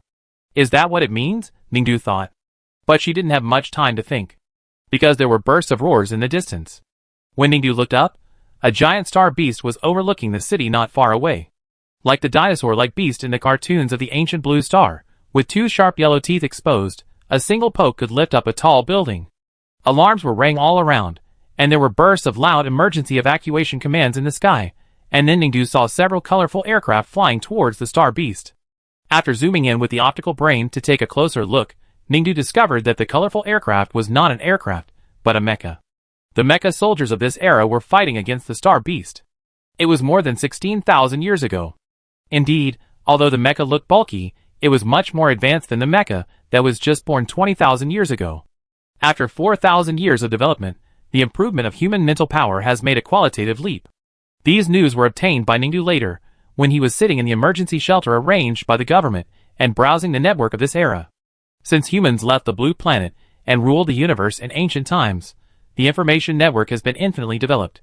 Hundreds of thousands of years of data can be friendly preserved and conveniently consulted. Ningdu sat in the shelter and browsed the news of this era. The news said that this star beast originated from a place called Tonda Factory, which is a factory dedicated to the production of important parts and materials for mechas, so the security is very strong, but this star beast can actually lie dormant here for many years. I am afraid that someone deliberately retaliated and deliberately helped this star beast to grow secretly here, and finally grew into a ferocious beast that endangers society and attempts to endanger humans. Relevant experts have begun to analyze online why someone wants to secretly raise this dangerous star beast, causing all mankind to suffer. They proposed a word that Ningdu is somewhat familiar with. Mingshui people. They think that this disaster is the revenge of Mingshui people against the empire. Ningdu remembered that more than 20,000 years ago, the boy who stood on the platform of the spaceship and stared at her intently was a Mingshui person. Because of this identity, he suffered many inhuman treatments in that era. But 4,000 years later, according to the records here, it was a long time after the extinction of the Mingshui people that people realized that it was a mistake. Mingshui people refer to people born in Mingshui star. The humans on that planet were originally no different from normal people, but more than 20,000 years ago, when people's spiritual power rose, the vicious star beasts that really threatened humans also began to appear. At first, the man-eating star beasts only appeared sporadically on some remote planets with harsh climates. Later, in order to let the spiritualists fight against those star beasts, people established mecha research institutes on many planets, including Mingshui star, to study mechas against star beasts. But later, not many mechas were developed, but the star beasts became more and more numerous and stronger. Finally, more than 20,000 years ago, people desperately investigated and found that all the star beasts were implanted with abnormally growing cores, so the number of reproduction increased sharply. And this core was produced from Mingshui star. After the target was determined, the imperial government sent a large number of military and police to investigate Mingshui star. As they expected, if the core implanted in the star beasts was only produced by the Mingshui Star Mecha Research Institute, then the output was indeed not much. The reason why so many cores could be mass-produced and implanted in the star beasts was that some anti-imperial people in the Mecha Research Institute bribed a few residents of Mingshui star with money. For the money, those residents invested in the production of cores, which led to the explosive growth of man-eating star beasts. The case was solved. The government wanted to arrest all the residents of Mingshui and build a prison there to lock them up. But when they got there, they found that the residents had been infected with diseases by the star beasts because they had to help make the core and test the core with the small star beasts. They started to be violent and bite people. These residents were very crazy. Before the government investigated, many of them had left Mingshui and attacked humans, with the star beasts in various places on the planet. According to news records of that era, it took the government 8 years to completely control all the residents of Mingshui, but many of those residents had already hatched offspring. The infectious diseases in their bodies would affect the genes of these offspring, so the offspring of Mingshui were also under close surveillance. According to the news, at that time, all the people in the empire hoped that the government would directly kill the offspring of the Ming Shui people, but the imperial law was strongly supervised by the god of science and technology. According to the law, the crime did not extend to others, so the imperial government could only monitor the offspring of the residents of Ming Shui, but could not completely kill this inferior gene in the cradle. So later, more than 20,000 years before Ningdu arrived, she would see the people on that planet and hate Ming Shui people so much. But the above content is just the record of Ming Shui people more than 20,000 years ago, described in the news by Ningdu. In fact, as early as 1,000 years ago, people found that they had wrongly blamed Ming Shui people. The core made by Ming Shui people is actually not to promote the reproduction of star beasts, but to suppress them. They received a task from the Research Institute that year, asking them to help make the core to suppress star beasts, so they went. It's great to get money and contribute to the country. But in the end, the core they made was actually useless. The speed of reproduction and mutation of the star beasts was too fast and out of human control. The small star beasts used by the Ming Shui people to test the core also mutated rapidly, biting them, causing them to temporarily lose their minds and hurt people. But their descendants were later proven to be low risk. Although the diseases that their ancestors were infected by the star beasts still existed in their descendants, they had almost no effect. Reading this, Ningdu felt like he was reading a third-rate novel. The story was very plain. Someone was wronged and lived a very painful life, but later people revealed the truth and proved their innocence. Ningdu yawned. Anyway, at the end of the story, people 1,000 years later knew that they had wronged the Ming Shui people back then, found the descendants with Ming Shui people's blood, compensated them, built a monument to commemorate the Ming Shui people, and wrote this story into textbooks, asking everyone to remember the mistakes of history and repent and reflect. Ningdu wanted to turn off the news. But just as she was about to turn it off, she saw some related reports about more than 20,000 years ago in the history reading. One of them looked very familiar. It said that a spaceship was hijacked by a star beast while carrying passengers on a daily basis, and finally tens of thousands of people fled from the spaceship transfer station. Clicking on the news, Ningdu actually found herself in the corner of the news photo of that year. It was the case that happened when she was on a spaceship to travel through time and space. She looked at the last accident, and the tens of thousands of people who fled on the platform were almost all killed by star beasts. Because there were also star beasts at the gate outside the platform, those who fled were like sheep walking into the tiger's mouth at that time. Only 2 ladies survived. It was very sad. She turned off the computer. Just after watching the news, the big screen in the shelter broadcast the good news live. The star beast that caused chaos this time was almost destroyed. While everyone was cheering, they speculated why the star beast attack suddenly occurred again. Most people may have read the experts' speculation on the news and thought that it was the fault of the Ming Shui people who were wronged in the past, hatching star beasts in the factory that produced mecha parts.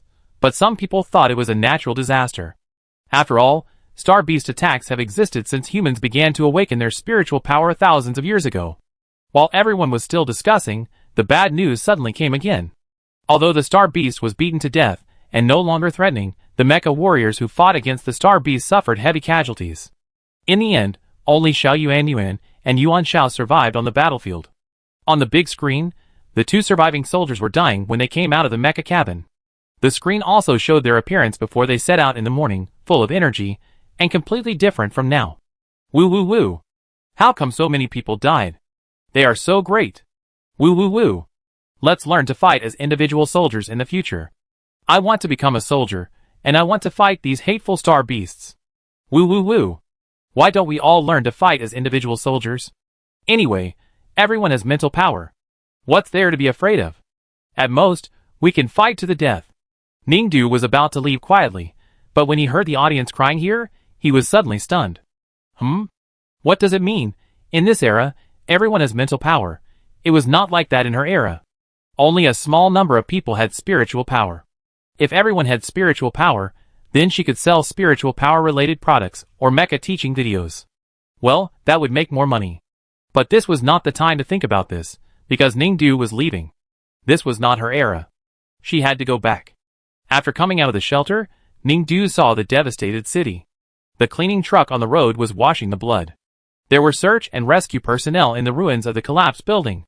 A medical team carrying a stretcher passed by Ningdu. The injured on the stretcher had a big cut on his abdomen, and blood seeped onto the ground along the gauze. The air was filled with the groans of the injured, and the cries of the families, who had lost their loved ones. Ningdu stood in this tragedy, thinking about what her reaction was right at this time. She frowned and thought, "You kid, why are you standing here alone?" Suddenly, a woman with a slightly pale face and a wound on her forehead came over and asked her. Another woman with a cane came over and stood in front of her. "You haven't found your relatives yet?" Ningdu was thinking about how to answer. "Do you have relatives here?" the pale woman asked. Ningdu, "No." "What about your family?" the woman with a cane asked again. Ningdu, "No. No." The two women were stunned. "Your parents are not here?" Ningdu was about to nod, when suddenly, a man in medical clothes came over and said, "Generals, please go to the lounge to rest first. You just finished fighting with the star beasts. You must focus on your health first. We are here." Hearing this, Ningdu confirmed that these two people, as expected, she was not faceblind, they were the only two mecha pilots who survived the star beast battle just now. "We are fine," said the woman with a cane. "There are not enough people here, just to see if there is anyone who can help. You have to hand this child over to the police station. She has no parents," the pale woman said. Ningdu was taken away. As she followed the police, she looked back. The two women waved at her. Ningdu turned her head. A question suddenly popped up in her mind. Yes, who are her parents? However, before she thought about this question for long, it was replaced by another question. She still had to wait for a while to find a chance to escape from the police and find the god of technology. That guy always lives in the past and the future, and he must know how to go to her time this time. Unfortunately, Ning didn't finish thinking and fainted again. When she woke up, she found a familiar feeling coming. First, she felt like she had entered a cultural exam room. She was the only one sitting at a desk in the middle of the classroom. Then, a prompt sound came from the optical computer and the electronic blackboard in front of her at the same time. In this scenario, answer questions online to test your common sense and daily discrimination ability. Please answer carefully. Note that this simulation expects that you will be recognized as a normal person by the system after answering, so please try to answer in this direction. Ningdu, Did she enter the place where she was asked to roleplay and forgive the school bully before? There was no time to think too much, and the answering began. Ningdu wondered how to get out if his mental power really entered this place again. Last time, she was kicked out by a mental collision with that handsome man in a suit, which was quite painful. What if she answered the questions well this time, and they let her go? Ningdu felt that she could give it a try. So she prepared to answer the question seriously. Please listen to the question. Soon, the light brain and the blackboard in front of her continued to send out voices. Excuse me, there's a person whose family is poor, but you want to borrow money from her now, and the interest rate is based on the standard loan interest rate. How much is appropriate for you to borrow? A. 20,000 star coins. B. 50,000 star coins. C. 100,000 star coins. D. 200,000 star coins. Please answer. Ningdu was thinking.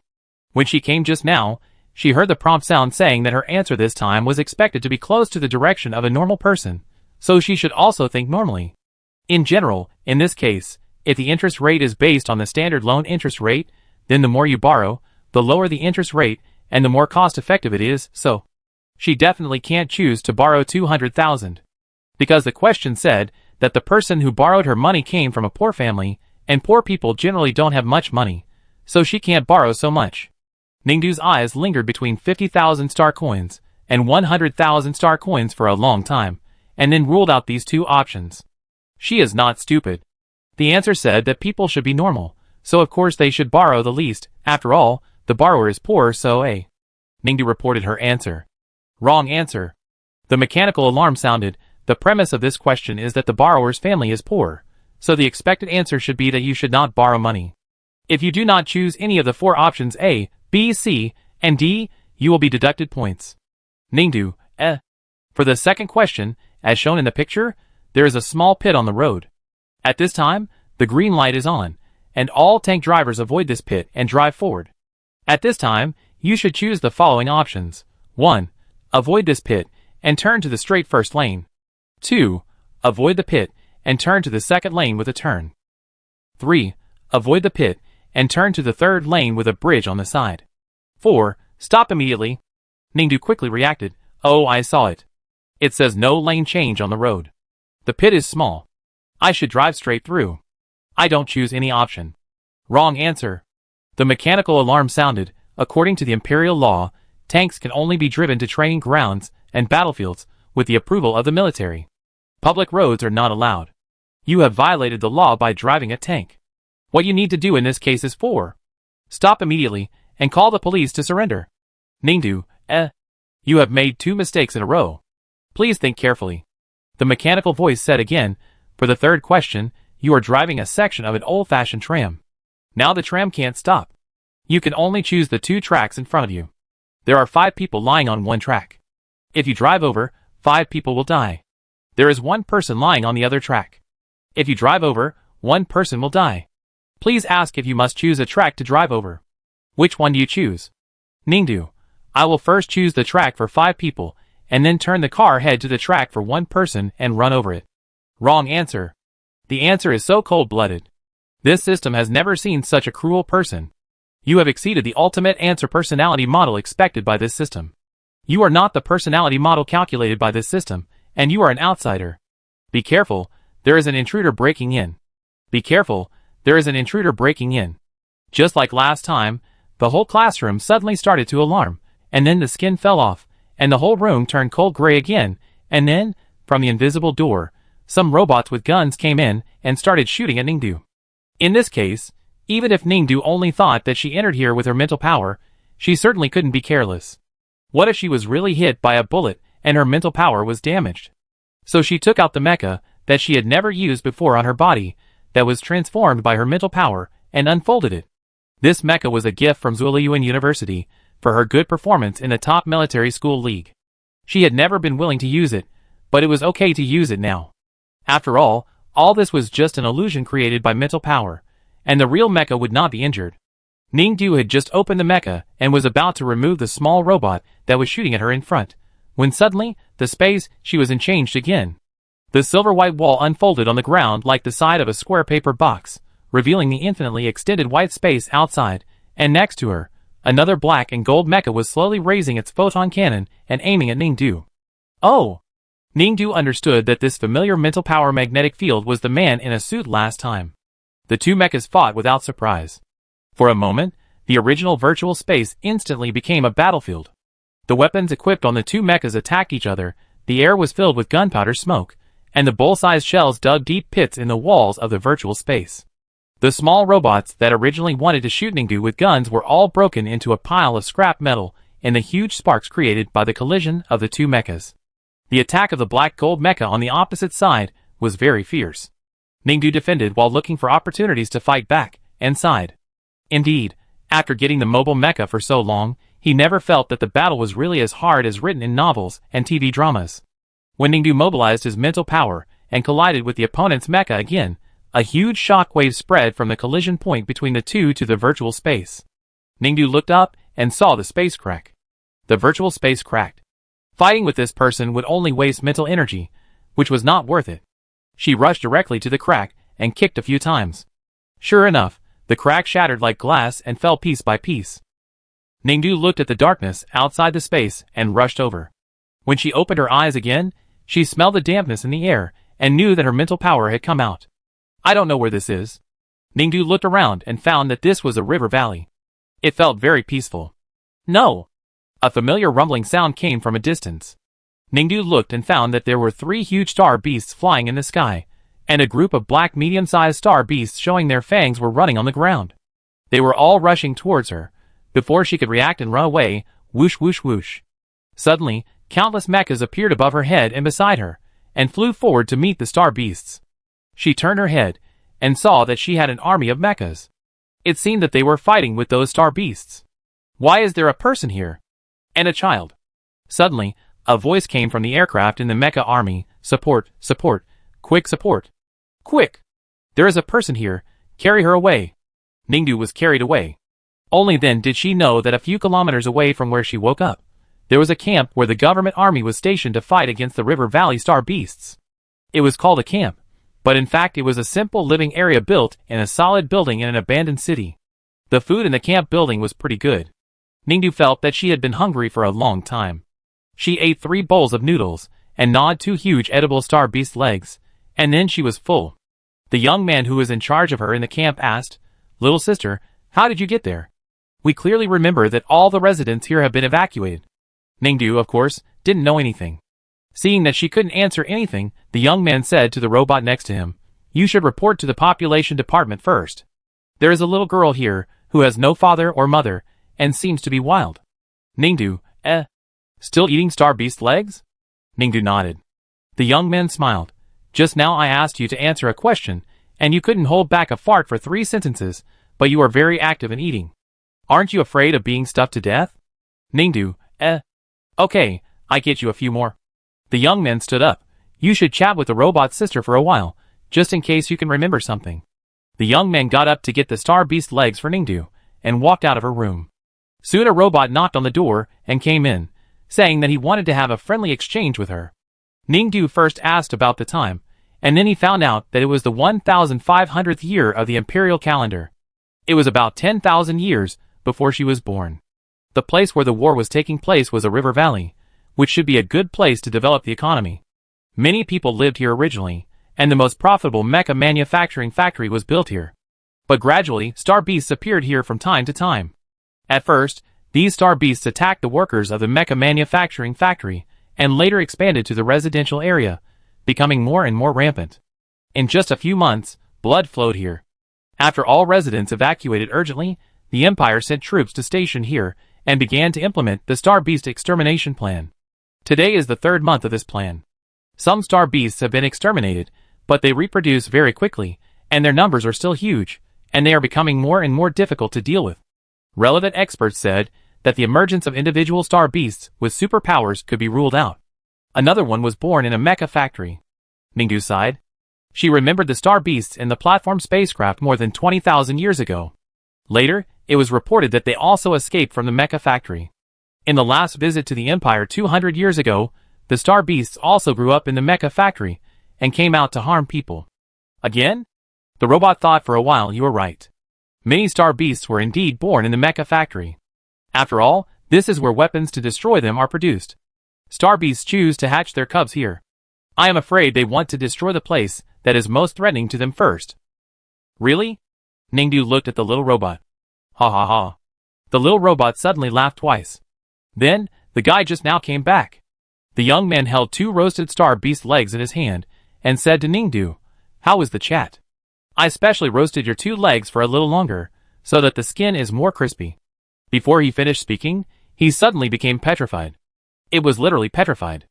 Ningdu watched him walk and suddenly stopped, and then his whole body was like plaster. Instantly petrified. Ningdu saw that the reason for his petrification was the liquid flying in from the window. Looking around, in the room where Ningdu was, except for her, the ground, walls, tables, chairs, signal detectors, life detectors, ultra-thin video players, other casualties, and the little robot that had just communicated with her were all petrified. Everything in this room was attacked by the liquid that suddenly splashed in from the window, and then all petrified. There were many Star Beasts circling outside the window, spraying liquid from their mouths. Ningdu saw the people and objects that had been petrified just now, whether it was the boy, the robot, the wounded, or the tables and chairs. They all began to melt and gradually melted into a pool of water. These were not the only things that were sprayed with liquid by the Star Beasts outside the window. Of course, there were also the walls and floors that Ningdu saw. They were also being corroded and gradually turned into water. In other words, the building was about to collapse. "Is anyone still alive? Is anyone still alive?" There were shouts from upstairs and downstairs. Ningdu certainly couldn't let himself die, so he hurried downstairs, answering as he ran, "Yes." "What? Is anyone still alive?" The 2 people who were shouting if anyone was alive just now seemed to be stunned for a moment, and then hurried upstairs to find Ningdu. But before they went up a few floors, they met Ningdu in the stairwell. Before either party could say anything extra, the entire building began to shake violently, and streams of liquid that petrified and then melted people or objects continued to flow down. One of the 2 women opposite Ningdu quickly took out a steel claw, threw it out the window, and grabbed a flying machine outside the window. Then, the steel claw was retracted, and she was pulled into the flying machine. Then the door of the flying machine opened, and the other woman took out a mecha, pulled Ningdu to her mecha cabin, and at the last moment, when the building was about to collapse, she also jumped into the flying machine. In the sky, countless Star Beasts that sprayed liquid that could petrify people and objects, and then melt water began to besiege the rapidly rising flying machine in front of them. But it was obvious that the flying machine would not petrify, let alone turn into a pool of liquid. The aircraft quickly took off and disappeared into the clouds, escaping from here. It was really scary, but fortunately we survived. On the aircraft, the red-haired woman, who had just boarded the aircraft and opened the door for them, said, "Yes, the star beasts here are really terrifying." The blue-haired woman who had just deployed the mecha to send Ningdu to the aircraft also said, "At least, we reacted in time." "But?" The red-haired woman turned her eyes to Ningdu again. "You are really lucky. So many people died, and the star beast's liquid was so corrosive, but you were able to remain unscathed. Ningdu, you are the same, aren't you?" Both women smiled. "We are high-level soldiers in this camp. It's not surprising that we can escape, but we can't save more people."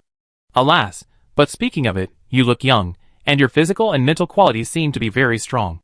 "It's okay, I'm just average. Psychologically I'm still very scared," Ningdu said. "Afraid? Afraid of the scene just now?" The red-haired woman said, "You are still young and have little experience. When you grow up, if you go to war in the future, you will definitely see these scenes." Ningdu, "Oh, I'm not afraid of that just now." The two women looked at her at the same time. "Huh? I am a little afraid of you." "Why are you afraid of us?" The blue-haired woman said, "We are the advanced mecha soldiers and mecha engineers of the Empire. We have excellent technical strength. The spacecraft will arrive at the capital star soon. Don't worry, we will settle you down as soon as possible. The military or the police will send a professional psychologist to counsel you." "You guys?" Ningdu looked at the two women sitting on her left and right, showing a skeptical expression. "Are you really that?" "Oh, you don't believe it," the blue-haired woman said, taking out her officer ID. "I show you the ID."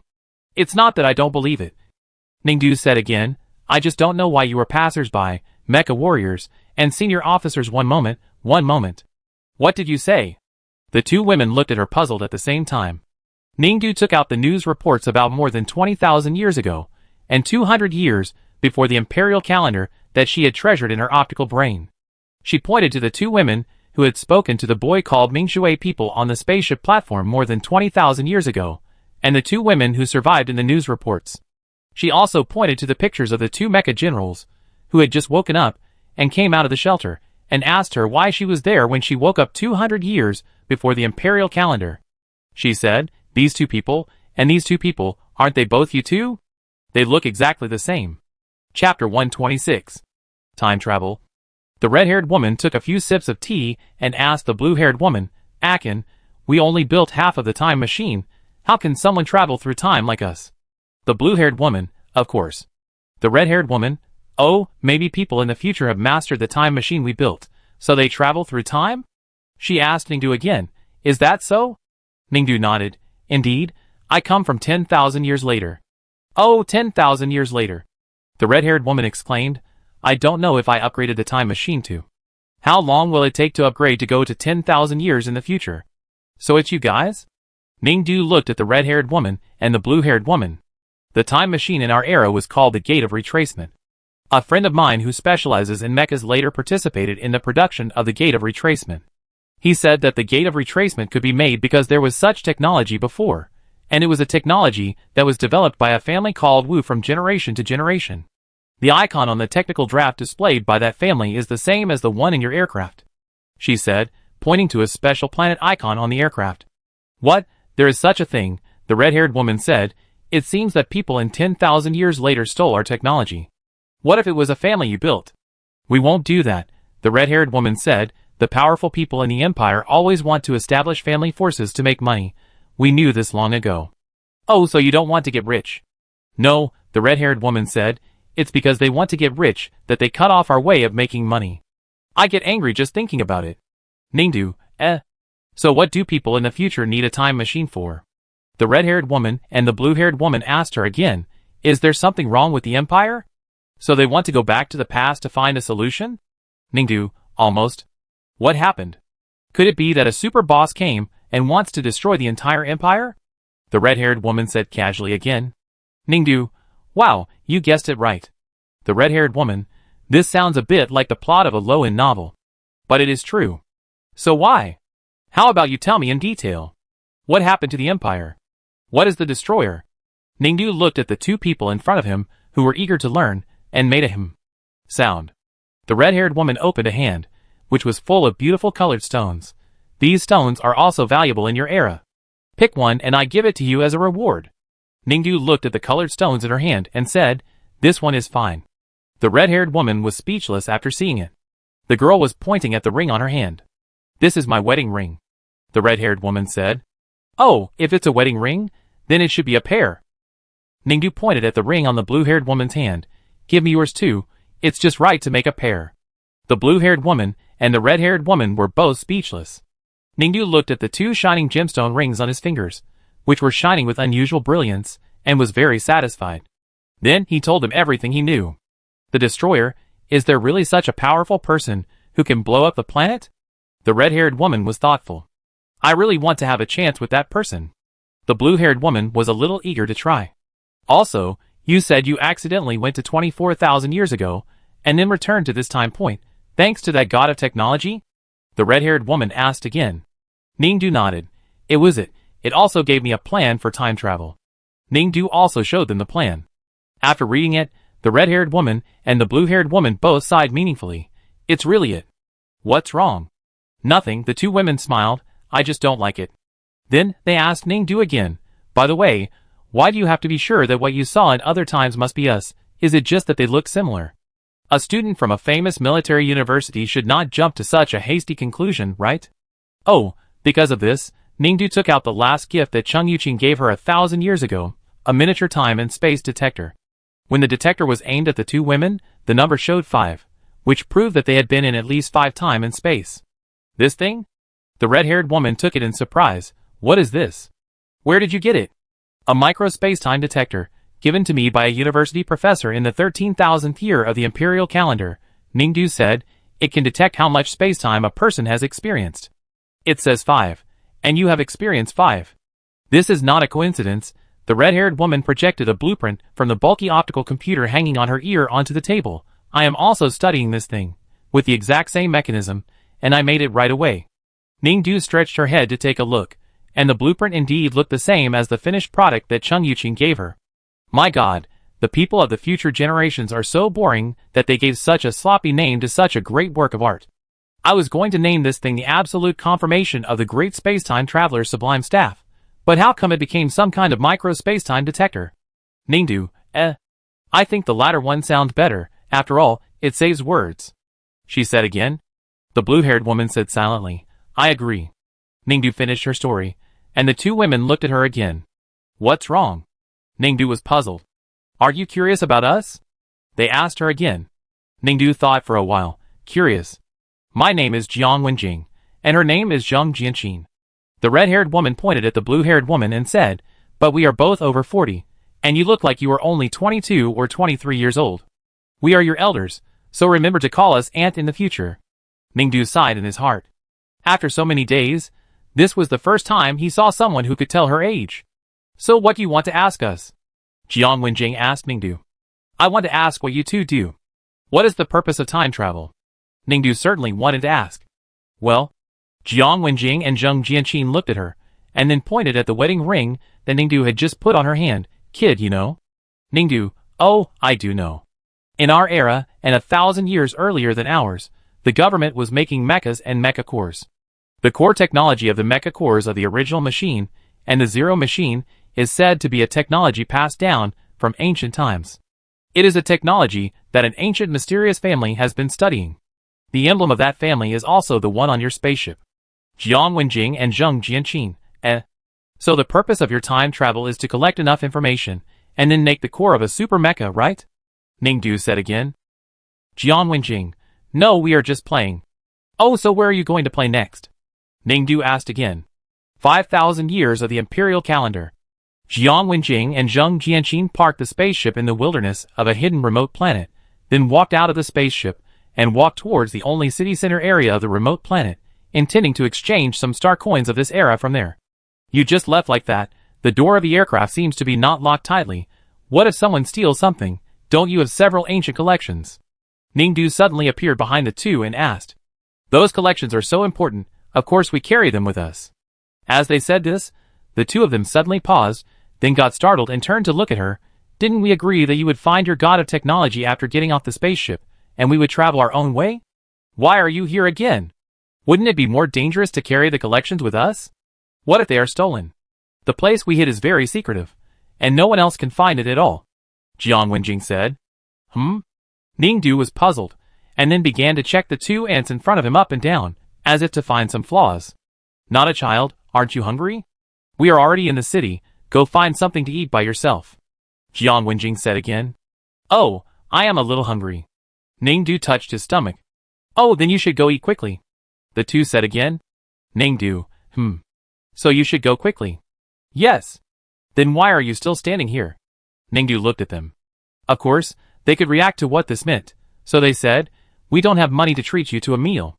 The money we exchanged is only enough for our budget trip. We only want to buy some stale pancakes and pickles for lunch later, and there is no food for you. Yes. What do you mean by yes? Go and eat your food. Ningdu sighed. I don't have money. You don't have money? Jiang Wenjing smiled at the wedding ring on her hand. Then what is this? Who earned it from us? How can it not be valuable? Alas, I don't have the energy to exchange this for money now. Ningdu sighed. I have to eat before I can exchange it. We really don't have anything to eat for you. Zheng Jianxin took out a moldy pancake from her bag and said, Look, this is all we have. Ningdu, this one will work too. After saying that, she suddenly snatched the pancake from her hand. Zheng Jianxin, you stole my stuff. Ningdu, didn't you give it to me? Give it back to me. Why do you care so much about this cake? It's moldy, throw it away. Ningdu said again. Give it back to me. Zheng Jianxin walked towards Ningdu. Ningdu looked at her and said, Why do you care so much about this moldy cake? Is there something inside, such as ancient collections? It's a bit heavy. As she said that, she tore open the moldy cake. There were a few rusty nails inside. Ningdu, Zheng Jianxin looked regretful. Forget it, since you want it, well, I give it to you. After that, she was about to leave with Jiang Wenjing. Of course, Ningdu followed them all the time. Jiang Wenjing and Zheng Jianxin's initial strategy was to run fast, and then take a detour. Although this was their first time here, they were already familiar with the terrain before they came, so they should be able to get rid of the child in a short time. But after a long time, they went around the main city of this remote planet, but found that Ningdu was still following them step by step. This child is a bit unusual. The students of the future famous military academy are so powerful.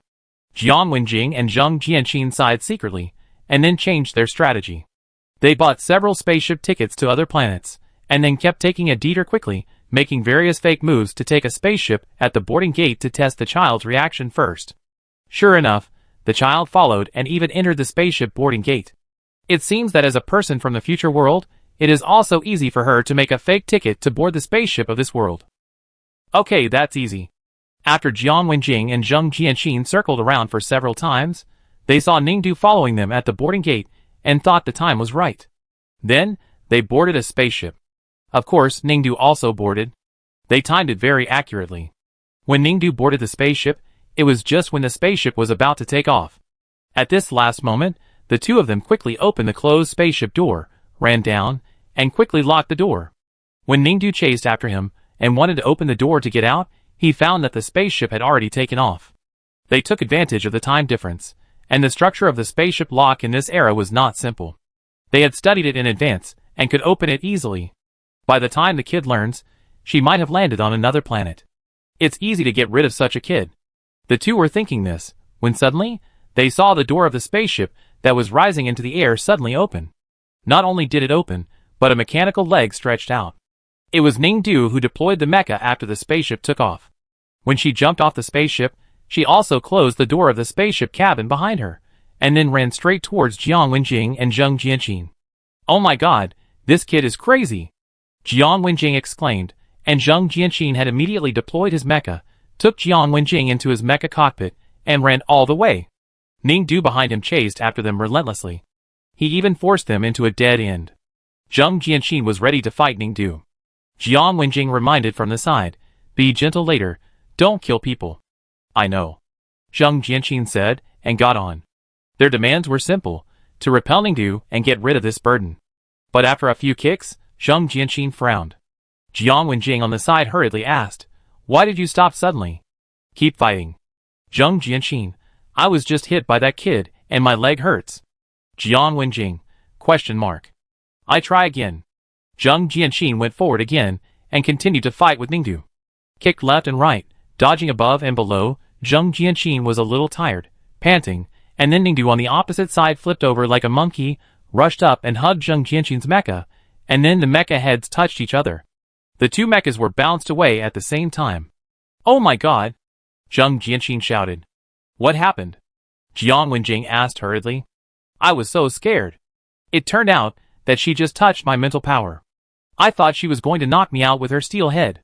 God bless me, God bless me. Zheng Jianqin sighed. Jiang Wenjing.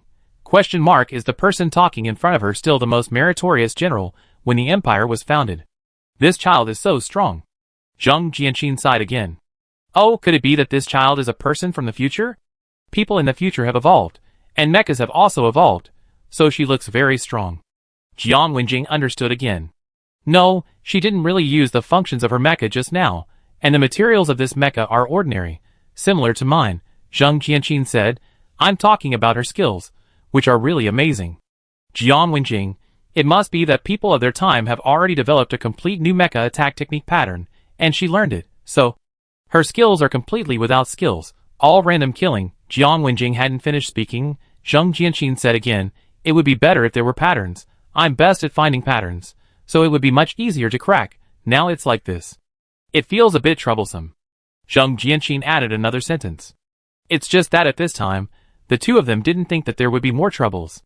They thought it was just troublesome to deal with Ningdu, but they didn't expect that the fight between the two of them was a bit loud, and the police were called.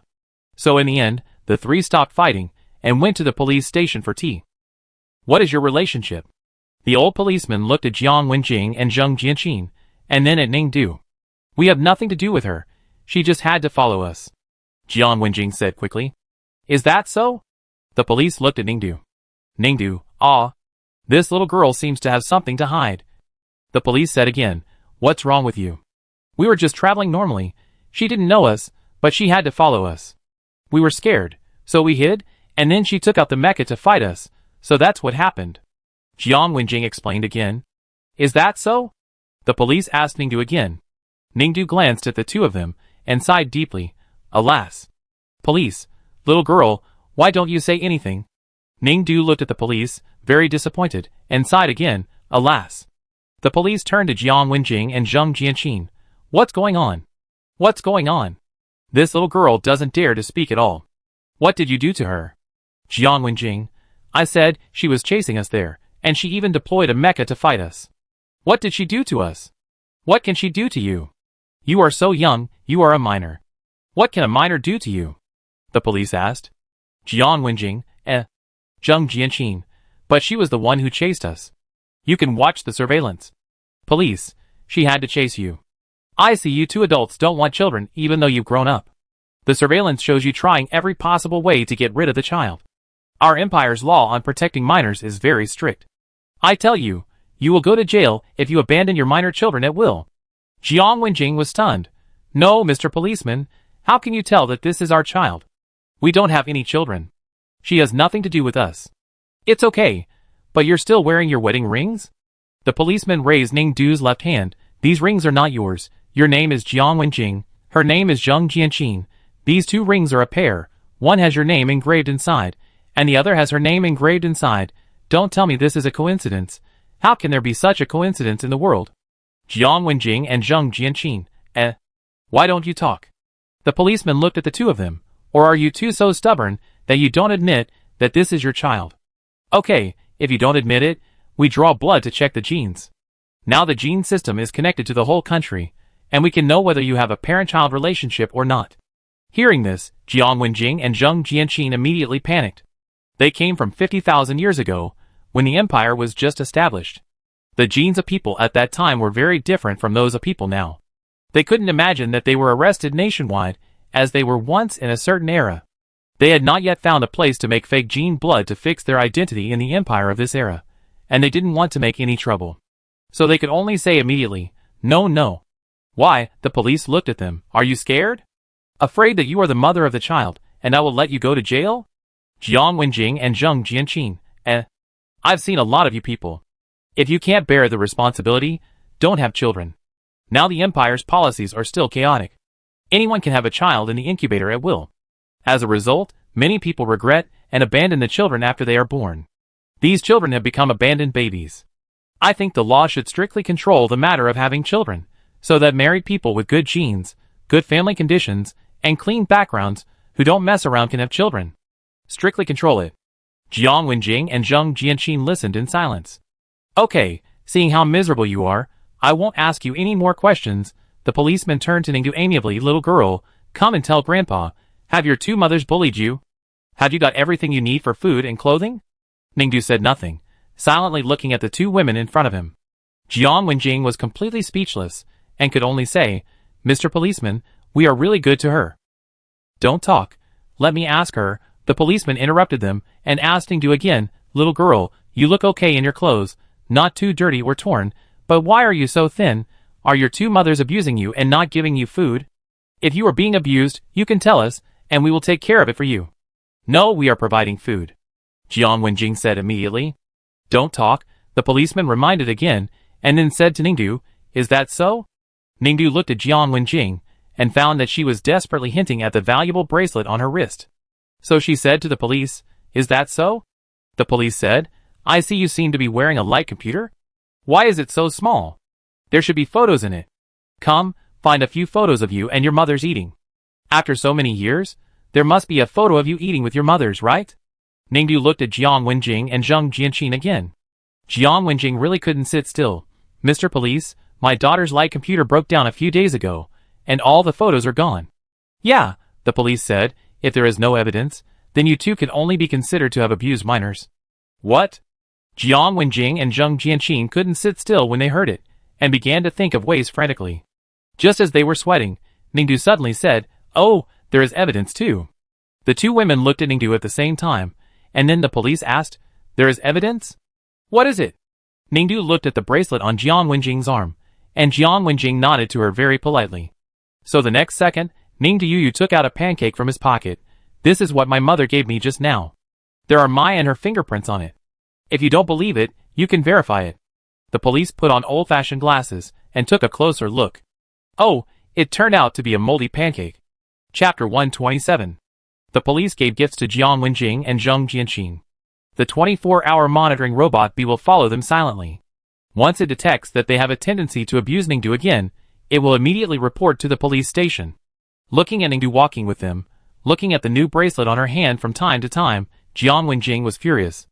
Andy, what's wrong with you? Why do you look bad? Ningdu asked knowingly. Seeing that Jiang Wenjing didn't answer, she turned to Zheng Jianqin.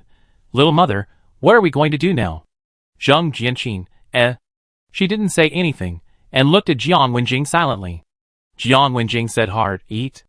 Oh, what to eat? Ningdu asked again. Pancake with pickles. Jiang Wenjing stared at Ningdu. I make you full. Ningdu sighed when he heard it. Oh, it's still pancake with pickles? I've been eating this since I was a child. I had a high fever when I was 3 years old, and I was diagnosed with allergies when I was 8 years old.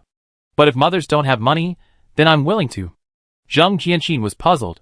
What are you talking about?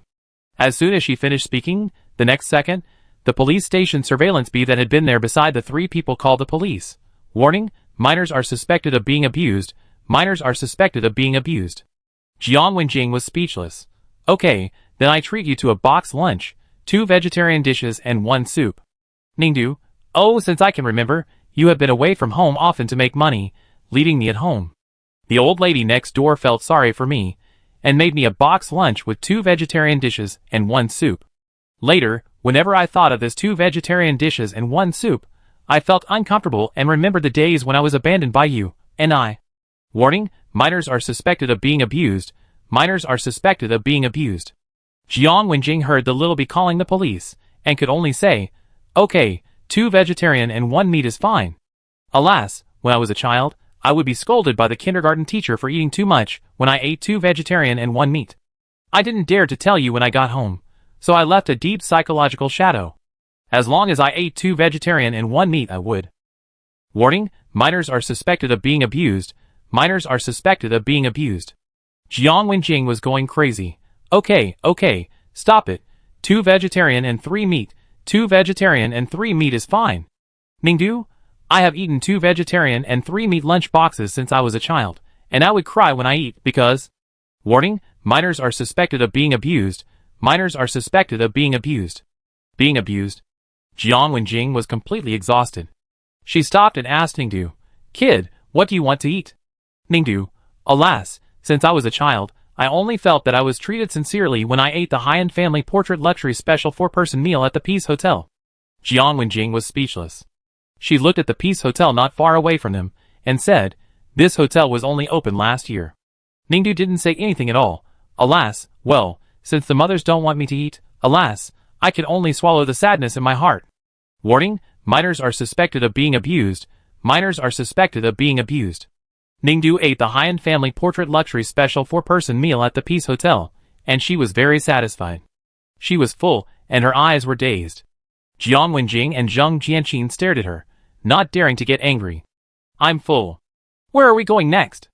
Have you found a place to stay?" Ningdu asked again. "I've found it." Jiang Wenjing glanced at the eager little bee monitor, and had to say again, "Oh, here." Ningdu looked at the specific location of the hotel and said, "It's a bit far. Have you called a taxi?" Jiang Wenjing, "No, let's walk there." Ningdu, "Alas, I have wanted to ride a luxury ground-speed car since I was a child, but unfortunately my mothers have never let me do it, which left a deep shadow on my young heart." Little bee, warning, minors are suspected of being abused. Minors are suspected of being abused. Ningdu got his wish, and sat in a luxury car. Originally, she was going to the hotel, but she looked at the scenery outside the window.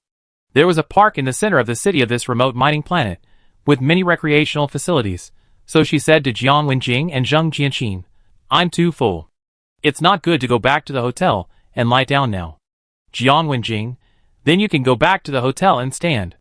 "Alas, I have seen children playing in the park since I was a child, and I also want to go, but the mothers won't let me." From then on, my young heart. Ningdu played several recreational facilities in the park. The slide was the most boring, because she was tall, and this thing was too short, suitable for children. But the swing was very good, she swung it flying. After swinging on the swing, Ningdu took a fancy to the seesaw again. "You play this with me," Ningdu said to Jiang Wenjing and Zheng Jianqin. Jiang Wenjing was the first to refuse. "I said, child, the people who come here to play are all children. You are so old, don't you feel awkward playing these things?" "But you also said that I am a child," Ningdu replied. Jiang Wenjing, "Play with me," Ningdu said to them again. The two did not respond. Ningdu sighed, "Alas, I have wanted to play on the seesaw since I was a child, but unfortunately my mother and others did not want to." Soon, Zheng Jianqin sat on the other end of the seesaw occupied by Ningdu. Zheng Jianqin was also tall. After all, she was also a mecha soldier, but when she sat on the seesaw, she found that Ningdu's end did not move at all. Ningdu just sat on the seesaw, pressing his end to the ground, and Zheng Jianqin on the opposite side was suspended in the air. Zheng Jianqin was stunned. "You are so heavy?" Ningdu, "Strange, you are so light, how can you play?" Jiang Wenjing also came over, and was also shocked. He looked at Ningdu. "Your future people, the weight has evolved to this? They look very thin on the outside." Zheng Jianqin thought for a while. "It may be mental power. The mental power of future people may be stronger. But yours is also very strong. Why is it so different from this child?" Jiang Wenjing said again. Zheng Jianqin thought about it, but couldn't give a definite explanation. The two were thinking. Ningdu said again, "If that's the case, the seesaw must not be fun." Jiang Wenjing, "Then don't play." "No." Ningdu looked at her. "You sit on it too." Jiang Wenjing, Under the supervision of the little bees, Zheng Jianqin and Jiang Wenjing could only sit on one end, and Ningdu sat on the other end. This is a match made in heaven. Ningdu pushed himself down for a while, and then relaxed his body to let them lift him up for a while, and had a lot of fun. But Jiang Wenjing and Zheng Jianqin were miserable, because they didn't want to play on the seesaw, but were forced to cooperate. After playing, Jiang Wenjing, who didn't like sports for many years, was sweating and panting. "You must be tired. Don't sit on the ground. Come, sit on the chair," Ningdu said, and picked up Jiang Wenjing. "That's fine." "Wait." Jiang Wenjing was about to thank her, and then she found that Ningdu had carried her to the swing. "What are you doing?" Jiang Wenjing screamed again. "Hold on tight," Ningdu said, and began to shake her from behind. "Ah! Ah!" Jiang Wenjing felt like she was going to the sky because of Ningdu's strong hand shaking. Again and again, from front to back, from back to front, sometimes she saw the earth, and sometimes it was blue sky and white clouds. Jiang Wenjing was scared to death, and the children next to her saw her being swung so high, and they applauded enviously. Finally, after an unknown period of time, Jiang Wenjing was put down. She woke up like she was dreaming, walked down the swing, and went to the public seat next to her to rest. The children next to her immediately occupied the swing. Zheng Jianqin came over and gave her a bottle of water. You seem to be having fun. Happy? Jiang Wenjing's face was full of doubt. I was scared. I was really afraid that the swing would flip over and I would fall off. I was scared to death. Really? Zheng Jianqin looked at her. But I thought you looked very excited just now. Say it again, I was scared. Really? Zheng Jianqin looked at her. Jiang Wenjing was speechless. Just when she was about to say something else, she found Ningdu calling them again. She was wondering why she went to another swing after the child was swinging, and she stood there until she saw the child on the swing go down, and Ningdu quickly occupied it again. Ningdu hooked his hand at them. Jiang Wenjing resolutely refused. I won't go again. No, Ningdu shook his head and said to Zheng Jianqin, you come. Zheng Jianqin, Jiang Wenjing smiled. Go quickly, the little bee above our head is watching. You don't want it to report some news that we abuse minors, right? Although Zheng Jianqin was very scared to sit on it, she found that Ningdu's swinging skills were indeed good. Sitting on it did not feel like she was going to fall. Every time Ningdu pushed her, he was very powerful, swinging her very high, then lowering her, and then pushing her up again. It was very exciting and exciting. Zheng Jianqin was even more unconvinced after playing. Did you really have a bad time just now? Jiang Wenjing, didn't want to talk. The two sat there to rest. Ningdu looked very excited, and helped other children push the swing. It was not until dark that the children dispersed, and Ningdu came to find them. Child, you are quite energetic, helping others swing on the swing for an afternoon. Jiang Wenjing looked at her. Ningdu said, I am really excited, because their parents are generous. I earned 3,000 star coins in one afternoon. Jiang Wenjing, I am quite good at making money. Are you hungry? Ningdu took out 3 more ice creams, and handed 2 to Jiang Wenjing and Zheng Jianqin respectively. Jiang Wenjing and Zheng Jianqin's eyes lit up, and they took the ice creams, feeling a little relieved. This kid made money, and still knew to treat them to ice cream. 3-star peach-flavored ice creams, a total of 30 star coins. Please pay for it. Suddenly, the robot next to them, which had been motionless, reached out to them. Jiang Wenjing and Zheng Jianqin were stunned, and then they realized that the silent robot next to them, who came with Ningdu, was the ice cream seller. They were silent for a moment. It was finally time to go back to the hotel at night. Ningdu asked to take a car back again. He was still watching them, so of course they had to do what Ningdu asked. Halfway through the car ride, they saw a music evening by the river, and Ningdu asked to go and watch it. They had no choice but to buy tickets to enter. After listening to the concert for a while, they bought Ningdu a concert album and a commemorative cake. Ningdu wore a concert-specific headband on her head and concert note stickers on her face. Until the end of the concert, Ningdu finally said that she was tired and wanted to go back to rest. Jiang Wenjing and Zheng Jianqin breathed a sigh of relief. If we have children in the future, we must not have such a waste of money. Jiang Wenjing whispered to Zheng Jianqin. Zheng Jianqin nodded. Well, even if we give birth to a stingy one, it's fine. Finally, they took a taxi back to the hotel. Seeing Ningdu follow them into their room, Jiang Wenjing said, Child, I've opened another room for you, next door. Oh, I sit here for a while, Ningdu said. Jiang Wenjing took a deep breath, and finally, this time, he looked at Ningdu very seriously and spoke. Child, let's be honest, we can't take you with us on our trip. Oh, why? Ningdu asked again. You also know why we travel through time and space. Jiang Wenjing said, and Zheng Jianqin and I were both mecha engineers and mecha soldiers when the empire was founded. It was also a coincidence that we mastered the method of making a time machine. Through the time machine, we saw the future crisis of the empire, so we absorbed knowledge and experience from the empires of various time and space to make the cores used to resist the disasters of the empire in the future. You know all this? Yeah. If we want to accomplish these things, we need to go to the most dangerous battlefields of the empire in each time and space, fight, and practice. Only in this way can we get more data about the mecha, and I can combine the scientific research results of each time and space to find ways to optimize the core I designed. These processes are very difficult and dangerous. It is meaningless for you to suffer with us, Jiang Wenjing said again. Zhang Jianqi nodded on the side. Ningdu, that's why I followed you. The god of technology said that the core you made in my era seemed to be lost. Even if I can go back to my own era, I may not be able to find the core. Since you are the creators of the core, I will follow you. When your core is optimized, I can directly use it to deal with the destroyer. Jiang Wenjing, then why don't you go to the future and wait for us? You don't have to suffer with us here. The god of technology can send you back to your own era, and it can also send you to any node in the future or the past. You just need to make a request to it, and go to the future to find out in which era we made the core. When you see us, as long as you ask for it, we will definitely give it to you. Zhang Jianqin also said, I promise too. Ningdu looked at them, and said nothing. So kid, go away? Jiang Wenjing said again. Yes, go away, don't suffer with us.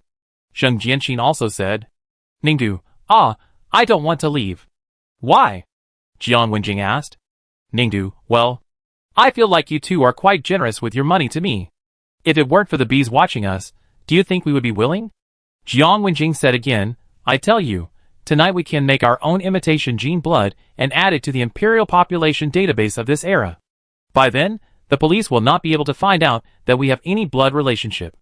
By then, you will not be able to control us, and we will not provide you with any financial help. Ningdu looked at her and Zhang Jianqin. We don't like children like you, and we don't want to have any more relationship with you, so please leave. Ningdu didn't move, still looking at them. Leave. Jiang Wenjing went over, took Ningdu's arm, pulled her out of their room, and slammed the door shut.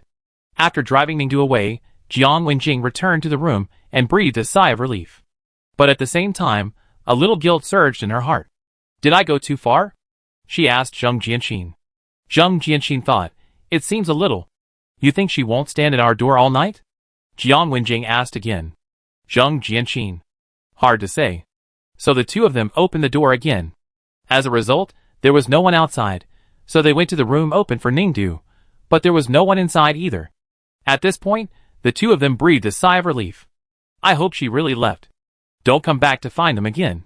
After being driven out by Jiang Wenjing, Ningdu wanted to continue knocking on the door to go in. But just after being driven out by her, a bad and familiar feeling came. Ningdu opened his eyes again, and it was another virtual space.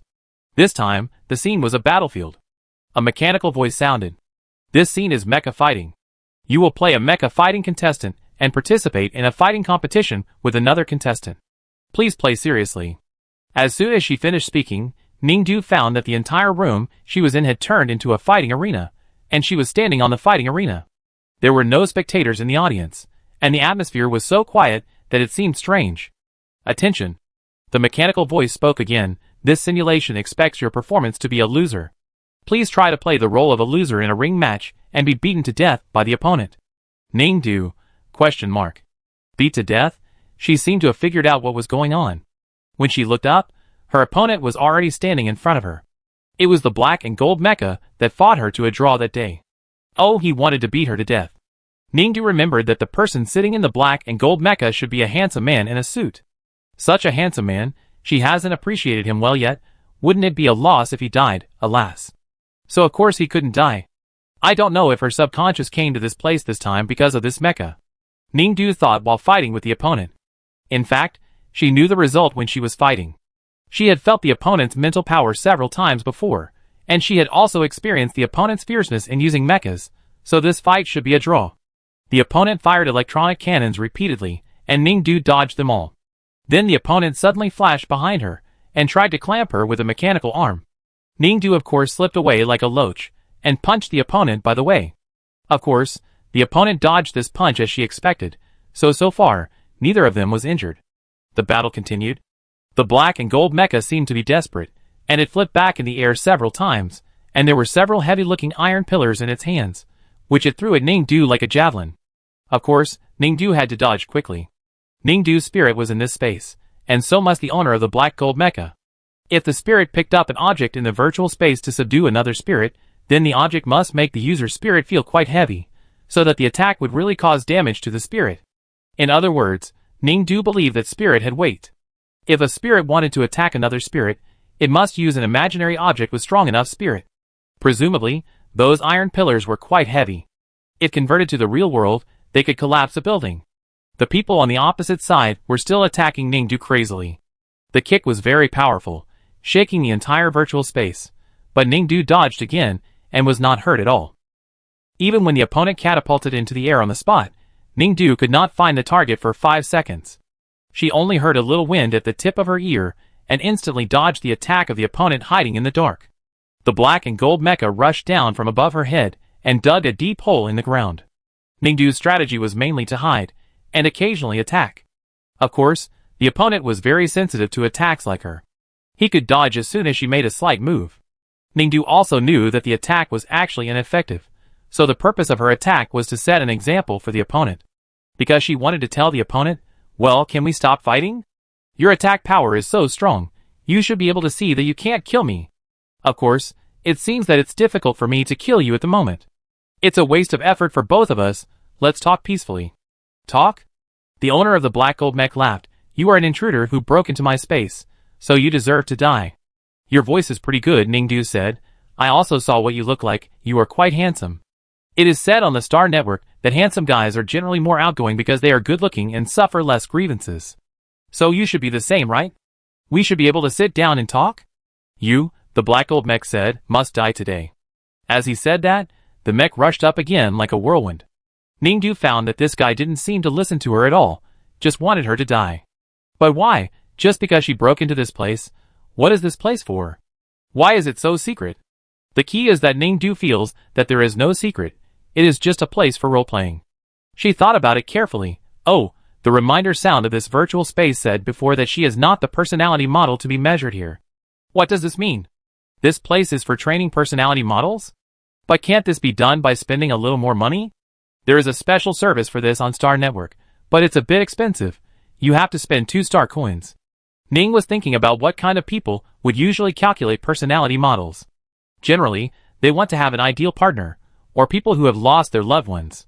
They will train personality models, and let the robot personality model trained by the program be close to their ideal person, so as to achieve the effect of resurrection of the dead or pretending to be real. But this is called training personality models. What does calculation mean? If training personality models means that people know the target personality and let the robot create a similar one, then what about testing personality models? Could it be that he didn't know the target's personality, but wanted the robot to train one that satisfied him?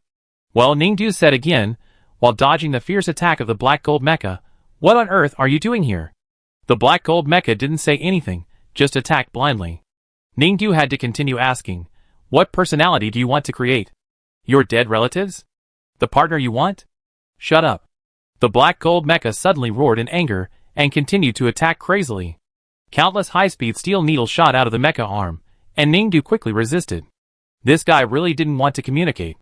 But compared to this, what puzzled her more was that the other party should know that they were evenly matched and there was no result in fighting.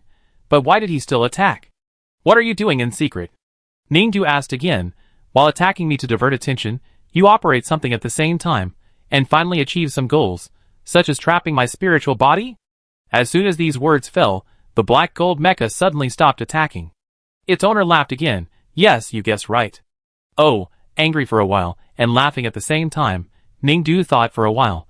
Star Internet said that such people are not mentally normal. Sorry. The owner of the black gold mecha opened the mecha again, and walked out of the cockpit. I had to divert my attention to you just now. But now it's alright, my goal has been achieved. So what goal has been achieved? Ningdu also walked down the cockpit, and looked at the man in front of him with silver white hair, a suit, and a playful face. Can you temporarily trap my spiritual body? You guessed right. The man said. But you should only be trapped for a while. Ningdu scratched his head. My intuition tells me that I can break through here. A while is enough. The man said.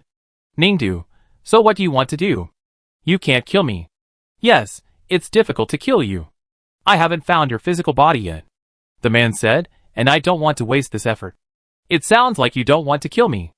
Ningdu said. Yes, compared to me killing you, haha, the silver-haired suit man laughed happily.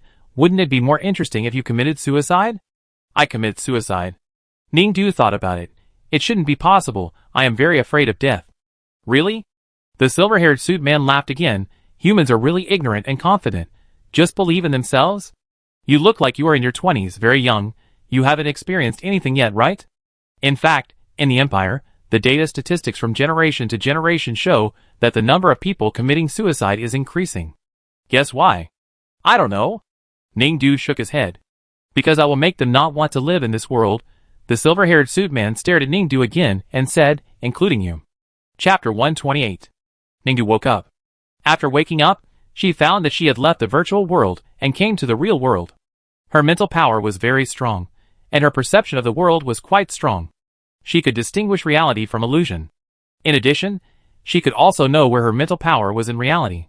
For example, now, Ningdu knew clearly that her mental power did not return to her body, but was deposited in someone else. It was the silver-haired man in a suit. Ningdu saw that he was sitting on the spaceship, as if he was going somewhere. What would you like to drink, sir? A robot waiter came over and asked him. A cup of tea, thank you.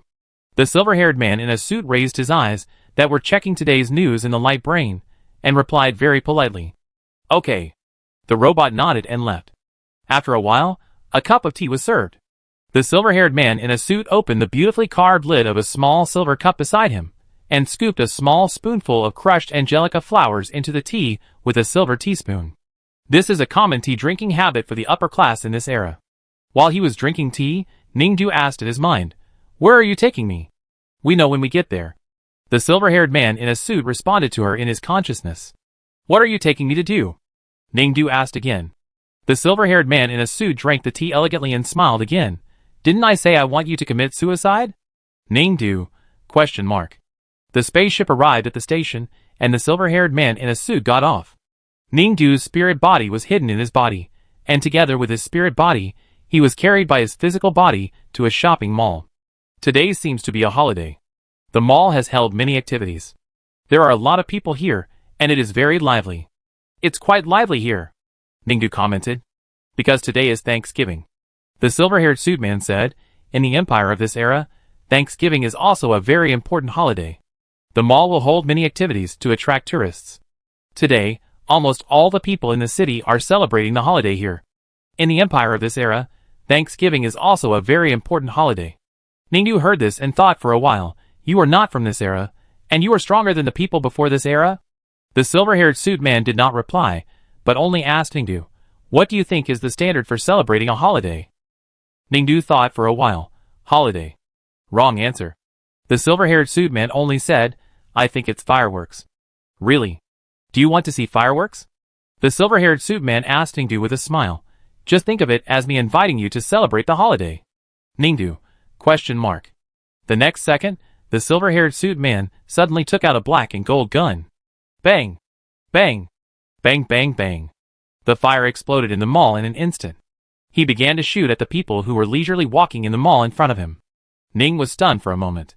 Then he saw that the mall, which was originally full of music and people, suddenly turned into screams. Several fashionable men and women with children were shot and fell to the ground instantly, bleeding. Their children, who were less than 10 years old, were frightened and lost consciousness for a moment, and then burst into tears.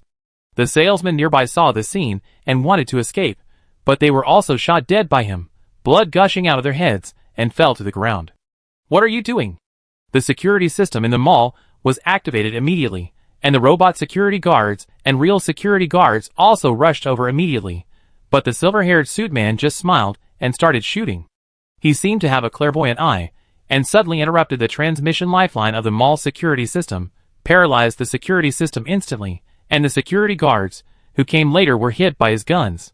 When the robot security guards began to carry out the highest level of security operations, the silver-haired suit man had already unfolded his black and gold mecha, sat on it, and raised his foot to crush all the robots. People in the mall were fleeing, but suddenly found that they could not get out. The silver-haired suit man could crush a group of people with a single kick. He asked Ningdu happily, What do you think? Is this festival fun enough? Ningdu was silent. As long as you are willing to commit suicide and end your own spiritual body, the silver-haired suit man said again, I can spare them.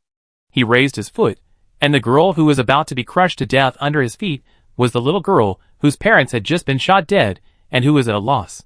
She looked only 5 or 6 years old, wearing a beautiful butterfly skirt, a ponytail, and a small truck-shaped bag for children to play with on her waist. She also held a beautiful small spaceship-style cake in her hand, with Happy Birthday written on it. Today seems to be the birthday of this little girl. The silver-haired suit man asked Ningdu again, how about it? Do you want to use your death to let her go? Ningdu was silent. If you don't speak, I will step on you. The silver-haired suit man said again. Ningdu still didn't speak. Okay then. So the silver-haired suit man no longer hesitated and stepped on her. There was a pool of blood under his feet. The silver-haired man in a suit was observing Ningdu in his mind. She had no expression when she saw the little girl die. Why were you scared? He asked her. Ningdu nodded. Indeed, this is the first time I've seen such a young child being killed. Not killed by someone. The silver-haired man in a suit corrected her, but killed by you. Ningdu was silent. Do you want to continue? The silver-haired man in a suit said, as long as you are willing to commit suicide, these people can be spared. Ningdu remained silent. Okay then. The silver-haired man in a suit drove the mecha over again. After a while, the whole mall became quiet, and no more cries for help could be heard. Blood flowed like a river. The silver-haired man in a suit walked out of the mall openly, then summoned a spaceship, and then flashed away in the crowd of people in this era empire. Ningdu asked, why is your spaceship so fast? This is a spaceship. Time travel can be done in a short time. Of course, the displacement of time and space will be faster, the silver-haired suit man explained, but I generally don't like to use this. After all, it is too conspicuous. Where are you taking me? Ningdu asked. The silver-haired suit man looked at her in his consciousness for a long time, and then said, you really don't feel anything about what happened just now, and you don't look scared at all. Ningdu, I am scared. Hee, the silver-haired suit man laughed. You are the talents who come out of the Imperial Military Academy tens of thousands of years later. Are all of you as cold-blooded and ruthless as you? Oh, you said tens of thousands of years later. Ningdu thought, are you from tens of thousands of years ago? Whatever you think. The silver-haired suit man said. But you seem to have investigated me clearly. Ningdu said again. No, the silver-haired suit man said, if I really knew you well enough, I would not have mistakenly thought that you would be somewhat touched when you saw so many innocent people die because of you. Ningdu, I am touched. A double-talented talent with a talent for crime, the silver-haired suit man said to her again, the empire of your time described you like this. I am very curious about what your other talent is, and it seems that it has not been tested. Is it cold-blooded, Ningdu? He asked Ningdu again. Ningdu shook his head. I should not be cold-blooded. Zhang Zhengjing smiled. Whether it is or not, you will know after testing it. Zhang Zhengjing took Ningdu to another era and took Ningdu to the government building there. He killed many people in the government building. Ningdu was indifferent. He went to the university and middle school again and shot at the students and teachers in the classroom. Ningdu was indifferent. Later, he came to the kindergarten and looked at the children doing gymnastics. He pointed his gun at them. It is said that children are the future of the empire. Ningdu, as long as you commit suicide, I can protect them from death. Ningdu was silent. The silver-haired man in a suit looked at the group of children with an expressionless face. Ningdu remained silent until the last child died. Back to the spaceship, the silver-haired man in a suit looked at her curiously. Ningdu, what's wrong? Are people in the future so cold-blooded and ruthless? The silver-haired man in a suit sighed again. So you thought that those of you born in military academies had been instilled with the idea of defending the empire and the citizens of the empire. It seems that it is not true. You are the first person I have ever seen who is completely indifferent to the death of so many people. He said again. Ningdu thought for a moment. I have feelings. What feelings? Sad, painful. Ningdu said. No, you don't. The silver-haired suit man looked at her and shook his head. I only saw indifference in your eyes. I am not indifferent. Ningdu shook his head. The silver-haired suit man smiled. Well, I hope you really are like that when we get there later. Otherwise, how can I let you die? He added. This time, his space-time spaceship continued to sail. Where did you say you would take me? Ningdu asked. Where? The silver-haired suit man repeated Ningdu's words. What a good question. Ningdu looked at the rapid distortion of space-time outside the window, and then a light appeared in the distance, and finally, at a certain time in space, the silver-haired suit man stopped. He chose a small planet and flew away. Ningdu finally understood where he had gone. F324. F324, which belonged to her era, was where she first came into contact with military academies. She attended the Galaxy Military Academy, and later was admitted to Zuoliyuan University, and then established the 10th Military Academy on Liaoyuan Star. The silver-haired man in a suit even brought out a clone of her face on the spaceship, allowing Ningdu to attach to it temporarily. Ningdu remembered that the last time she attached to a cloned body, it was her brain consciousness. At that time, the Empire could not allow her mental power to attach to it, but now, her mental power and consciousness were accidentally sucked into a virtual space and attached to the body of the man in the suit. Now, she can return to her clone. Is it your technology? Ningdu asked. If you mean clones, it is true, said the silver-haired suit man, but it is just a crude clone of appearance. I don't have time to make a detailed clone of everyone like you Imperial people.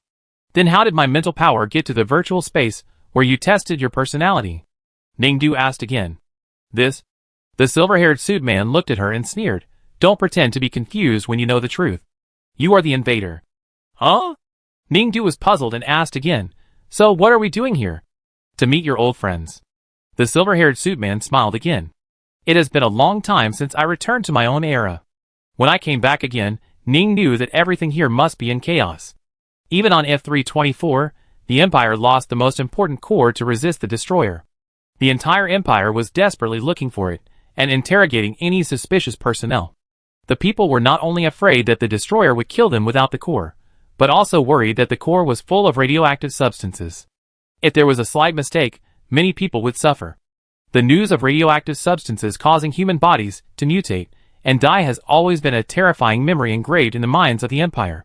The military guards and all government personnel of F324 were desperately looking for the core every day to confirm that the core was not on their planet.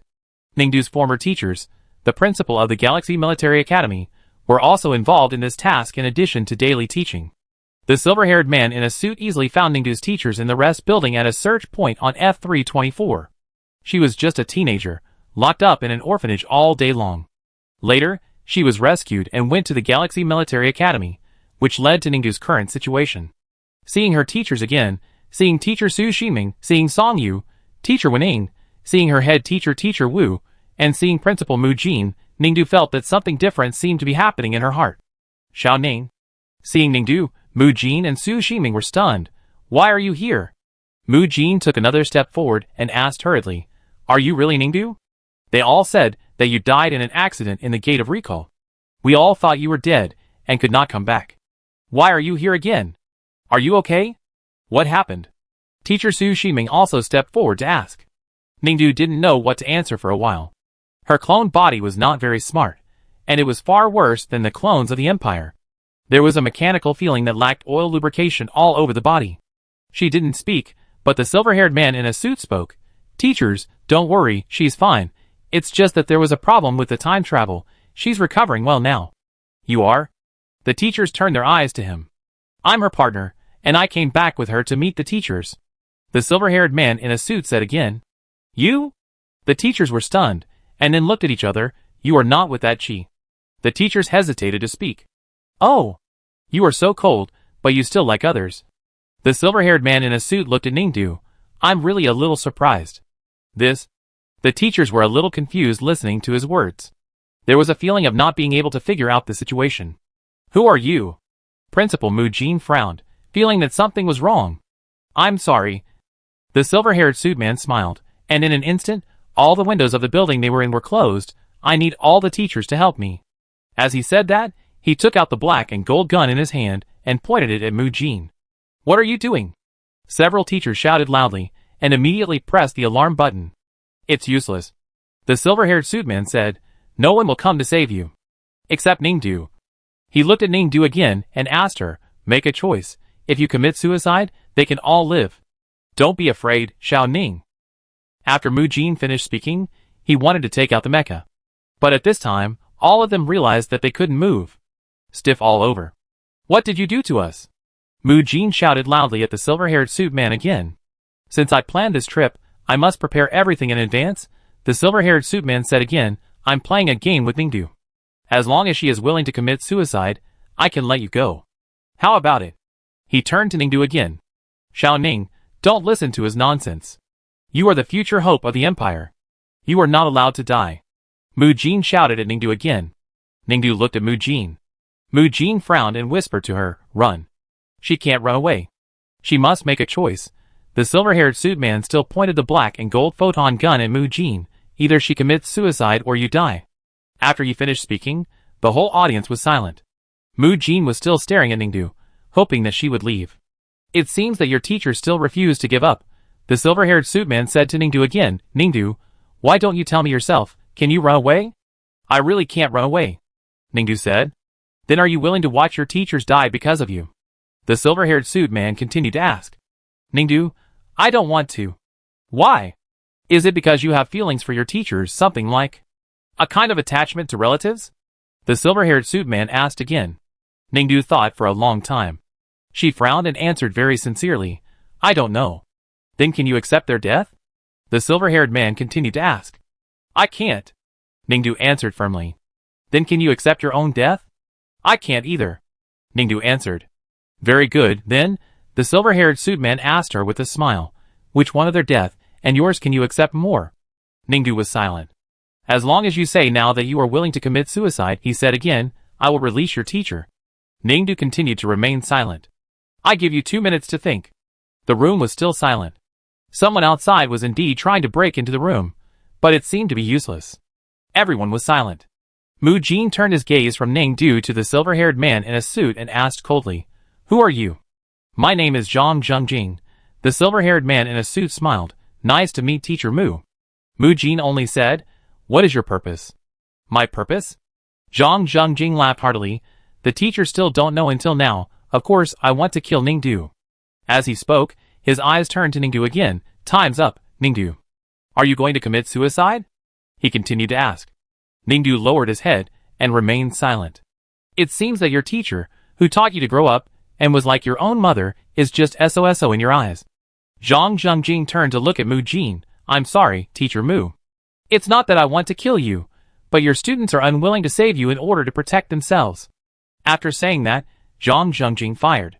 Mu Jin died and fell straight down. Principal Mu, Su Ximing, Song Yu and Teacher Wening on the side saw it and screamed. Zhang Zhengjing pointed the gun at Su Ximing again.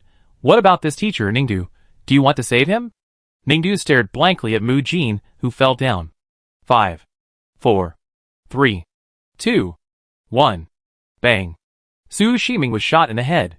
Ningdu opened his eyes wide and watched Su Ximing fall down again. According to my investigation, the remaining 2 teachers do not seem to have a closer relationship with you than the first 2. Zhang Zhengjing said again, Why not?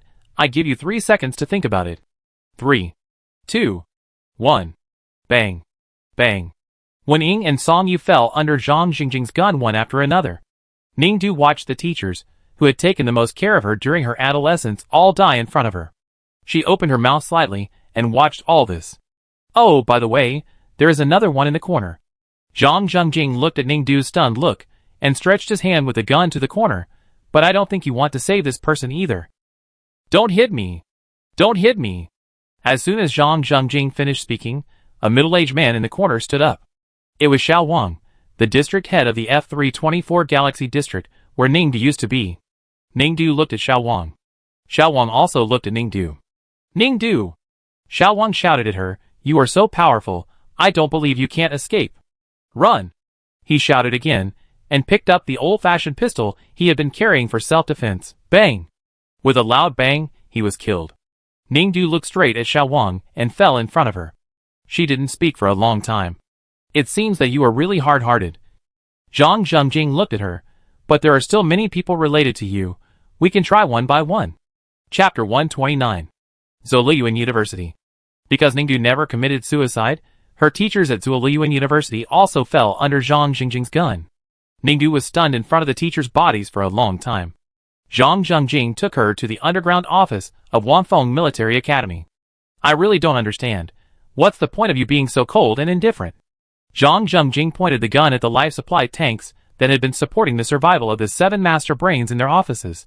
Even the brains that are not even these people care about you so much. Ningdu! You are really still alive. Don't worry about us old guys. Run! You are the most powerful mecha soldier certified by the Empire. Unfold your mecha. You will definitely be able to run out. We have lived long enough. It's okay to die. Go! The master brain shouted at Ningdu at the top of their lungs. So annoying, Zhang Zhengjing looked at them with an unhappy expression. You are really popular. But his unhappy expression lasted less than 2 seconds, and then turned into a smile, and the muzzle of the gun continued to point at the supply tank that maintained the survival of the 7 master brains. Do you want them to live, or do you want yourself to live? Ningdu looked at the master brains and said nothing. I'm sorry, Zhang Zhengjing said to the 7 master brains again. She seems to have chosen between her life and your life. What about her own? Do you think she is a cold-blooded person? He smiled and blew up the life tanks of the 7 master brains. The chattering noises of the 7 master brains would no longer be heard in the room. Zhang Zhengjing took Ningdu away. Before Ningdu left, she glanced at the withered brains in the jars. She felt her heartbeats beat heavily for several times. This situation was the same when she saw Deng Xiaosong and Lu Qin die. Before Deng Xiaosong died, she asked, "Perverted girl, you are so powerful. Why are you controlled?" Ningdu did not answer. To be honest, I don't want to die, principal, but if I die for you, it's not impossible. Before she died, Deng Xiaosong said this. Zhang Zhengjing only said, you didn't die for her, she chose to save herself and kill you. You nonsense. Before Lu Qin died, she stared at Zhang Zhengjing and said fiercely. Several more people died. Looking at the bodies of Lu Qin, Deng Xiaosong, and Yi, Zhang Zhengjing bent down slightly and looked at Ningdu beside him carefully. You are really more indifferent than I thought. So many people died in front of you, but you can still remain indifferent. I feel like you can't control me anymore. Ningdu just said, I feel like my mental power is about to get out of your control. Maybe the time is up. Really? Zhang Zhengjing said, then I have to hurry up. The last 2 people are people you once liked. Well, you have given your feelings, so you won't be so indifferent, right? Who are you talking about? According to the information, one is surnamed Cheng and the other is surnamed Qi. Zhang Zhengjing said, well, let's leave the one surnamed Qi to the end. I kill the one surnamed Cheng first. You know me very well. Ningdu sighed. Of course. Zhang Zhengjing stared at her with his dark, bright eyes and smiled. You are the only person I have ever seen in this world who can match my mental power. If you don't die, he continued, I can't sleep well. Cheng Yuqin was still doing experiments in the laboratory, stepping up the development of the second core in a tense atmosphere. The heavy task made him unable to sleep day and night. Even when he occasionally relaxed and turned his eyes from the data to the door, he found that he had hallucinations for a moment. Is it her? He himself didn't miss her so much that he had hallucinations. It's not a hallucination. Zhang Zhengjing seemed to be able to hear other people's voices and said to him, I heard that you are the great mecha creator of this era. Nice to meet you. Who are you? Cheng Yuqin's face turned cold instantly. Didn't you all say Ningdu is dead? Zhang Zhengjing said again, she's not dead, she was saved by me, so I brought her here to visit you. Cheng Yuqin looked at Ningdu. What's wrong with you? Ningdu, I'm fine. Feel. Cheng Yuqin walked over and touched her hand. You're not quite right. Really? I think I'm fine. Cheng Yuqin heard the man's voice coming from his side. Then, something hit his head. Cheng Yuqin slowly turned his head and looked at Zhang Zhengjing, his expression grim. Do you know where this is? Do you know which era I'm least afraid of? Zhang Zhengjing said, it's this era, because you guys, a bunch of idiots, lost the core of Unit 0, I'm fearless. Cheng Yuqin pressed the security alarm on his brain. Even the Imperial National Academy of Sciences, Zhang Zhengjing said, is not a threat to me at this moment. Sure enough, after a while, there was nothing outside. It was as if the highest level security system of this academy was completely paralyzed and had no effect at all. What are you going to do? Cheng Yuqin asked Zhang Zhengjing. Zhang Zhengjing did not answer, but turned to Ningdu. From the intelligence I collected, you seem to be very special to Professor Cheng, and you have confessed to him many times. So what will you do if he dies? Ningdu was silent. Cheng Yuqin looked at Ningdu. He threatened you with me? So how much do you think you are worth in his heart? After asking Cheng Yuqin, Zhang Zhengjing continued to ask Ningdu. As long as you are willing to commit suicide now, I will let him go. Cheng Yuqin looked at Ningdu. Ningdu remained silent. Oh, is this your choice? You are really cold-blooded and ruthless. I killed your teacher at the Numbered Star, your university teacher, and so many of your mentors and friends, but you were indifferent. I thought you would be a little touched by the person you like, but I didn't expect that you would still be like this. Zhang Zhengjing put his face very close to Ningdu. Kill me. Cheng Yuqin didn't want to ask more questions, and said directly. It's not you who decides whether to kill you or not, it's her. Zhang Zhengjing continued to look at Ningdu. Ningdu remained silent. I killed too many people today, and my patience is almost gone, Zhang Zhengjing said again. I don't want to tell you too much. Let's be direct. Since he is the person you like, I give you 5 minutes to think. How about it? Ningdu said nothing. Chung Yuqin only asked Ningdu, what happened when you entered the backtracking gate thousands of years ago and returned? We have no news of you at all, and everyone thought you were dead. Time and space are confused, Ningdu replied. I was taken back to more than 20,000 years ago. More than 20,000 years ago? Chung Yuqin was incredulous.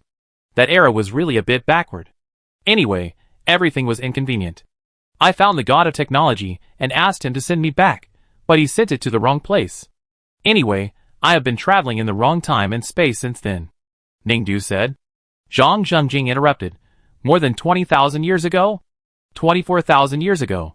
Ningdu answered the exact year. Oh! Zhang Zhengjing replied meaningfully. So you have been wandering in the wrong time and space because of a time and space transmission error. Chung Yuqin looked at her. In that case, you must have suffered a lot along the way. Not bad. I met 2 kind people, they provided meals, and invited me to the park, and I also listened to a concert, which was pretty good, Ningdu said. Really? How do you feel physically? Are you okay? Chung Yuqin continued to ask. Not bad. Chung Yuqin, then. 1 minute left. Zhang Zhengjing interrupted him. Chung Yuqin, I looked at the time, and it hasn't passed so fast. Zhang Zhengjing put the gun against his head again.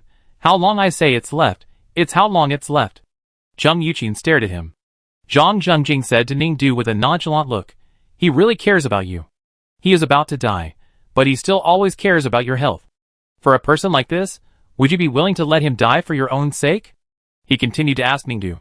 Ningdu was silent. You have 10 seconds left. Zhang Zhengjing looked at the time on the light brain and began to count seconds. 10. He threatened you. Chung Yuqin said to Ningdu again. Yes. You are more important than me. Chung Yuqin said again. So even if I want to live and let you die, you don't care, right? As long as I live, it's fine. Ningdu asked him. Yes. Is this love? Is it the love you said? Ningdu asked again. Chung Yuqin was silent for a moment. And whispered, yes. Why can you distinguish these so easily? Why don't I feel anything about the death of so many relatives and friends? I'm very scared. Ningdu said to Chung Yuqin again, I'm afraid that you will die later, and I actually don't feel anything. That's good too. But in this way, I can't feel the love you said. Ningdu said. It's okay, Chung Yuqin said to her, love can also make people suffer. You will live happier without it. Really? Ningdu thought. Time's up. Zhang Zhengjing looked at Ningdu. End your deep conversation and make everything superficial. Ningdu, as long as you remain silent today, you are the real murderer who killed Professor Chung. It's you who killed me. Chung Yuqin stared at him coldly. Really? Zhang Zhengjing smiled at him, and then called Ningdu again. Ningdu, say something. If you don't speak, I'm going to shoot. Ningdu moved his mouth, but after trying for a long time, no sound came out. Zhang Zhengjing laughed even louder and said to Chung Yuqin, so in her heart, you are just like this. Bang. He did not hesitate and shot Chung Yuqin. Ningdu watched Chung Yuqin fall. Watched blood splatter from his brain, watched him stiffen, his eyes faded, he lost consciousness and became a dead body. Chung Yuqin died, and Ningdu found that the thing she was most worried about had happened. She wanted to have some waves in her heart, but she never did. The feeling of powerlessness was about to drown her. Really cold-blooded. Zhang Zhengjing commented on Ningdu. Okay, let's find the next target. It happens that he is also in this science building. He took Ningdu's arm and started to walk out. As he walked, he saw people from the government department coming. Chung Yuqin died quietly, but later, the imperial people would know that something was wrong if they couldn't detect his heartbeat. No, they already knew. The black government car outside had just landed and was about to take off. Zhang Zhengjing knew who was sitting inside. He shot down the propeller of the black flying car with a gun. The aircraft could not move, and the people inside came out instantly. He was wearing a black uniform and looked very tall. Is that the one you like the most? Zhang Zhengjing asked Ningdu. Ningdu did not answer. I kill him later to show you, he said, pulling Ningdu to block Qi Shui's way. The gun was equipped with a silencer, and after a few shots, several human subordinates around Qi Shui fell down. But when he aimed at Qi Shui again, the guy disappeared. Still smart, Zhang Zhengjing commented. However, he was already familiar with the structure of the building of the Academy of Sciences, and he probably knew where President Qi would hide. It was a good opportunity to meet. Zhang Zhengjing did not take the elevator, but went to the stairwell. After going down a few floors in the stairwell, he turned into a room to observe the situation. Then he continued to go downstairs, moving back and forth in the entire building. Finally, in a corner, he saw Qi Shui walking towards him. He laughed and raised his gun. But the next second, Qi Shui disappeared again. Sure enough, I hate the politician group in the empire the most. Zhang Zhengjing frowned, his expression more serious. He walked downstairs quickly. With the bone conduction monitor on, he could hear the footsteps of everyone on this floor clearly. He would kill everyone who did not belong to President Qi. After seeing Qi Shui's back twice, and then he escaped again, Zhang Zhengjing summoned a flying machine. The flying machine can almost teleport in the same time and space. He first appeared where Qi Shui appeared, and when Qi Shui found him and disappeared again, he calculated where he was hiding. This time, he could definitely catch him by teleporting there. Ah! Zhang Zhengjing suddenly felt a sharp pain in his nerves. No, not nerves, but his mental power. It was Ningdu. He gritted his teeth instantly.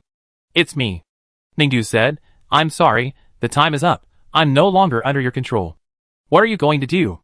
Just now, I attacked your mental power while you were not paying attention, and you were injured. Ningdu said, I'm out of your control, and my mental power can return to my body, so I'm leaving. Bye. Ningdu said, and then left. Come back. Zhang Zhengjing shouted at Ningdu's mental power in his mind, but this time, it was real. Ningdu's mental power disappeared from his mind, and the clone beside him also lost control and collapsed.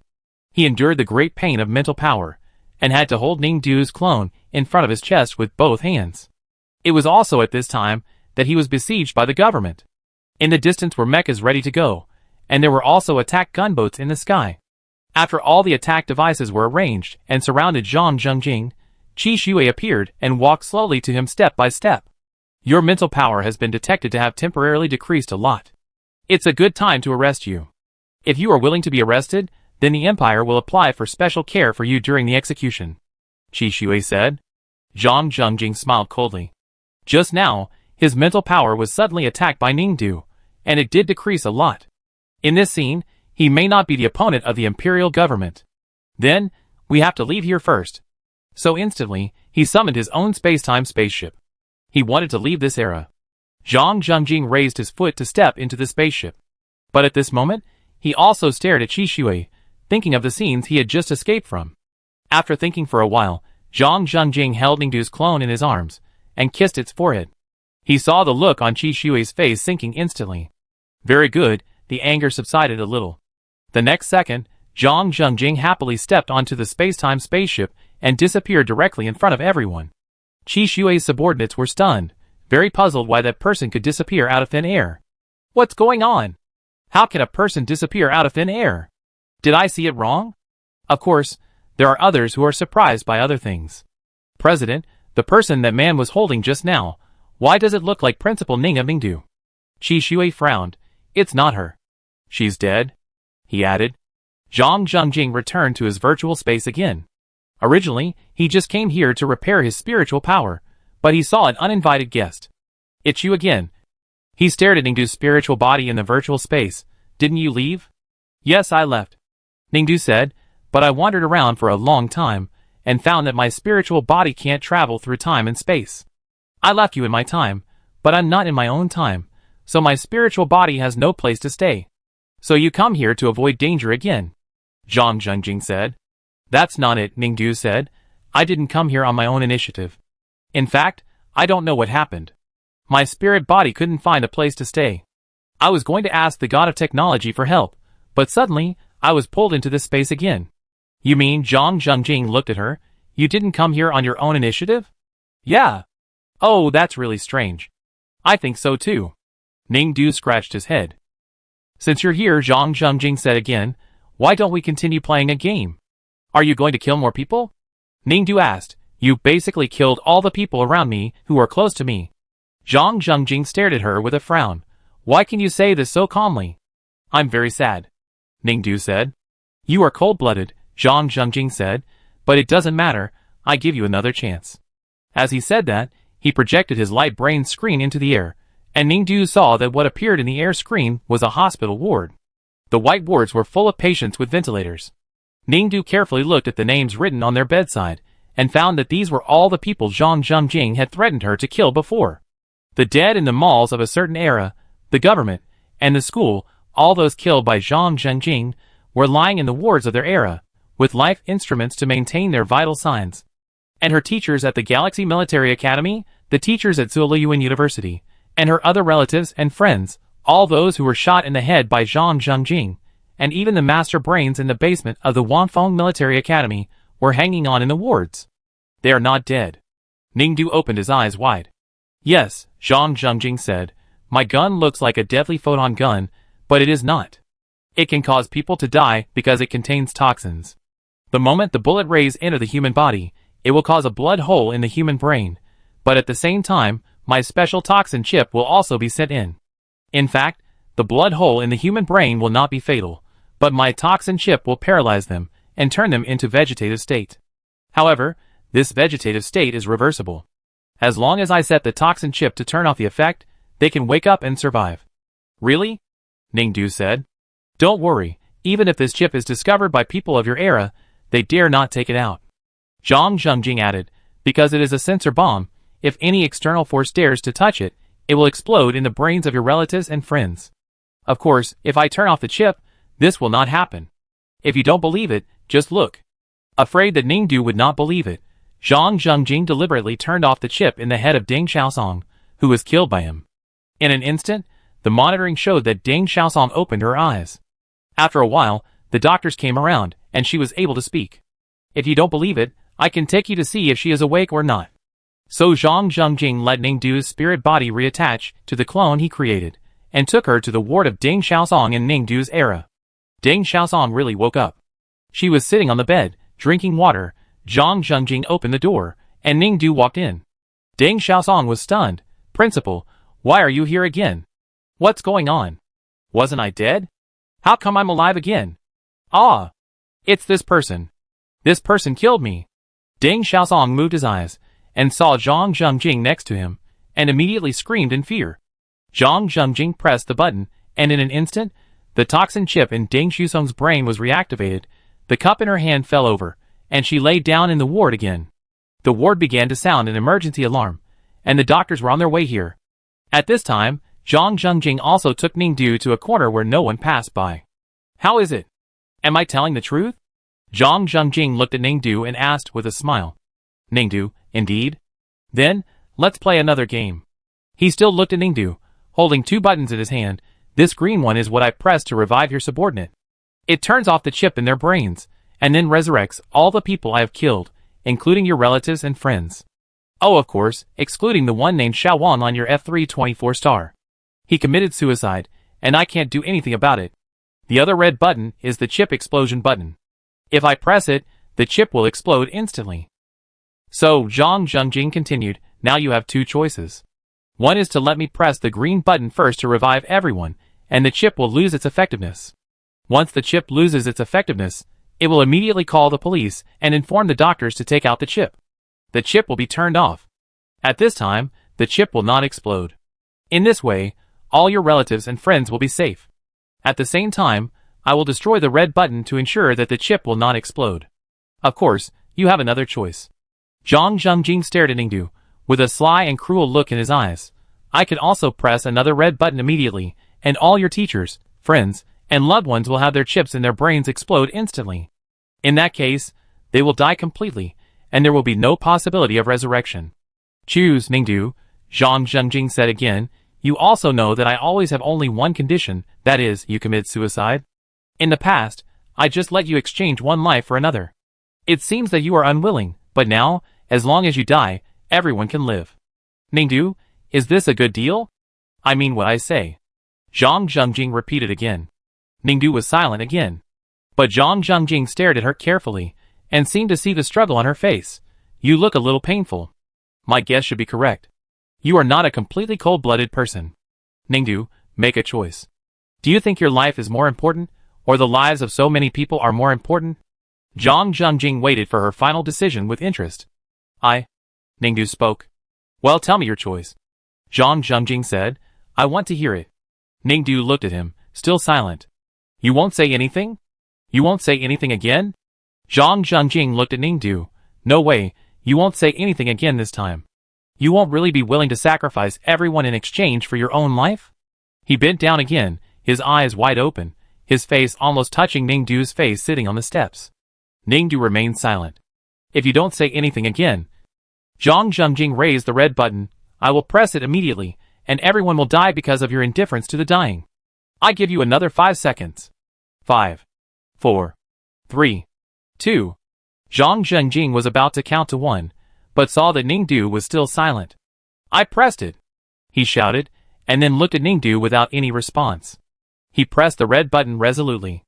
On the screen of the air screen, all the people who were shot by him and now lying in the hospital, whether they were citizens of a certain era, Ningdu's teachers, Ningdu's 7 master brain friends, Ningdu's friends Lu Qin and Deng Xiaosong, or Ningdu's favorite Cheng Yuqin, all of them, under her gaze, their heads burst open and bleeding.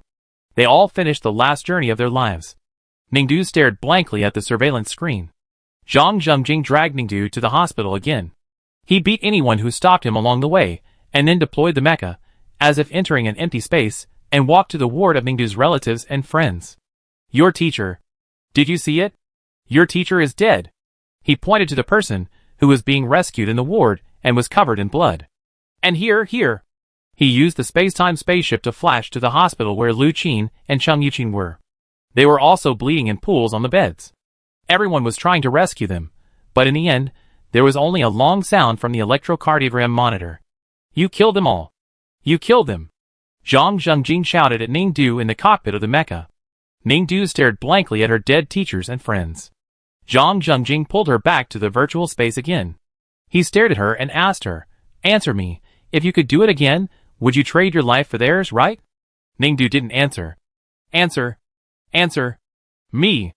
Zhang Zhengjing grabbed the shoulders of her body transformed by Ningdu's spirit body with both hands, and shook it wildly. Answer me. Answer me. Ningdu was dizzy from his shaking. In the midst of difficulty, he closed his eyes and answered, No. What did you say? Zhang Zhengjing was stunned for a moment. Ningdu looked up at him.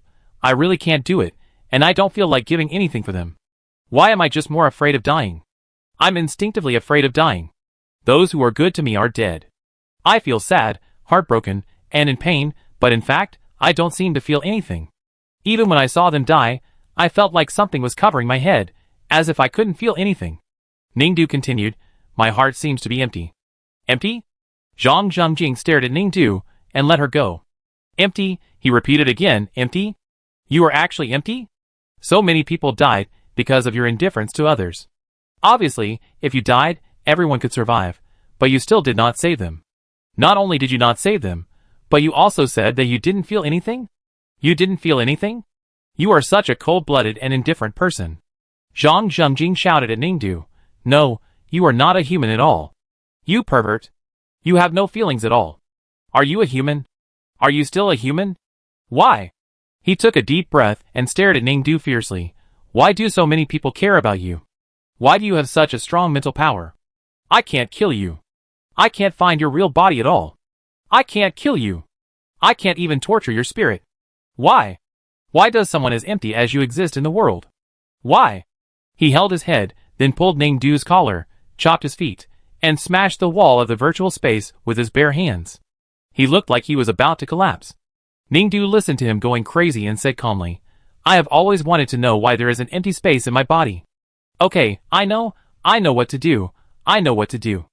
Zhang Zhengjing paced in his virtual space, holding his head and thinking for a long time, and said to Ningdu with red eyes, Since you said so, and it is indeed like this, then you must have personality defects. You have personality defects. Yes, you must have personality defects. Then, since it is difficult for me to kill you in reality, then I will torture your spirit until you commit suicide. Okay, I know. Then the first step is to cure you. I want to make your personality healthy. I want you to feel everything in this world, let you know what is happiness, anger, sorrow and joy, and when you are a healthy person, I can torture your spirit, I can kill you, that's it. As he said, Zhang Zhengjing suddenly calmed down, and then pressed a button on the console next to the virtual space. He calmly said to Ningdu, I have controlled your mental power again. Of course, time is still limited. I will find a way to cure you before you escape. Wait for me. After that, he was about to leave the virtual space. Wait, Ningdu said. Anything else? Zhang Zhengjing stared at her with a pair of anxious red eyes. Ningdu asked, Are you the destroyer? The destroyer? Zhang Zhengjing sneered. I like this name. After that, he completely left the virtual space. Chapter 130. Zhang Zhengjing is back. After he came back, he let Ningdu's spirit attach to the clone, and he said he would take her to a place. Where to? Ningdu asked. Psychological counseling room. He said. Did you find a psychological counseling expert to solve my problem? Ningdu asked. Yes. Ningdu didn't know which era Zhang Zhengjing brought her to, but she was helping her recover from her personality defects anyway, so she didn't care much. She pushed open the door in front of her and entered the psychological counseling room, where she could see a psychologist waiting in front of her. It was a middle-aged man with a bald spot on his head and wearing a white coat. Hello, doctor, Ningdu said to the doctor. The doctor looked at her. It's you. I told you about the situation. Give her treatment. Zhang Zhengjing on the side said again. What kind of treatment? Ningdu asked again. The psychiatrist said, the current top treatment in the empire is environmental therapy. I will inject you with reagents to help you awaken the sensory area of your spiritual body, and then use auxiliary scenes to help you exercise your sensory function. Although your body is not here, your spiritual body is strong enough to allow your spiritual body to have a complete emotional experience, which can also indirectly allow you to have a complete personality. Ningdu looked at him. You look like you are from our era. Your last name is Lin. I seem to have seen you in the news? The psychiatrist looked at her. Yes. My spaceship can only travel to the time when you were born. It's really strange that I can't go to the future, Zhang Zhengjing said, so I have invited the top psychiatrist in the time and space I can travel through. You can try it. Ningdu nodded. Soon, Dr. Lin began to inject Ningdu with a reagent that could awaken the sensory area of the spiritual body.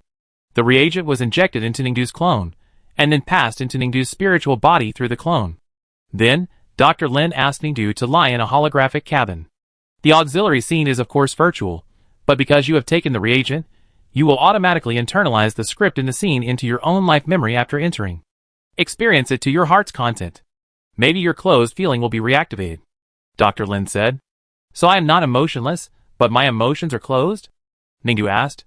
Unless there is something wrong with your genes, how can it be that everyone is born without emotions? Mr. Zhang has helped me get all the data of your physical examinations in this era. I have seen that your genes do not carry any factors related to emotional loss, Dr. Lin said. It should still be a problem of development in the incubator. Maybe you came out too late.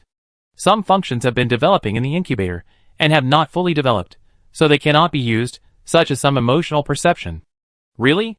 Ningdu thought. Don't worry, it's just like there is something wrong with the emotional receptors in your brain and spiritual body, but human emotions come from the deep analysis and processing of memory. So, as long as we activate the receptors, it can continue to grow until it is fully developed. By then, you should no longer feel that there is a piece missing in your heart. Dr. Lin said again. That's fine. Ningdu nodded. Then, according to Dr. Lin's instructions, she slowly moved her not-so-smart clone body and lay in the holographic cabin. Zhang Zhengjing stared at Dr. Lin closing the door of Ningdu's holographic cabin, setting up the relevant procedures, and then said, Just let her in like this? What if you work together inside and outside and do something and let her go? Dr. Lin only said, I know you are worried. There is a holographic cabin next to you. You can go in and supervise her. Zhang Zhengjing looked at the empty holographic cabin on the side. You don't have to think too much. My entire laboratory is guarded by you. As long as your mental power has a thought, all the energy here can be cut off, and I will be destroyed. Whatever I do, I can't do anything to you. Dr. Lin said to Zhang Zhengjing again. Zhang Zhengjing smiled crookedly. You are sensible. After that, he also lay in the holographic cabin. Go to supervise Ningdu's emotional recovery. Soon, Zhang Zhengjing lost consciousness in the holographic cabin. When he woke up again, he was already sitting in a bush. Across the way was a military university, where a mecha competition for military academy students was being held. He knew clearly who he was. He came here to supervise Ningdu. However, since he entered the holographic cabin, he naturally got a relevant script in his mind. In this world, he is a bad guy. He was expelled from the military academy many years ago because of killing people in the stadium. He was on the permanent blacklist of the empire for using mechas. He hated the school for making such a hardworking and motivated student lose everything overnight. His youth was dedicated to mechas. He should have graduated from this famous military academy, then entered the military district, and finally became an outstanding soldier, but now, he has nothing. His parents died on the battlefield, and he should have inherited their glory. But because he impulsively killed a student who insulted his parents in the school competition, the school took back all the honors he should have inherited. Now he has nothing but mechas, and he doesn't even have any savings. He can only live on the government's humanitarian relief every month. Hating the school and everything there, Zhang Zhengjing stared at the famous military academy in front of him. His mission is to kill everyone in this school. What a boring script. Zhang Zhengjing thought to himself again, since the result has already been like this, why not just blow up this place with a bomb? Why kill people one by one? What a trouble. And it's not just the school that owes him, the court, the news media that reported his incident, the government that didn't provide him with any help, but took away the inheritance left by his parents, and the people on this planet who pointed fingers at him. Everyone deserves to die. He should throw an ultra-high-frequency nuclear bomb and blow this planet into ruins. But this is a script after all, and it's not really his own life. Why bother with that effort? The next step of the script is for him to sneak into the school and kill people on the field where the school is playing. Coincidentally, he can also see Ningdu's script. She is currently playing in the school. Her script is simply a life winner's book. She will fail in this competition due to insufficient preparation, but her teachers, parents, and classmates do not blame her. They try every means to comfort her, take her out for a trip, give her comfort gifts, and even the most difficult top student in her class confesses his love to her. Zhang Zhengjing raised his eyebrows. Could this kind of script really activate her emotional receptors? Shouldn't she kill all the people she loves and the people who love her at once? That would be more effective. Thinking of this, he suddenly remembered that he had done this to Ningdu. But she was indifferent. She was really a cold and heartless person. He thought, I hope she can have some feelings this time, not like an animal. No, animals have more feelings than her. Zhang Zhengjing thought, and walked into the school. Just follow the script and kill them one by one, slowly, so that he can observe Ningdu. Hey! Boy! What are you doing? How did you get in? The military police at the door first spotted him, and asked sternly. Zhang Zhengjing didn't even turn his head, and raised his hand to shoot him twice. The photon gun on his body was still the black and gold one in reality. It was very powerful, and it didn't weaken in the virtual world. The school's current competition was held on the playground. Zhang Zhengjing quickly walked to the playground and found that there were many mechas engaged in offensive and defensive battles. Through the high-powered telescope of the optical brain, he quickly found Ningdu's shadow from a yellow cockpit. She was fighting, but it seemed that the mecha she was driving was not very good, and could not win this game at all. Every time the mecha attacked and dodged, the movements were also very funny. If Ningdu really drove the mecha like this, he would not have to worry about not being able to get rid of this worry. Zhang Zhengjing raised his hand, and shot Ningdu's teammate. The beam bullet passed through the cockpit, and the student inside died on the spot. After a while, the students on the field and the school referee felt something was wrong and urgently stopped the game. How come someone died? A loud roar soon came from the competition field. Don't move. At this time, another person in military uniform holding a gun began to approach Zhang Zhengjing. The audience sitting near him were all stunned. It's him. Someone recognized Zhang Zhengjing. Isn't he the boy from the previous class who killed his classmate and was expelled from school? The students in the audience began to discuss. Yes, I am. Zhang Zhengjing smiled, immediately unfolded the black gold armor, and ran to the center of the playground. The material of his black gold armor is so strong that it can't be penetrated by some random guns in the school. The bullets were blasted behind him, and someone was chasing behind him, but Zhang Zhengjing didn't care. He just wanted to see how Ningdu on the field would react at this time. Alas, my good friend who I just met today, how come he died? Ningdu sighed beside him when he saw the dead. Zhang Zhengjing heard it and understood. It seemed that he had made a wrong estimate. This person had a general relationship with Ningdu. According to the script, Ningdu should have two good friends in this arena. Who are they? He couldn't tell who the students who stood beside Ningdu, comforting her and protecting her on both guard and at the same time were, so he might as well kill them all. Zhang Zhengjing raised the arm of the mecha and started shooting. The students on the opposite side also noticed something was wrong, and they all deployed their mechas to avoid his attack. More students gathered around, also deployed their mechas, and began to work together to deal with Zhang Zhengjing. The patrol team behind him, who had just shot him with guns, also deployed their mechas, determined to take him down. Zhang Zhengjing had a good idea. He might as well take out the bomb in his black gold mecha and throw it on the playground. How many people will die? As he was thinking, he suddenly felt a huge pain in his body.